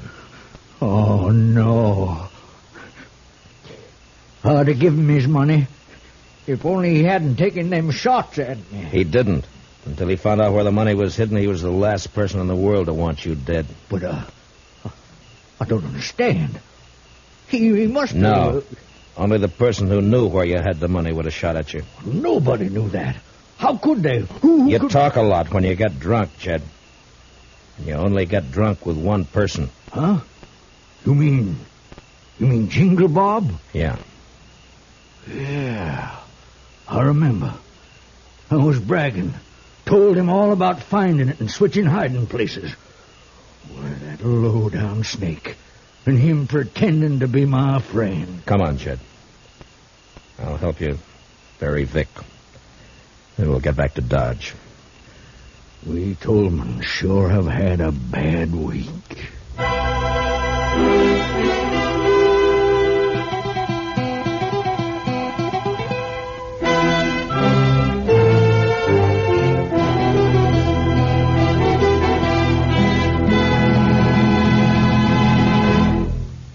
Gunsmoke, under the direction of Norman Macdonald, stars William Conrad as Matt Dillon, U.S. Marshal. Tonight's story was specially written for Gunsmoke by Herb Purdom, with music composed and conducted by Rex Corey. Featured in tonight's cast were Virginia Gregg, Joseph Kearns, and Junius Matthews, with Harry Bartell, Lou Krugman, and Peter Leeds. Parley Bear is Chester. Join us again next week as Matt Dillon, U.S. Marshal, fights to bring law and order out of the wild violence of the West in Gunsmoke.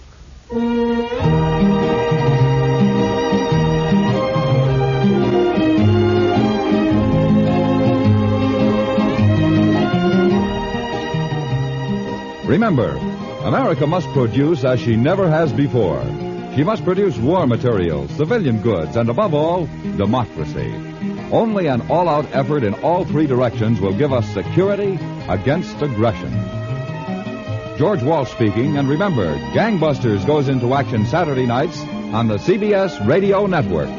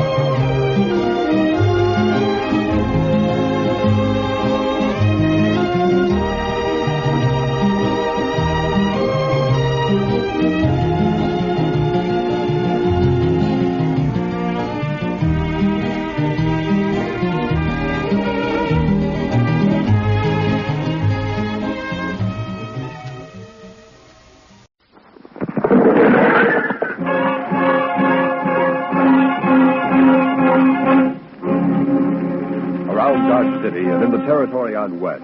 There's just one way to handle the killers and the spoilers, and that's with a U.S. Marshal and the smell of gun smoke.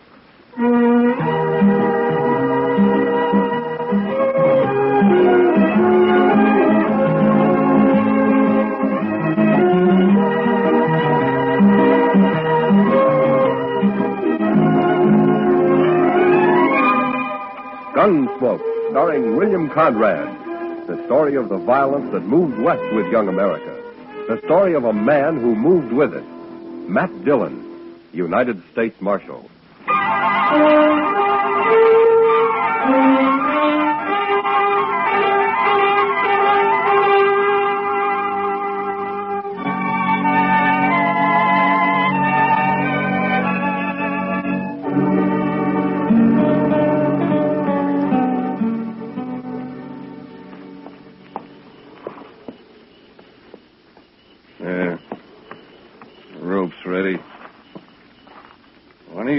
That horse over here.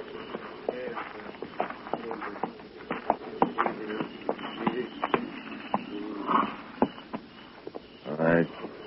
Let me get this noose around your dirty neck, and you'll be swinging in no time. There. Not too tight, is it? I wouldn't want you to be uncomfortable. That's enough of that, Cam. What? Who said that? I did. I said it. Rye Stewart. What's the matter, you turning yellow? Get this over with, Cam. Why devil him? Because that's what he is, that's why. Shut up. I'll take care of you in a minute. Rice, you got anything against my hanging this murderer? Just don't devil him, that's all. Get it over with. I'll do it my way. It's my brother he shot, isn't it? And in the back, too.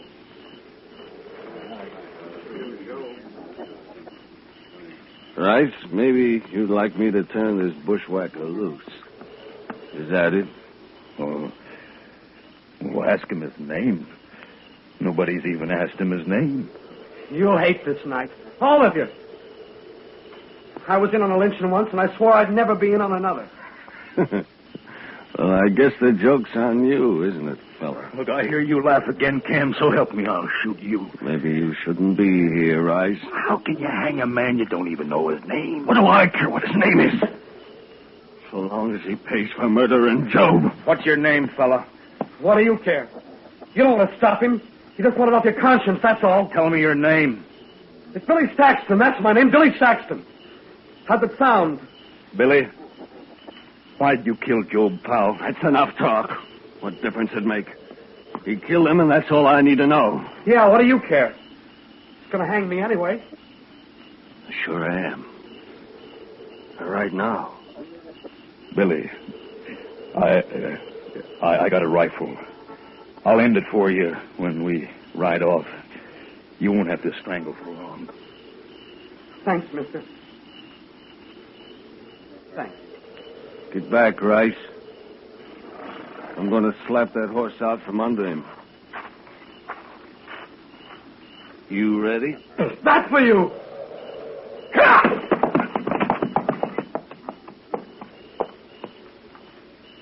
Let's go, men.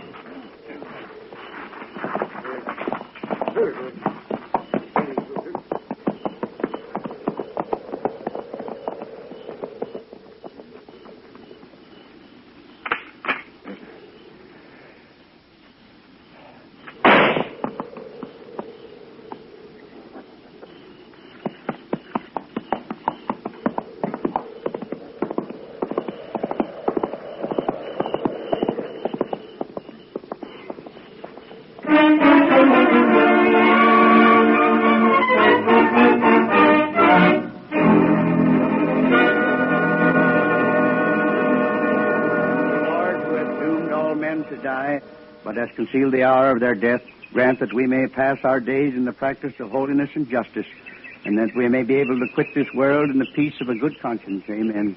Amen. May Job Powell rest in peace. Amen. Amen. Go ahead, boys.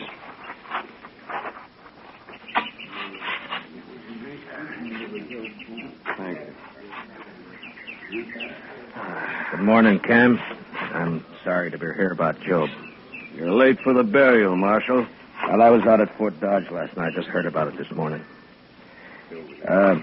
Preacher? We are in the valley of the shadow of death, Marshal Dillon. Well, if you're all through here now, I wonder if you'd read a few prayers over another man. We got him in a grave just over the hill way. Another man? Man is born into trouble as the sparks fly upward. Job 5:7. Who was this man, Marshal? How did he die? He was murdered last night. I didn't hear about any murder outside of Job here. Where was this shooting, Marshal? It wasn't a shooting. It was a lynching. I just buried my brother, Marshal. Billy Saxton shot him in the back. Aren't you using the word murder a little loose around here? Only the law can hang a man without it being murder, Cam. The law's too slow sometimes. You know something about this? All I say is that he shot my brother and he deserved hanging. Hanging, maybe. Lynching's a different matter. What difference it make? He got what was coming to him. He had a fair trial coming to him, like any man. For example, Cam, I'll try to see that you get one. What? If you're guilty of leading that lynch party. Well, say it out, Marshal. You accusing me? I got no evidence. And you won't get me. There isn't a man in the country who'll stand still for bushwhacking. Saxton got his due, and that's that. Maybe. All right, come on, preacher. Let's bury him. Whoso sheddeth man's blood, by man shall his blood be shed. Genesis 9, shake. Show me the grave, Marshal.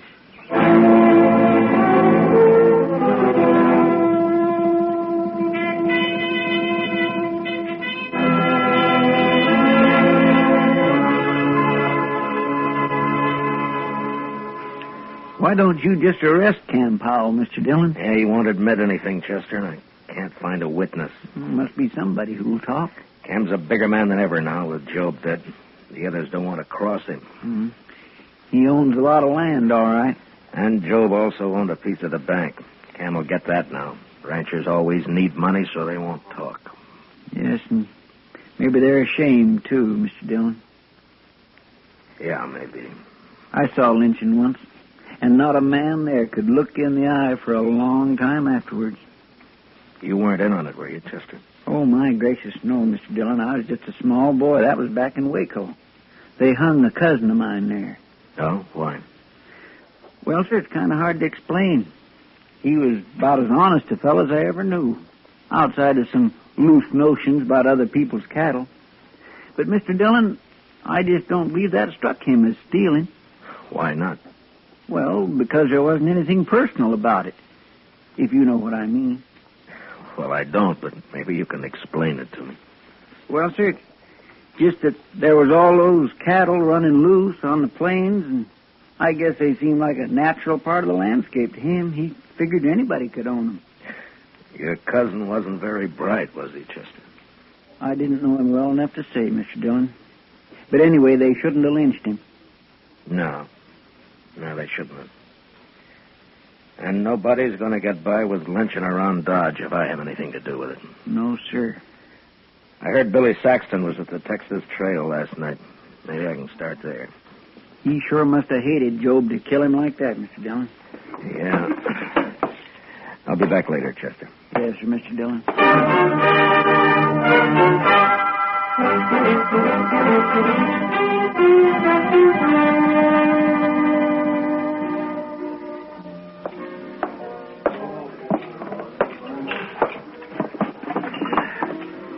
Hello, Kitty. Hello. Well, I can remember when you'd give me a smile. What's the matter? Nothing, Matt. Someone been bothering you? You might put it that way. Where were you last night, Matt? Why weren't you around? Yeah, Chester and I rode out to Fort Dodge on business. It was late, so we slept there. I thought this town could go one night without trouble. You sure thought wrong, didn't you? You're upset about the lynchings, that is. That's it. Aren't you? I heard Billy Saxton spent some time in here yesterday. I hate men. I think they're awful. Savage beasts. It'd be worse if it weren't for the law, Kitty. Now tell me about Saxton. He could tell you himself, Matt, if you hadn't picked last night to wander out of town. Now, Kitty, this isn't like you.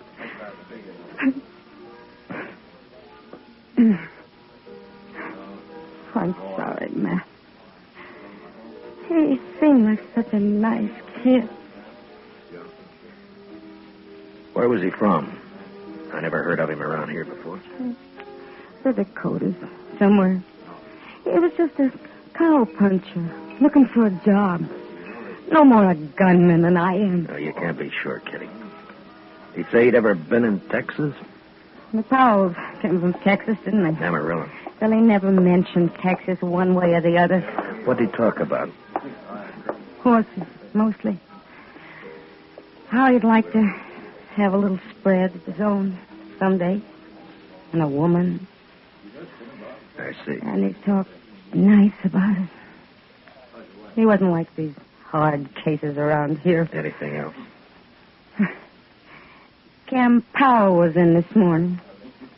Told me not to talk about Billy, especially to you. No? What'd you say? I told him I'm not afraid of him, but maybe you are, so why didn't he warn you against talking to me? That pleasing? I also told him if I was a man, I'd kill him. Who else was in on it, Kitty? I don't know. One thing, though. Rye Stewart came in here last night.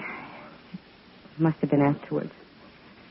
He sat over there in that corner and got drunk all by himself. Real drunk. Not like Rye. No. But maybe he was in on it and couldn't stand himself afterwards. Maybe that's why he had to get drunk. Well, I'll go see him. Anyone who was there would be in trouble, too. Wouldn't they, Matt? Yeah. But I have a feeling Cam really headed this thing, and if I can prove it, I'll have him up for murder. I'll keep my ears open, Matt. Thank you, Kitty. I think I'll ride out to the Stewart Ranch. Rice isn't a man who can lie with much conviction. Good luck, Matt. Yeah, I'll see you later.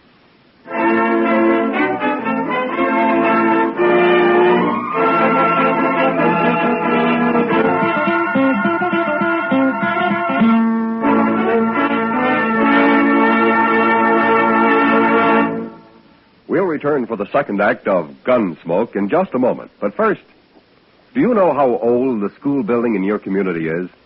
If it's over 25 years old, the chances are that it's woefully inadequate to the present demands on it. Join with the groups in your community working for better school conditions. Remember, better schools build a stronger America. Now the second act of Gunsmoke.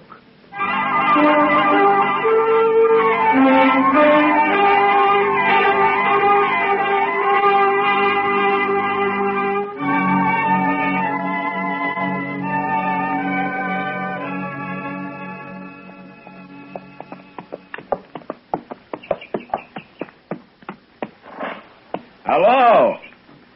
Anybody around? Get down, Marshal. I'm coming out of the sun. Well, thank you, Miss Stewart. Got a pot of coffee in the stove, Marshal. Oh, thank you, ma'am, but I'd like to find Rice first. Anything wrong, Marshal? No, I'd just like to talk to him. Rice come home real late last night. He was awful drunk. First time in years. If you'll forgive me, Miss Stewart, I'd better find him. All right. Guess I'd rather Rice told me about it himself. Must be something up. Cam Powell was by earlier. Hasn't been around in months. What'd you say Rice was, ma'am? Hasn't strayed far from the house today. Keeps coming in for coffee. Think he's drunk a gallon already. Well, I'll be back for some myself in a little while. Sure, Marshal.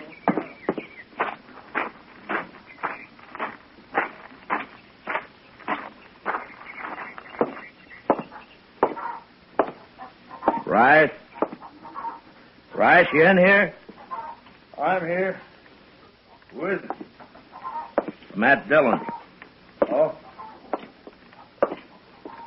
Hello, Marshal. Hello, Rice. Can I take a little of your time? I'd ask you up to the house, Marshal, but I think I'd rather talk here. Miss Stewart already asked me in. She hasn't heard about what happened in Dodge last night, has she, Rice? No, Marshal, she hasn't. How come you didn't mention it to her? What I tell my wife is my business, Marshal. Yeah, sure. But you know she's bound to hear about it later. Maybe she'll wonder why you didn't tell her right off. That's still my business? She said Cam Powell was here this morning. Anything wrong in that? You don't feel very good today, do you, Rice? I got drunk yesterday. Last night I got drunker. Is that what's bothering you? Well, I'm not as young as I used to be, that's all. You're a poor liar, Rice. I figured you would be. Yeah, I suppose I am. Look, Rice, I've known you for 4 years, and I've never heard a bad word against you. But yesterday you were a little drunk and got mixed up in something you're ashamed of now. Cam Powell's threatened you if you talk about it. Isn't that right? That's right, Marshal. Well, have you decided what you're going to do about it? I don't know, Marshal. I just don't know. Well, then maybe I'm wrong about you. Maybe you know better than Cam and the rest of them. Look, it's done with now, Marshal. Why can't we just forget it? We just can't forget a lynching, Rice. That'd make it too easy for the next one to happen. I'll kill the man that starts another one. Then why are you going to let Cam get by with this one? Well, by heaven, I'm not. I should have stopped it then. I don't know what was wrong with me, but I'll face up to it now. What do you want to know, Marshal? Where were you when Job got shot? At the Longhorn. About 6 of us were having supper. Job went down the street for some cigars, and then we heard a shot out back, and we run through the kitchen and found the cook outside holding Billy Saxton. Mm-hmm. He'd shot Job when he passed the street end of the alley. The cook see it? Oh, she said he did. Then what happened? And Cam, he went crazy when he found Job was dead. I don't know, Marshal, but before I knew it, we'd slipped out of town with that boy. Cam hung him on that little tree about a half-mile down the road. Yeah, I know. I cut him down. And that cook, that Hank something or other, I remember he grabbed Saxon's gun when we run out back. I can't get it off my mind. Nobody ever even looked at the boy's gun to see if it had been fired. Cam just hung him on the cook's word for it. Mm-hmm. All right, Rice. Thank you. Will you be a witness if I need you? I'll see you through now, Marshal. All the way. Oh. I feel better already. All right. Let's go get some of your wife's coffee, Rice. Yeah. Then I got to get back to Dodge. It's good coffee, Marshal.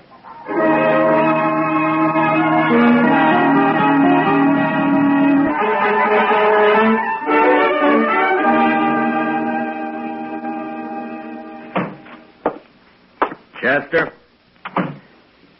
Chester? Chester, where are you? I'm out back, Mr. Dillon. I'll be right in.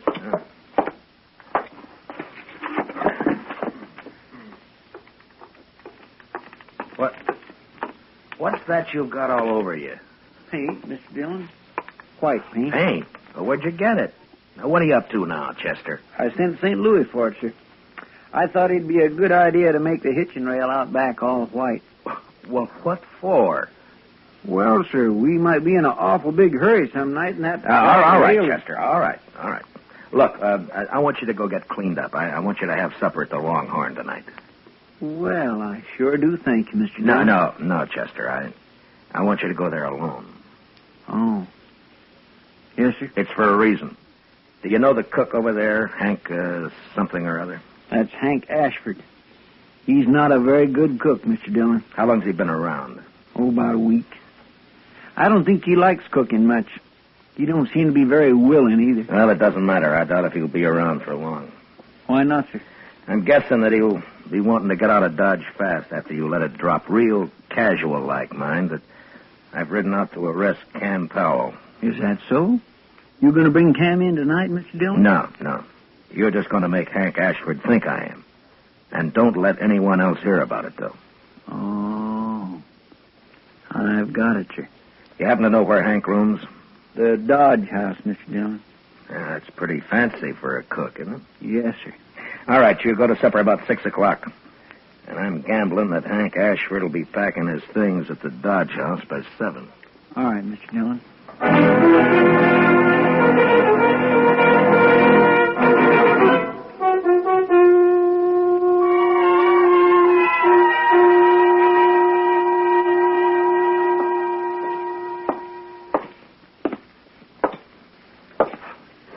Evening, Marshal. Evening, John. Hope you're not looking for a room. We're all filled up. Texans, mostly. Well, that's fine. What room's Hank Ashford got? 310, Marshal. Top of the stairs, straight down the hall. Uh-huh. Hey, you been up to anything? Looked to be in a mite of a hurry when he come in. He's here now? Went upstairs just a couple of minutes ago. Yeah. Something up, Marshal?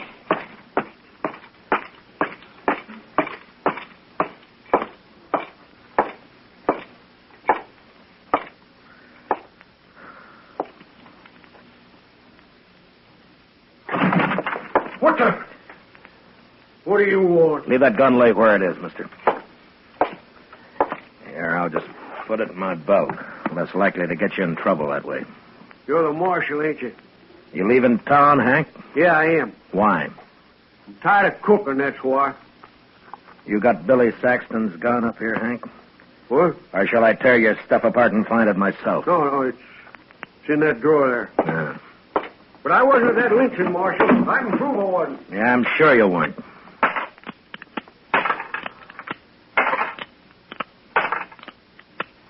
Yeah, all the shells are here. And the barrel's clean. I thought this gun killed Job Powell. It did. I cleaned it, that's all. Well, you're pretty neat, Hank, for a hash house cook. Yeah, catch this. Now what? And you handle that gun pretty well, too, for a cook. Look at the way you're holding it now. I don't want that gun. What are you trying to prove, Marshal? You're a gunfighter, not a cook, Hank. All right, Marshal. I used to handle a gun, but I'm looking for the peaceful life now. Any law against a man changing? No, but you're under arrest anyway. What for? I'll think of something. Let's go.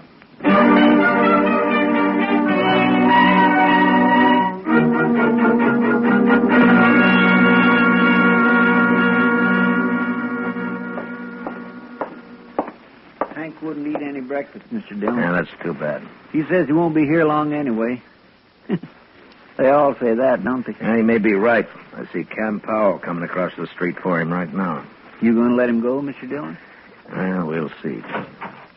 All right, Marshal. What's the bail on Hank Ashford?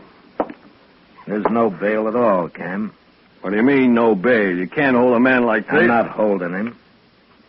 You mean he can leave? Anytime. Then what'd you arrest him for in the first place? Oh, let's say, suspicion. Suspicion of what? Well, drunkenness. He wasn't drunk. No, but he might have got drunk. You're pretty high-handed with that badge, aren't you, Dillon? You tell me, Cam. You ought to know about being high-handed. We're wasting time. Turn him loose. I want to get out of here. I'll get him, Mr. Dillon. Hank's a right handy man to have around, huh, Cam? What does that mean? Well, he can cook. Probably turn his hand to most anything. Sort of a jack of all trades, isn't he? I wouldn't know, Marshal.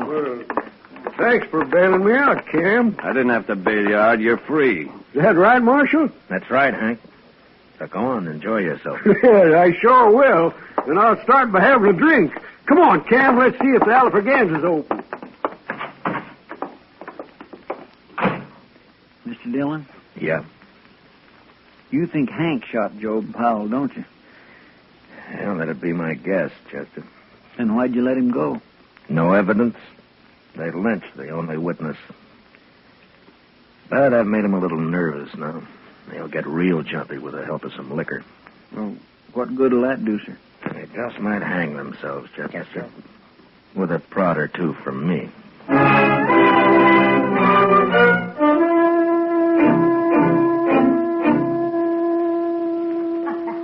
Well, come on. Yeah. Are you still here, gentlemen? May I buy you a drink? What are you doing here, Marshal? Why do you want to buy us a drink? Bartender. Give me that bottle there, will you? Cam, I don't like this. Let's get out of here. Wait a minute, Hank. I'm too big a man in Dodge to get pushed around by any marshal. I just want you to have one drink before you leave, gentlemen. Yeah? Just one. For you, Cam. And for you... Thanks. Yeah. Well, gentlemen, here's to may he rest in peace, Billy Saxton. You looking for trouble, Marshal? You're the one who's got trouble, Hank. What do you mean? You turned me loose yourself. Yeah, I know. But what about Cam here? What? You think Cam's going to let you go after everything you've told me? What'd you tell him, Hank? Nothing. He's lying. I told him nothing. And what are you talking about, Marshal? Just that I've got about all the evidence I need, Cam. Won't you ask Hank? He can tell you. Go on. Hank, if you cross me, I'll see you die for it. You believe him, do you? Well, go ahead. You didn't have the guts to shoot your brother yourself. Shut up. Who are you going to hire to shoot Shut me? up, blast you. Shut me up. Shut me up. Man, use your head. You got us in enough trouble already. I have. If you'd let me shoot that boy when he stumbled on me, would have been it, all right. Stop you may be rich, Cam, but you sure ain't smart. I'm going to kill you, Hank. Well, draw on me and I'll have 2 pals tomorrow. All right, hold it, both of you. We've heard enough. Well, there you are, Hank. Marshall's heard all he needs. You're done for now. Yeah? Well, I shot a marshal in Trinidad once. Don't see why I can't shoot one in Dodge. Don't try it, Hank. Why not, Marshal?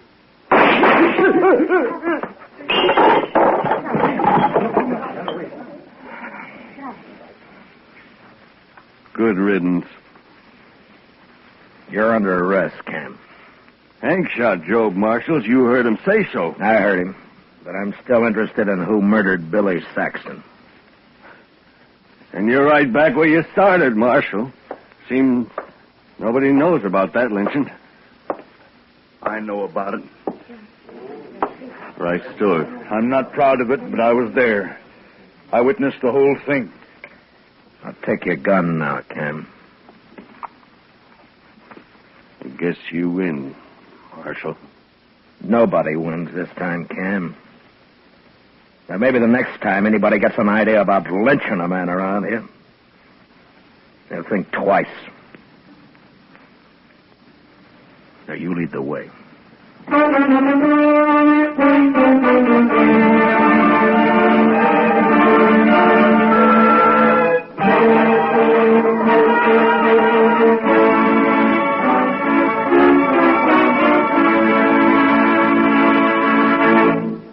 Gunsmoke, under the direction of Norman Macdonald, stars William Conrad as Matt Dillon, U.S. Marshal. Tonight's story was a special...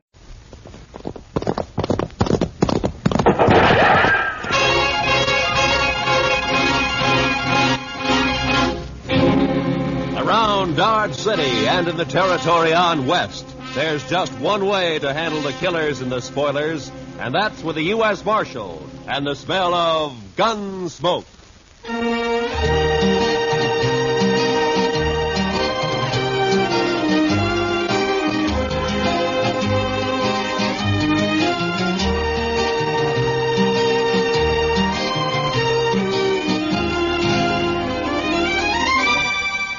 Gunsmoke, starring William Conrad.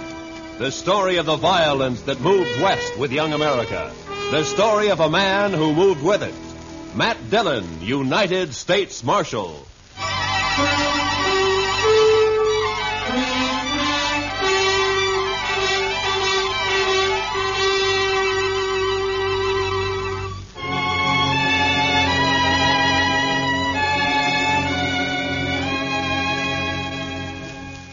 It was the dust. The heat was bad enough in Dodge City, but out on the plain, it was the dust. The sun was a burning red-brown chip in the sky, and the sweat on a man never had a chance to drop. It was blotted and dried with dust. Doc, Chester, and I had ridden to old man Gore's place 10 miles out. He'd had some trouble with one of the hands. Fellow had gone loco with liquor and had been shooting up the cattle. We found him, stripped naked nearby on his haunches, crying, drunk over a parched water hole.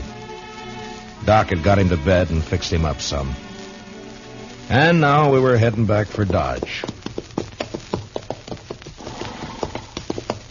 Darn horse.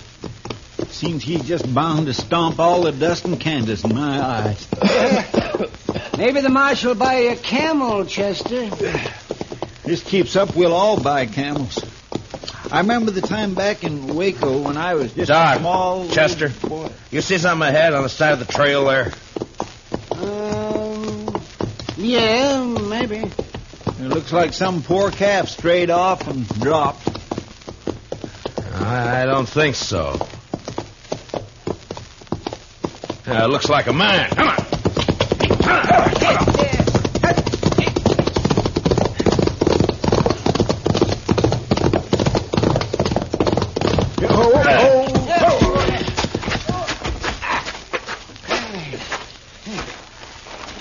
Chester, get the water bag. Yes, sir. Let me have a look, Marshal. Yeah. Let's see. Heat. Is he all right? Well, depends on how long he's been lying here. Here you are, Mr. Dillon. Open up his shirt, Marshal. Chester, get some of that water on his wrists. All right. He looks like an Easterner, huh? Sure not dressed for this country. Oh, no, that's better. That's better. Try to get a few drops in him. All right. No, not too much, Chester. Not in his nose, Chester, his mouth. Well, my gracious, I'm sorry, Mr. Dillon, but he moved his head. It's not so easy to... Hey, look, he's awake. You're all right, mister. Just take it easy for a bit now. Oh, that this too solid flesh would melt, thaw, and resolve itself into a dew. What did he say? Oh, it's out of his head, Chester.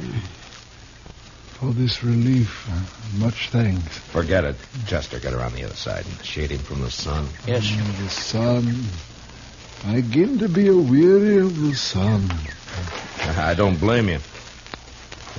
What happened? My wagon shed a wheel, I fear, along the high road.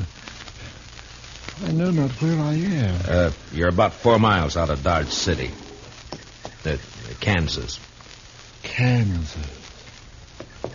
Oh, I would give all my fame for a pot of ale and safety. We better get him to town quick. He's in a bad way. It's delirium. You think you can make it on a horse? We'll take him into Dodge.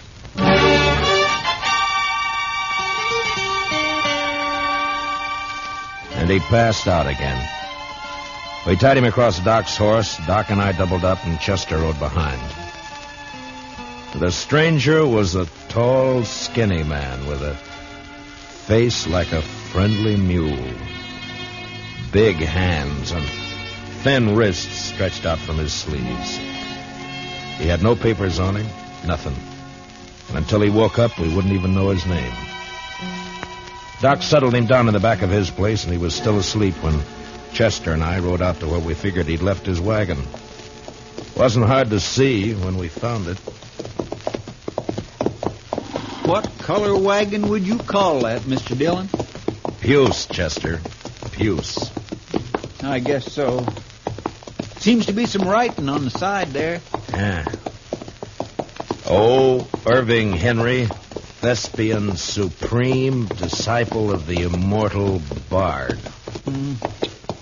I should have known he was a religious man. He's an actor, Chester, the immortal bard. Shakespeare, William Shakespeare, wrote plays, poems.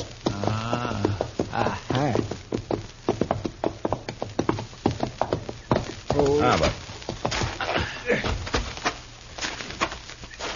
you think he let the horses go, Mr. Dillon? I was wondering that. Seems to me he'd have ridden for help instead of trying to walk. Horses couldn't have got out of the harness themselves. Let's take a look at the wheel. I wish we could wait till the sun goes down. It's going to be awful hot work, Mr. Dillon.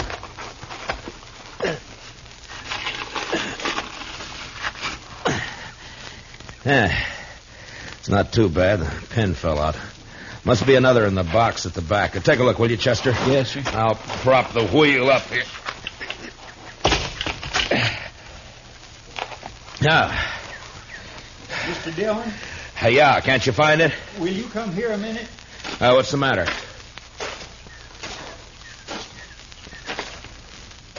Take a look in there.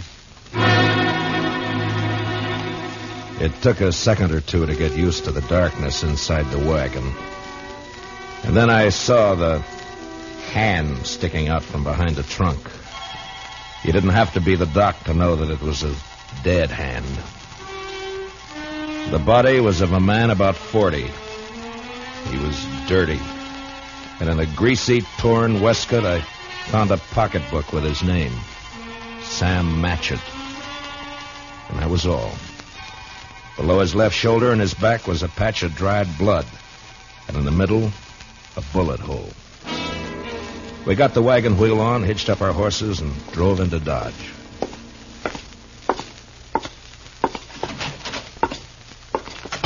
Doc? Oh, that's you, Marshal? Yeah. Yeah, I'll be right out. All right. Get that fella's wagon fixed up? Yeah, I brought it in. Is he awake?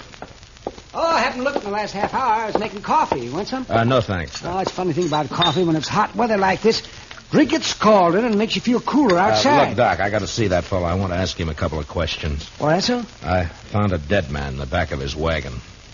You don't say. You better take a look. Chester's bringing him in the side. Oh, sure. You want to go on back? Yeah, thanks, Doc.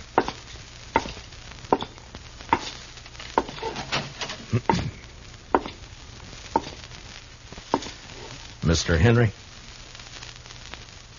Mr. Henry, wake up. Yeah? What? Oh.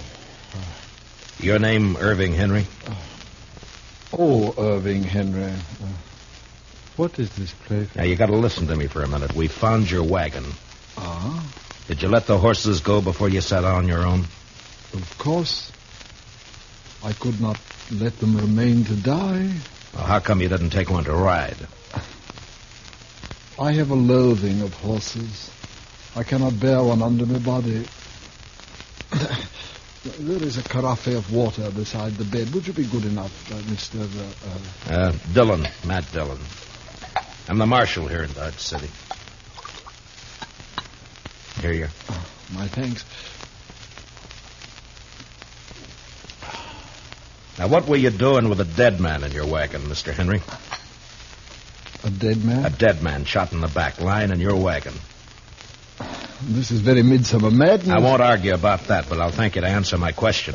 But it is impossible. It isn't true. I say it is.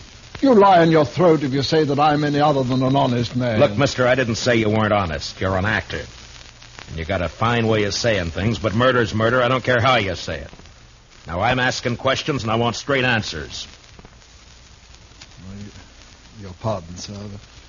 What you tell me, in truth, if it were played upon a stage, I would condemn it as an improbable fiction. I swear to you, I know nothing of a body. Did you come through Hayes City? Yes. Do you know a man there called Sam Matchett? No. You had no trouble in Hayes City? No. What are you doing in these parts, Mr. Henry? I am touring the provinces. An actor eating the bitter bread of banishment. And my talents are not taken for their worth in the East. And therefore, I bring the immortal bard to the hinterlands. And now, sir, that the interview is ended, pray give me leave to depart. I'm sorry, I can't do that. You'll have to stay until we get this thing cleared up. Mr. Dillon, Doc would like to see you. All right, Chester. Stay here with Mr. Henry, will you? Well, sure, Mr. Dillon, sure. How you feeling by now, Mr. Henry? Would you like some more water? These evil manners live in brass. Doc? Right here, Marshal. Yeah. Fill me cup, father's boy. What'd you find? Well, there's one thing. This man didn't die right away. I mean, not right when he was shot. Is that so? No. More likely bled to death. Inside. You think he might have been able to climb up in the wagon after he was shot? He might. There's another thing. Yeah? You see the way he's dressed? Now, you take a look at that. What? Help! Come on, Doc. Chester. What's the matter with him? Chester. He took my gun when I was pouring him some water, Mr. Dillon. He must have gone through the window, Marshal. I tried to get it back. It went off. Take care of Chester, Doc. I'm going after him.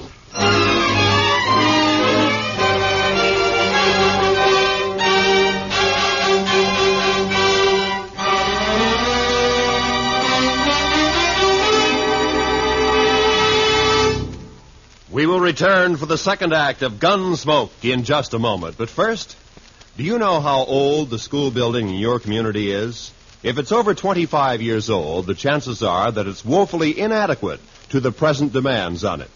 Certainly thousands of schools all over America are unable to meet the needs of a greatly increased enrollment. And all our school children will suffer unless all of us work actively to improve conditions.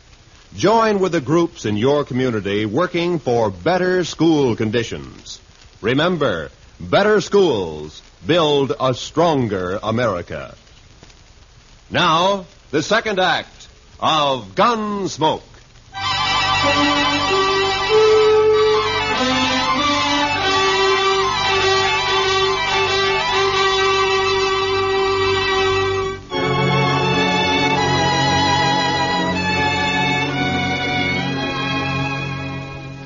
When I went out of there, I didn't know how badly Chester was hurt. There was a lot of blood on his head and over his face.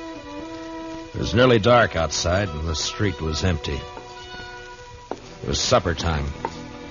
I could see the women through the windows getting food ready. The kids were inside, too. Sure looked peaceful. But with Henry out with a gun, well, that wasn't a good thing to have running around loose in Dodge.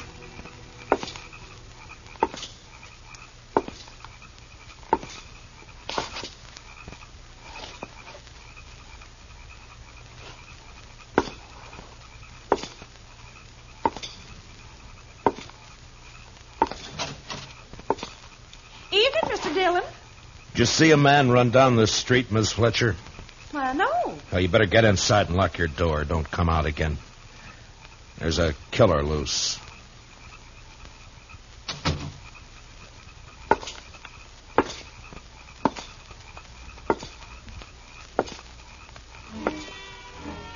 I walked the length of the street, listening, waiting.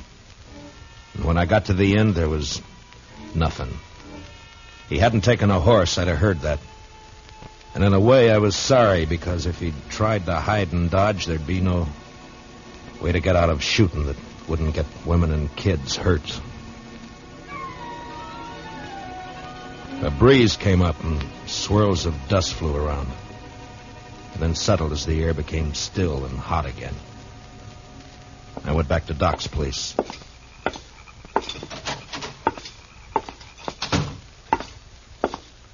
Oh, did you find him, Marshal? No. How's Chester? Oh, I'm fine, Mr. Dillon. Just creased my head. More mess than hurt. Oh, good, Chester. Look, you want to go home or you want to work? I want to work. All right, go down to the office, get yourself another gun, and round up some men, many as you can. As long as Henry stays in town, we're in trouble. Now, keep your eyes open. Meet me back here. Yes, sir, Mr. Dillon. Take my gun with you, and if you see him, watch out. All right, now get going. Yes, sir. Now, Doc, I'm going to have to make you a deputy, too. Well, maybe instead of digging out bullets, I'll be putting some in. It's not funny, Doc. Now, come on. All right, we'll start here. I'll take this side, you take the other. Get the men to go through their houses and tell them to look for their horses. Tell them what's happening. But 10 o'clock that night, as far as we could tell, Henry hadn't left town. There were plenty of places for him to hide, though. We had 50 men out searching. Chester and I were working along back of the express office. There were a couple of houses there we hadn't covered. You wouldn't think a man like that'd be a killer, now would you, Mr. Dillon? I never saw a man yet couldn't be, Chester. Depends on your reasons for killing, I guess. Now, let's take a look behind these boxes. Huh?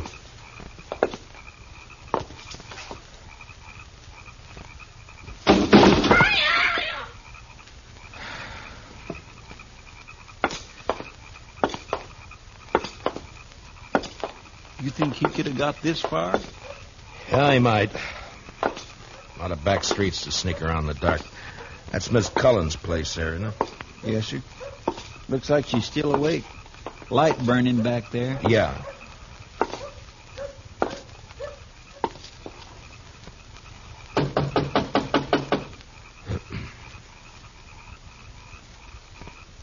Seem a bit cooler to you tonight, Mr. Dillon? Yeah, a bit.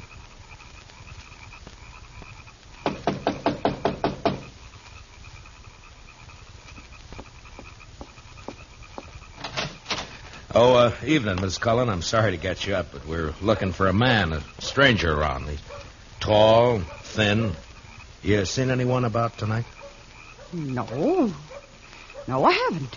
Oh? How's the kids? Oh, they're fine. Thank you, Mr. Dillon. Fine. Uh-huh. Well, you keep the place locked tight, Miss Cullen. Don't let anybody in tonight unless you know who it is. All right. Good night, Mr. Dillon. Good night, ma'am. Well, now that's strange. She didn't even say hello to me, and I know her better than you do, Mr. Dillon. Chester, round up the others. Get them over here. I don't know why she... He's in there with her. I think he's got the kids in the sleeping room. Oh. Sent her out to get rid of us. Now, I'm going to try and get in. Don't do anything when you come back. Just put the men around the house. Yes, sir.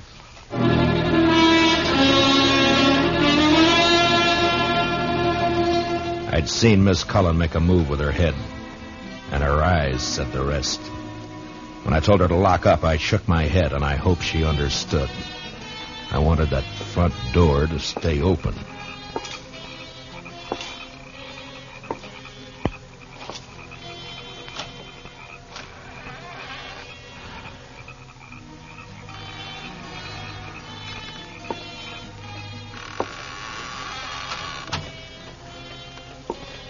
I'll keep my promise as soon as I can. He was in there, all right. I could hear him. I wanted him alive. But I wasn't going to risk hurt to Miss Cullen or the kids getting him. Please. I did what you asked. Don't hurt the children, please. They will never know this night. And in the morning, when they awake... What's that?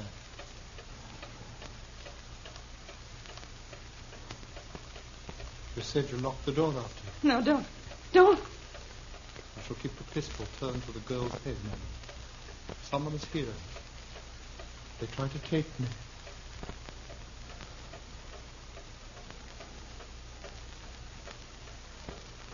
Who is it? Who?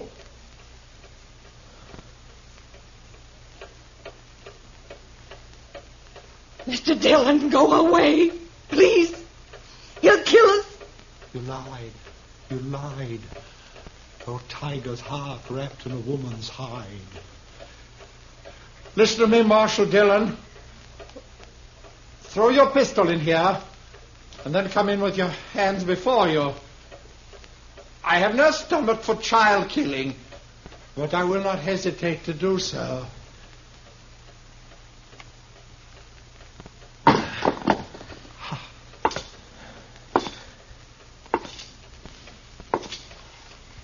Now give me the gun, Henry. No. You won't be able to get out of this. I must. There is living to be done. You know that fancy talk isn't going to help either. Now why don't you climb down? What happened to Matchett? Nothing happened to Match. Why'd you kill him? I didn't. In 5 minutes or less, there'll be 50 men or more around here. Now, what are you going to do? I don't know. If you didn't kill Matchett, you'll get a chance. I'll see to that. There's no use going on this way. Give me the gun. I cannot. It is my prop of salvation. No gun is salvation to anybody. Put it down. You must tell the men to go away, Marshal Dillon. I'll have to take one of these children with me for my protection. No! Shed a tear for me, madam. I have the greater need. You do a lot of talking, mister. I'd like to see you turn the gun away from that kid's head. That'd take more than talk, wouldn't it, though? I have no skill with such a weapon. Why should I match with you? I want to live. You're going about it the wrong way. The smallest worm will turn, being trod upon. Meaning? You gave me no choice when you brought me here. Would have been better to have left me lying in the dust. You don't understand. You don't know. Well, why don't you tell me? What good would it do? That depends.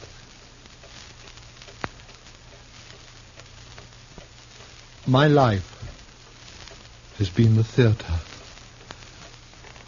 As a boy, I was a student of Shakespeare. You would look at me. Who would accept this face for Hamlet? This ill-shaped body for Romeo? His speech has become my speech, but the fools only look. They cannot listen for laughing. There have been ugly men before you. It hasn't been cause for murder. Why'd you kill Matchett? In New York, there was a man, a gross, stupid man who fancied himself an interpreter of the bard. He took me, as his apprentice. And together we set out for the tour. I would play only the voices. Never Richard, never Henry, never Lear, only the voices. Whilst he, stumbling, drunken, he muddled and tore to a tatter the words that I should have spoken. You killed a man because you wanted to play a hero? How easily murder is discovered. Yeah, sometimes, I guess. It was yesterday. We were leaving Hayes City. We'd played there for 2 days, and it made me a laughing stock. It was night, and he became drunk and threatened to leave me in the next town. I made him stop the wagon, and taking up a pistol, I shot him. He did not die at first, and when I saw what I had done, I wanted him to live. And I put him into the wagon, and I drove on, hoping to find a doctor. Then, as the night passed, I saw that he had died. And I was afraid. The wagon broke down? Yes, I put my purse into his clothes and took his name for mine. How I've hated the name of Sam Matchett. But you wouldn't understand. I wouldn't? Well, what now? I want to live. I want my chance. You've done a murder. I can't let you go. You know that. Don't make it harder. I lost my husband 2 years ago. I know what it is to be alone. You've been alone, haven't you? I'm sorry. But you killed someone. We may pity, though not pardon, dear. I'm going now, Marshal. If you walk out of there with your gun, you're a dead man. Death's a great disguiser. I must have my chance. Don't do it, Matchett. There'll be killing. Madam, forgive me. I would not have harmed your children. Matchett, put down your gun. Let me go my way. Please. There are a lot of men waiting for you out there, Matchett. You know what'll happen if you open the door.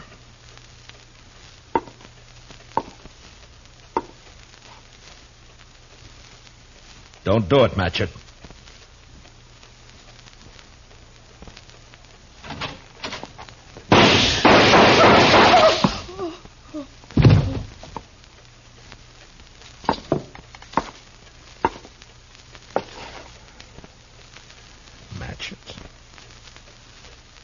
Sleep, perchance to dream. Aye, there's the rub. For in that sleep of death, what dreams may come.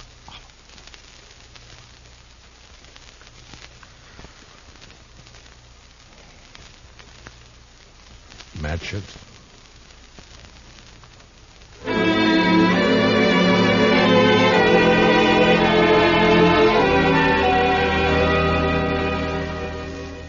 He knew he was going to die. The minute he opened that door, he knew it. And maybe he wanted to, because he fired first, a single shot. We buried him in back of the church, and I found some words in a book to put on his grave. He that dies pays all debts.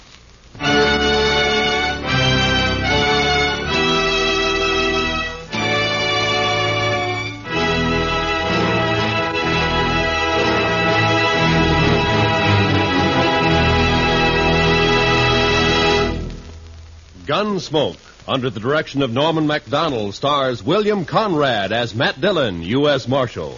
Tonight's story was specially written for Gunsmoke by Anthony Ellis, with music composed and conducted by Rex Corey. Hans Conried was featured as Henry, with Mary Lansing as Mrs. Cullen. Parley Bear as Chester, and Howard McNear as Doc.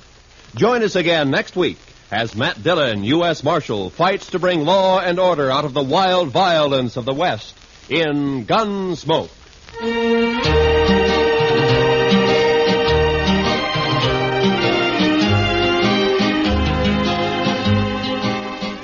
Roy Rowan speaking. Remember, Gangbusters going to action Saturday nights on the CBS Radio Network.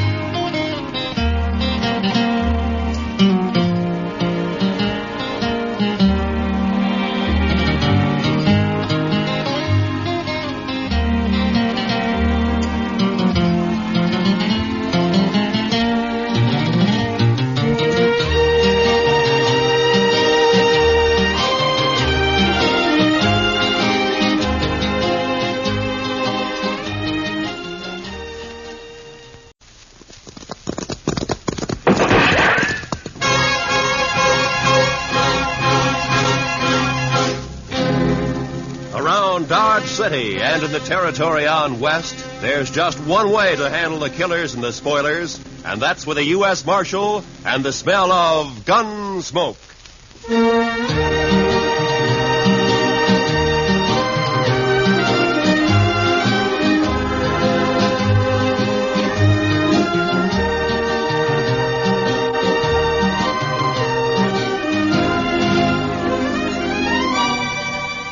Gunsmoke, starring William Conrad. The story of the violence that moved west with young America. The story of a man who moved with it. Matt Dillon, United States Marshal.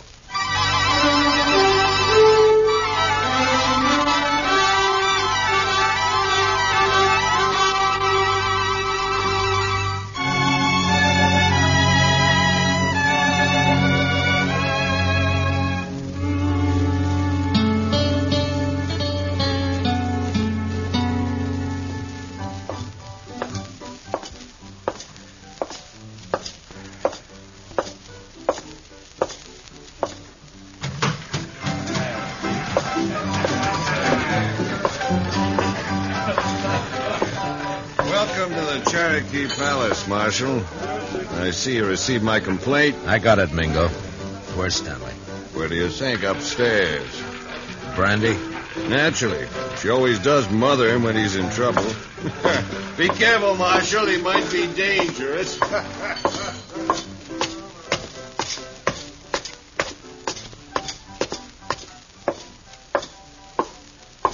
Well, Marshal. Got a sweet word for Dixie?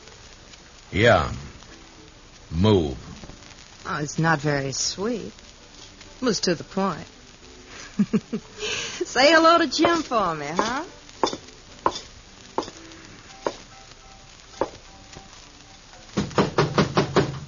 Go away.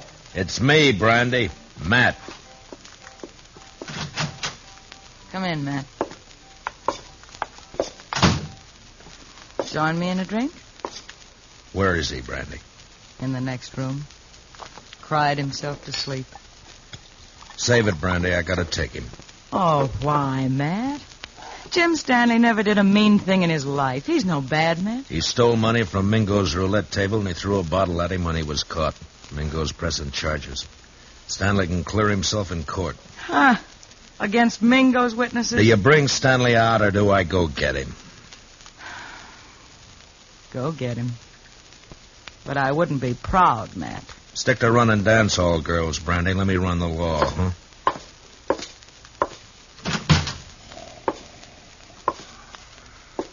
Stanley? Stanley! Oh, it's you, Marshal. I was sleeping. I want you to come with me, Jim. Come with you? Sure, Marshal. You better get up. Come on. Come on. Oh, yeah.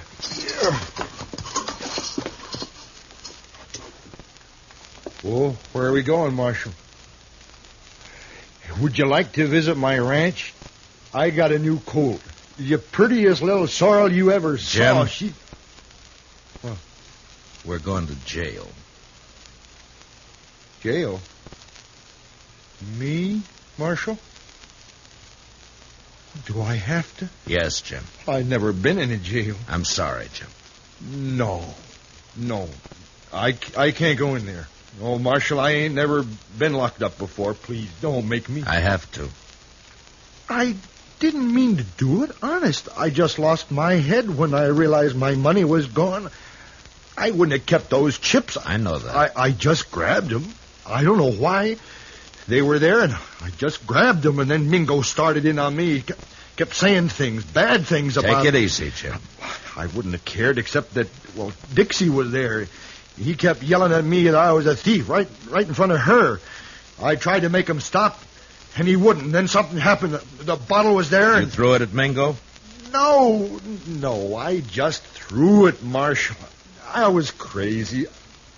I didn't mean to hurt nobody. I believe you, Jim. Marshal, will you ask Dixie to come and see me later? Yeah, sure, I'll ask her. Thanks. I just want to tell her not to blame Mingo for all this. She might say something or give up her job. Don't worry, Jim. I don't think Dixie's going to give up anything.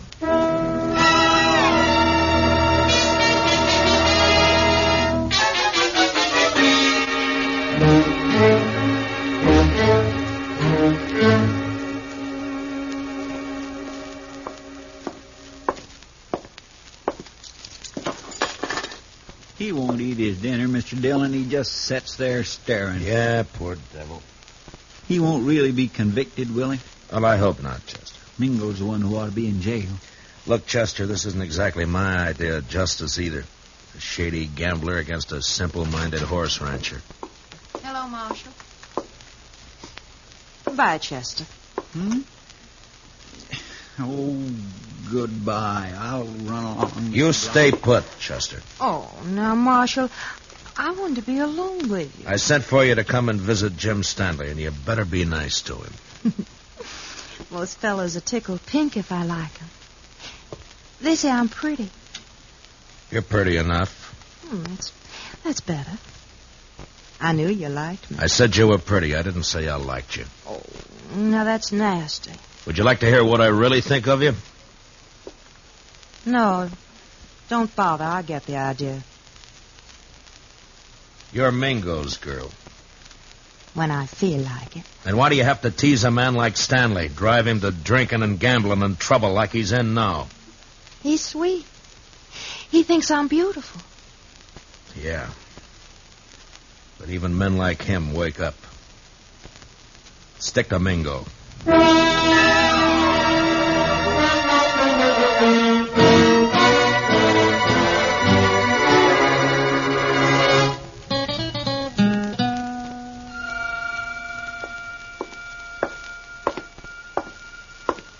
Hello, Marshal. Thought I'd drop in and see if your prisoner was all set for trial tomorrow. Mingo, I want you to withdraw those charges. And let that potential murderer go free? No. You got back the chips Stanley took from your table, and his assaulting a man like you is ridiculous. He doesn't even wear a gun. A bottle constitutes a deadly weapon. Look it up, Marshal. Why are you doing this, Mingo? Why pick on a man like Stanley? Let's say I don't like him always slobbering over Dixie. She's private property. For that greedy little vixen, you'd send Stanley to prison knowing that it'll probably crack his mind completely? That's his problem. You don't understand, Mingo. I don't like to see people pushed around. Well, don't cross me, Marshal. I already have. People get dead that way. Yeah, so I've heard. Now, just who are these witnesses of yours against Stanley? Ned Cole, Saginaw Henry. Both on your payroll. Dixie. Some of the other girls. All working for you, huh? Jim Stanley's as good as convicted, Marshal. There's not a thing you can do about it.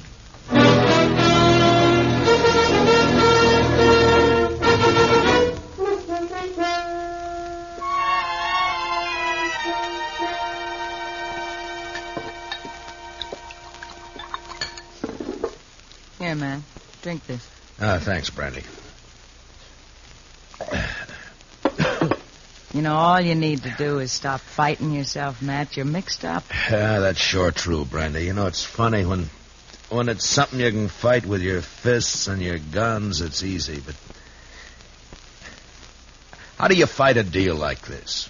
You gotta clear Jim somehow. And with those witnesses against him, Jim can't win in court. Technically, he's a criminal. Oh, criminal, my foot. He admits the crimes. The judge will have to sentence him to at least a minimum jail term. We know there are witnesses who can prove he's innocent. Now, a smart man would find a way to make him talk. I've been thinking about it. Well, I'll tell Jim you were asking after him. I think he'd like that. He's Dixie's. I had me a man once, Matt. I traded him for a bottle of brandy.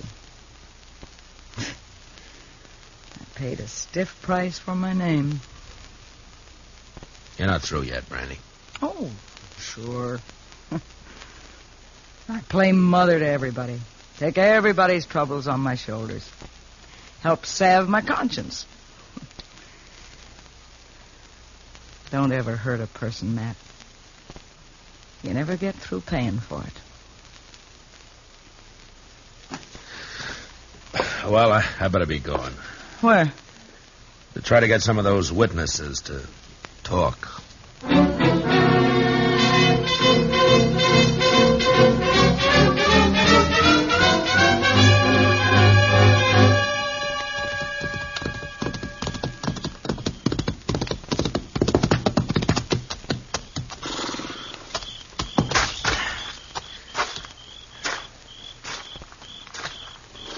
Hello, Saginaw. Huh? Oh, it's you. I've been looking for you. And you've been looking for trouble. Well, you're beginning to sound like your boss, Mingo. It's late. What do you want? I want to read you something from this book.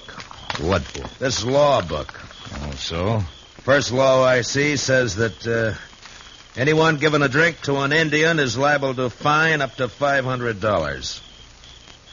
I saw you buy an Indian Pete a drink only last week. Pete's a stable boy. He ain't no savage. Law doesn't say savage, says Indian. Pete's an Indian, so technically you broke the law. You can't make Next one says any man that disrobes in a public place is guilty of committing a public nuisance. Carries a fine of $100. Look, what the devil is all this? I saw you breaking a horse down in Harrison's Corral a little while back. You took your shirt off, and that's disrobing in a public place. Technically. You can't get away with this, Dillon. How much you make a month, Saginaw? 50, 75. Uh-huh. Well, the way it looks, I can get you fined on enough of these laws to keep you broke for about 5 years. 5 years? Then we can start all over again. You're bluffing. I never even heard of these laws. Well, look for yourself here. If you witnesses are going to send Jim Stanley to jail on a technicality, then a lot of you are going to jail the same way. Well, laws may be there, but they ain't fair. All right, Saginaw, if that's how you want it. Come on, let's go to jail. No, wait. Well, then start talking. Well, Dixie shilled Stanley into losing his money, and me and Ned Cole egged him into grabbing a couple of chips when the wheelman wasn't looking. On Mingo's orders? Sure. Stanley looked down at the chips we swiped, and he reached out to hand them back when Mingo jumped him. What was Dixie doing? Trying to keep from laughing. Yeah, I'll bet. And then what? Mingo rode Stanley hard to make him break down in front of Dixie. And finally, the poor lunkhead seemed to go crazy. He yelled and tossed a bottle at the bar. Not at Mingo? No, missed him by 10 feet. Stanley was just working off his mad by busting the bottle. Paid for it. I guess he had the right. Yeah, I guess he had. First, I think Mingo was just deviling Stanley, and then he got the idea to press charges and send him to jail. We got orders out to testify. Uh-huh. Well, thanks, Saginaw. Marshal, I'd like you to know something. Yeah? I'm glad I told you about Stanley, because framing him into prison isn't my idea of something to be proud of. It shouldn't be.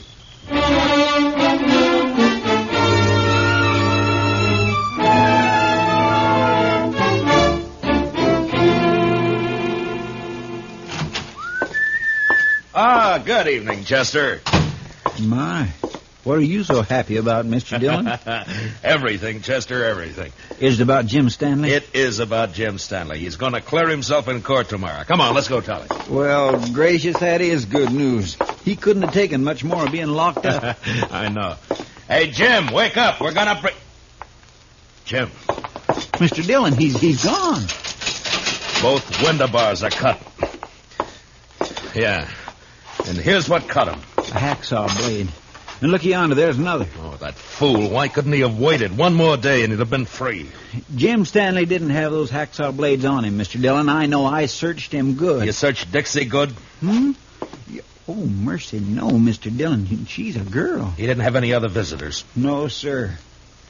Mingo's going to be awful mad when he finds out his girl helped Jim Stanley get away. Come on. You going to arrest Dixie, Mr. Dillon? I don't know, Chester. First, I got to find her.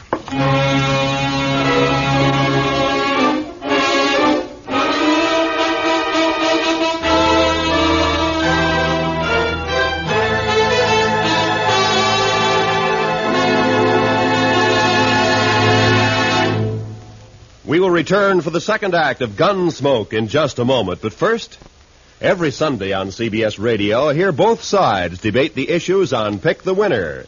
It's a program that brings in the top people from Democratic and Republican camps, standing their ground and delivering their views on the biggest questions of the campaign. Don't miss Pick the Winner, Sundays between now and November, to be fully informed when it comes time to vote. And remember, straight through election time, make CBS Radio your election headquarters. Now, the second act of Gunsmoke.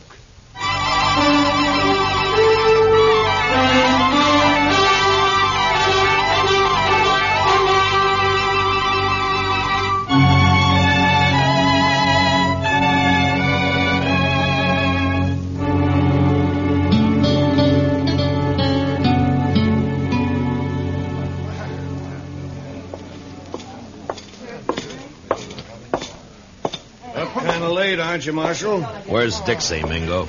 Dixie, she's gone. I don't know where she is. You're lying. No, I swear she disappeared hours ago. I still think you're lying. Dixie's here someplace. Nah, he's telling me the truth for once, Matt. Dixie's gone, all right. Are you sure, Brandy? Saw her ride out of town. Was Stanley? Yeah, Matt. The two of them. Dixie and Stanley? Dixie passed him some saw blades. He cut his way out. That rotten double-crossing hellcat. She's your girl, Mingo. I'll be the laughingstock of Dart City. Good. I hope they laugh you clear out of Kansas. If it's the last thing I'll do, I'll find her. Both of them. Finding them is my job, Mingo. Go ahead.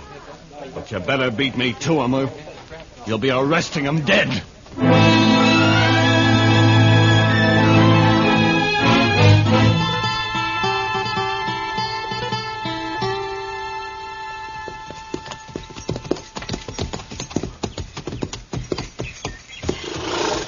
Well, they stopped here, all right.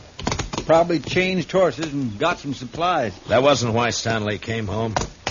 Look, Chester. What? Water in the stock trough is right up to the top, and the barn's open. Feed pulled out where the stock can reach it. Even scared to death, Jim thought about his animals first. Mr. Dillon, you think Mingo's trailing Stanley and Dixie, too? Perhaps. It's one good reason why we better catch him quick. Come on.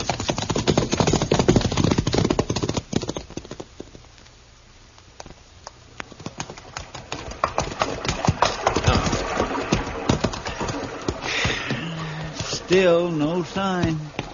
Looks like we've lost them for good now. What do we do, go back, Mr. Dillon? We can't let Mingo find them.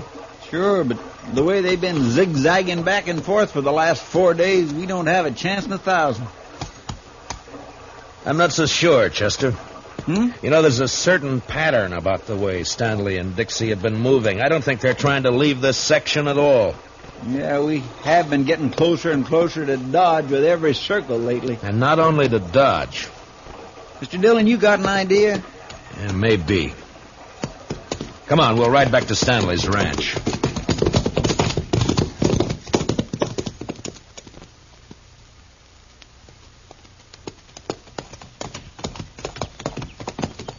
You think they came back here? I will soon find out. But from what we saw here before, I'll bet Stanley's not the kind to stay away from his ranch for very long. Hit the dirt, Jim. Behind the trough. Yeah. It's Jim Stanley. There's his horse. Yeah. All right, keep your eyes open. Stanley!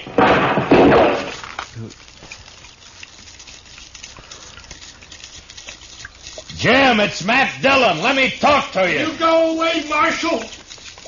I don't want to hurt you, but I ain't going back to that jail. Now, you go away now. I'll kill you. Jim, listen to me. I've got a witness. You better leave quick now. Please, Marshal. Mr. Dillon, I'm getting wet. That's better than getting shot. Keep your head down. Yes, sir. Sure is wet. Stanley's in a good position. Closest cover for us is the barn. That's across 50 yards of clearing. That's a long run. He could pick us off before we made 10 feet. Yeah. Jim, I'm not leaving until I've talked to you. Leave me alone, Marshal. Can't you leave me alone? I'm coming to talk to you, Jim. No! No, stay back! I warn you! Mr. Dillon, don't do it. That's a crazy man. That's a frightened man, Chester. I'm coming unarmed, Jim. I don't think you're a murderer, but if you are, this is your chance.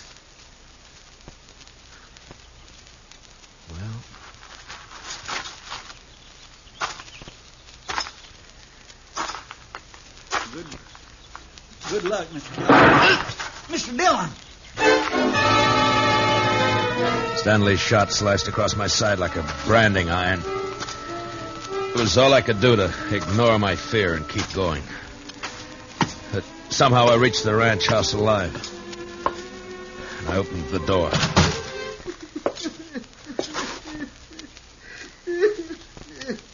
Jim Stanley stood there holding his gun. And crying.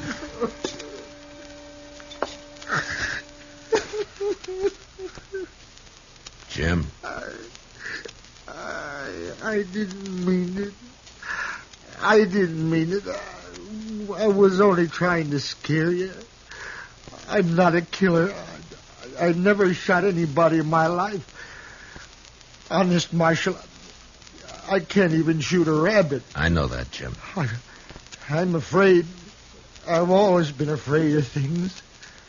I try to be like other people, and it only seems to bring trouble. You can stop being afraid of the law and jail right now. That's all over with. You mean that, Marshal? Really? Really. But I shot you. Did you? No, I don't recall. Oh, but Mr. Dillon, shot hit your side. Right there. You see it? It's bleeding. Now, Jim, listen to me. You didn't shoot me. Oh. Well, all right, if you say so, Mr. Dillon. I say so. Here, I'll take that rifle. Now, let's go back to town and get this business settled, huh?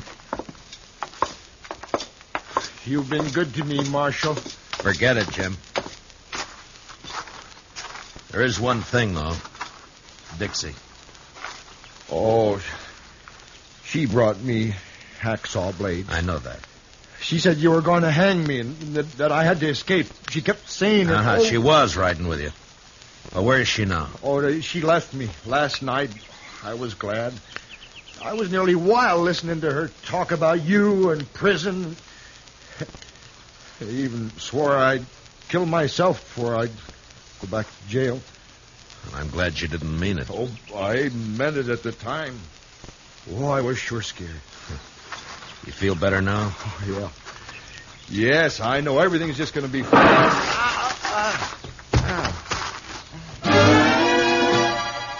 The rifle slug splashed the side of Jim's face with red, and he crumpled into the dirt. From the water trough, Chester opened up and drew the fire of whoever was hiding in the hayloft of the barn.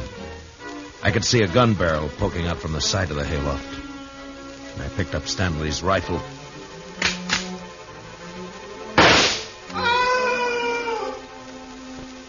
Mingo. Mr. Dillon, are you all right? Yeah, Chester. But Mingo's dead. Well, how about Jim Stanley, Mr. Dillon? Yeah, he was scared more than hurt. He should come to any minute. Well, my goodness. Oh, this looks like a sure enough war's been happening around here. Where have you been, Dixie? Oh, sure now, Marshal. A girl's got a right to look after her investments. My Mingo and Stanley both dead. Well, now that's a real shame. Hmm? Oh, but Jim Stanley's going to Chester. You said investments. The only investment you've made is prison time for helping Jim escape. Me? Well, how are you going to prove anything, Marshal? With Jim dead. But he's your... Chester, why don't you go look after the horses? But Mr. Dillon... Yes, sir.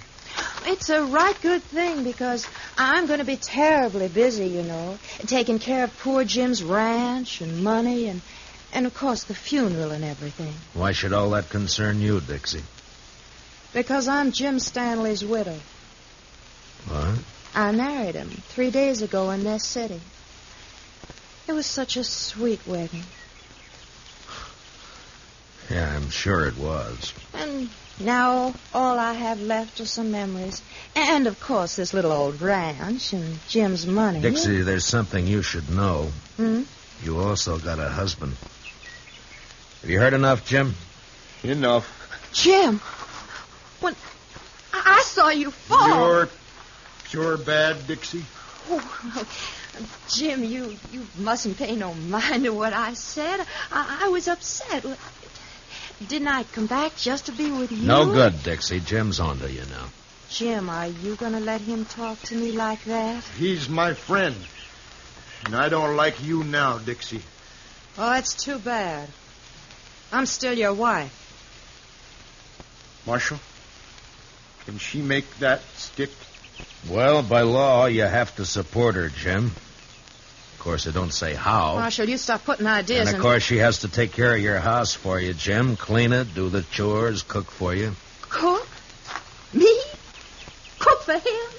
He can make you, Dixie. It's his right. All right, or not. I'd like to see him try. He can do it, Dixie. Yeah? Well, they can't if I'm not here. And I'm leaving right now.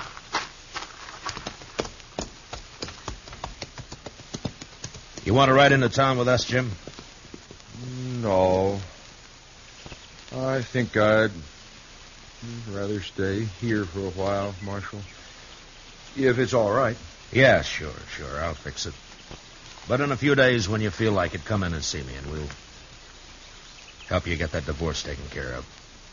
Divorce? On grounds of desertion. She just deserted you, remember? Chester and I are your witnesses. Oh. Well, thanks, Marshal. I sure do thank you. So long, Jim. Goodbye, Marshal. Bye. Come on, Chester, let's go. He's had it too rough out here on the frontier, hasn't he, Mr. Dillon? Jim Stanley, I mean. It's addled him, sort of.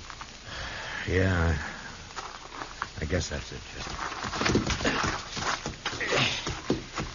Men like him need looking after. Yeah, we got all kinds out here, Chester. Come on, let's get back to town.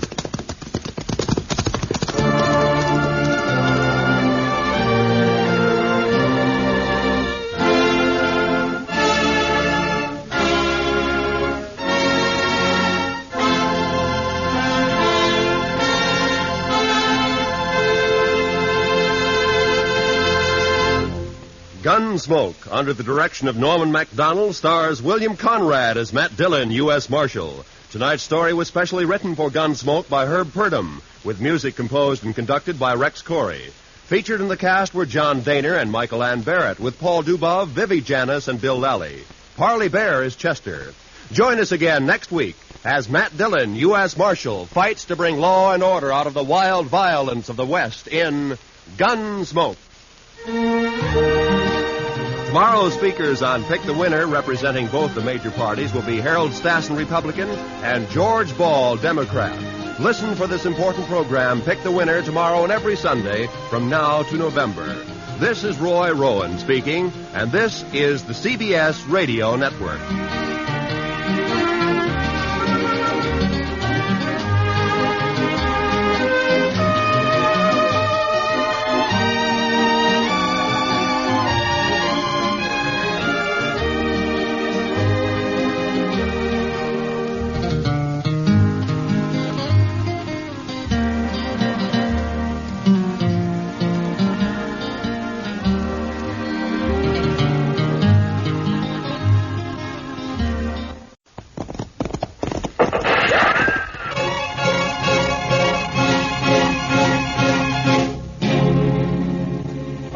Dodge City and in the territory on West, there's just one way to handle the killers and the spoilers, and that's with the U.S. Marshal and the smell of Gunsmoke.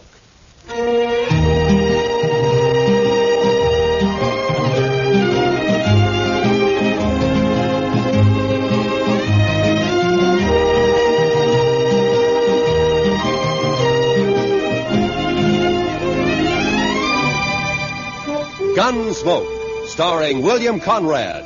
The story of the violence that moved west with young America. The story of a man who moved with it. Matt Dillon, United States Marshal.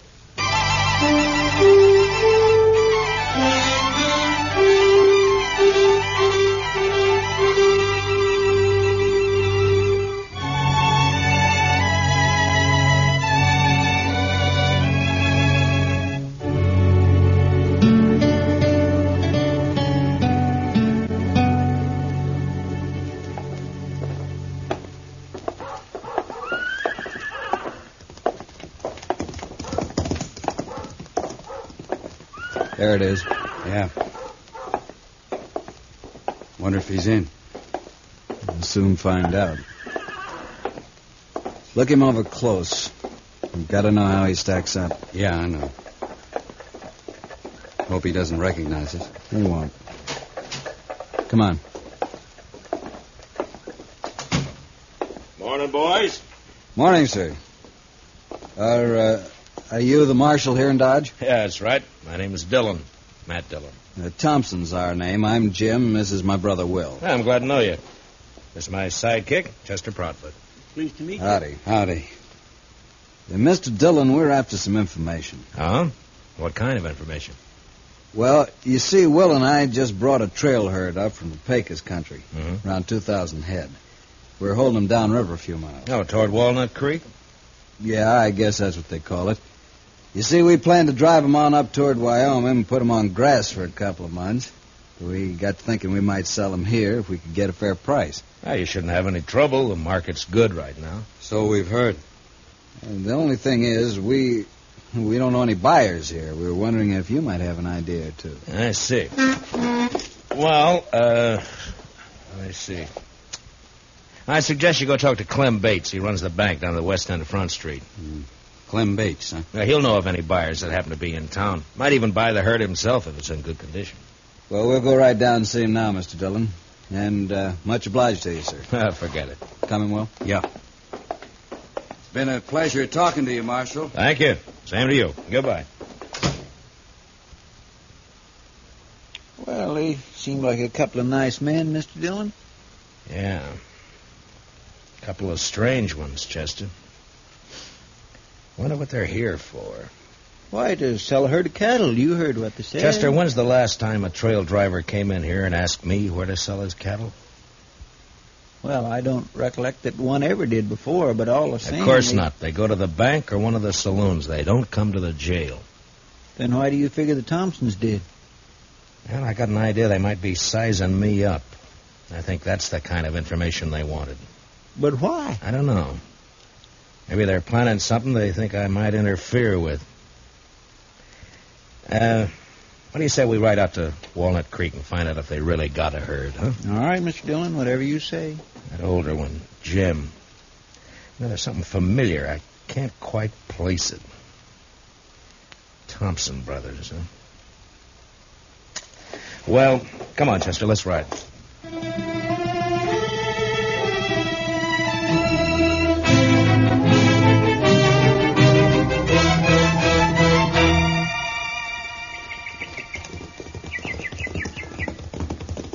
Oh, boy. Oh. Well, they got a herd, all right, Mr. Dillon. Yeah, so they have, Chester. Well, let's drop in on them, huh? Come on.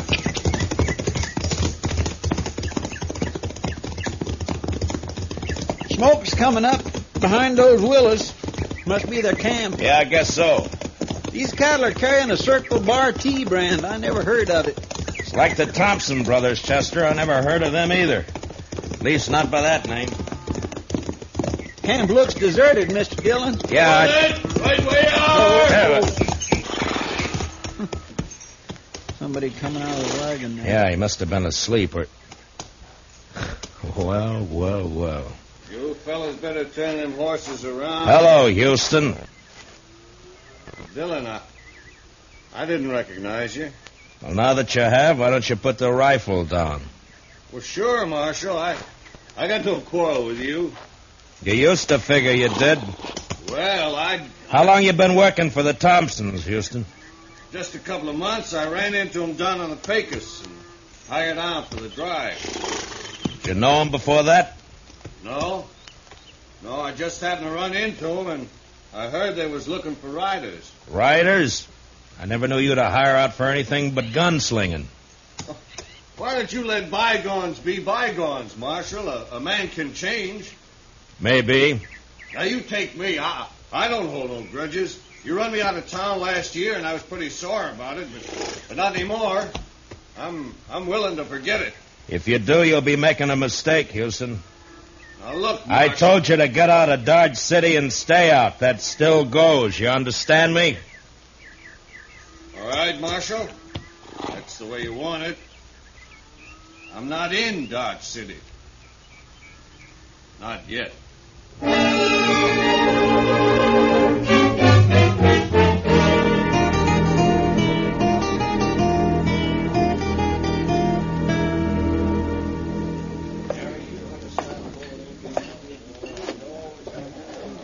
They don't seem to be in here, Mr. Dillon.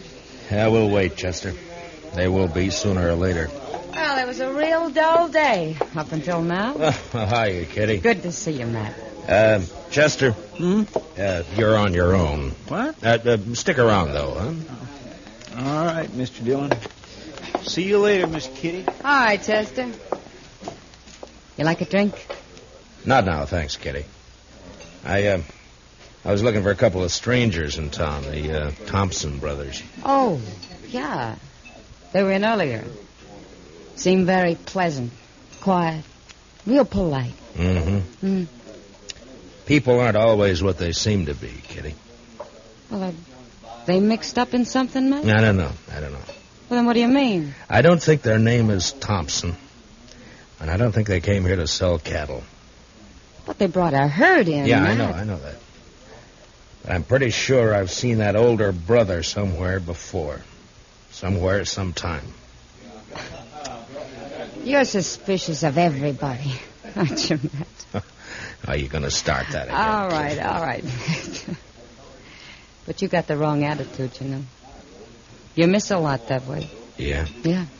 Someday you're going to miss... Over here at the Oh, bar, there they man. are now. I came in with Clem Bates. Will you excuse me, Kitty? Sure, Matt, sure. When you're through, come back. I'll be here. All right, Kitty, I'll see you. Hiya, Clem. I just bought myself 2,000 head of the finest cattle that's come north all summer. Yeah, they are in good shape. I rode out that way this afternoon. Marshal, we want to thank you again for putting us in touch with Mr. Bates. We're as satisfied with the deal as he is. How about a drink, Matt? Thanks, Clem. Later, maybe, huh? Mr. Thompson, do you know that you got one of the crookedest gunslingers in this part of the country working for you?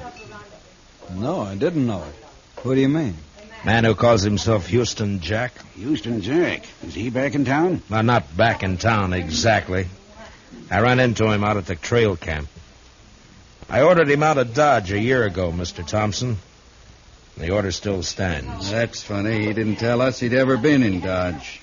Well, I thought maybe he didn't. That's why I figured I'd better let you know about it. I'm glad you did, Marshal. Of course, with the herd sold, we'll be paying the boys off tomorrow, and that'll be that. And then back to Texas. The sooner the better. Well, meantime, there's nothing to prevent us from having a sociable drink or two. Holly, Set him up over here. Mr. Dillon? What? Oh. Will you boys excuse me a minute, Sure, please? go right ahead. Sure, Marshal. What are you going to have, Will? Yeah, what is it, Sammy? Could you spare me $1, Mr. Dillon? I need a drink awful bad. Oh, Sammy, you know what always happens? First it's 1 drink, and then it's 10. And I always end up by having to run you in. Oh, not this time, Mr. Dillon. Well, what's the matter, Sammy? Them fellas you're with, you know them, Mr. Dillon? Well, their name's Thompson. They're brothers. Oh, no. No, that's not their name. Well, then what is it? Me too. Gotta get out of here, Mr. Dillon. Wait a minute, Sammy. What the devil are you talking about? No, nothing, Mr. Dillon. Honest, just remembered something. I gotta go right now. Well, how about that drink? Some other time, Mr. Dillon. Thanks a lot. I'll remember it. Goodbye, Mr. Dillon. Well, what's wrong with Sammy, Matt? Did he smell a drink somewhere? Yeah, he must have. I don't know what you said to him, Marshal, but he sure went out of here looking like he'd seen a ghost. Well, Sammy's seen a lot of different things at different times. Maybe he did see a ghost.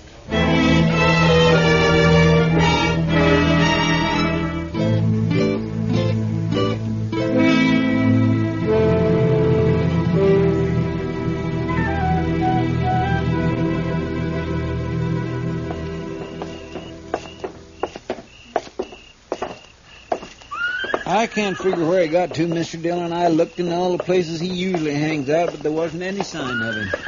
Well, the ways of a drunkard and the ways of a woman, Chester, they're beyond all human knowledge. Yes, sir, I guess they are, Mr. Dillon. There's one thing certain, though. As blurry-eyed as he is, Sammy recognized those Thompson brothers. And that's more than I can do. Oh, maybe there's nothing to recognize. Maybe you just think you've seen them before. Yeah, maybe. Well, there's no use going back to Texas Trail. That's one saloon Sammy will stay clear of. I just don't know where to look, Mr. Dillon. I'll swear. Wait a minute, Chester. Oh, Thompson's coming out of the saloon. No, I mean across the street. There's somebody by the corner. By heaven, that's Sammy. Yes, and he's got a rifle. I got you, boys.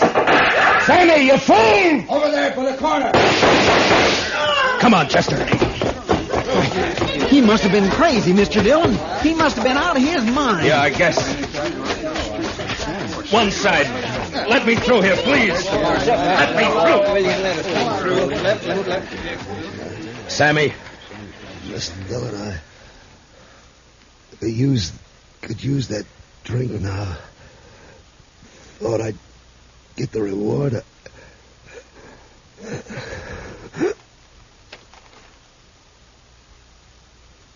Sammy?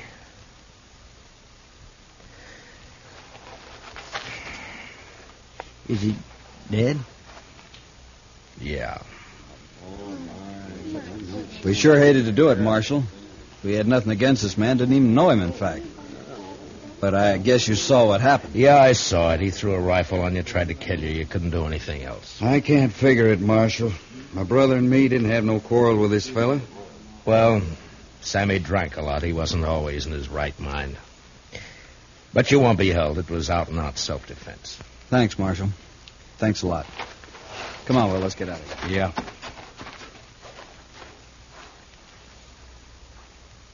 Well, it's too bad, Mr. Dillon. Sammy never meant no harm to anybody. He did to the Thompsons, Chester. I can't figure it. Why did he do it? Because he recognized them, I guess. Say, did you see them draw after he fired? Yeah. Yeah, I saw him. They're fast, Mr. Dillon. Matt, What? Oh, Kitty. I heard him down the street calling for Doc.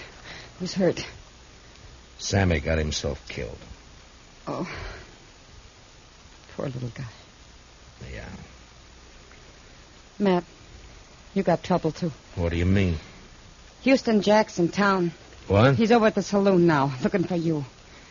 Matt, he says he's going to kill you.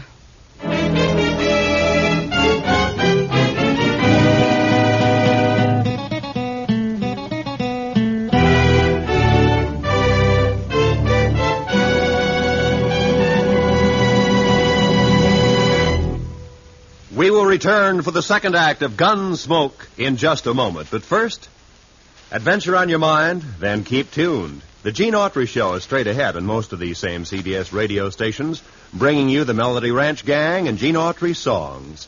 Tarzan's straight ahead, too, tonight involved with some fanatic headhunters in darkest Africa.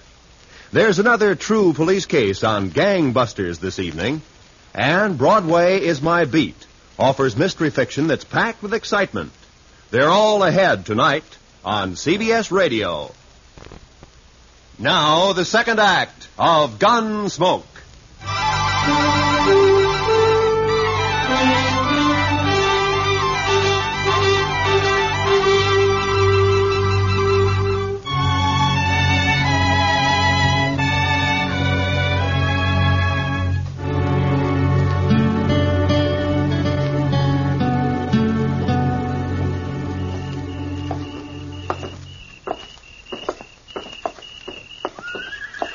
I just can't figure it, Mr. Dillon. I never thought Houston would have the nerve. Well, it's like a lot of things tonight, Chester. None of it figure. Mr. Dillon, you don't suppose he's going to set you up for the Thompsons? No, they got their horses and left. They're not in here. Well, we'll soon find out. Come on. Watch the boys at the tables, Chester, and keep them off my back, huh? Yes, sir, Mr. Dillon. Maybe I wanted to leave town just at that time. I'll tell you one thing for sure. There wasn't that tin horn marshal that made me do it. You notice he's staying plenty clear of me. Hello, Houston. Dillon, you got nothing on me. I told you to get out of town, didn't I? I know, but you still got... I told you to stay off, didn't I? Yeah, but you had no right. What do you think you are? Why'd you come back? That's my business. Mine, too, maybe. You're under arrest. Stay back, Dillon. I'm warning you. You can't keep backing off forever, Houston. You'll have to stop sometime. I said you're under arrest. I heard what you said. I got ears, Dillon, and I know I'm under arrest. He's bolted out the door, Mr. Dillon. He's getting away. Be careful, Master. He could be waiting outside. You drew, Mr. Dillon. Why didn't you shoot? Because you didn't draw. You can't...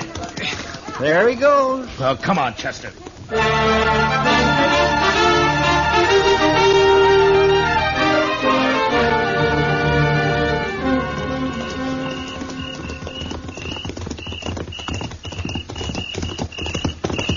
He can't be far ahead of us, Mr. Dillon. He's heading for the range camp. I still can't figure it, Mr. Dillon. It just don't add up. Chester, so help me if you say that once more, I'm... What's the matter, Mr. Dillon? Pull up. Come on. Pull. What are we stopping for, Mr. Dillon? He's getting farther away every minute. Chester, I owe you an apology. You're right. It don't add up. Well, it's just a way of talking I have. I didn't intend... No, I mean it, Chester. Everything Houston Jack did tonight, it doesn't add up at all. He knew I'd jump him if he came into town. He's tough, but he's not that tough. He's not the kind of a man to force a gunfight just for a chance to show off. Yeah, but there wasn't any gunfight, Mr. Dillon. No. He turned tail and ran. That's not like Houston either. He'll be a laughing stock from here to the Pecos. Well, it's like I said, it just don't add... I forget what I was going to say. Chester, suppose the Thompsons wanted to get us out of town for a while, huh? You mean they put Houston up to that dido so's we'd chase off after him? Well, there's only one way I know to find out. Come on.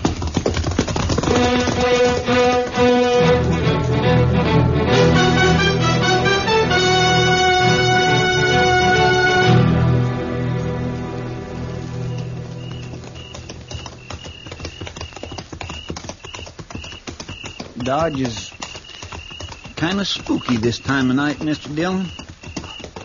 Pretty, though. All shadows and moonlight. Yeah.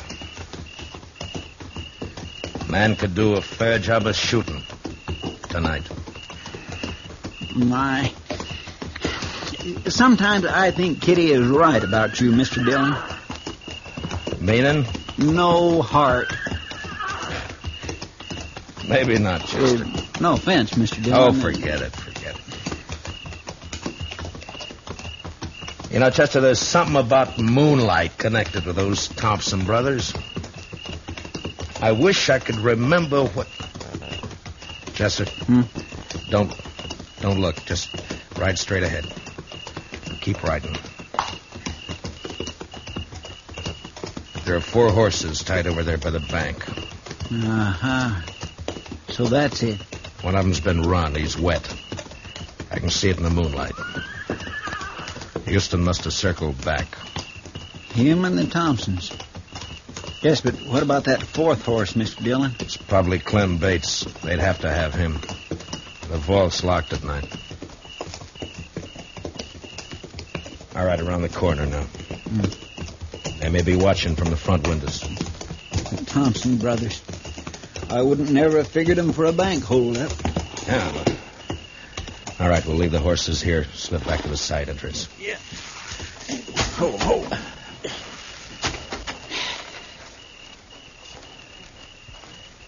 What about that moonlight now, Chester? Well, I guess it's bright enough a man could do a fair job of shooting tonight.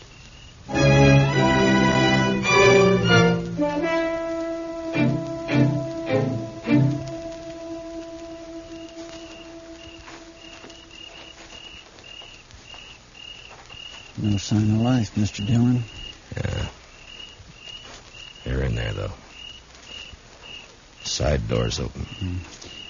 Maybe one of us sort of climbed. I came from the door. Come on, Chester. All right, get flat against the wall. They'll have to show themselves to fire at us. Say, Mr. Dillon, I think they shut that door. Yeah. All right, let's move in easy. Yes, sir.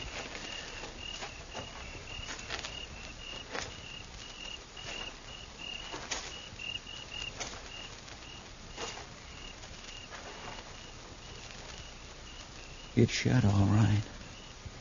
I'm going to try the door. If it opens, flip a couple of shots in. Yes, sir.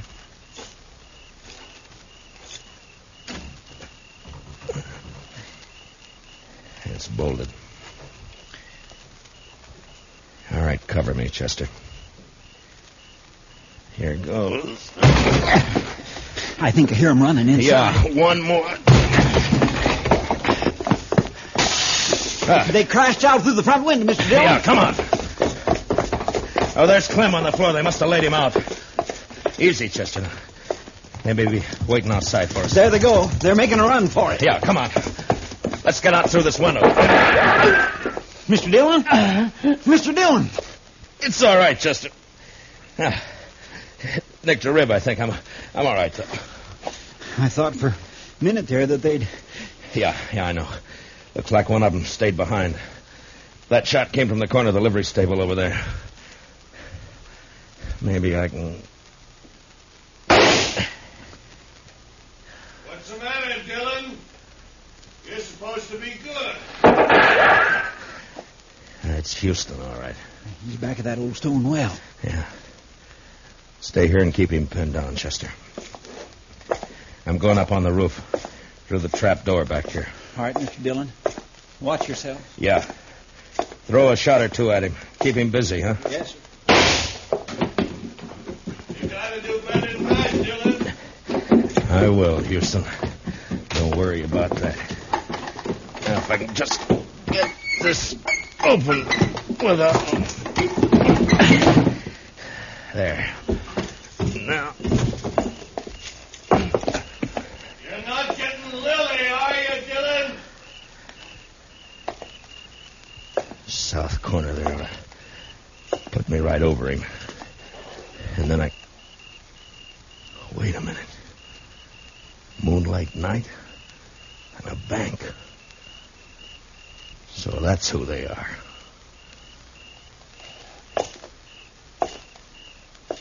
Houston! Up here. You're under arrest. Drop your gun. I'll drop it. Last chance, Houston. Your last chance. All right, then. So long, gunslinger.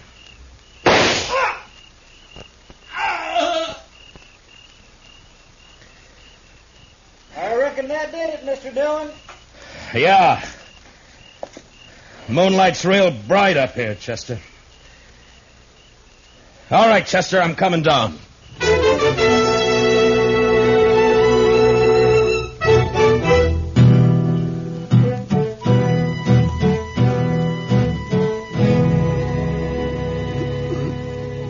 You fellas, I don't.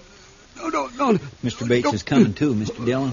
Yeah, he's not bad off. They must have slapped him with a gun barrel on the way out. Clem, can you hear me? Matt? Oh, Matt, thank you. Chester, get that chair over there. Yes, sir. Here you are. All right, give me a hand with him. Easy, fellas. Come on, Mr. Bates. There you are. Now, what happened, Clem? Are they trying to make you open the vault? That's right. It was those Thompson brothers, Matt. Yeah, I know. They fooled me plenty. Thought they were fine fellas. I've been drinking with them all evening. Well, you never know, Clem. They get away with anything? No. I was about to give in and open the vault when you rode by. That got him kind of upset. Well, there's no harm done then.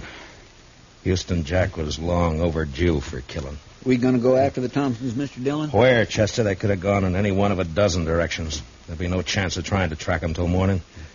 Somehow, I don't think we'll get them even then. I think I ought to get something done about this head of mine, Matt. It's giving me fits. Yeah, I'll go with you, Clem. I got to tell the doc about Houston. Chester, I guess you better go over to the depot and wake up Mr. Hightower. Have him put a wanted bulletin on the wire. For the Thompson brothers, huh? No, Chester. I've recognized them finally. Their name isn't Thompson. Well, what name do I put in the bulletin, Mr. Dillon?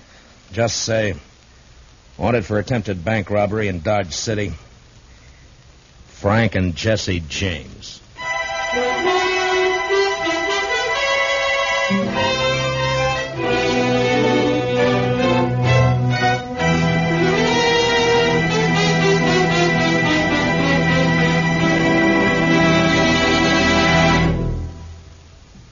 Gunsmoke, under the direction of Norman MacDonald, stars William Conrad as Matt Dillon, U.S. Marshal.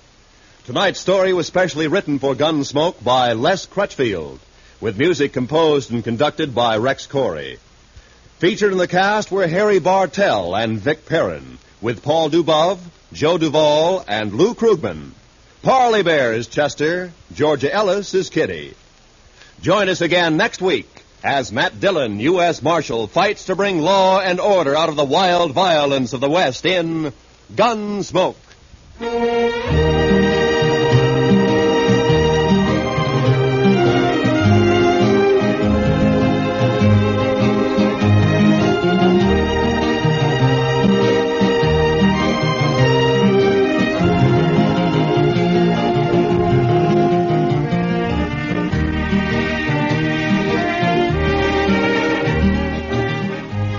Sundays in the daytime, CBS Radio brings you a unique series of political debates.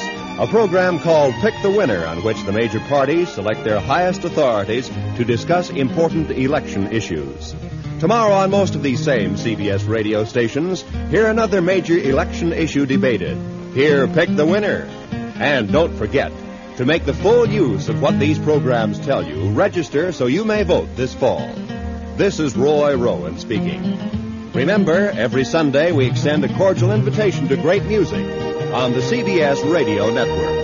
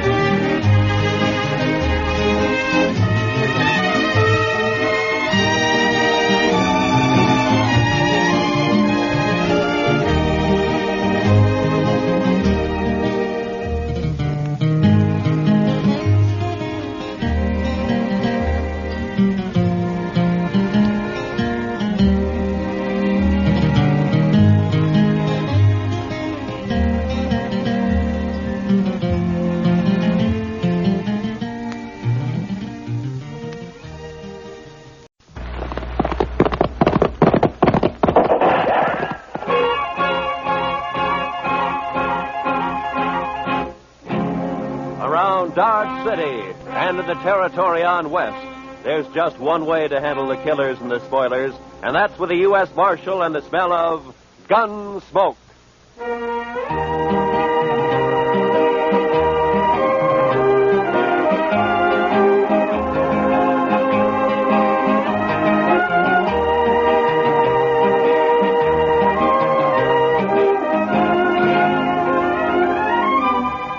Gunsmoke, starring William Conrad. The story of the violence that moved west with young America. The story of a man who moved with it. Matt Dillon, United States Marshal.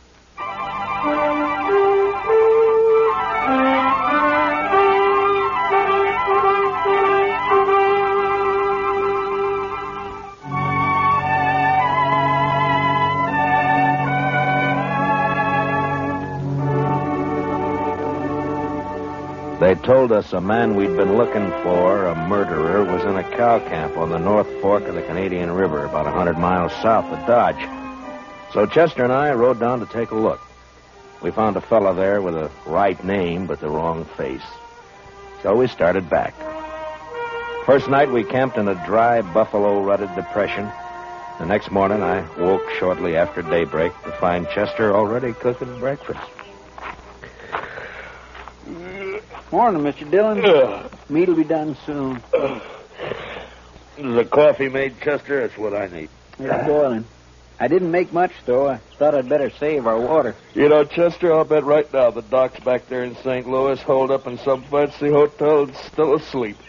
That's quite a thought, sir. Yeah. Him right in the middle of St. Louis and us way out here on the prairie. I'll bet he's even got sheets on his bed. I wouldn't be surprised, Mr. Dillon. Doc said this was one vacation he was going to splurge on. He's riding the Santa Fe both ways. Huh? Well, meat's done. I cleaned off this rock here to cut it on. Oh, good.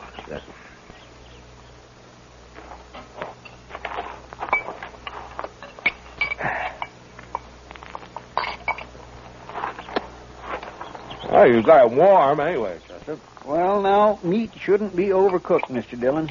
That takes the taste clean out of it. Now, then we ought to be able to taste everything about this steer. Eggman's disappointment. How's that, Mr. Dillon? Never mind, Chester. How come you woke up so early this morning? Oh, I always do. Seems as soon as it gets daylight, my feet start to sweat, and then I just got to get up. Well, that's as good a reason as any, I guess. Wow. Looks like we got company, Chester. What? Oh. Where? Right out there. Heading straight for us. Oh, yeah. Some cowboy, probably. I don't know. He doesn't ride quite like a cowboy.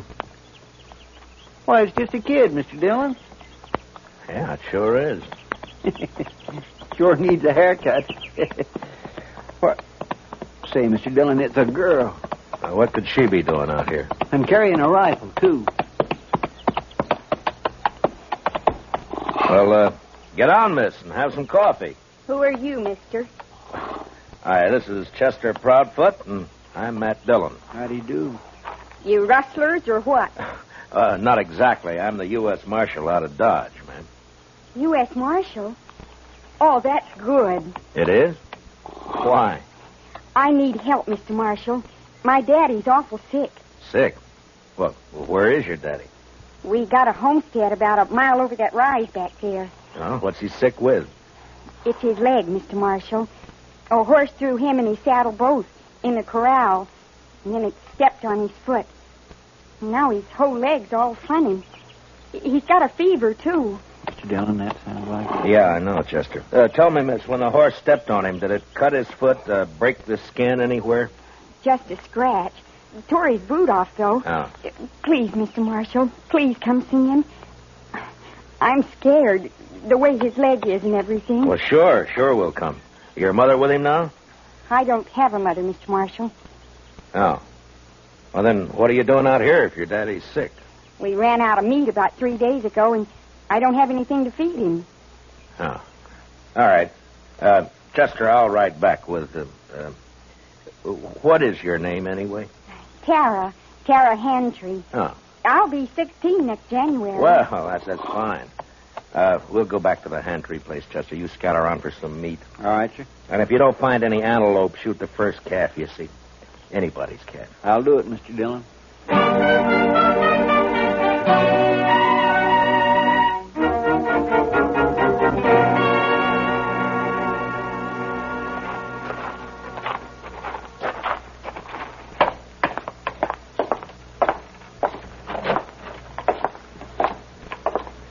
He's in the sleeping room, Mr. Marshall. No.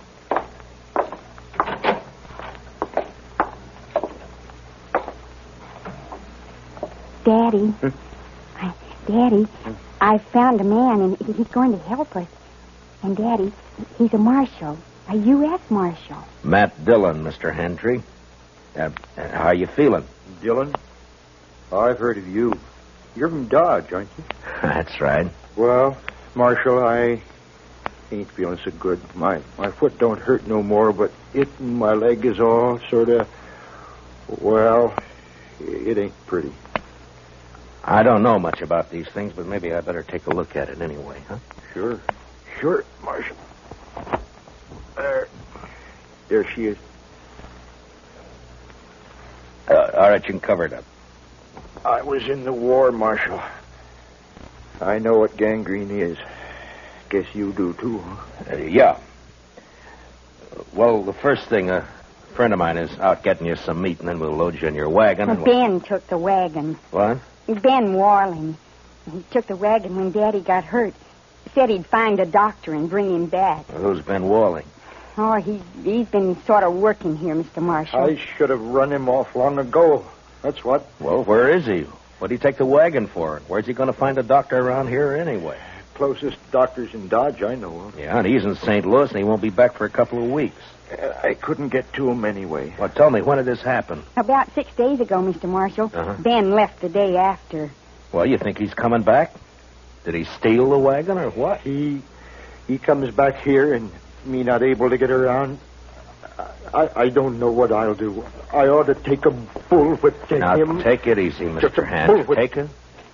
He won't cause any trouble, so don't you get all worked up. Tara, we'll let him get some rest, huh? All right. We'll have some food for you soon, Mr. Hantry. I ain't very hungry. Tara, what's he so riled up about this Ben Walling for? What's between them? Oh, it's nothing, Mr. Marshall. Daddy's sick, and that's all. Look, Tara, you asked me to help you, didn't you? Yes, but... You trust me, don't you? All right, Mr. Marshall. Daddy hates Ben because Ben... Well, Ben likes me. Oh, I see. He even wanted to marry me. Said he would. How do you feel about Ben, Tara? You like him? No. Of course, it's time I had a man and all that, but... I'm afraid of Ben, Mr. Marshall. It's like there's something wrong with him. He's always sneaking around when you don't expect him. Makes me uneasy, like. Well, we won't worry about Ben now. You stay here in case your daddy wants anything. I'll go outside and wait for Chester. Mr. Marshall, I'm awful glad you're here. We'll see it through, Tara. Don't you worry. I won't. Now.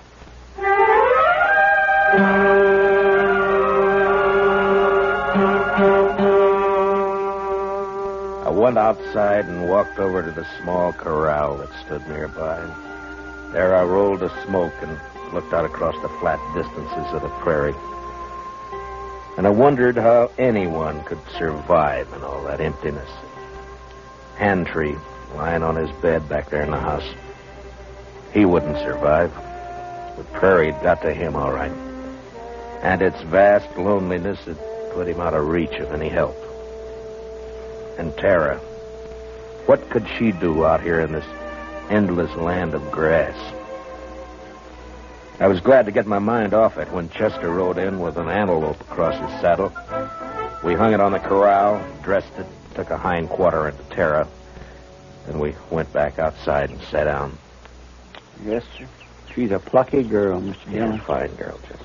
Yeah, but this Ben fella, I just don't understand his going off with the wagon like that. Well, it doesn't matter much now. Entry won't last more than a day or two, anyway. It's that bad, is it? Yeah, blood poisoning, Chester. As soon as it reaches his heart, he's done for. Well, isn't there any way to stop it? Yeah, sure. Cut his leg off. Oh. Too bad Doc isn't here. Yeah. Would that stop it, Mr. Dillon? Cutting his leg off, I mean? I don't know, Chester. I don't know. Maybe too late anyway. Well, I sure wish we could do something for him. I don't take to just sitting around and waiting for a man to die. Well, nobody does. It isn't right, somehow. That poor fella and Tara. Why, Mr. Dillon, that girl will go crazy out here all alone. All right, Chester. What do you want me to do about it? I'm not a doctor. Now, shut up. Well,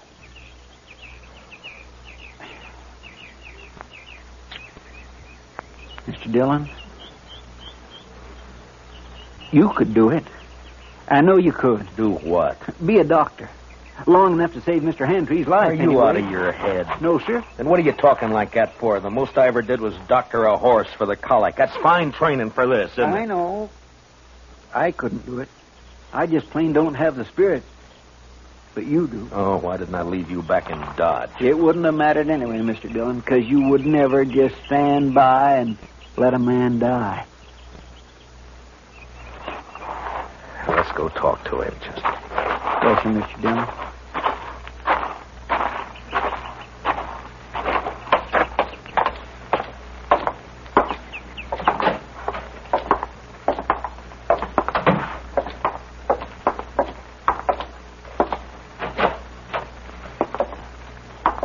Daddy's fever's worse, Mr. Marshall. I'm going to get some more water. Yeah. How do you feel, Mr. Hantry? I don't feel much, Marshal. Outside of burning up. I've been trying to tell Tara I just can't last long with blood poisoning. She's just got to figure on it. Well, that's what I came to talk to you about. I guess you know the only thing that'll give you a chance. I know. I've been thinking about it. But I couldn't ask any man to do that. You didn't ask me. Well, it's up to you, Mr. Hantry. I'll try it if you're willing. Only thing is, I won't know much about what I'm doing. I seen it done in the Union Army, Marshal. I could tell you some things. All right. The only thing is, Marshal, I don't know I'd be much use around here with one leg. Well, you'll have to decide that for yourself.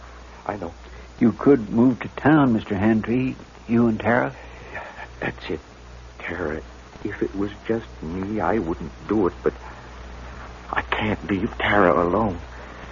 Now, if I can help it, I can't. All right, Marshal. Let's do it. You're a brave man. No, Marshal. I just don't have any choice. Come on. Let's get it over with. You got any liquor in the house? There's a jug of corn out in the kitchen. Get it, Chester. You can start drinking it while we're getting everything else ready. Tell Tara to start boiling a lot of water. Yeah. I'll talk to her in a few minutes. I'll be right back. Now, I want you to tell me everything that you know about this, Mr. Hantry. First, I'll tell you what you'll need. Mm-hmm. There's a straight iron out by the corral somewhere. Yeah. You can heat it in the main room fireplace. Right. Now, what else? Tara will find some cloth for bandages. And the rest of the stuff you can get in the kitchen. Uh-huh. The only thing worrying me is what'll we use to tie off the arteries with? Plain thread won't hold. What? Maybe some thin strips of rawhide. No, they'd soak through. You got to have something. I know. At least I think it'll work. What about horsehair? Oh, that's it, Marshal. Pull it off the tail. It'll work fine. Here's the jug, Mr. Hantry, and I brought you a cup, too. Pour me some. I want to get good and drunk. Here you are, Mr. Hantry.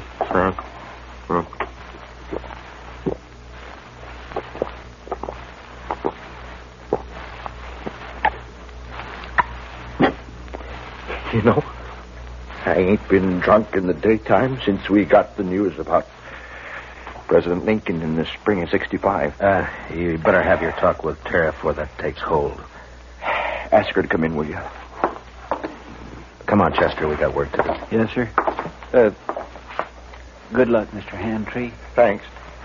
Well, Marshal? Yeah? Marshal? I'll try to make it easy for you.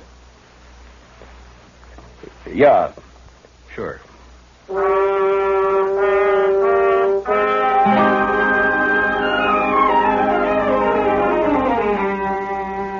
Shortly after noon, I operated.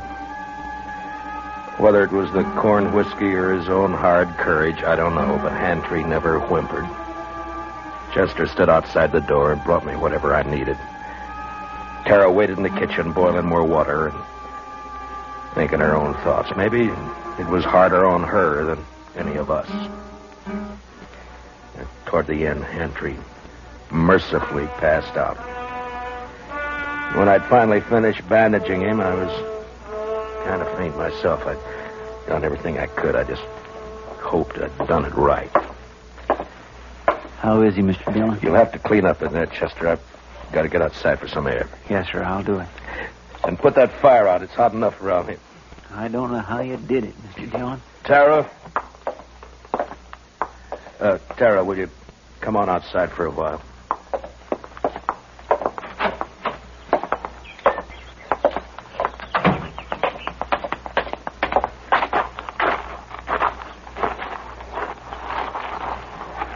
Is Daddy all right? Is he all right, Mr. Marshall? It's all over, Tara. We'll just have to wait and see now.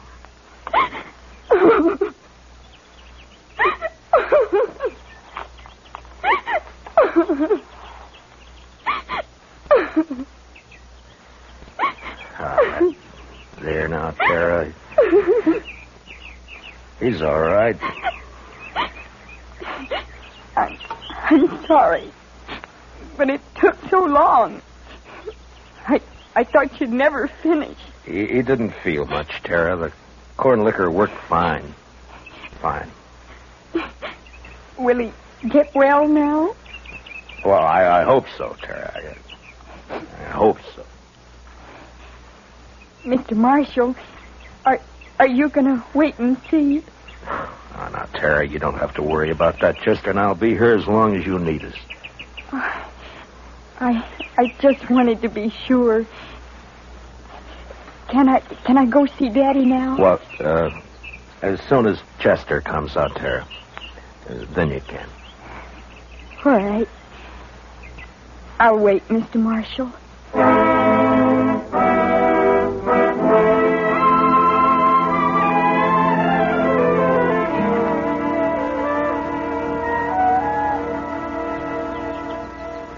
It beats me, Mr. Dillon, how he can just lay there so quiet and peaceful. It's only been 4 or 5 hours, Chester. The liquor hasn't worn off yet. He drank nearly the whole jug. No, he needed it. Say, Mr. Dillon, look yonder. Huh? Somebody coming with a wagon. Oh, yeah. It's probably that Ben Walling they were talking about. I'll bet that's who it is, all right. Wonder what he'll have to say for himself. Ah, you'll think of something, Chester. His kind always do.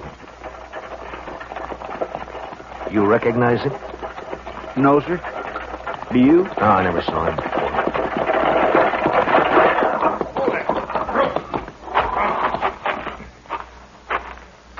Hello. What are you doing here? You Ben Walling? How'd you know? The Handtrees. They've been wondering about you. Oh, yeah, sure. How's old Handtree, anyway? He's all right. He is, huh? You've been gone a long time, Ben. Where were you? I don't know you, mister, but you sure ask a lot of questions. You can answer them one at a time. Now, where were you? Who are you anyway, mister? I'm a U.S. Marshal. Ain't no U.S. Marshals around here. There is now. Generally, I'm in Dodge. Your name Dillon? It is. Well, what are you doing here, Marshal? Tara ran into us, asked us to help. Seems the only able-bodied man around here took off in a wagon. I went to fetch a doctor. Is anything wrong in that? Not at all. Where is he? Well, first night the horses ran away, and I've been chasing them ever since. I didn't catch him till this morning. And then I've been gone so long, I thought I'd better get back to you right away. I was worried about Tara and old Hantry, of course. I see. Well, you better get your horses unhitched, Ben. You can see Tara later. She's in with her father now. Gonna be all right, huh? I was kind of worried about that foot. Looked to me like it might have poison in it. It did. What do you mean it did? I took his leg off about noon today. You what? Mr. Dillon did it all by himself, just like a regular doctor. Oh, but how'd you know what to do? You might have killed him. Somebody had to do it, Ben. It's a sure thing Tara couldn't. You're blaming me, ain't you? Well, I did everything I could. Didn't my fault those blasted horses run off. Antray's pretty sick, Ben. I wouldn't bother him for a day or two if I were you. Oh, I won't bother you. Oh, now look, Marshal. You can leave now. I'll handle everything here. We'll leave. As soon as Hantry's able to take care of himself again. All right, stay as long as you like. I don't care. Mr. Dillon? Yeah. I think that Ben is a no-good liar. You're right on both counts, Chester. And I'll tell you something else. You see that saddle over there? Well, that belongs to Mr. Hantry. Yeah, I know. I looked at it this noon. Somebody cut the cinch strap on it. Cut the cinch strap? Mm-hmm. No wonder that bronc bucked him in the saddle off Bull. Well, do you think Tara did it? Oh, my goodness gracious, no, Mr. Dillon. Tara'd never do a thing like that to her own... It was Ben, wasn't it? That'd be my guess. He figured the old man would get hurt, maybe killed. Why, sir? So he'd have a free hand with Tara. Why, is that low down... Mr. Dillon, let me arrest him. Not yet, Chester. There's plenty of time. All right, sir. I'll wait.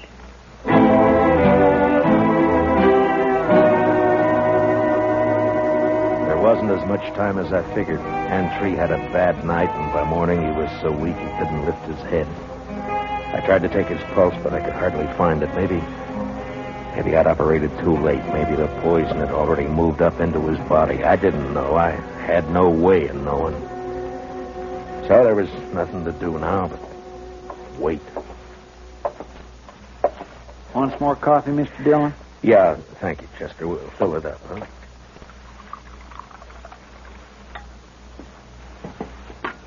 Tara won't eat anything at all, sir. She just sat there by his bed, hasn't slept a wink I know of. Well, it's her father, Chester. He's all she's got.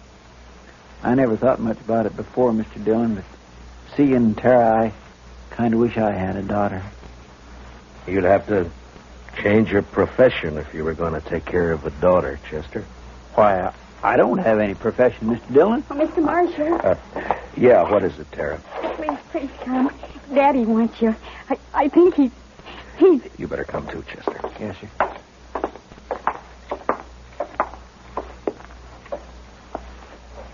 It's Matt Dillon, Mr. Hantry. Can you hear me? Marshal, I can't hold out no more. Now, don't say that. Keep fighting, man. You'll pull through. No, Marshal. I'm going to die. Oh, Daddy. Daddy. Tara. It's about Tara, Marshal. Don't leave her here.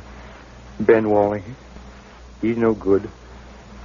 He'll try to keep her. Now, don't you worry about Ben Walling, Mr. Hantry. I promise you he won't get anywhere near Tara. Now or ever. Thanks, Marshal. He's a bad one. Tara can't stay here alone. She can't work this place. It's a bad way to die. Not knowing. Now, I want you to listen to me. Listen to me now. Yeah? I promise you something else, too. I'll take care of Tara. I'll see she's all right. I'll see she's cared for. Now, I promise that. I thank you, Marshal. I sure. Where's Tara? Daddy, I'm right here. Daddy. Tara. Come on, Chester. Daddy. Daddy.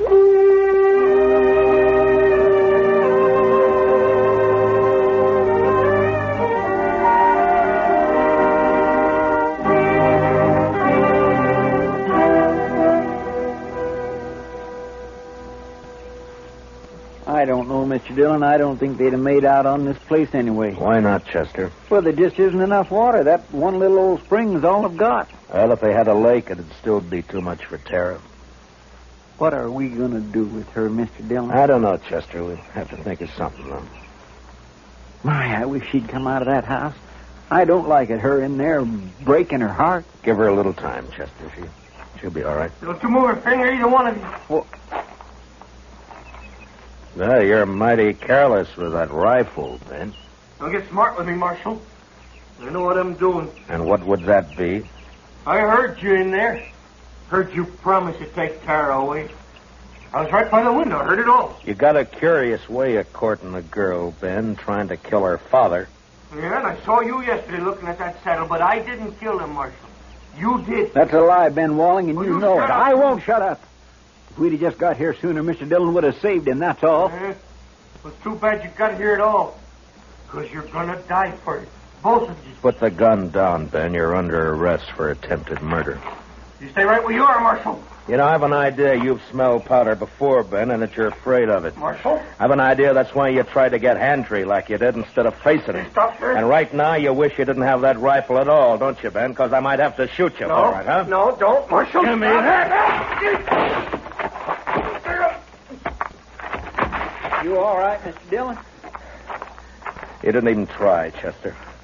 Rifle went off when I knocked it aside. That's all. He was scared to death. Well, I didn't feel exactly comfortable. Well, tie him up and keep an eye on him.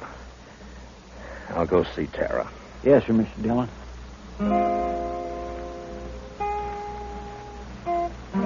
Late that evening, we buried Hand-Tree out on the prairie out in back of the little homestead.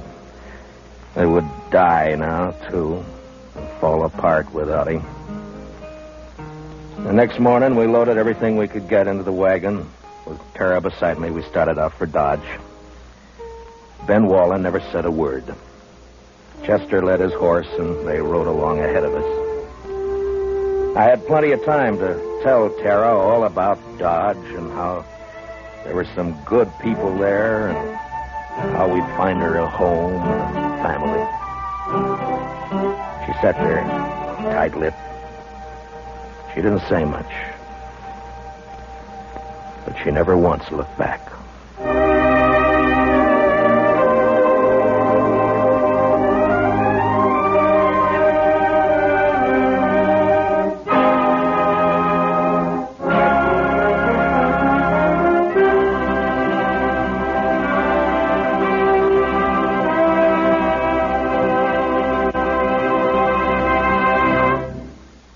Gunsmoke, transcribed under the direction of Norman Macdonald, stars William Conrad as Matt Dillon, U.S. Marshal. Tonight's story was specially written for Gunsmoke by John Meston, with music composed and conducted by Rex Corey. Featured in the cast were John Daner, Sammy Hill, and Larry Dobkin. Parley Bear is Chester. Join us again next week as Matt Dillon, U.S. Marshal, fights to bring law and order out of the wild violence of the West in Gunsmoke. In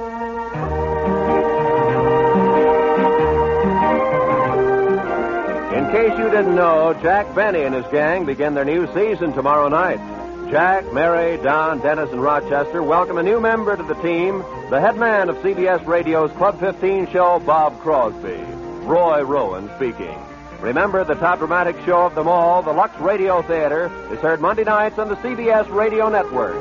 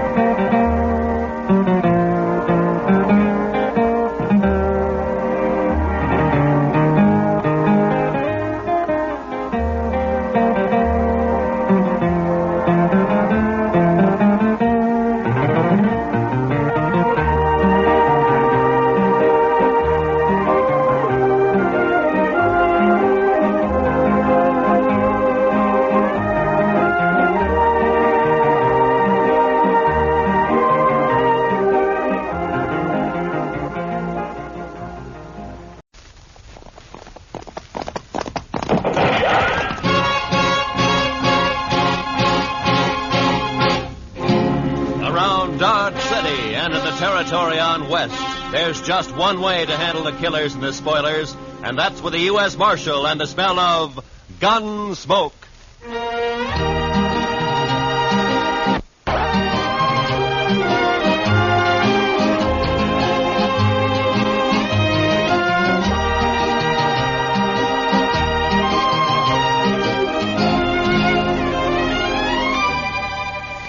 Gunsmoke, starring William Conrad. The transcribed story of the violence that moved west with young America. The story of a man who moved with it. Matt Dillon, United States Marshal.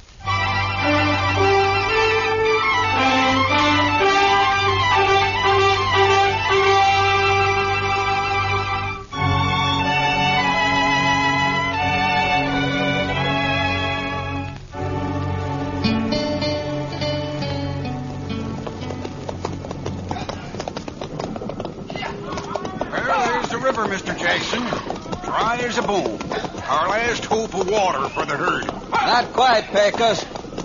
Cottonwood Pond is just over the rise ahead of us. Well, it may be dry, too. Bet they haven't had a rain on the prairie for 6 months. It won't be dry. I've been bringing cattle up here to Dodge City for 12 years. Drought or no drought, the pond's always had water. It better have. We're losing 15 head an hour now. Can't push him much further. There'll be water. With luck, if the railroad's got the cars for us, we can start loading this afternoon. By this time... Hey, sounds like the boys up ahead run into something. Yeah, come on.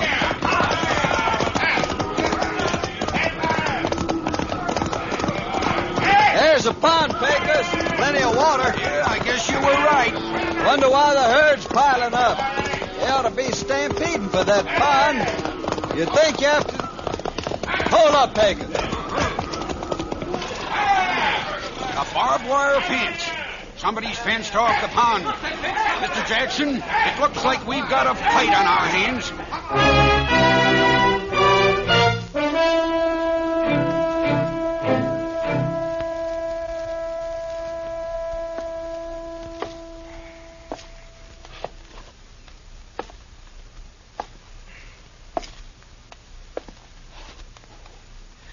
I don't like it, Doc. It's too quiet. When things get too quiet in Dodge, it always means a blow-up's coming. Yeah, just sit down, Matt. You're just getting yourself a case of nerves. You've been a law officer too long. Shot at too many times. You're getting so you just act like a spooky old horse. You're jumpy and you're gun-shy. Hand me those forceps, for you. Oh, yeah. You mean this? Mm-hmm. Thank you. Yeah. Now, you take me, Matt. I don't rant and rail against fate. I just sit back and take what comes. Yeah, sure, Doc. Mm-hmm. If I get a patient, fine. I steal him blind. And if I don't, well, I keep my hand in setting a broken leg on a dog. Yeah, there. That splint ought to hold him. Matter of fact, I could use a fee or two. Not planning to shoot anybody, are you, Matt? Yeah, if this drought doesn't break, I'm in the mood to shoot myself. That's a bad one, all right. I don't think I've ever seen the prairie as dry as it is this year. Oh, there you are, Mr. Dillon. Well, come on in, Chester. I've been looking all over for you. We've got trouble, Mr. Dillon. Huh? Trouble? Old man Howard just sent a rider in. A trail drive's pulled in from the Big Bend. They're threatening to cut his fences so they can water the cattle at Cottonwood Pond. Well, there's your blow-up, Matt. A real head-on smash. A thirsty herd against that skinflint Howard. Bet I could get myself a few fees out of this before it's over. Good old Doc, always hoping for the best, huh?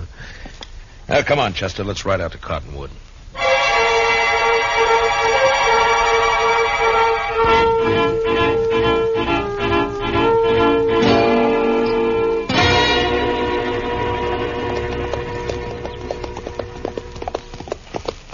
Howard had no call to fence that pond, Mr. Dillon.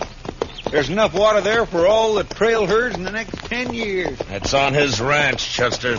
He's got a right to fence his own range. Got a right, maybe, but no decent rancher would take advantage of it. Howard's mean. Just downright mean. I think it's more than that, Chester. It's the old business of making $2 grow where $1 grew before. I think Howard figured on something like this when he strung that fence last month, but the trouble is that we... Look yonder, Mr. Dillon. Huh? Must be 50 or 60 riders facing each other across that fence. Yeah. Looks like a couple of armies. Well, that wouldn't be the first range war that started over water rights. Come on.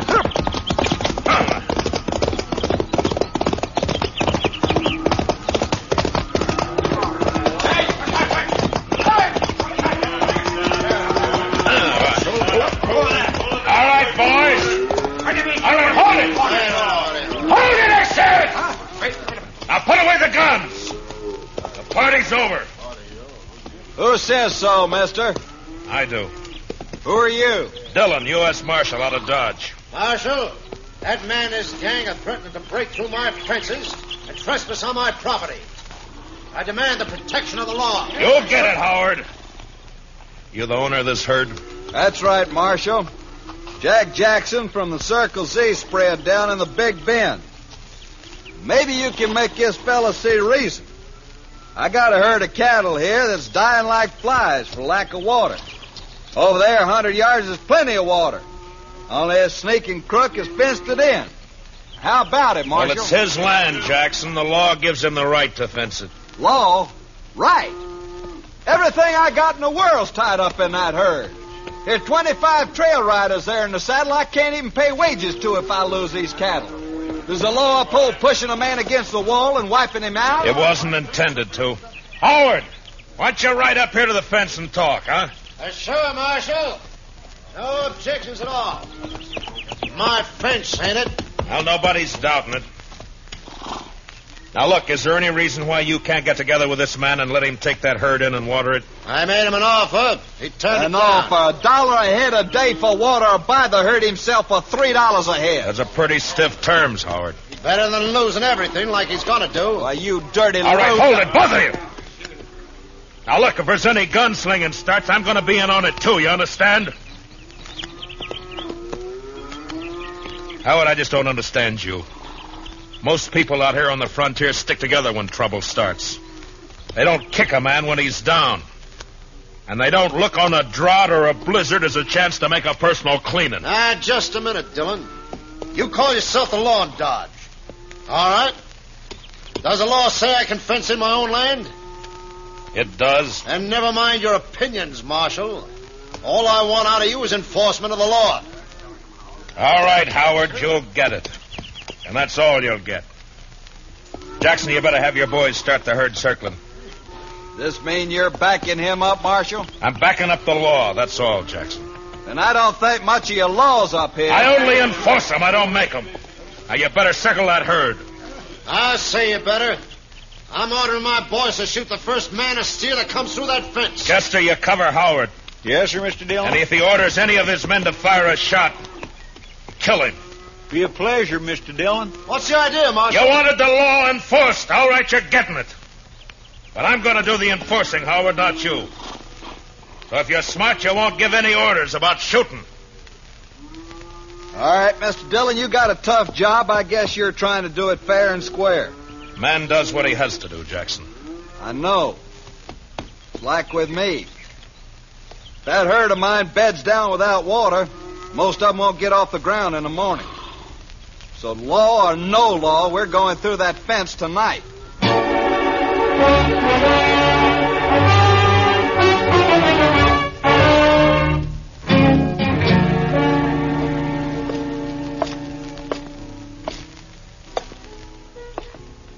Matt. Huh? Oh, hello, What's the matter? Bad liquor or a busted straight? Neither. How are you? Eager. But you probably noticed that before. Seriously, though, what's wrong? Plenty.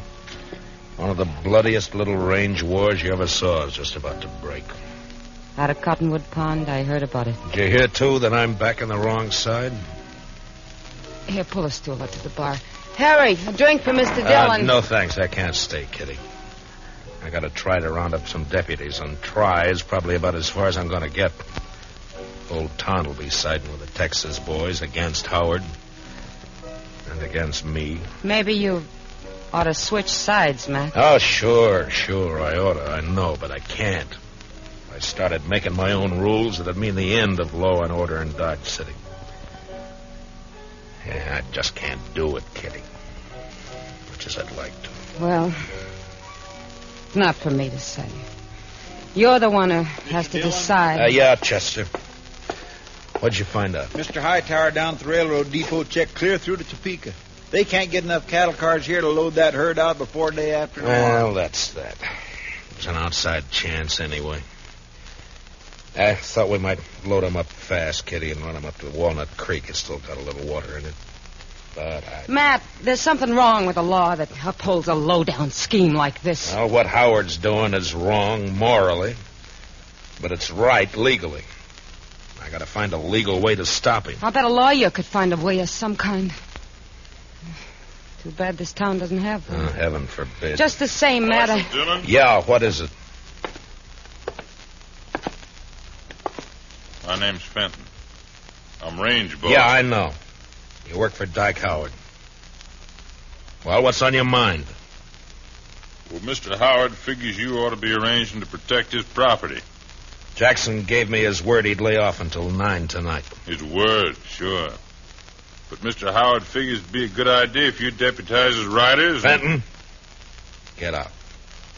Now, wait a second, Marshal. Go on, get out. When I want Howard's advice, I'll ask for it. Now go tell him that. Well, yeah, but... Go on. Get out. Move.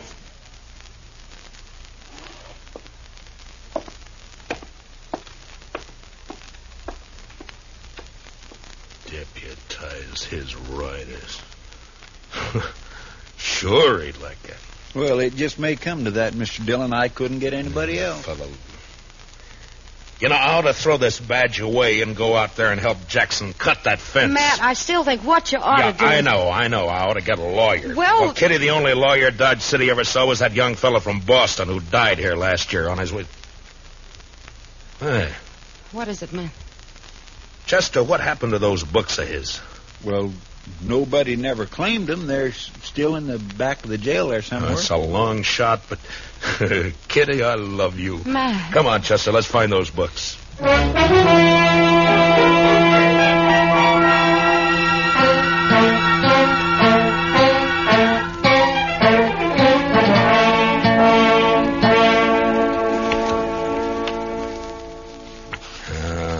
I don't know, Chester.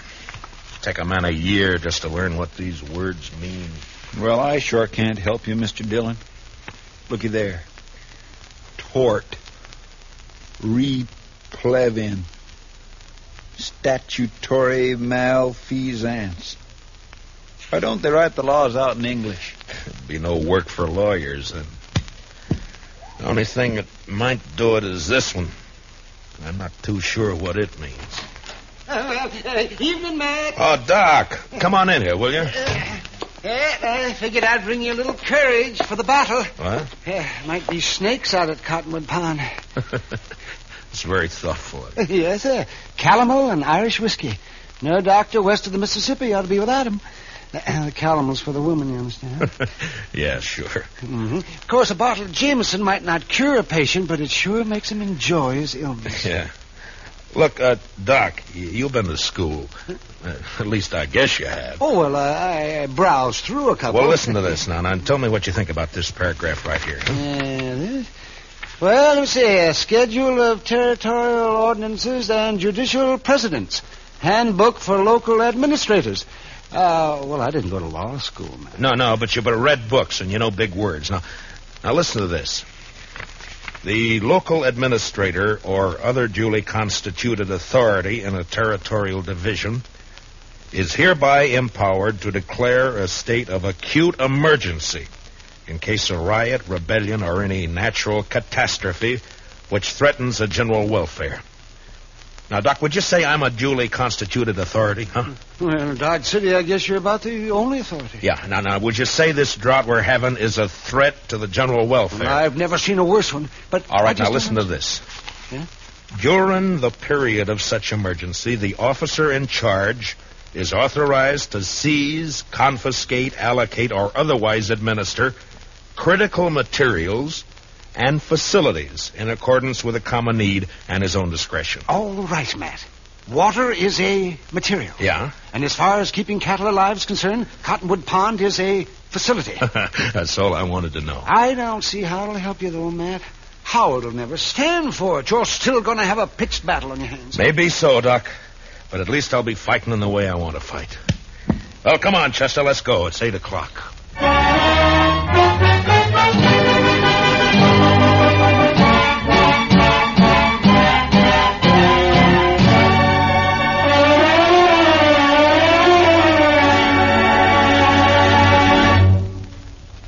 We will return for the second act of Gunsmoke in just a moment. But first, you personally can help to make sure America has an impregnable fence against invaders along all its borders by volunteering as a ground observer to watch the skies for unidentified planes.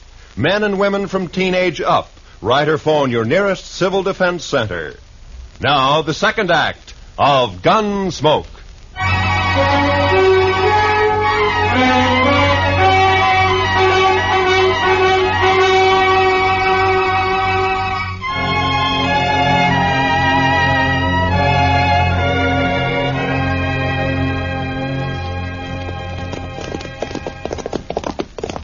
It's dark now. Must be pushing 9 o'clock. Hope they don't jump the gun on us, Chester. I figure Jackson will stick by his word, Mr. Dillon. If Howard lets him. You know, we might get a break in this drought if that storm comes this way. No, I'd say it's only heat lightning. All thunder, no rain. Well, if it goes on a few more weeks, this prairie will be dried right down to the nubbin. All right. Hold it.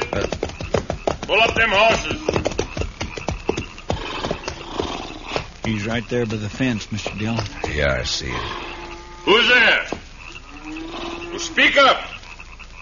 I usually answer bushwhackers with a 6-gun. This is your lucky night, Fenton. Oh, the marshal. Well, I didn't know. Where's your boss? All right here, Dillon. About time you got here.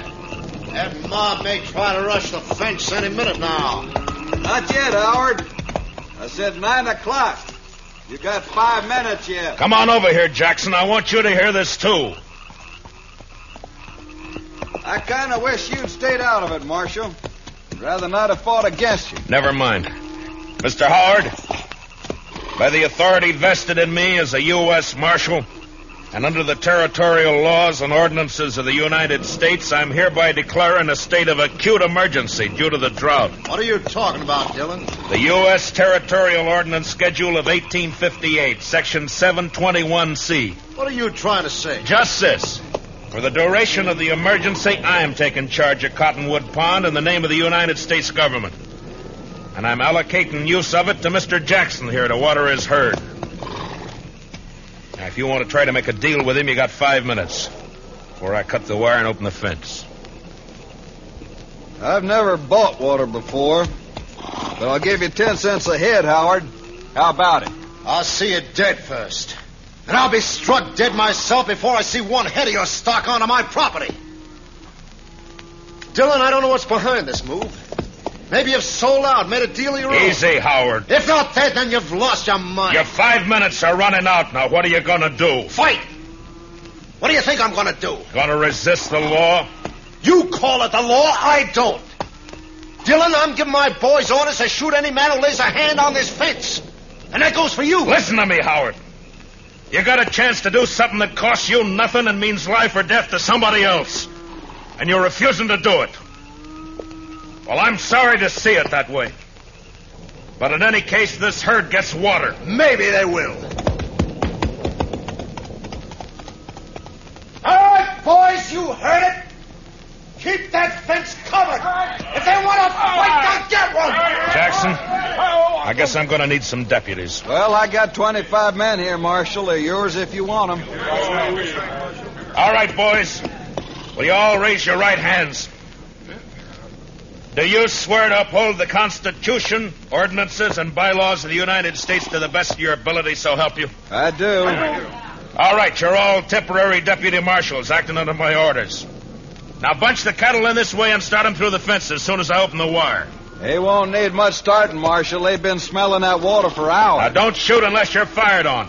If you are, protect yourselves and your herd. All right, let's go.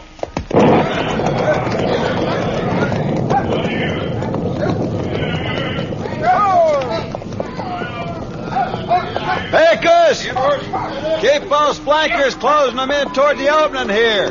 They crowd on that fence, they'll cut themselves to ribbon. Right, boss. Over this way. Chester, come here, man. Yes? You got the wire cutters? Here you are, Mr. Dillon. You know, I think we got a fight on our hands. Yeah, I guess.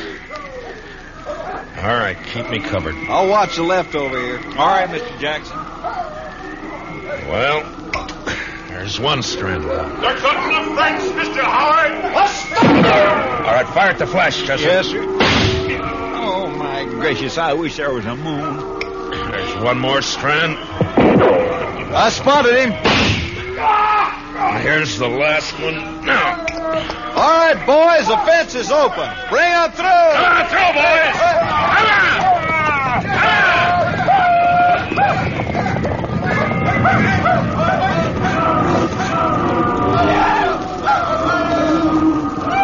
Heads up, Chester.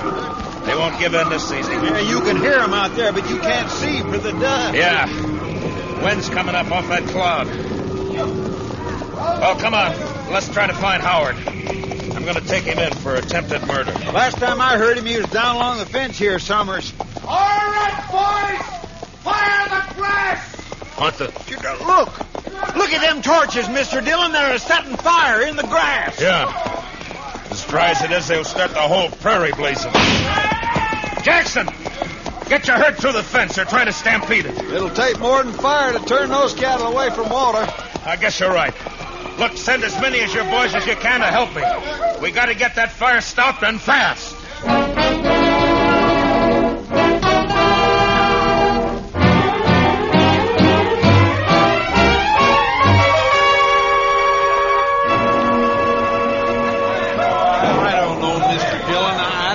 We're winning or losing.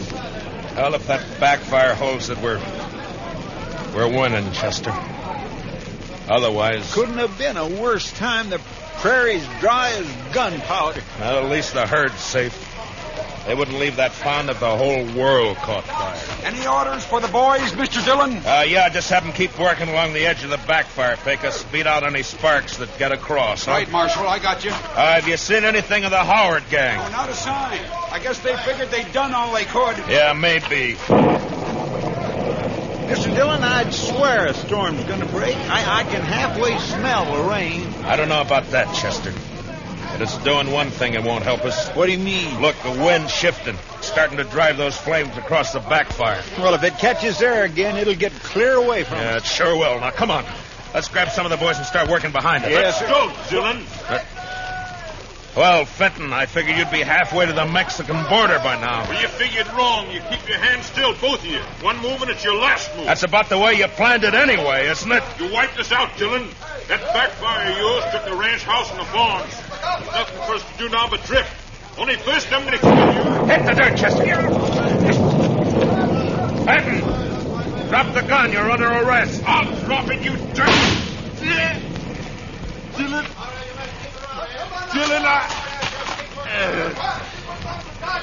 Well, you warned him, Mr. Dillon. That doesn't matter much now. Look, Chester. Yes, sir. It's jumped the backfire. With that wind driving it, it'll burn the whole prairie from here clear to the river. And Dodge City along with it. Not a way in the world of stopping it either. There's the shot, Marshal. You all right? I'm sick at my stomach, that's all. Dodge City's going to burn, Jackson, and there's nothing we can do. I sure didn't figure on this. I let him have the herd, gladly. No, it's my fault. I should have jumped him first. A man does what he has to, Marshal. I don't think that's your way. Well, maybe my way's the wrong way. When it leads to burning 10,000 acres of prairie in a whole town, there must be something wrong. Wait, Mr. Dillon. What is it, Chester? I told you I could smell it. Smell what? What the devil? Rain! Yes, sir. By heavens, it's starting to rain! By heaven may be the right expression. Well, I don't know about that, but I know it's the only thing that can save Dodge. Well, come on, rain! Faster! Cut loose and rain, will you? It's a-going in, Mr. Dillon. Look at it, beating down on that fire.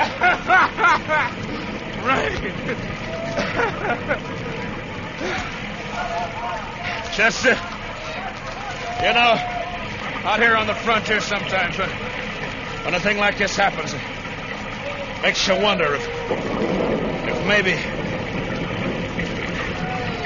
Well, I don't know. Come on, Chester, let's find our horses.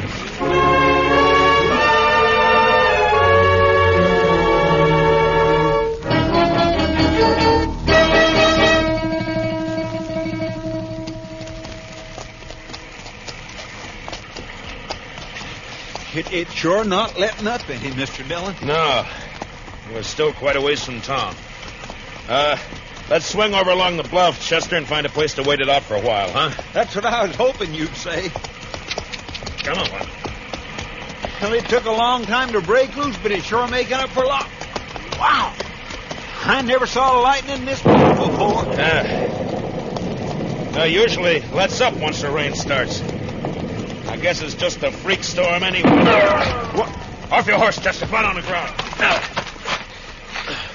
I saw it flash, Mr. Dillon. It come from that lone cottonwood tree. Yeah.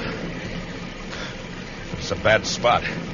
He's got cover and we haven't. Well, I guess we found out what happened to Mr. Howard. All right, Howard. Come out with your hands up. You're under arrest.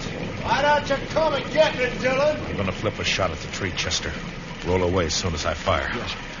All right. Now. Ah, Dillon! You're not smart enough!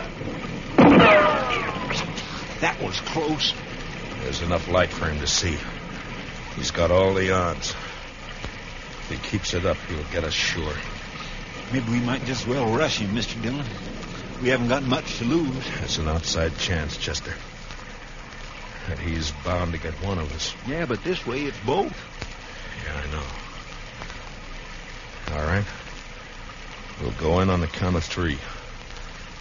Fan out and move fast. Yes, sir. And, good luck, Chester. Same to you, Mr. Dillon. All right. 1, 2, 3.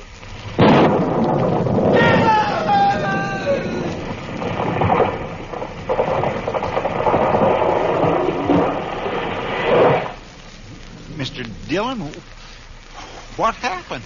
It was lightning. It struck the tree. I think Howard's lying over there on the ground. Come on.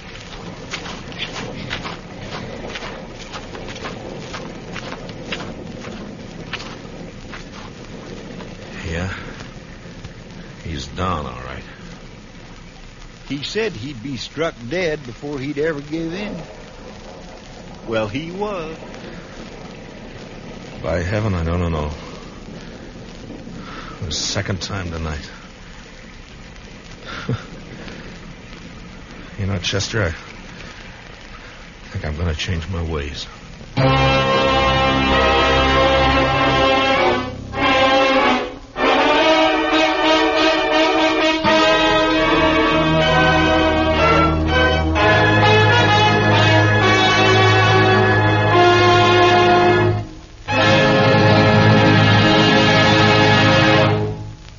Gunsmoke, transcribed under the direction of Norman MacDonald, stars William Conrad as Matt Dillon, U.S. Marshal. Tonight's story was specially written for Gunsmoke by Les Crutchfield, with music composed and conducted by Rex Corey. Featured in the cast were Harry Bartell and Lou Krugman, with Joe Duvall, Barney Phillips, and Georgia Ellis. Parley Bear is Chester, and Howard McNear is Doc. Join us again next week as Matt Dillon, U.S. Marshal, fights to bring law and order out of the wild violence of the West in Gunsmoke.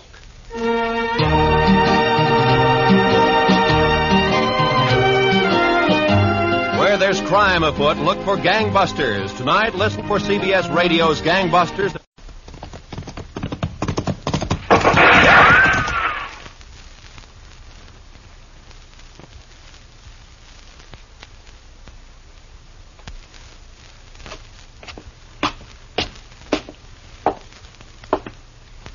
That's far enough, Mr. Williams. Miss Sager. Mrs. Sager. Mrs. Sager. Would you please put that rifle down? I came here without any guns, without any means of force whatsoever. You come here with force. Now, Mrs. Sager... Come here to force me out of my house, off my land. Mrs. Sager, please... Nobody shoves me off of my land, Mr. Williams. Nobody. This land is mine. It's free and clear, every inch of it. I've no doubt... My husband staked this land 25 years ago.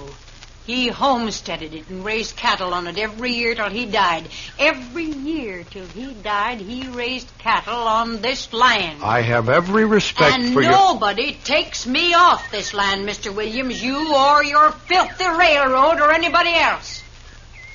My husband left me this land, and he said, Libby, this is your land and you keep it. I said, Howard, I swear by everything decent, nobody'll ever take this land away from me.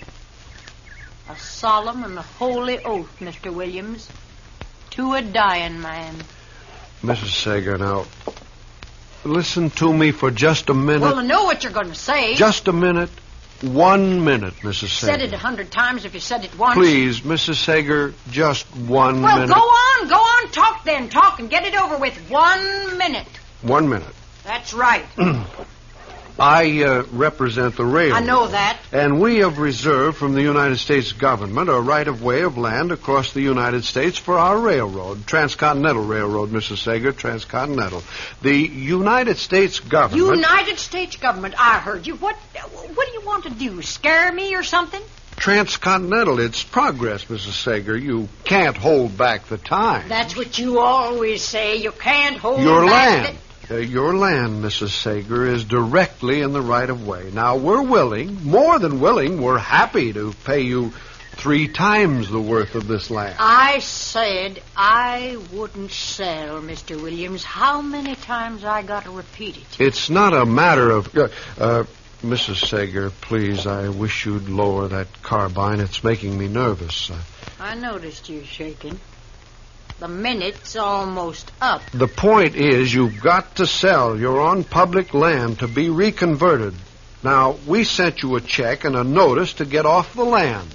No, not us. The United States government. That makes it mandatory, compulsory. It's a free country. Progress, Mrs. Sager, for the common good. It's a free country. I can live where I want, and this is where I'm living. And let me tell you something, Mr. Williams. I'm staying right here. You could have orders from the president. I'm just as good a citizen as he is.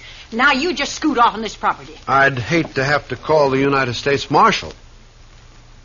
Now, Mrs. Sager, I don't like to use force when reason will do. Get off this property, Mr. Williams, or I'm going to remember the United States government has a law about trespassing. Did you hear me? Scoot.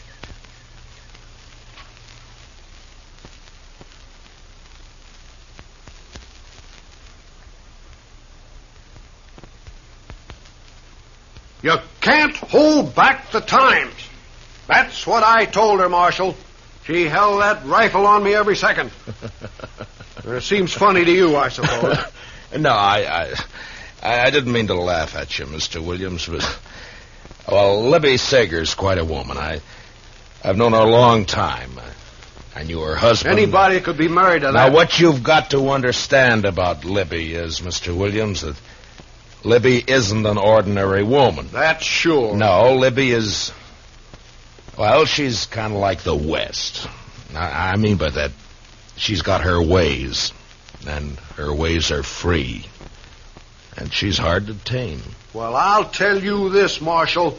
In the railroad business, when we come to a mountain, if we can't go around it, we blast right through it. Yeah, well, I'm not so sure I'd try that with Libby if I were... Marshal, I've tried talking to her. I've sent her letters. I've tried everything. There's no moving. Yeah, I know. But you've got to keep in mind that Libby's lived there for almost a quarter of a century. I've got a job to do. Look, can't you go around her land? Oh, fine. A straight line track for a few 100 miles, then all of a sudden it juts out for a few little acres, and then back to another straight line for another 100 miles.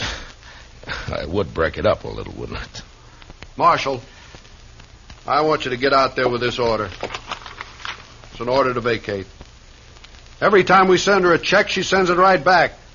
So here's a check to go with the order. Look, Mr. Williams, she's not going to move. I know that woman, and she's not going to move. That's a United States government order, and you're the United States Marshal. Oh, please, Mr. Williams, don't remind me of my duties. There's some things I don't like about this job. Eviction and seizure. Chester. Yes, sir, Mr. Dillon. Eviction. Federal order. Libby Sager, yes, sir. You weren't listening at the door, were you, Chester? Oh, no, sir. My, absolutely not, Mr. Dillon. It's just I am cursed with wonderful ears. Comes from so many nights out hunting. Why, my whole family got ears. All right, Chester. Mr. Dillon, isn't there some way the railroad can go around that property? I purely hate to see that woman. He's made me a villain when I'm just doing my job. Yeah. All right, Mr. Williams, I guess we all feel a little like that right now. Come on, Chester.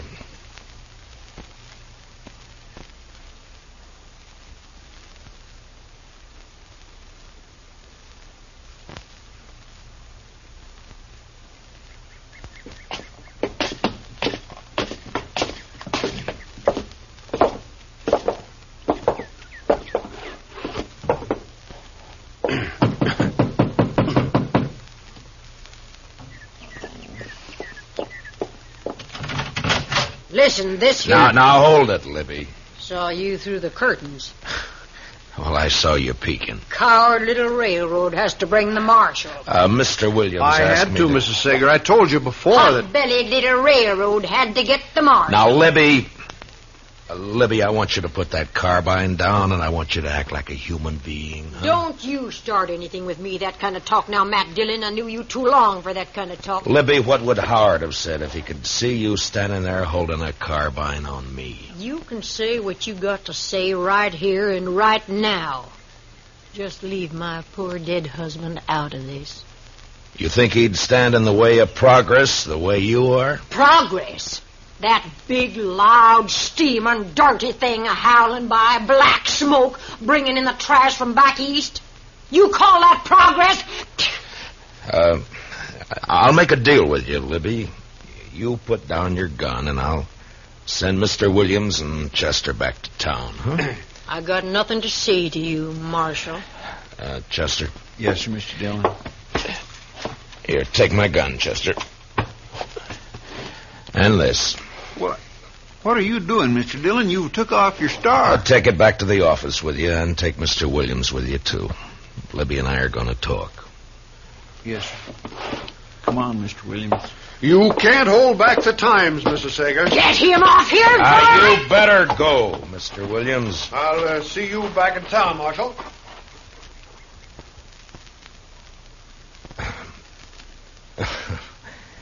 Well, Libby, aren't you going to ask me in? I told you, Marshal. The name's still Matt, Libby. No star. See? Now can I come in?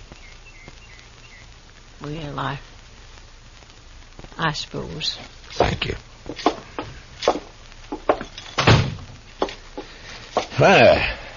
Looks just about the same. Yeah, it's going to stay that way.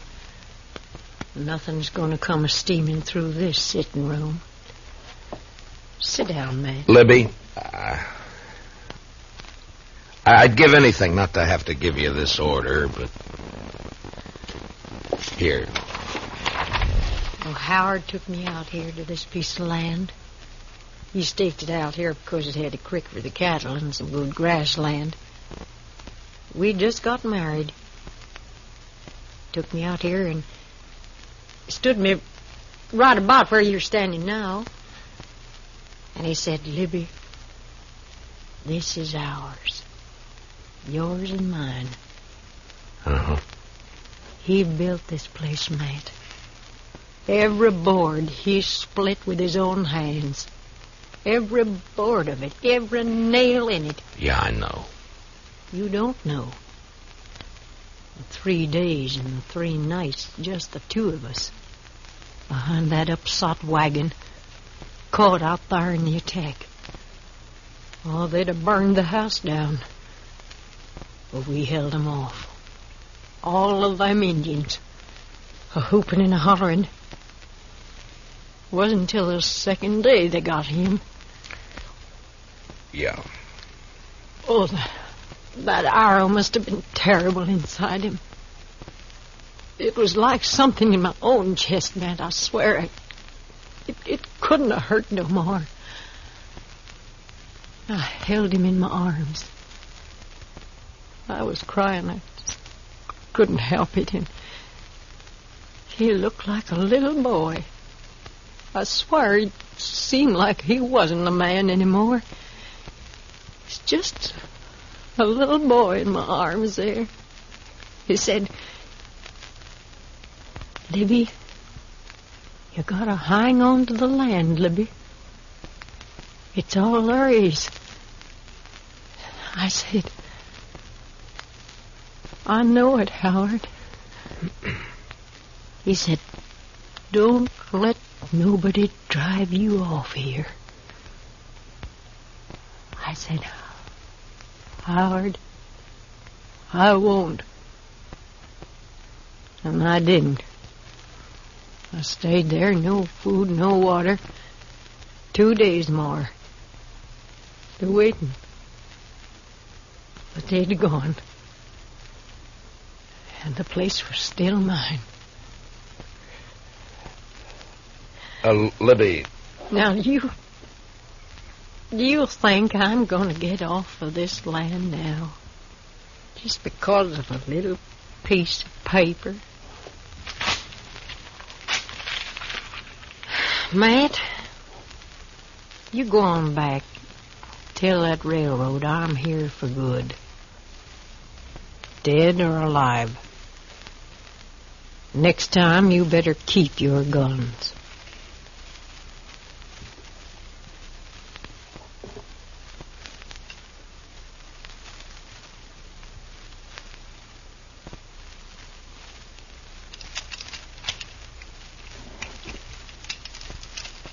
Marshal? What'd she say, Marshal? Talk didn't do any good, did it? I knew it wouldn't. Mr. Williams, you did your job. Now, why don't you go back to the hotel and we'll get in touch with you, huh? Sure. Marshal. Yeah? You sure you don't need me for anything? I'm sure. Okay. Well, hello, Mr. Williams. Hello, Chester. Where's he going, Mr. Dillon? I sent him back to the hotel, Chester. Hand me that chamois there, will you? Yes, sir. Here. Oh, thank you. Mr. Dillon? What? If she don't leave peaceable, you gonna carry her out? Well, we'll see what happens, Chester. I mean, if she don't come out peaceable. Look, Chester, that railroad's going to be here for a long time. A long time. Now, there are going to be a lot of people dependent on it for beef and for everything else. And Libby's just one person. Just one person. One person, yes, sir. That's right. That's right, Mr. Dillon.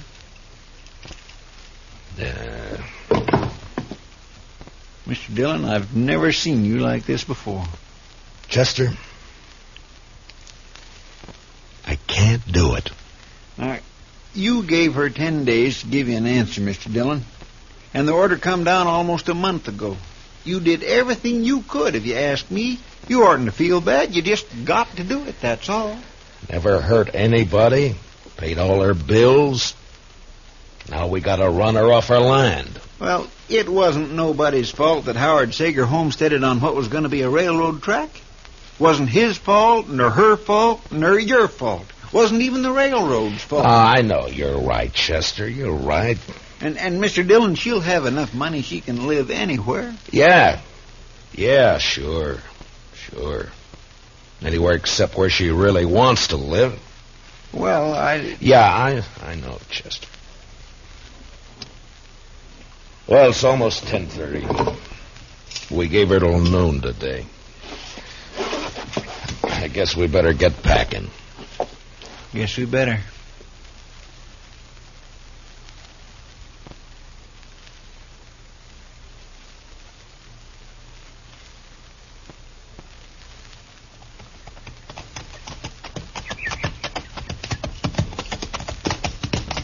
Oh, fella, boy. Oh. Well, sir. Here's the gate. Go ahead, Chester. After you, Mr. Dillon.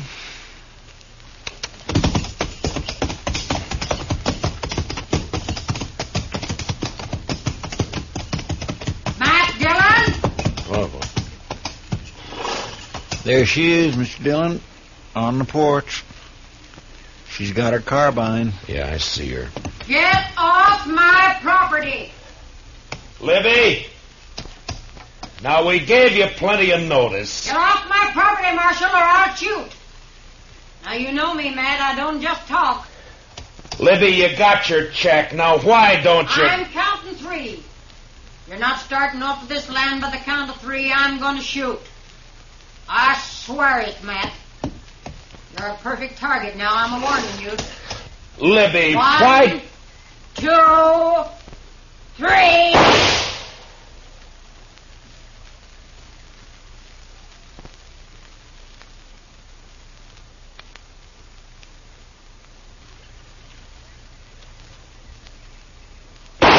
Come on, Mr. Dillon. That big rock over there.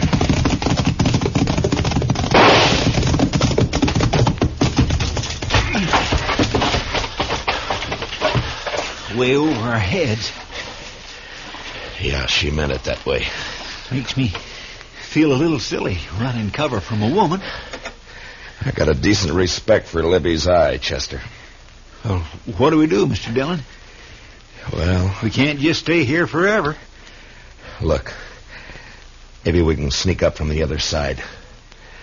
You think you could work your way around? I imagine so. All right. And Chester. Now, don't worry, Mr. Dillon. I'm not going to use no gun. All right. Now, if you can get in the house and get that rifle away from her, I'll just stay out here and try to keep her attention. Yes, sir. Okay, good luck.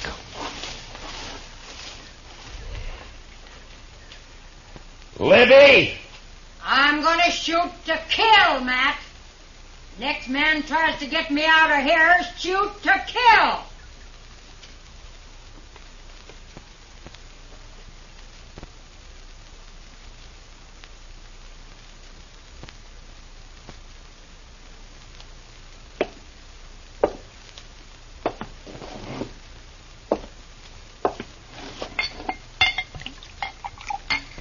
Hot. That's right, Sam. Here's to you, Williams. Sure. I must be getting drunk. Even this stuff tastes good. Sam?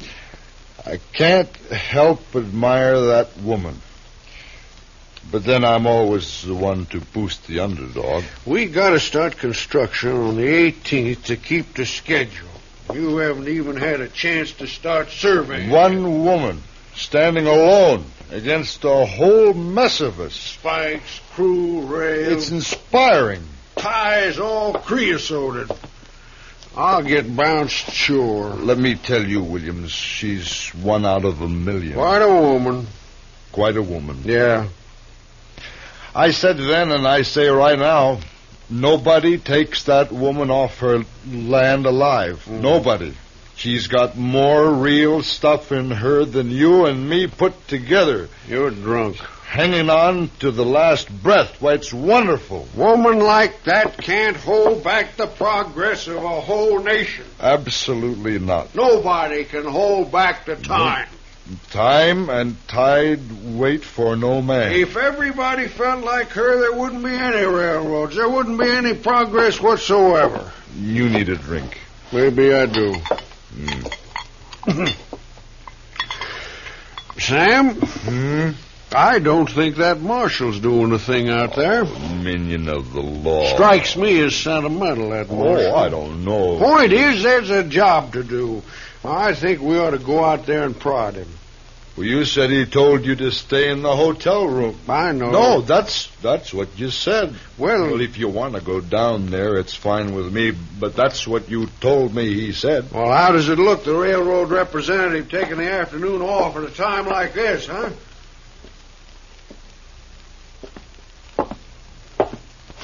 Hand me my holster. Huh? Well, what do you want guns for? Well, I'll tell you what I think. I think the woman's a little demented holding herself up that way. Her husband's death, years alone in that house. She's crazy. Fanatic. Yeah. Here. Thanks. Fully loaded. She's a wonderful woman, though. Dead shot with that rifle of hers. I'm not going out there unprotected. I don't blame you a bit. I think I'll take my holster, too. Mm-hmm. Hey. What? One for the road, huh? No more. One for Libby? Oh, what do you say? All right. One for Libby. To Libby Sager. The spirit of the Old West. Right. Hey, you know they'll write a song about her? How the track was built over her soul? And they'll write a song about us, too. Oh, stop it. You're drunk.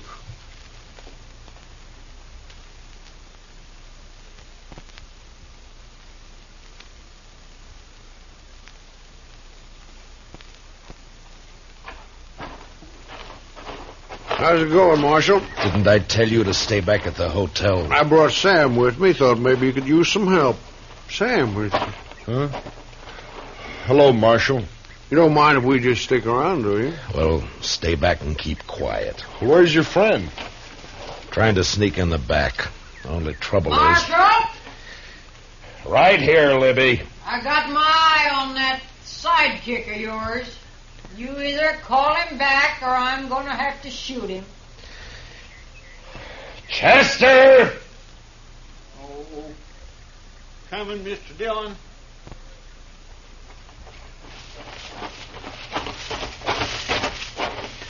I'm sorry, Mr. Dillon. No, it's all right, Chester. It just didn't work, that's all. I declare I can't figure how she spotted me. You don't know how careful Yeah, I know. Looks like there's only one thing to do. Let's go in after her. Now you're talking. Fine. Now, you two just stay right where you are, and no guns, you understand? Sure. Libby! Libby, we're coming in! Now put your carbine up, Libby. Come on, Marshal, just come on. I'm ready. Now, let's go, Chester, and stay close to the ground. We can weave over to that rock over there, then behind the barn, maybe. Yeah, that's a good idea. Close, Mr. Dillon. Yeah, all right, run. You all right, Chester? Just scared, that's all. Why, that crazy fool. What's the matter, Mr. Dillon? That surveyor. Sam, leave that rifle alone! I'm just covering for you, Marshal. She hit him, Mr. Dillon. Oh, he's going to shoot back. Sam! Mr. Dillon. He got her, Mr. Dillon. Come on, Chester.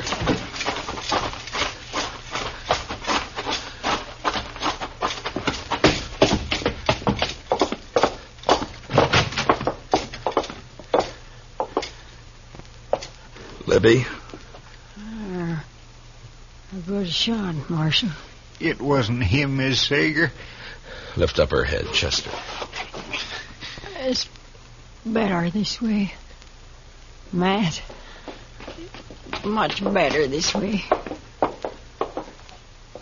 Marshal? Oh, I didn't mean to, Marshal. I told you to put up that gun. I was trying to cover for you. When she got me in my shoulder, I didn't think. I just... Might. You just lay quiet, Libby. We'll send for the doc. Now, you let me be. Say, Matt. Yeah, Libby. Matt, I bet you people don't forget me so easy. They won't, Libby. You know, Matt, I'll bet they'll remember me every time.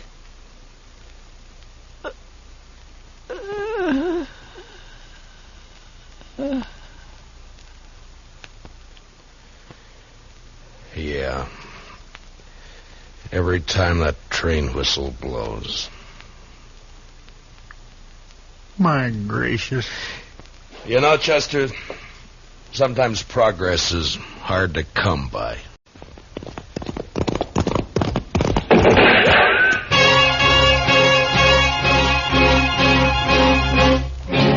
Around Dodge City and in the territory on west, there's just one way to handle the killers and the spoilers, and that's with a U.S. Marshal and the smell of Gunsmoke.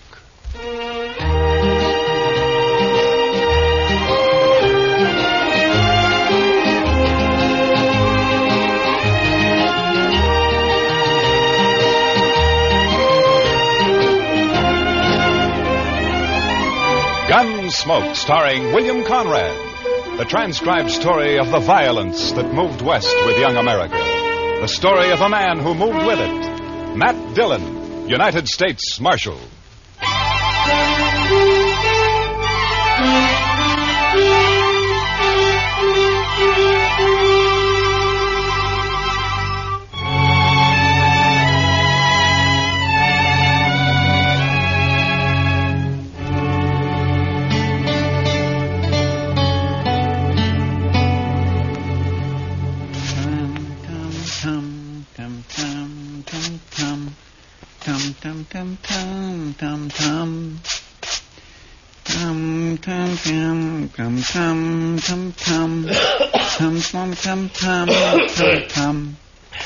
Chester, do you have to do that? You're just stirring up a lot of dust. Well, cleanliness is next to godliness, Mr. Dillon. Yeah, I know, Chester, but all you're doing is getting it off the floor into the air. Man can hardly breathe in here.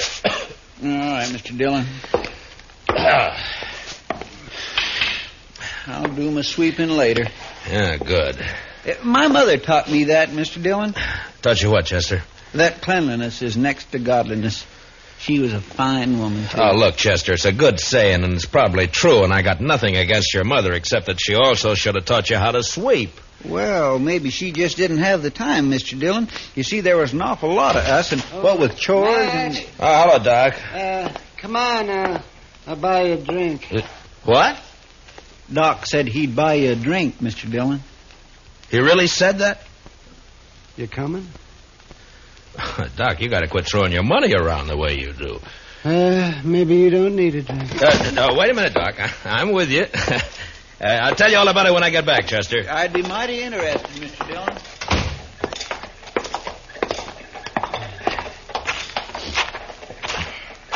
Oh, sure be glad when it gets winter again. Why, Doc? You'll just complain about the cold, then? I suppose.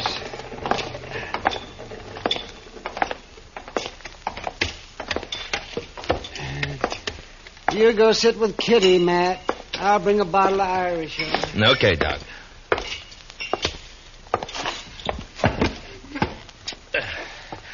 Hello, Kitty.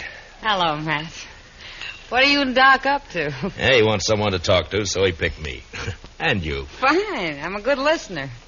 Lots of practice.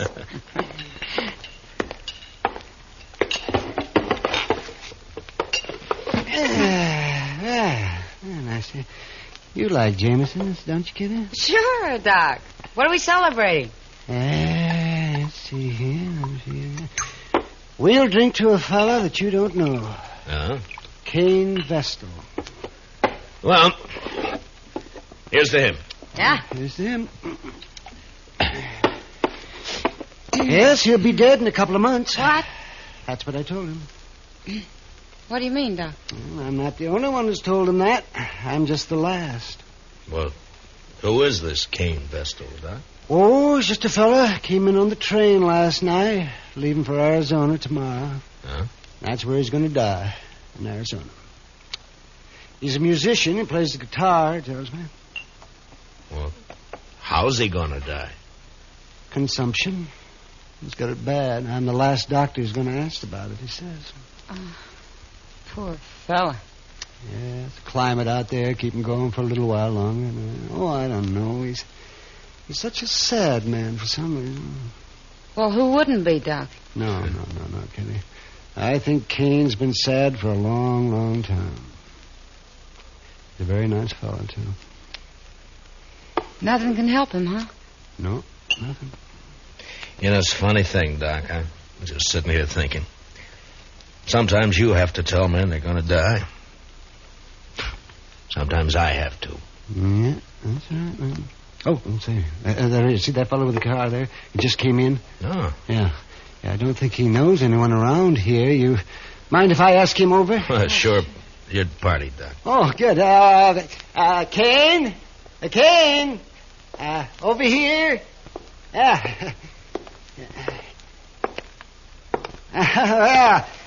Sit down. Sit down.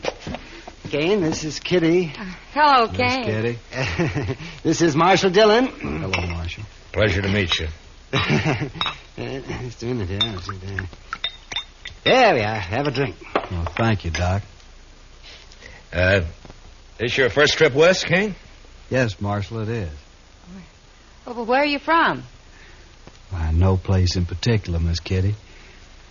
I seem to spend most of my life on the Mississippi River. I thought you were a musician. I am. I was hired to ride the river boats and play my guitar for the passengers. Oh. Well, at least you've had a constant change of scenery. Yeah. After 20 years of going up and down that river, it got pretty familiar, Marshal. Well, Cain, I knew a young fella back in St. Louis before the war, and he was learning to be a river pilot. Say, I wonder if you ever ran into him. Name of Clemens, Sam Clemens? No, Doc, I don't believe I did. Oh, he was a very amusing fella. He was just chock full of stories. You leaving Dodge tomorrow, Cain? I'm headed for Arizona, Miss Kitty. No reflection on Dodge, though. If you hit a place out there called Tombstone, I wish you'd look up Virgil Earp for me. Tell him I sent you, huh? Well, thanks, Marshal. I'll do that. Say, Cain, I wonder, could I ask you a favor? Well, certainly, Miss Kitty. Anything at all. Or would you play something for us? I had an idea that's what it'd be. Anything in particular? Oh, play something you like, Cain. Another girl I knew used to like this one.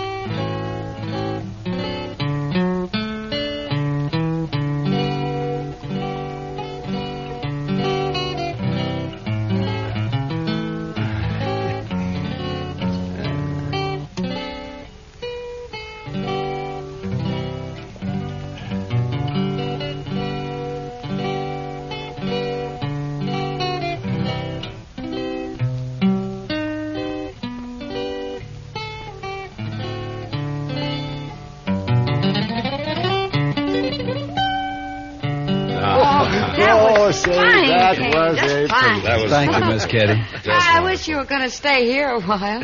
Maybe you could teach me to play like that, huh? It'd be a pleasure, Miss Kitty. But I'm afraid I won't be around for long.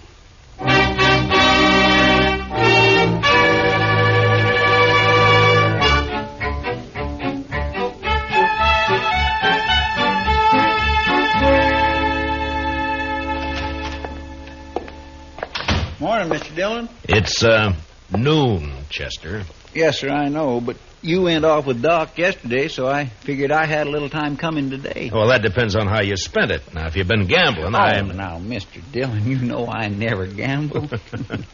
No, sirree. I was out helping a fellow learn to shoot a 6-gun, that's all. No? You mean there's a man in Dodge who doesn't know how? This fellow don't. Never had one in his hand before. He's a musician. What? Plays the guitar, he told me. You mean Cain? Cain Vestal? Yes, sir, that's his name. Nice a fellow as you'd ever want to meet. Yeah.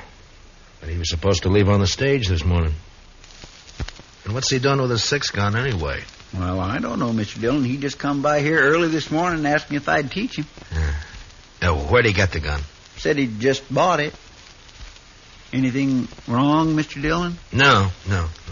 It just doesn't add up somehow, that's all. Oh, well, he won't cause any trouble. He's not the sort. You never know, Chester. No, sir. And my Kitty looks pretty this morning. She's got a yellow parasol, Mr. Dillon. Kitty? Oh, I think I'll go see her for a minute. I'll be right back, Chester. Yes, sir, Mr. Dillon.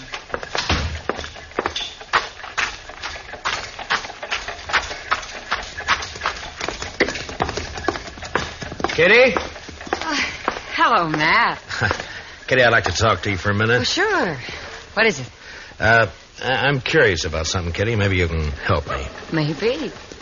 How long was Cain Vestal with you yesterday? Cain? Oh, he didn't leave till evening. Why? Well, he didn't go out on the stage this morning, and he's bought himself a 6-gun. You any idea why? A gun? Huh? Doesn't sound like Cain. Anything happened yesterday, Kitty, or did he tell you anything? Oh, yeah, there was one thing, Matt. Joel Adams and a couple of his men came in. Yeah? Cain got pretty upset when he saw him had a bad coughing spell. Oh? Later, he asked a lot of questions about Adams. Well, what'd you tell him? Just that Adams is a big landowner around here, that nobody who isn't working for him likes him very much. That's all I know, anyway. Yeah. They didn't talk, Adams and Cain. No. I don't think they even know each other. Well, anyway, he sure isn't the sort to be packing a gun. Well, you'll just get into trouble, Matt. Yeah. Where's he staying, did he say? Dodge House, I think. Thanks, Kitty. I'll see you later.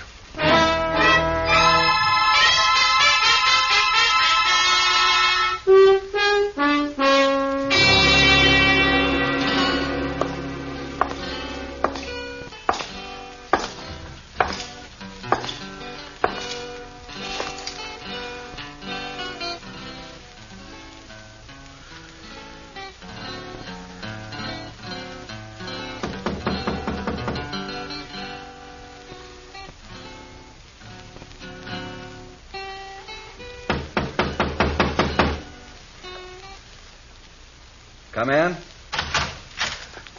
Hello, Cain. Why, Marshal Dillon. Come in. Thank you.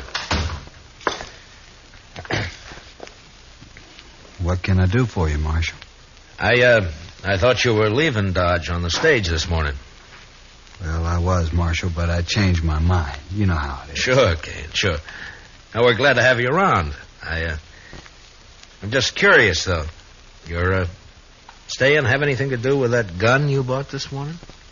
Oh, Chester told you. I thought he would. He's a good teacher, Marshal. Yeah. But that doesn't answer my question.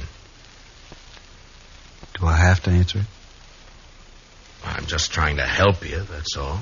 Yeah, I appreciate that, Marshal, but I'm afraid there's nothing you can do. Look, Cain, you're new in this country. A man like you just can't pick up a 6-gun and call himself a fighting man. Not and expect to live through it. I certainly lay no claim to be a fighting man. Then why did you buy that gun? There's no law out here against a man having a gun, is there, Marshal? No. But any man who carries one is expected to use it when the time comes. You'd be a lot safer without one. Being safe doesn't mean a whole lot to me, Marshal. Not now. Yeah, I know. Doc told me. What's it all about? It's a long story. And an old one, I suppose. I'd really rather not talk about it. I can't force you to. But tell me this. Does it have anything to do with Joel Adams? Yes, it does, Marshal. I'm going to kill him. When? I don't know. Anytime. Well, why? That's the long story I mentioned. All right, Cain. But if you try to face him, he'll kill you before you got that gun halfway out of your belt. And if you shoot him any other way, you'll hang for it. You've forgotten something, Marshal. What? No matter what I do, I'm going to die soon anyway. A month or two isn't going to make any difference. You hate Adams that much? I wouldn't kill a man I didn't hate, would I? I didn't think you were the sort of man who'd kill anyone. Only Joel Adams, Marshal. Then I gotta warn him about you. Well, I understand, Marshal. It's all right. He doesn't know me anyway. Never even saw me before. But you want to kill him? Yes, sir. Well, I'll take your gun away from you, but you'll just find another one. And I can't arrest you unless I catch you trying to bushwhack him. I'm sorry for the trouble I'm causing you, Marshal. You know, I've never had to deal with a man like you before, Cain. Maybe I ought to just tie you up and throw you on that stage. You could. But I'd just come right back. Yeah, I guess you would. I'm sorry this has to happen here in Dodge, Marshal. Then why don't you leave? I guess I hate Joel Adams too much. All right, Cain, I'm through trying to convince you. So long. Goodbye, Marshal.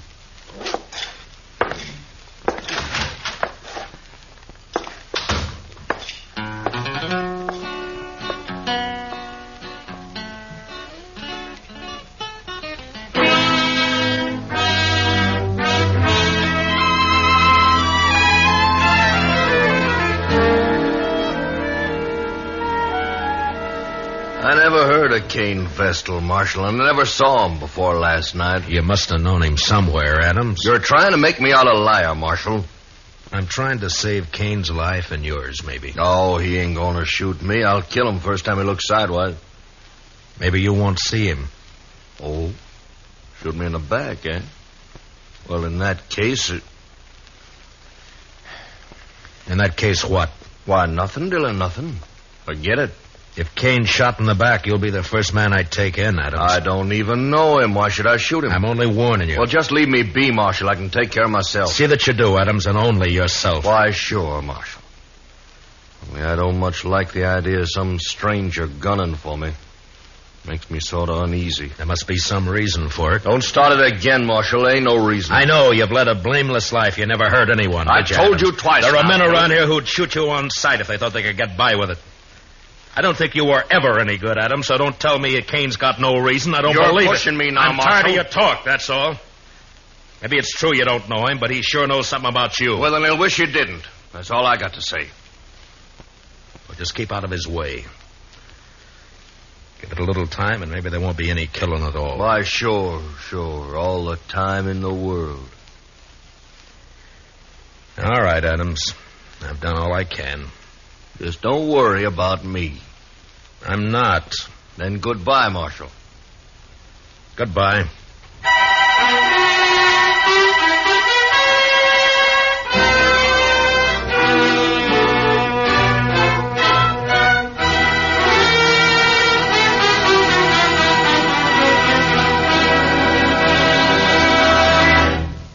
We will return for the second act of Gunsmoke in just a moment.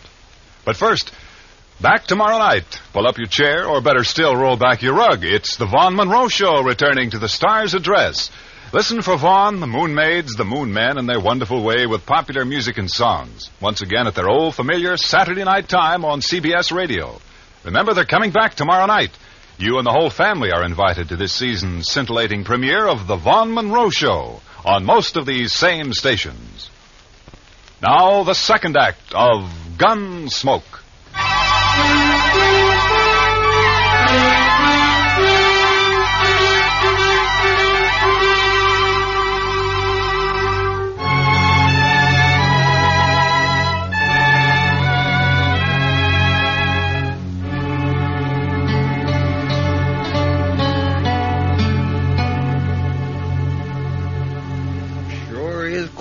around town tonight, Mr. Dillon?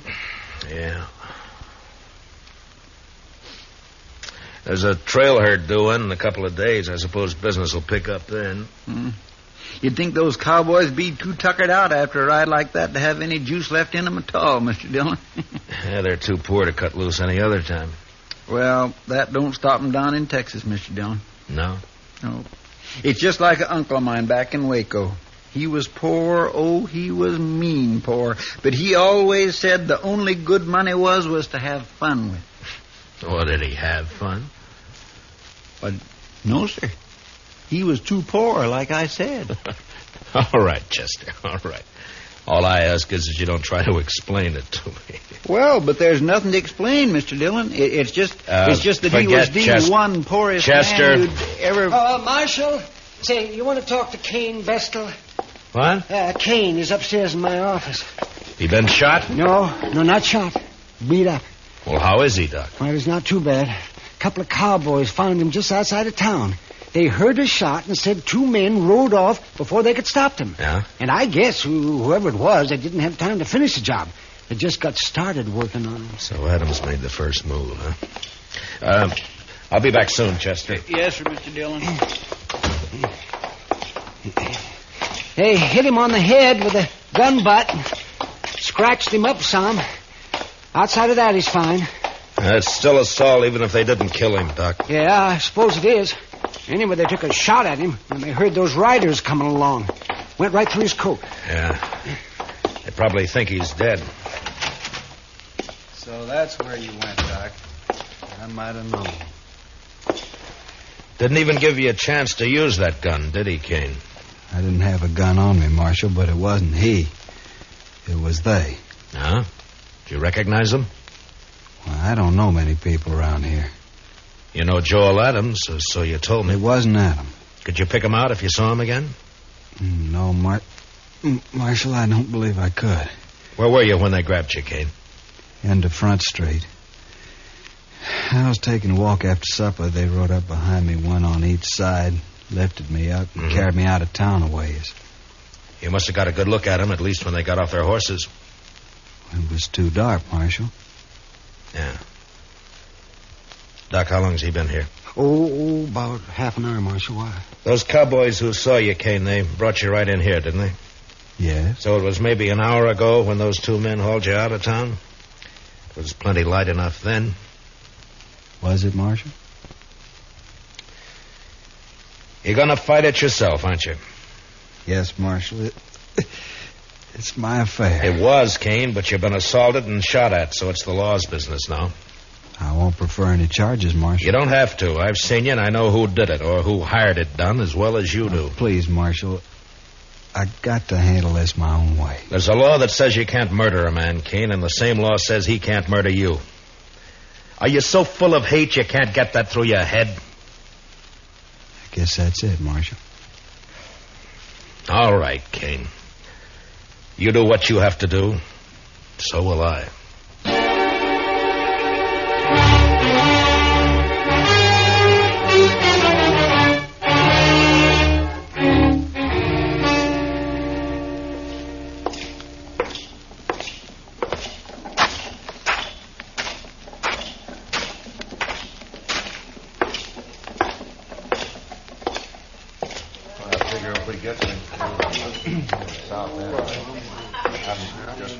Hello, Adams. I've been looking for you. That's late, Dillon.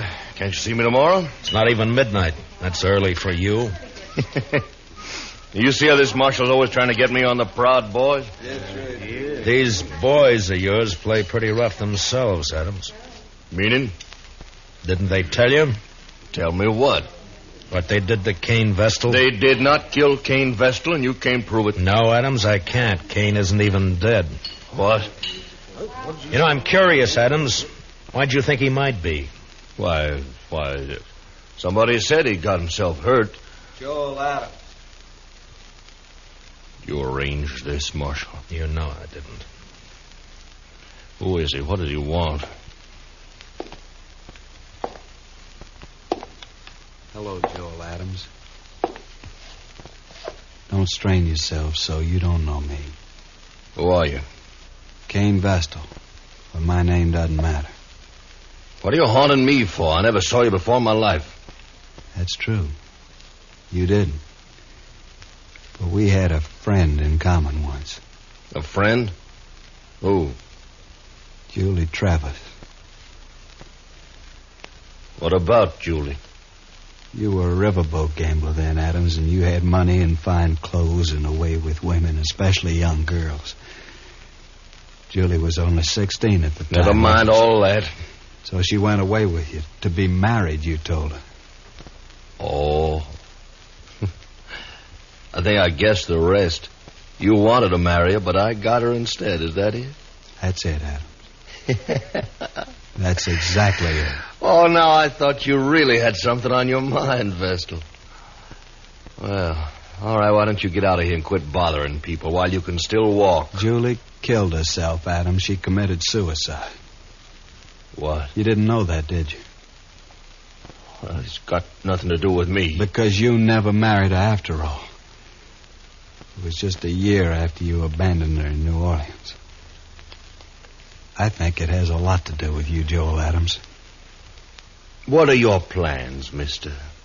I see you got a gun in your belt. Gonna kill you. Oh, so? When? Now. Right now. All right, Vestal, draw. Leave the gun where it is, Cain. One thing I always promised myself, Adams. Someday I'd spit in your face.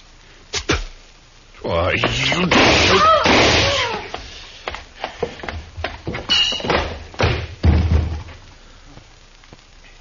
Give me the gun, Adams. Hey. He's dead. Well, he was going to kill me. You heard him. He wanted you dead, Adams, any way he could manage. I know it. That's what I say. You're under arrest for murder. For... What? It was a gunfight. Cain never even moved for his gun. Well, then I'll hang for this. He couldn't have got me any other way. No, don't suppose he could have. I remember the river gamblers used to say, don't matter how you win, so long as you win. That Cain should have been a gambler. Maybe he was. Come on, let's go.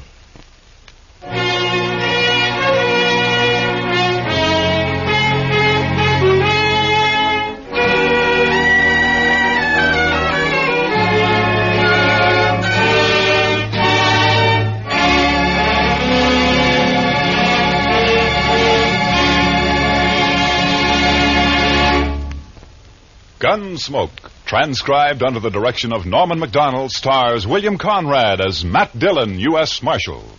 Tonight's story was especially written for Gunsmoke by John Meston, with music composed and conducted by Rex Corey. Featured in the cast were Harry Bartell, with Georgia Ellis and Larry Dobkin. Parley Bayer is Chester, Howard McNear is Doc. Clancy Cassell speaking. Join us again next week as Matt Dillon, U.S. Marshal, fights to bring law and order out of the wild violence of the West in Gunsmoke.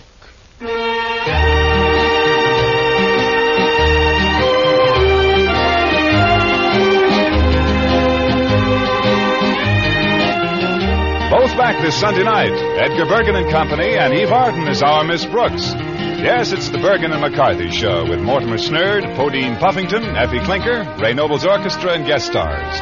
Back Sunday nights at the Star's Address starting this weekend. Returning the same night is our Miss Brooks, starring Eve Arden as an English teacher ever seeking her special degree in romance. For comedy galore, enjoy Bergen and McCarthy and our Miss Brooks on most of these same stations. Back this Sunday night, presented by CBS Radio. This is Amos, but my real name is Freeman Gosden. I urge you to vote. And as Amos would say, follow the election returns on the CBS Radio Network.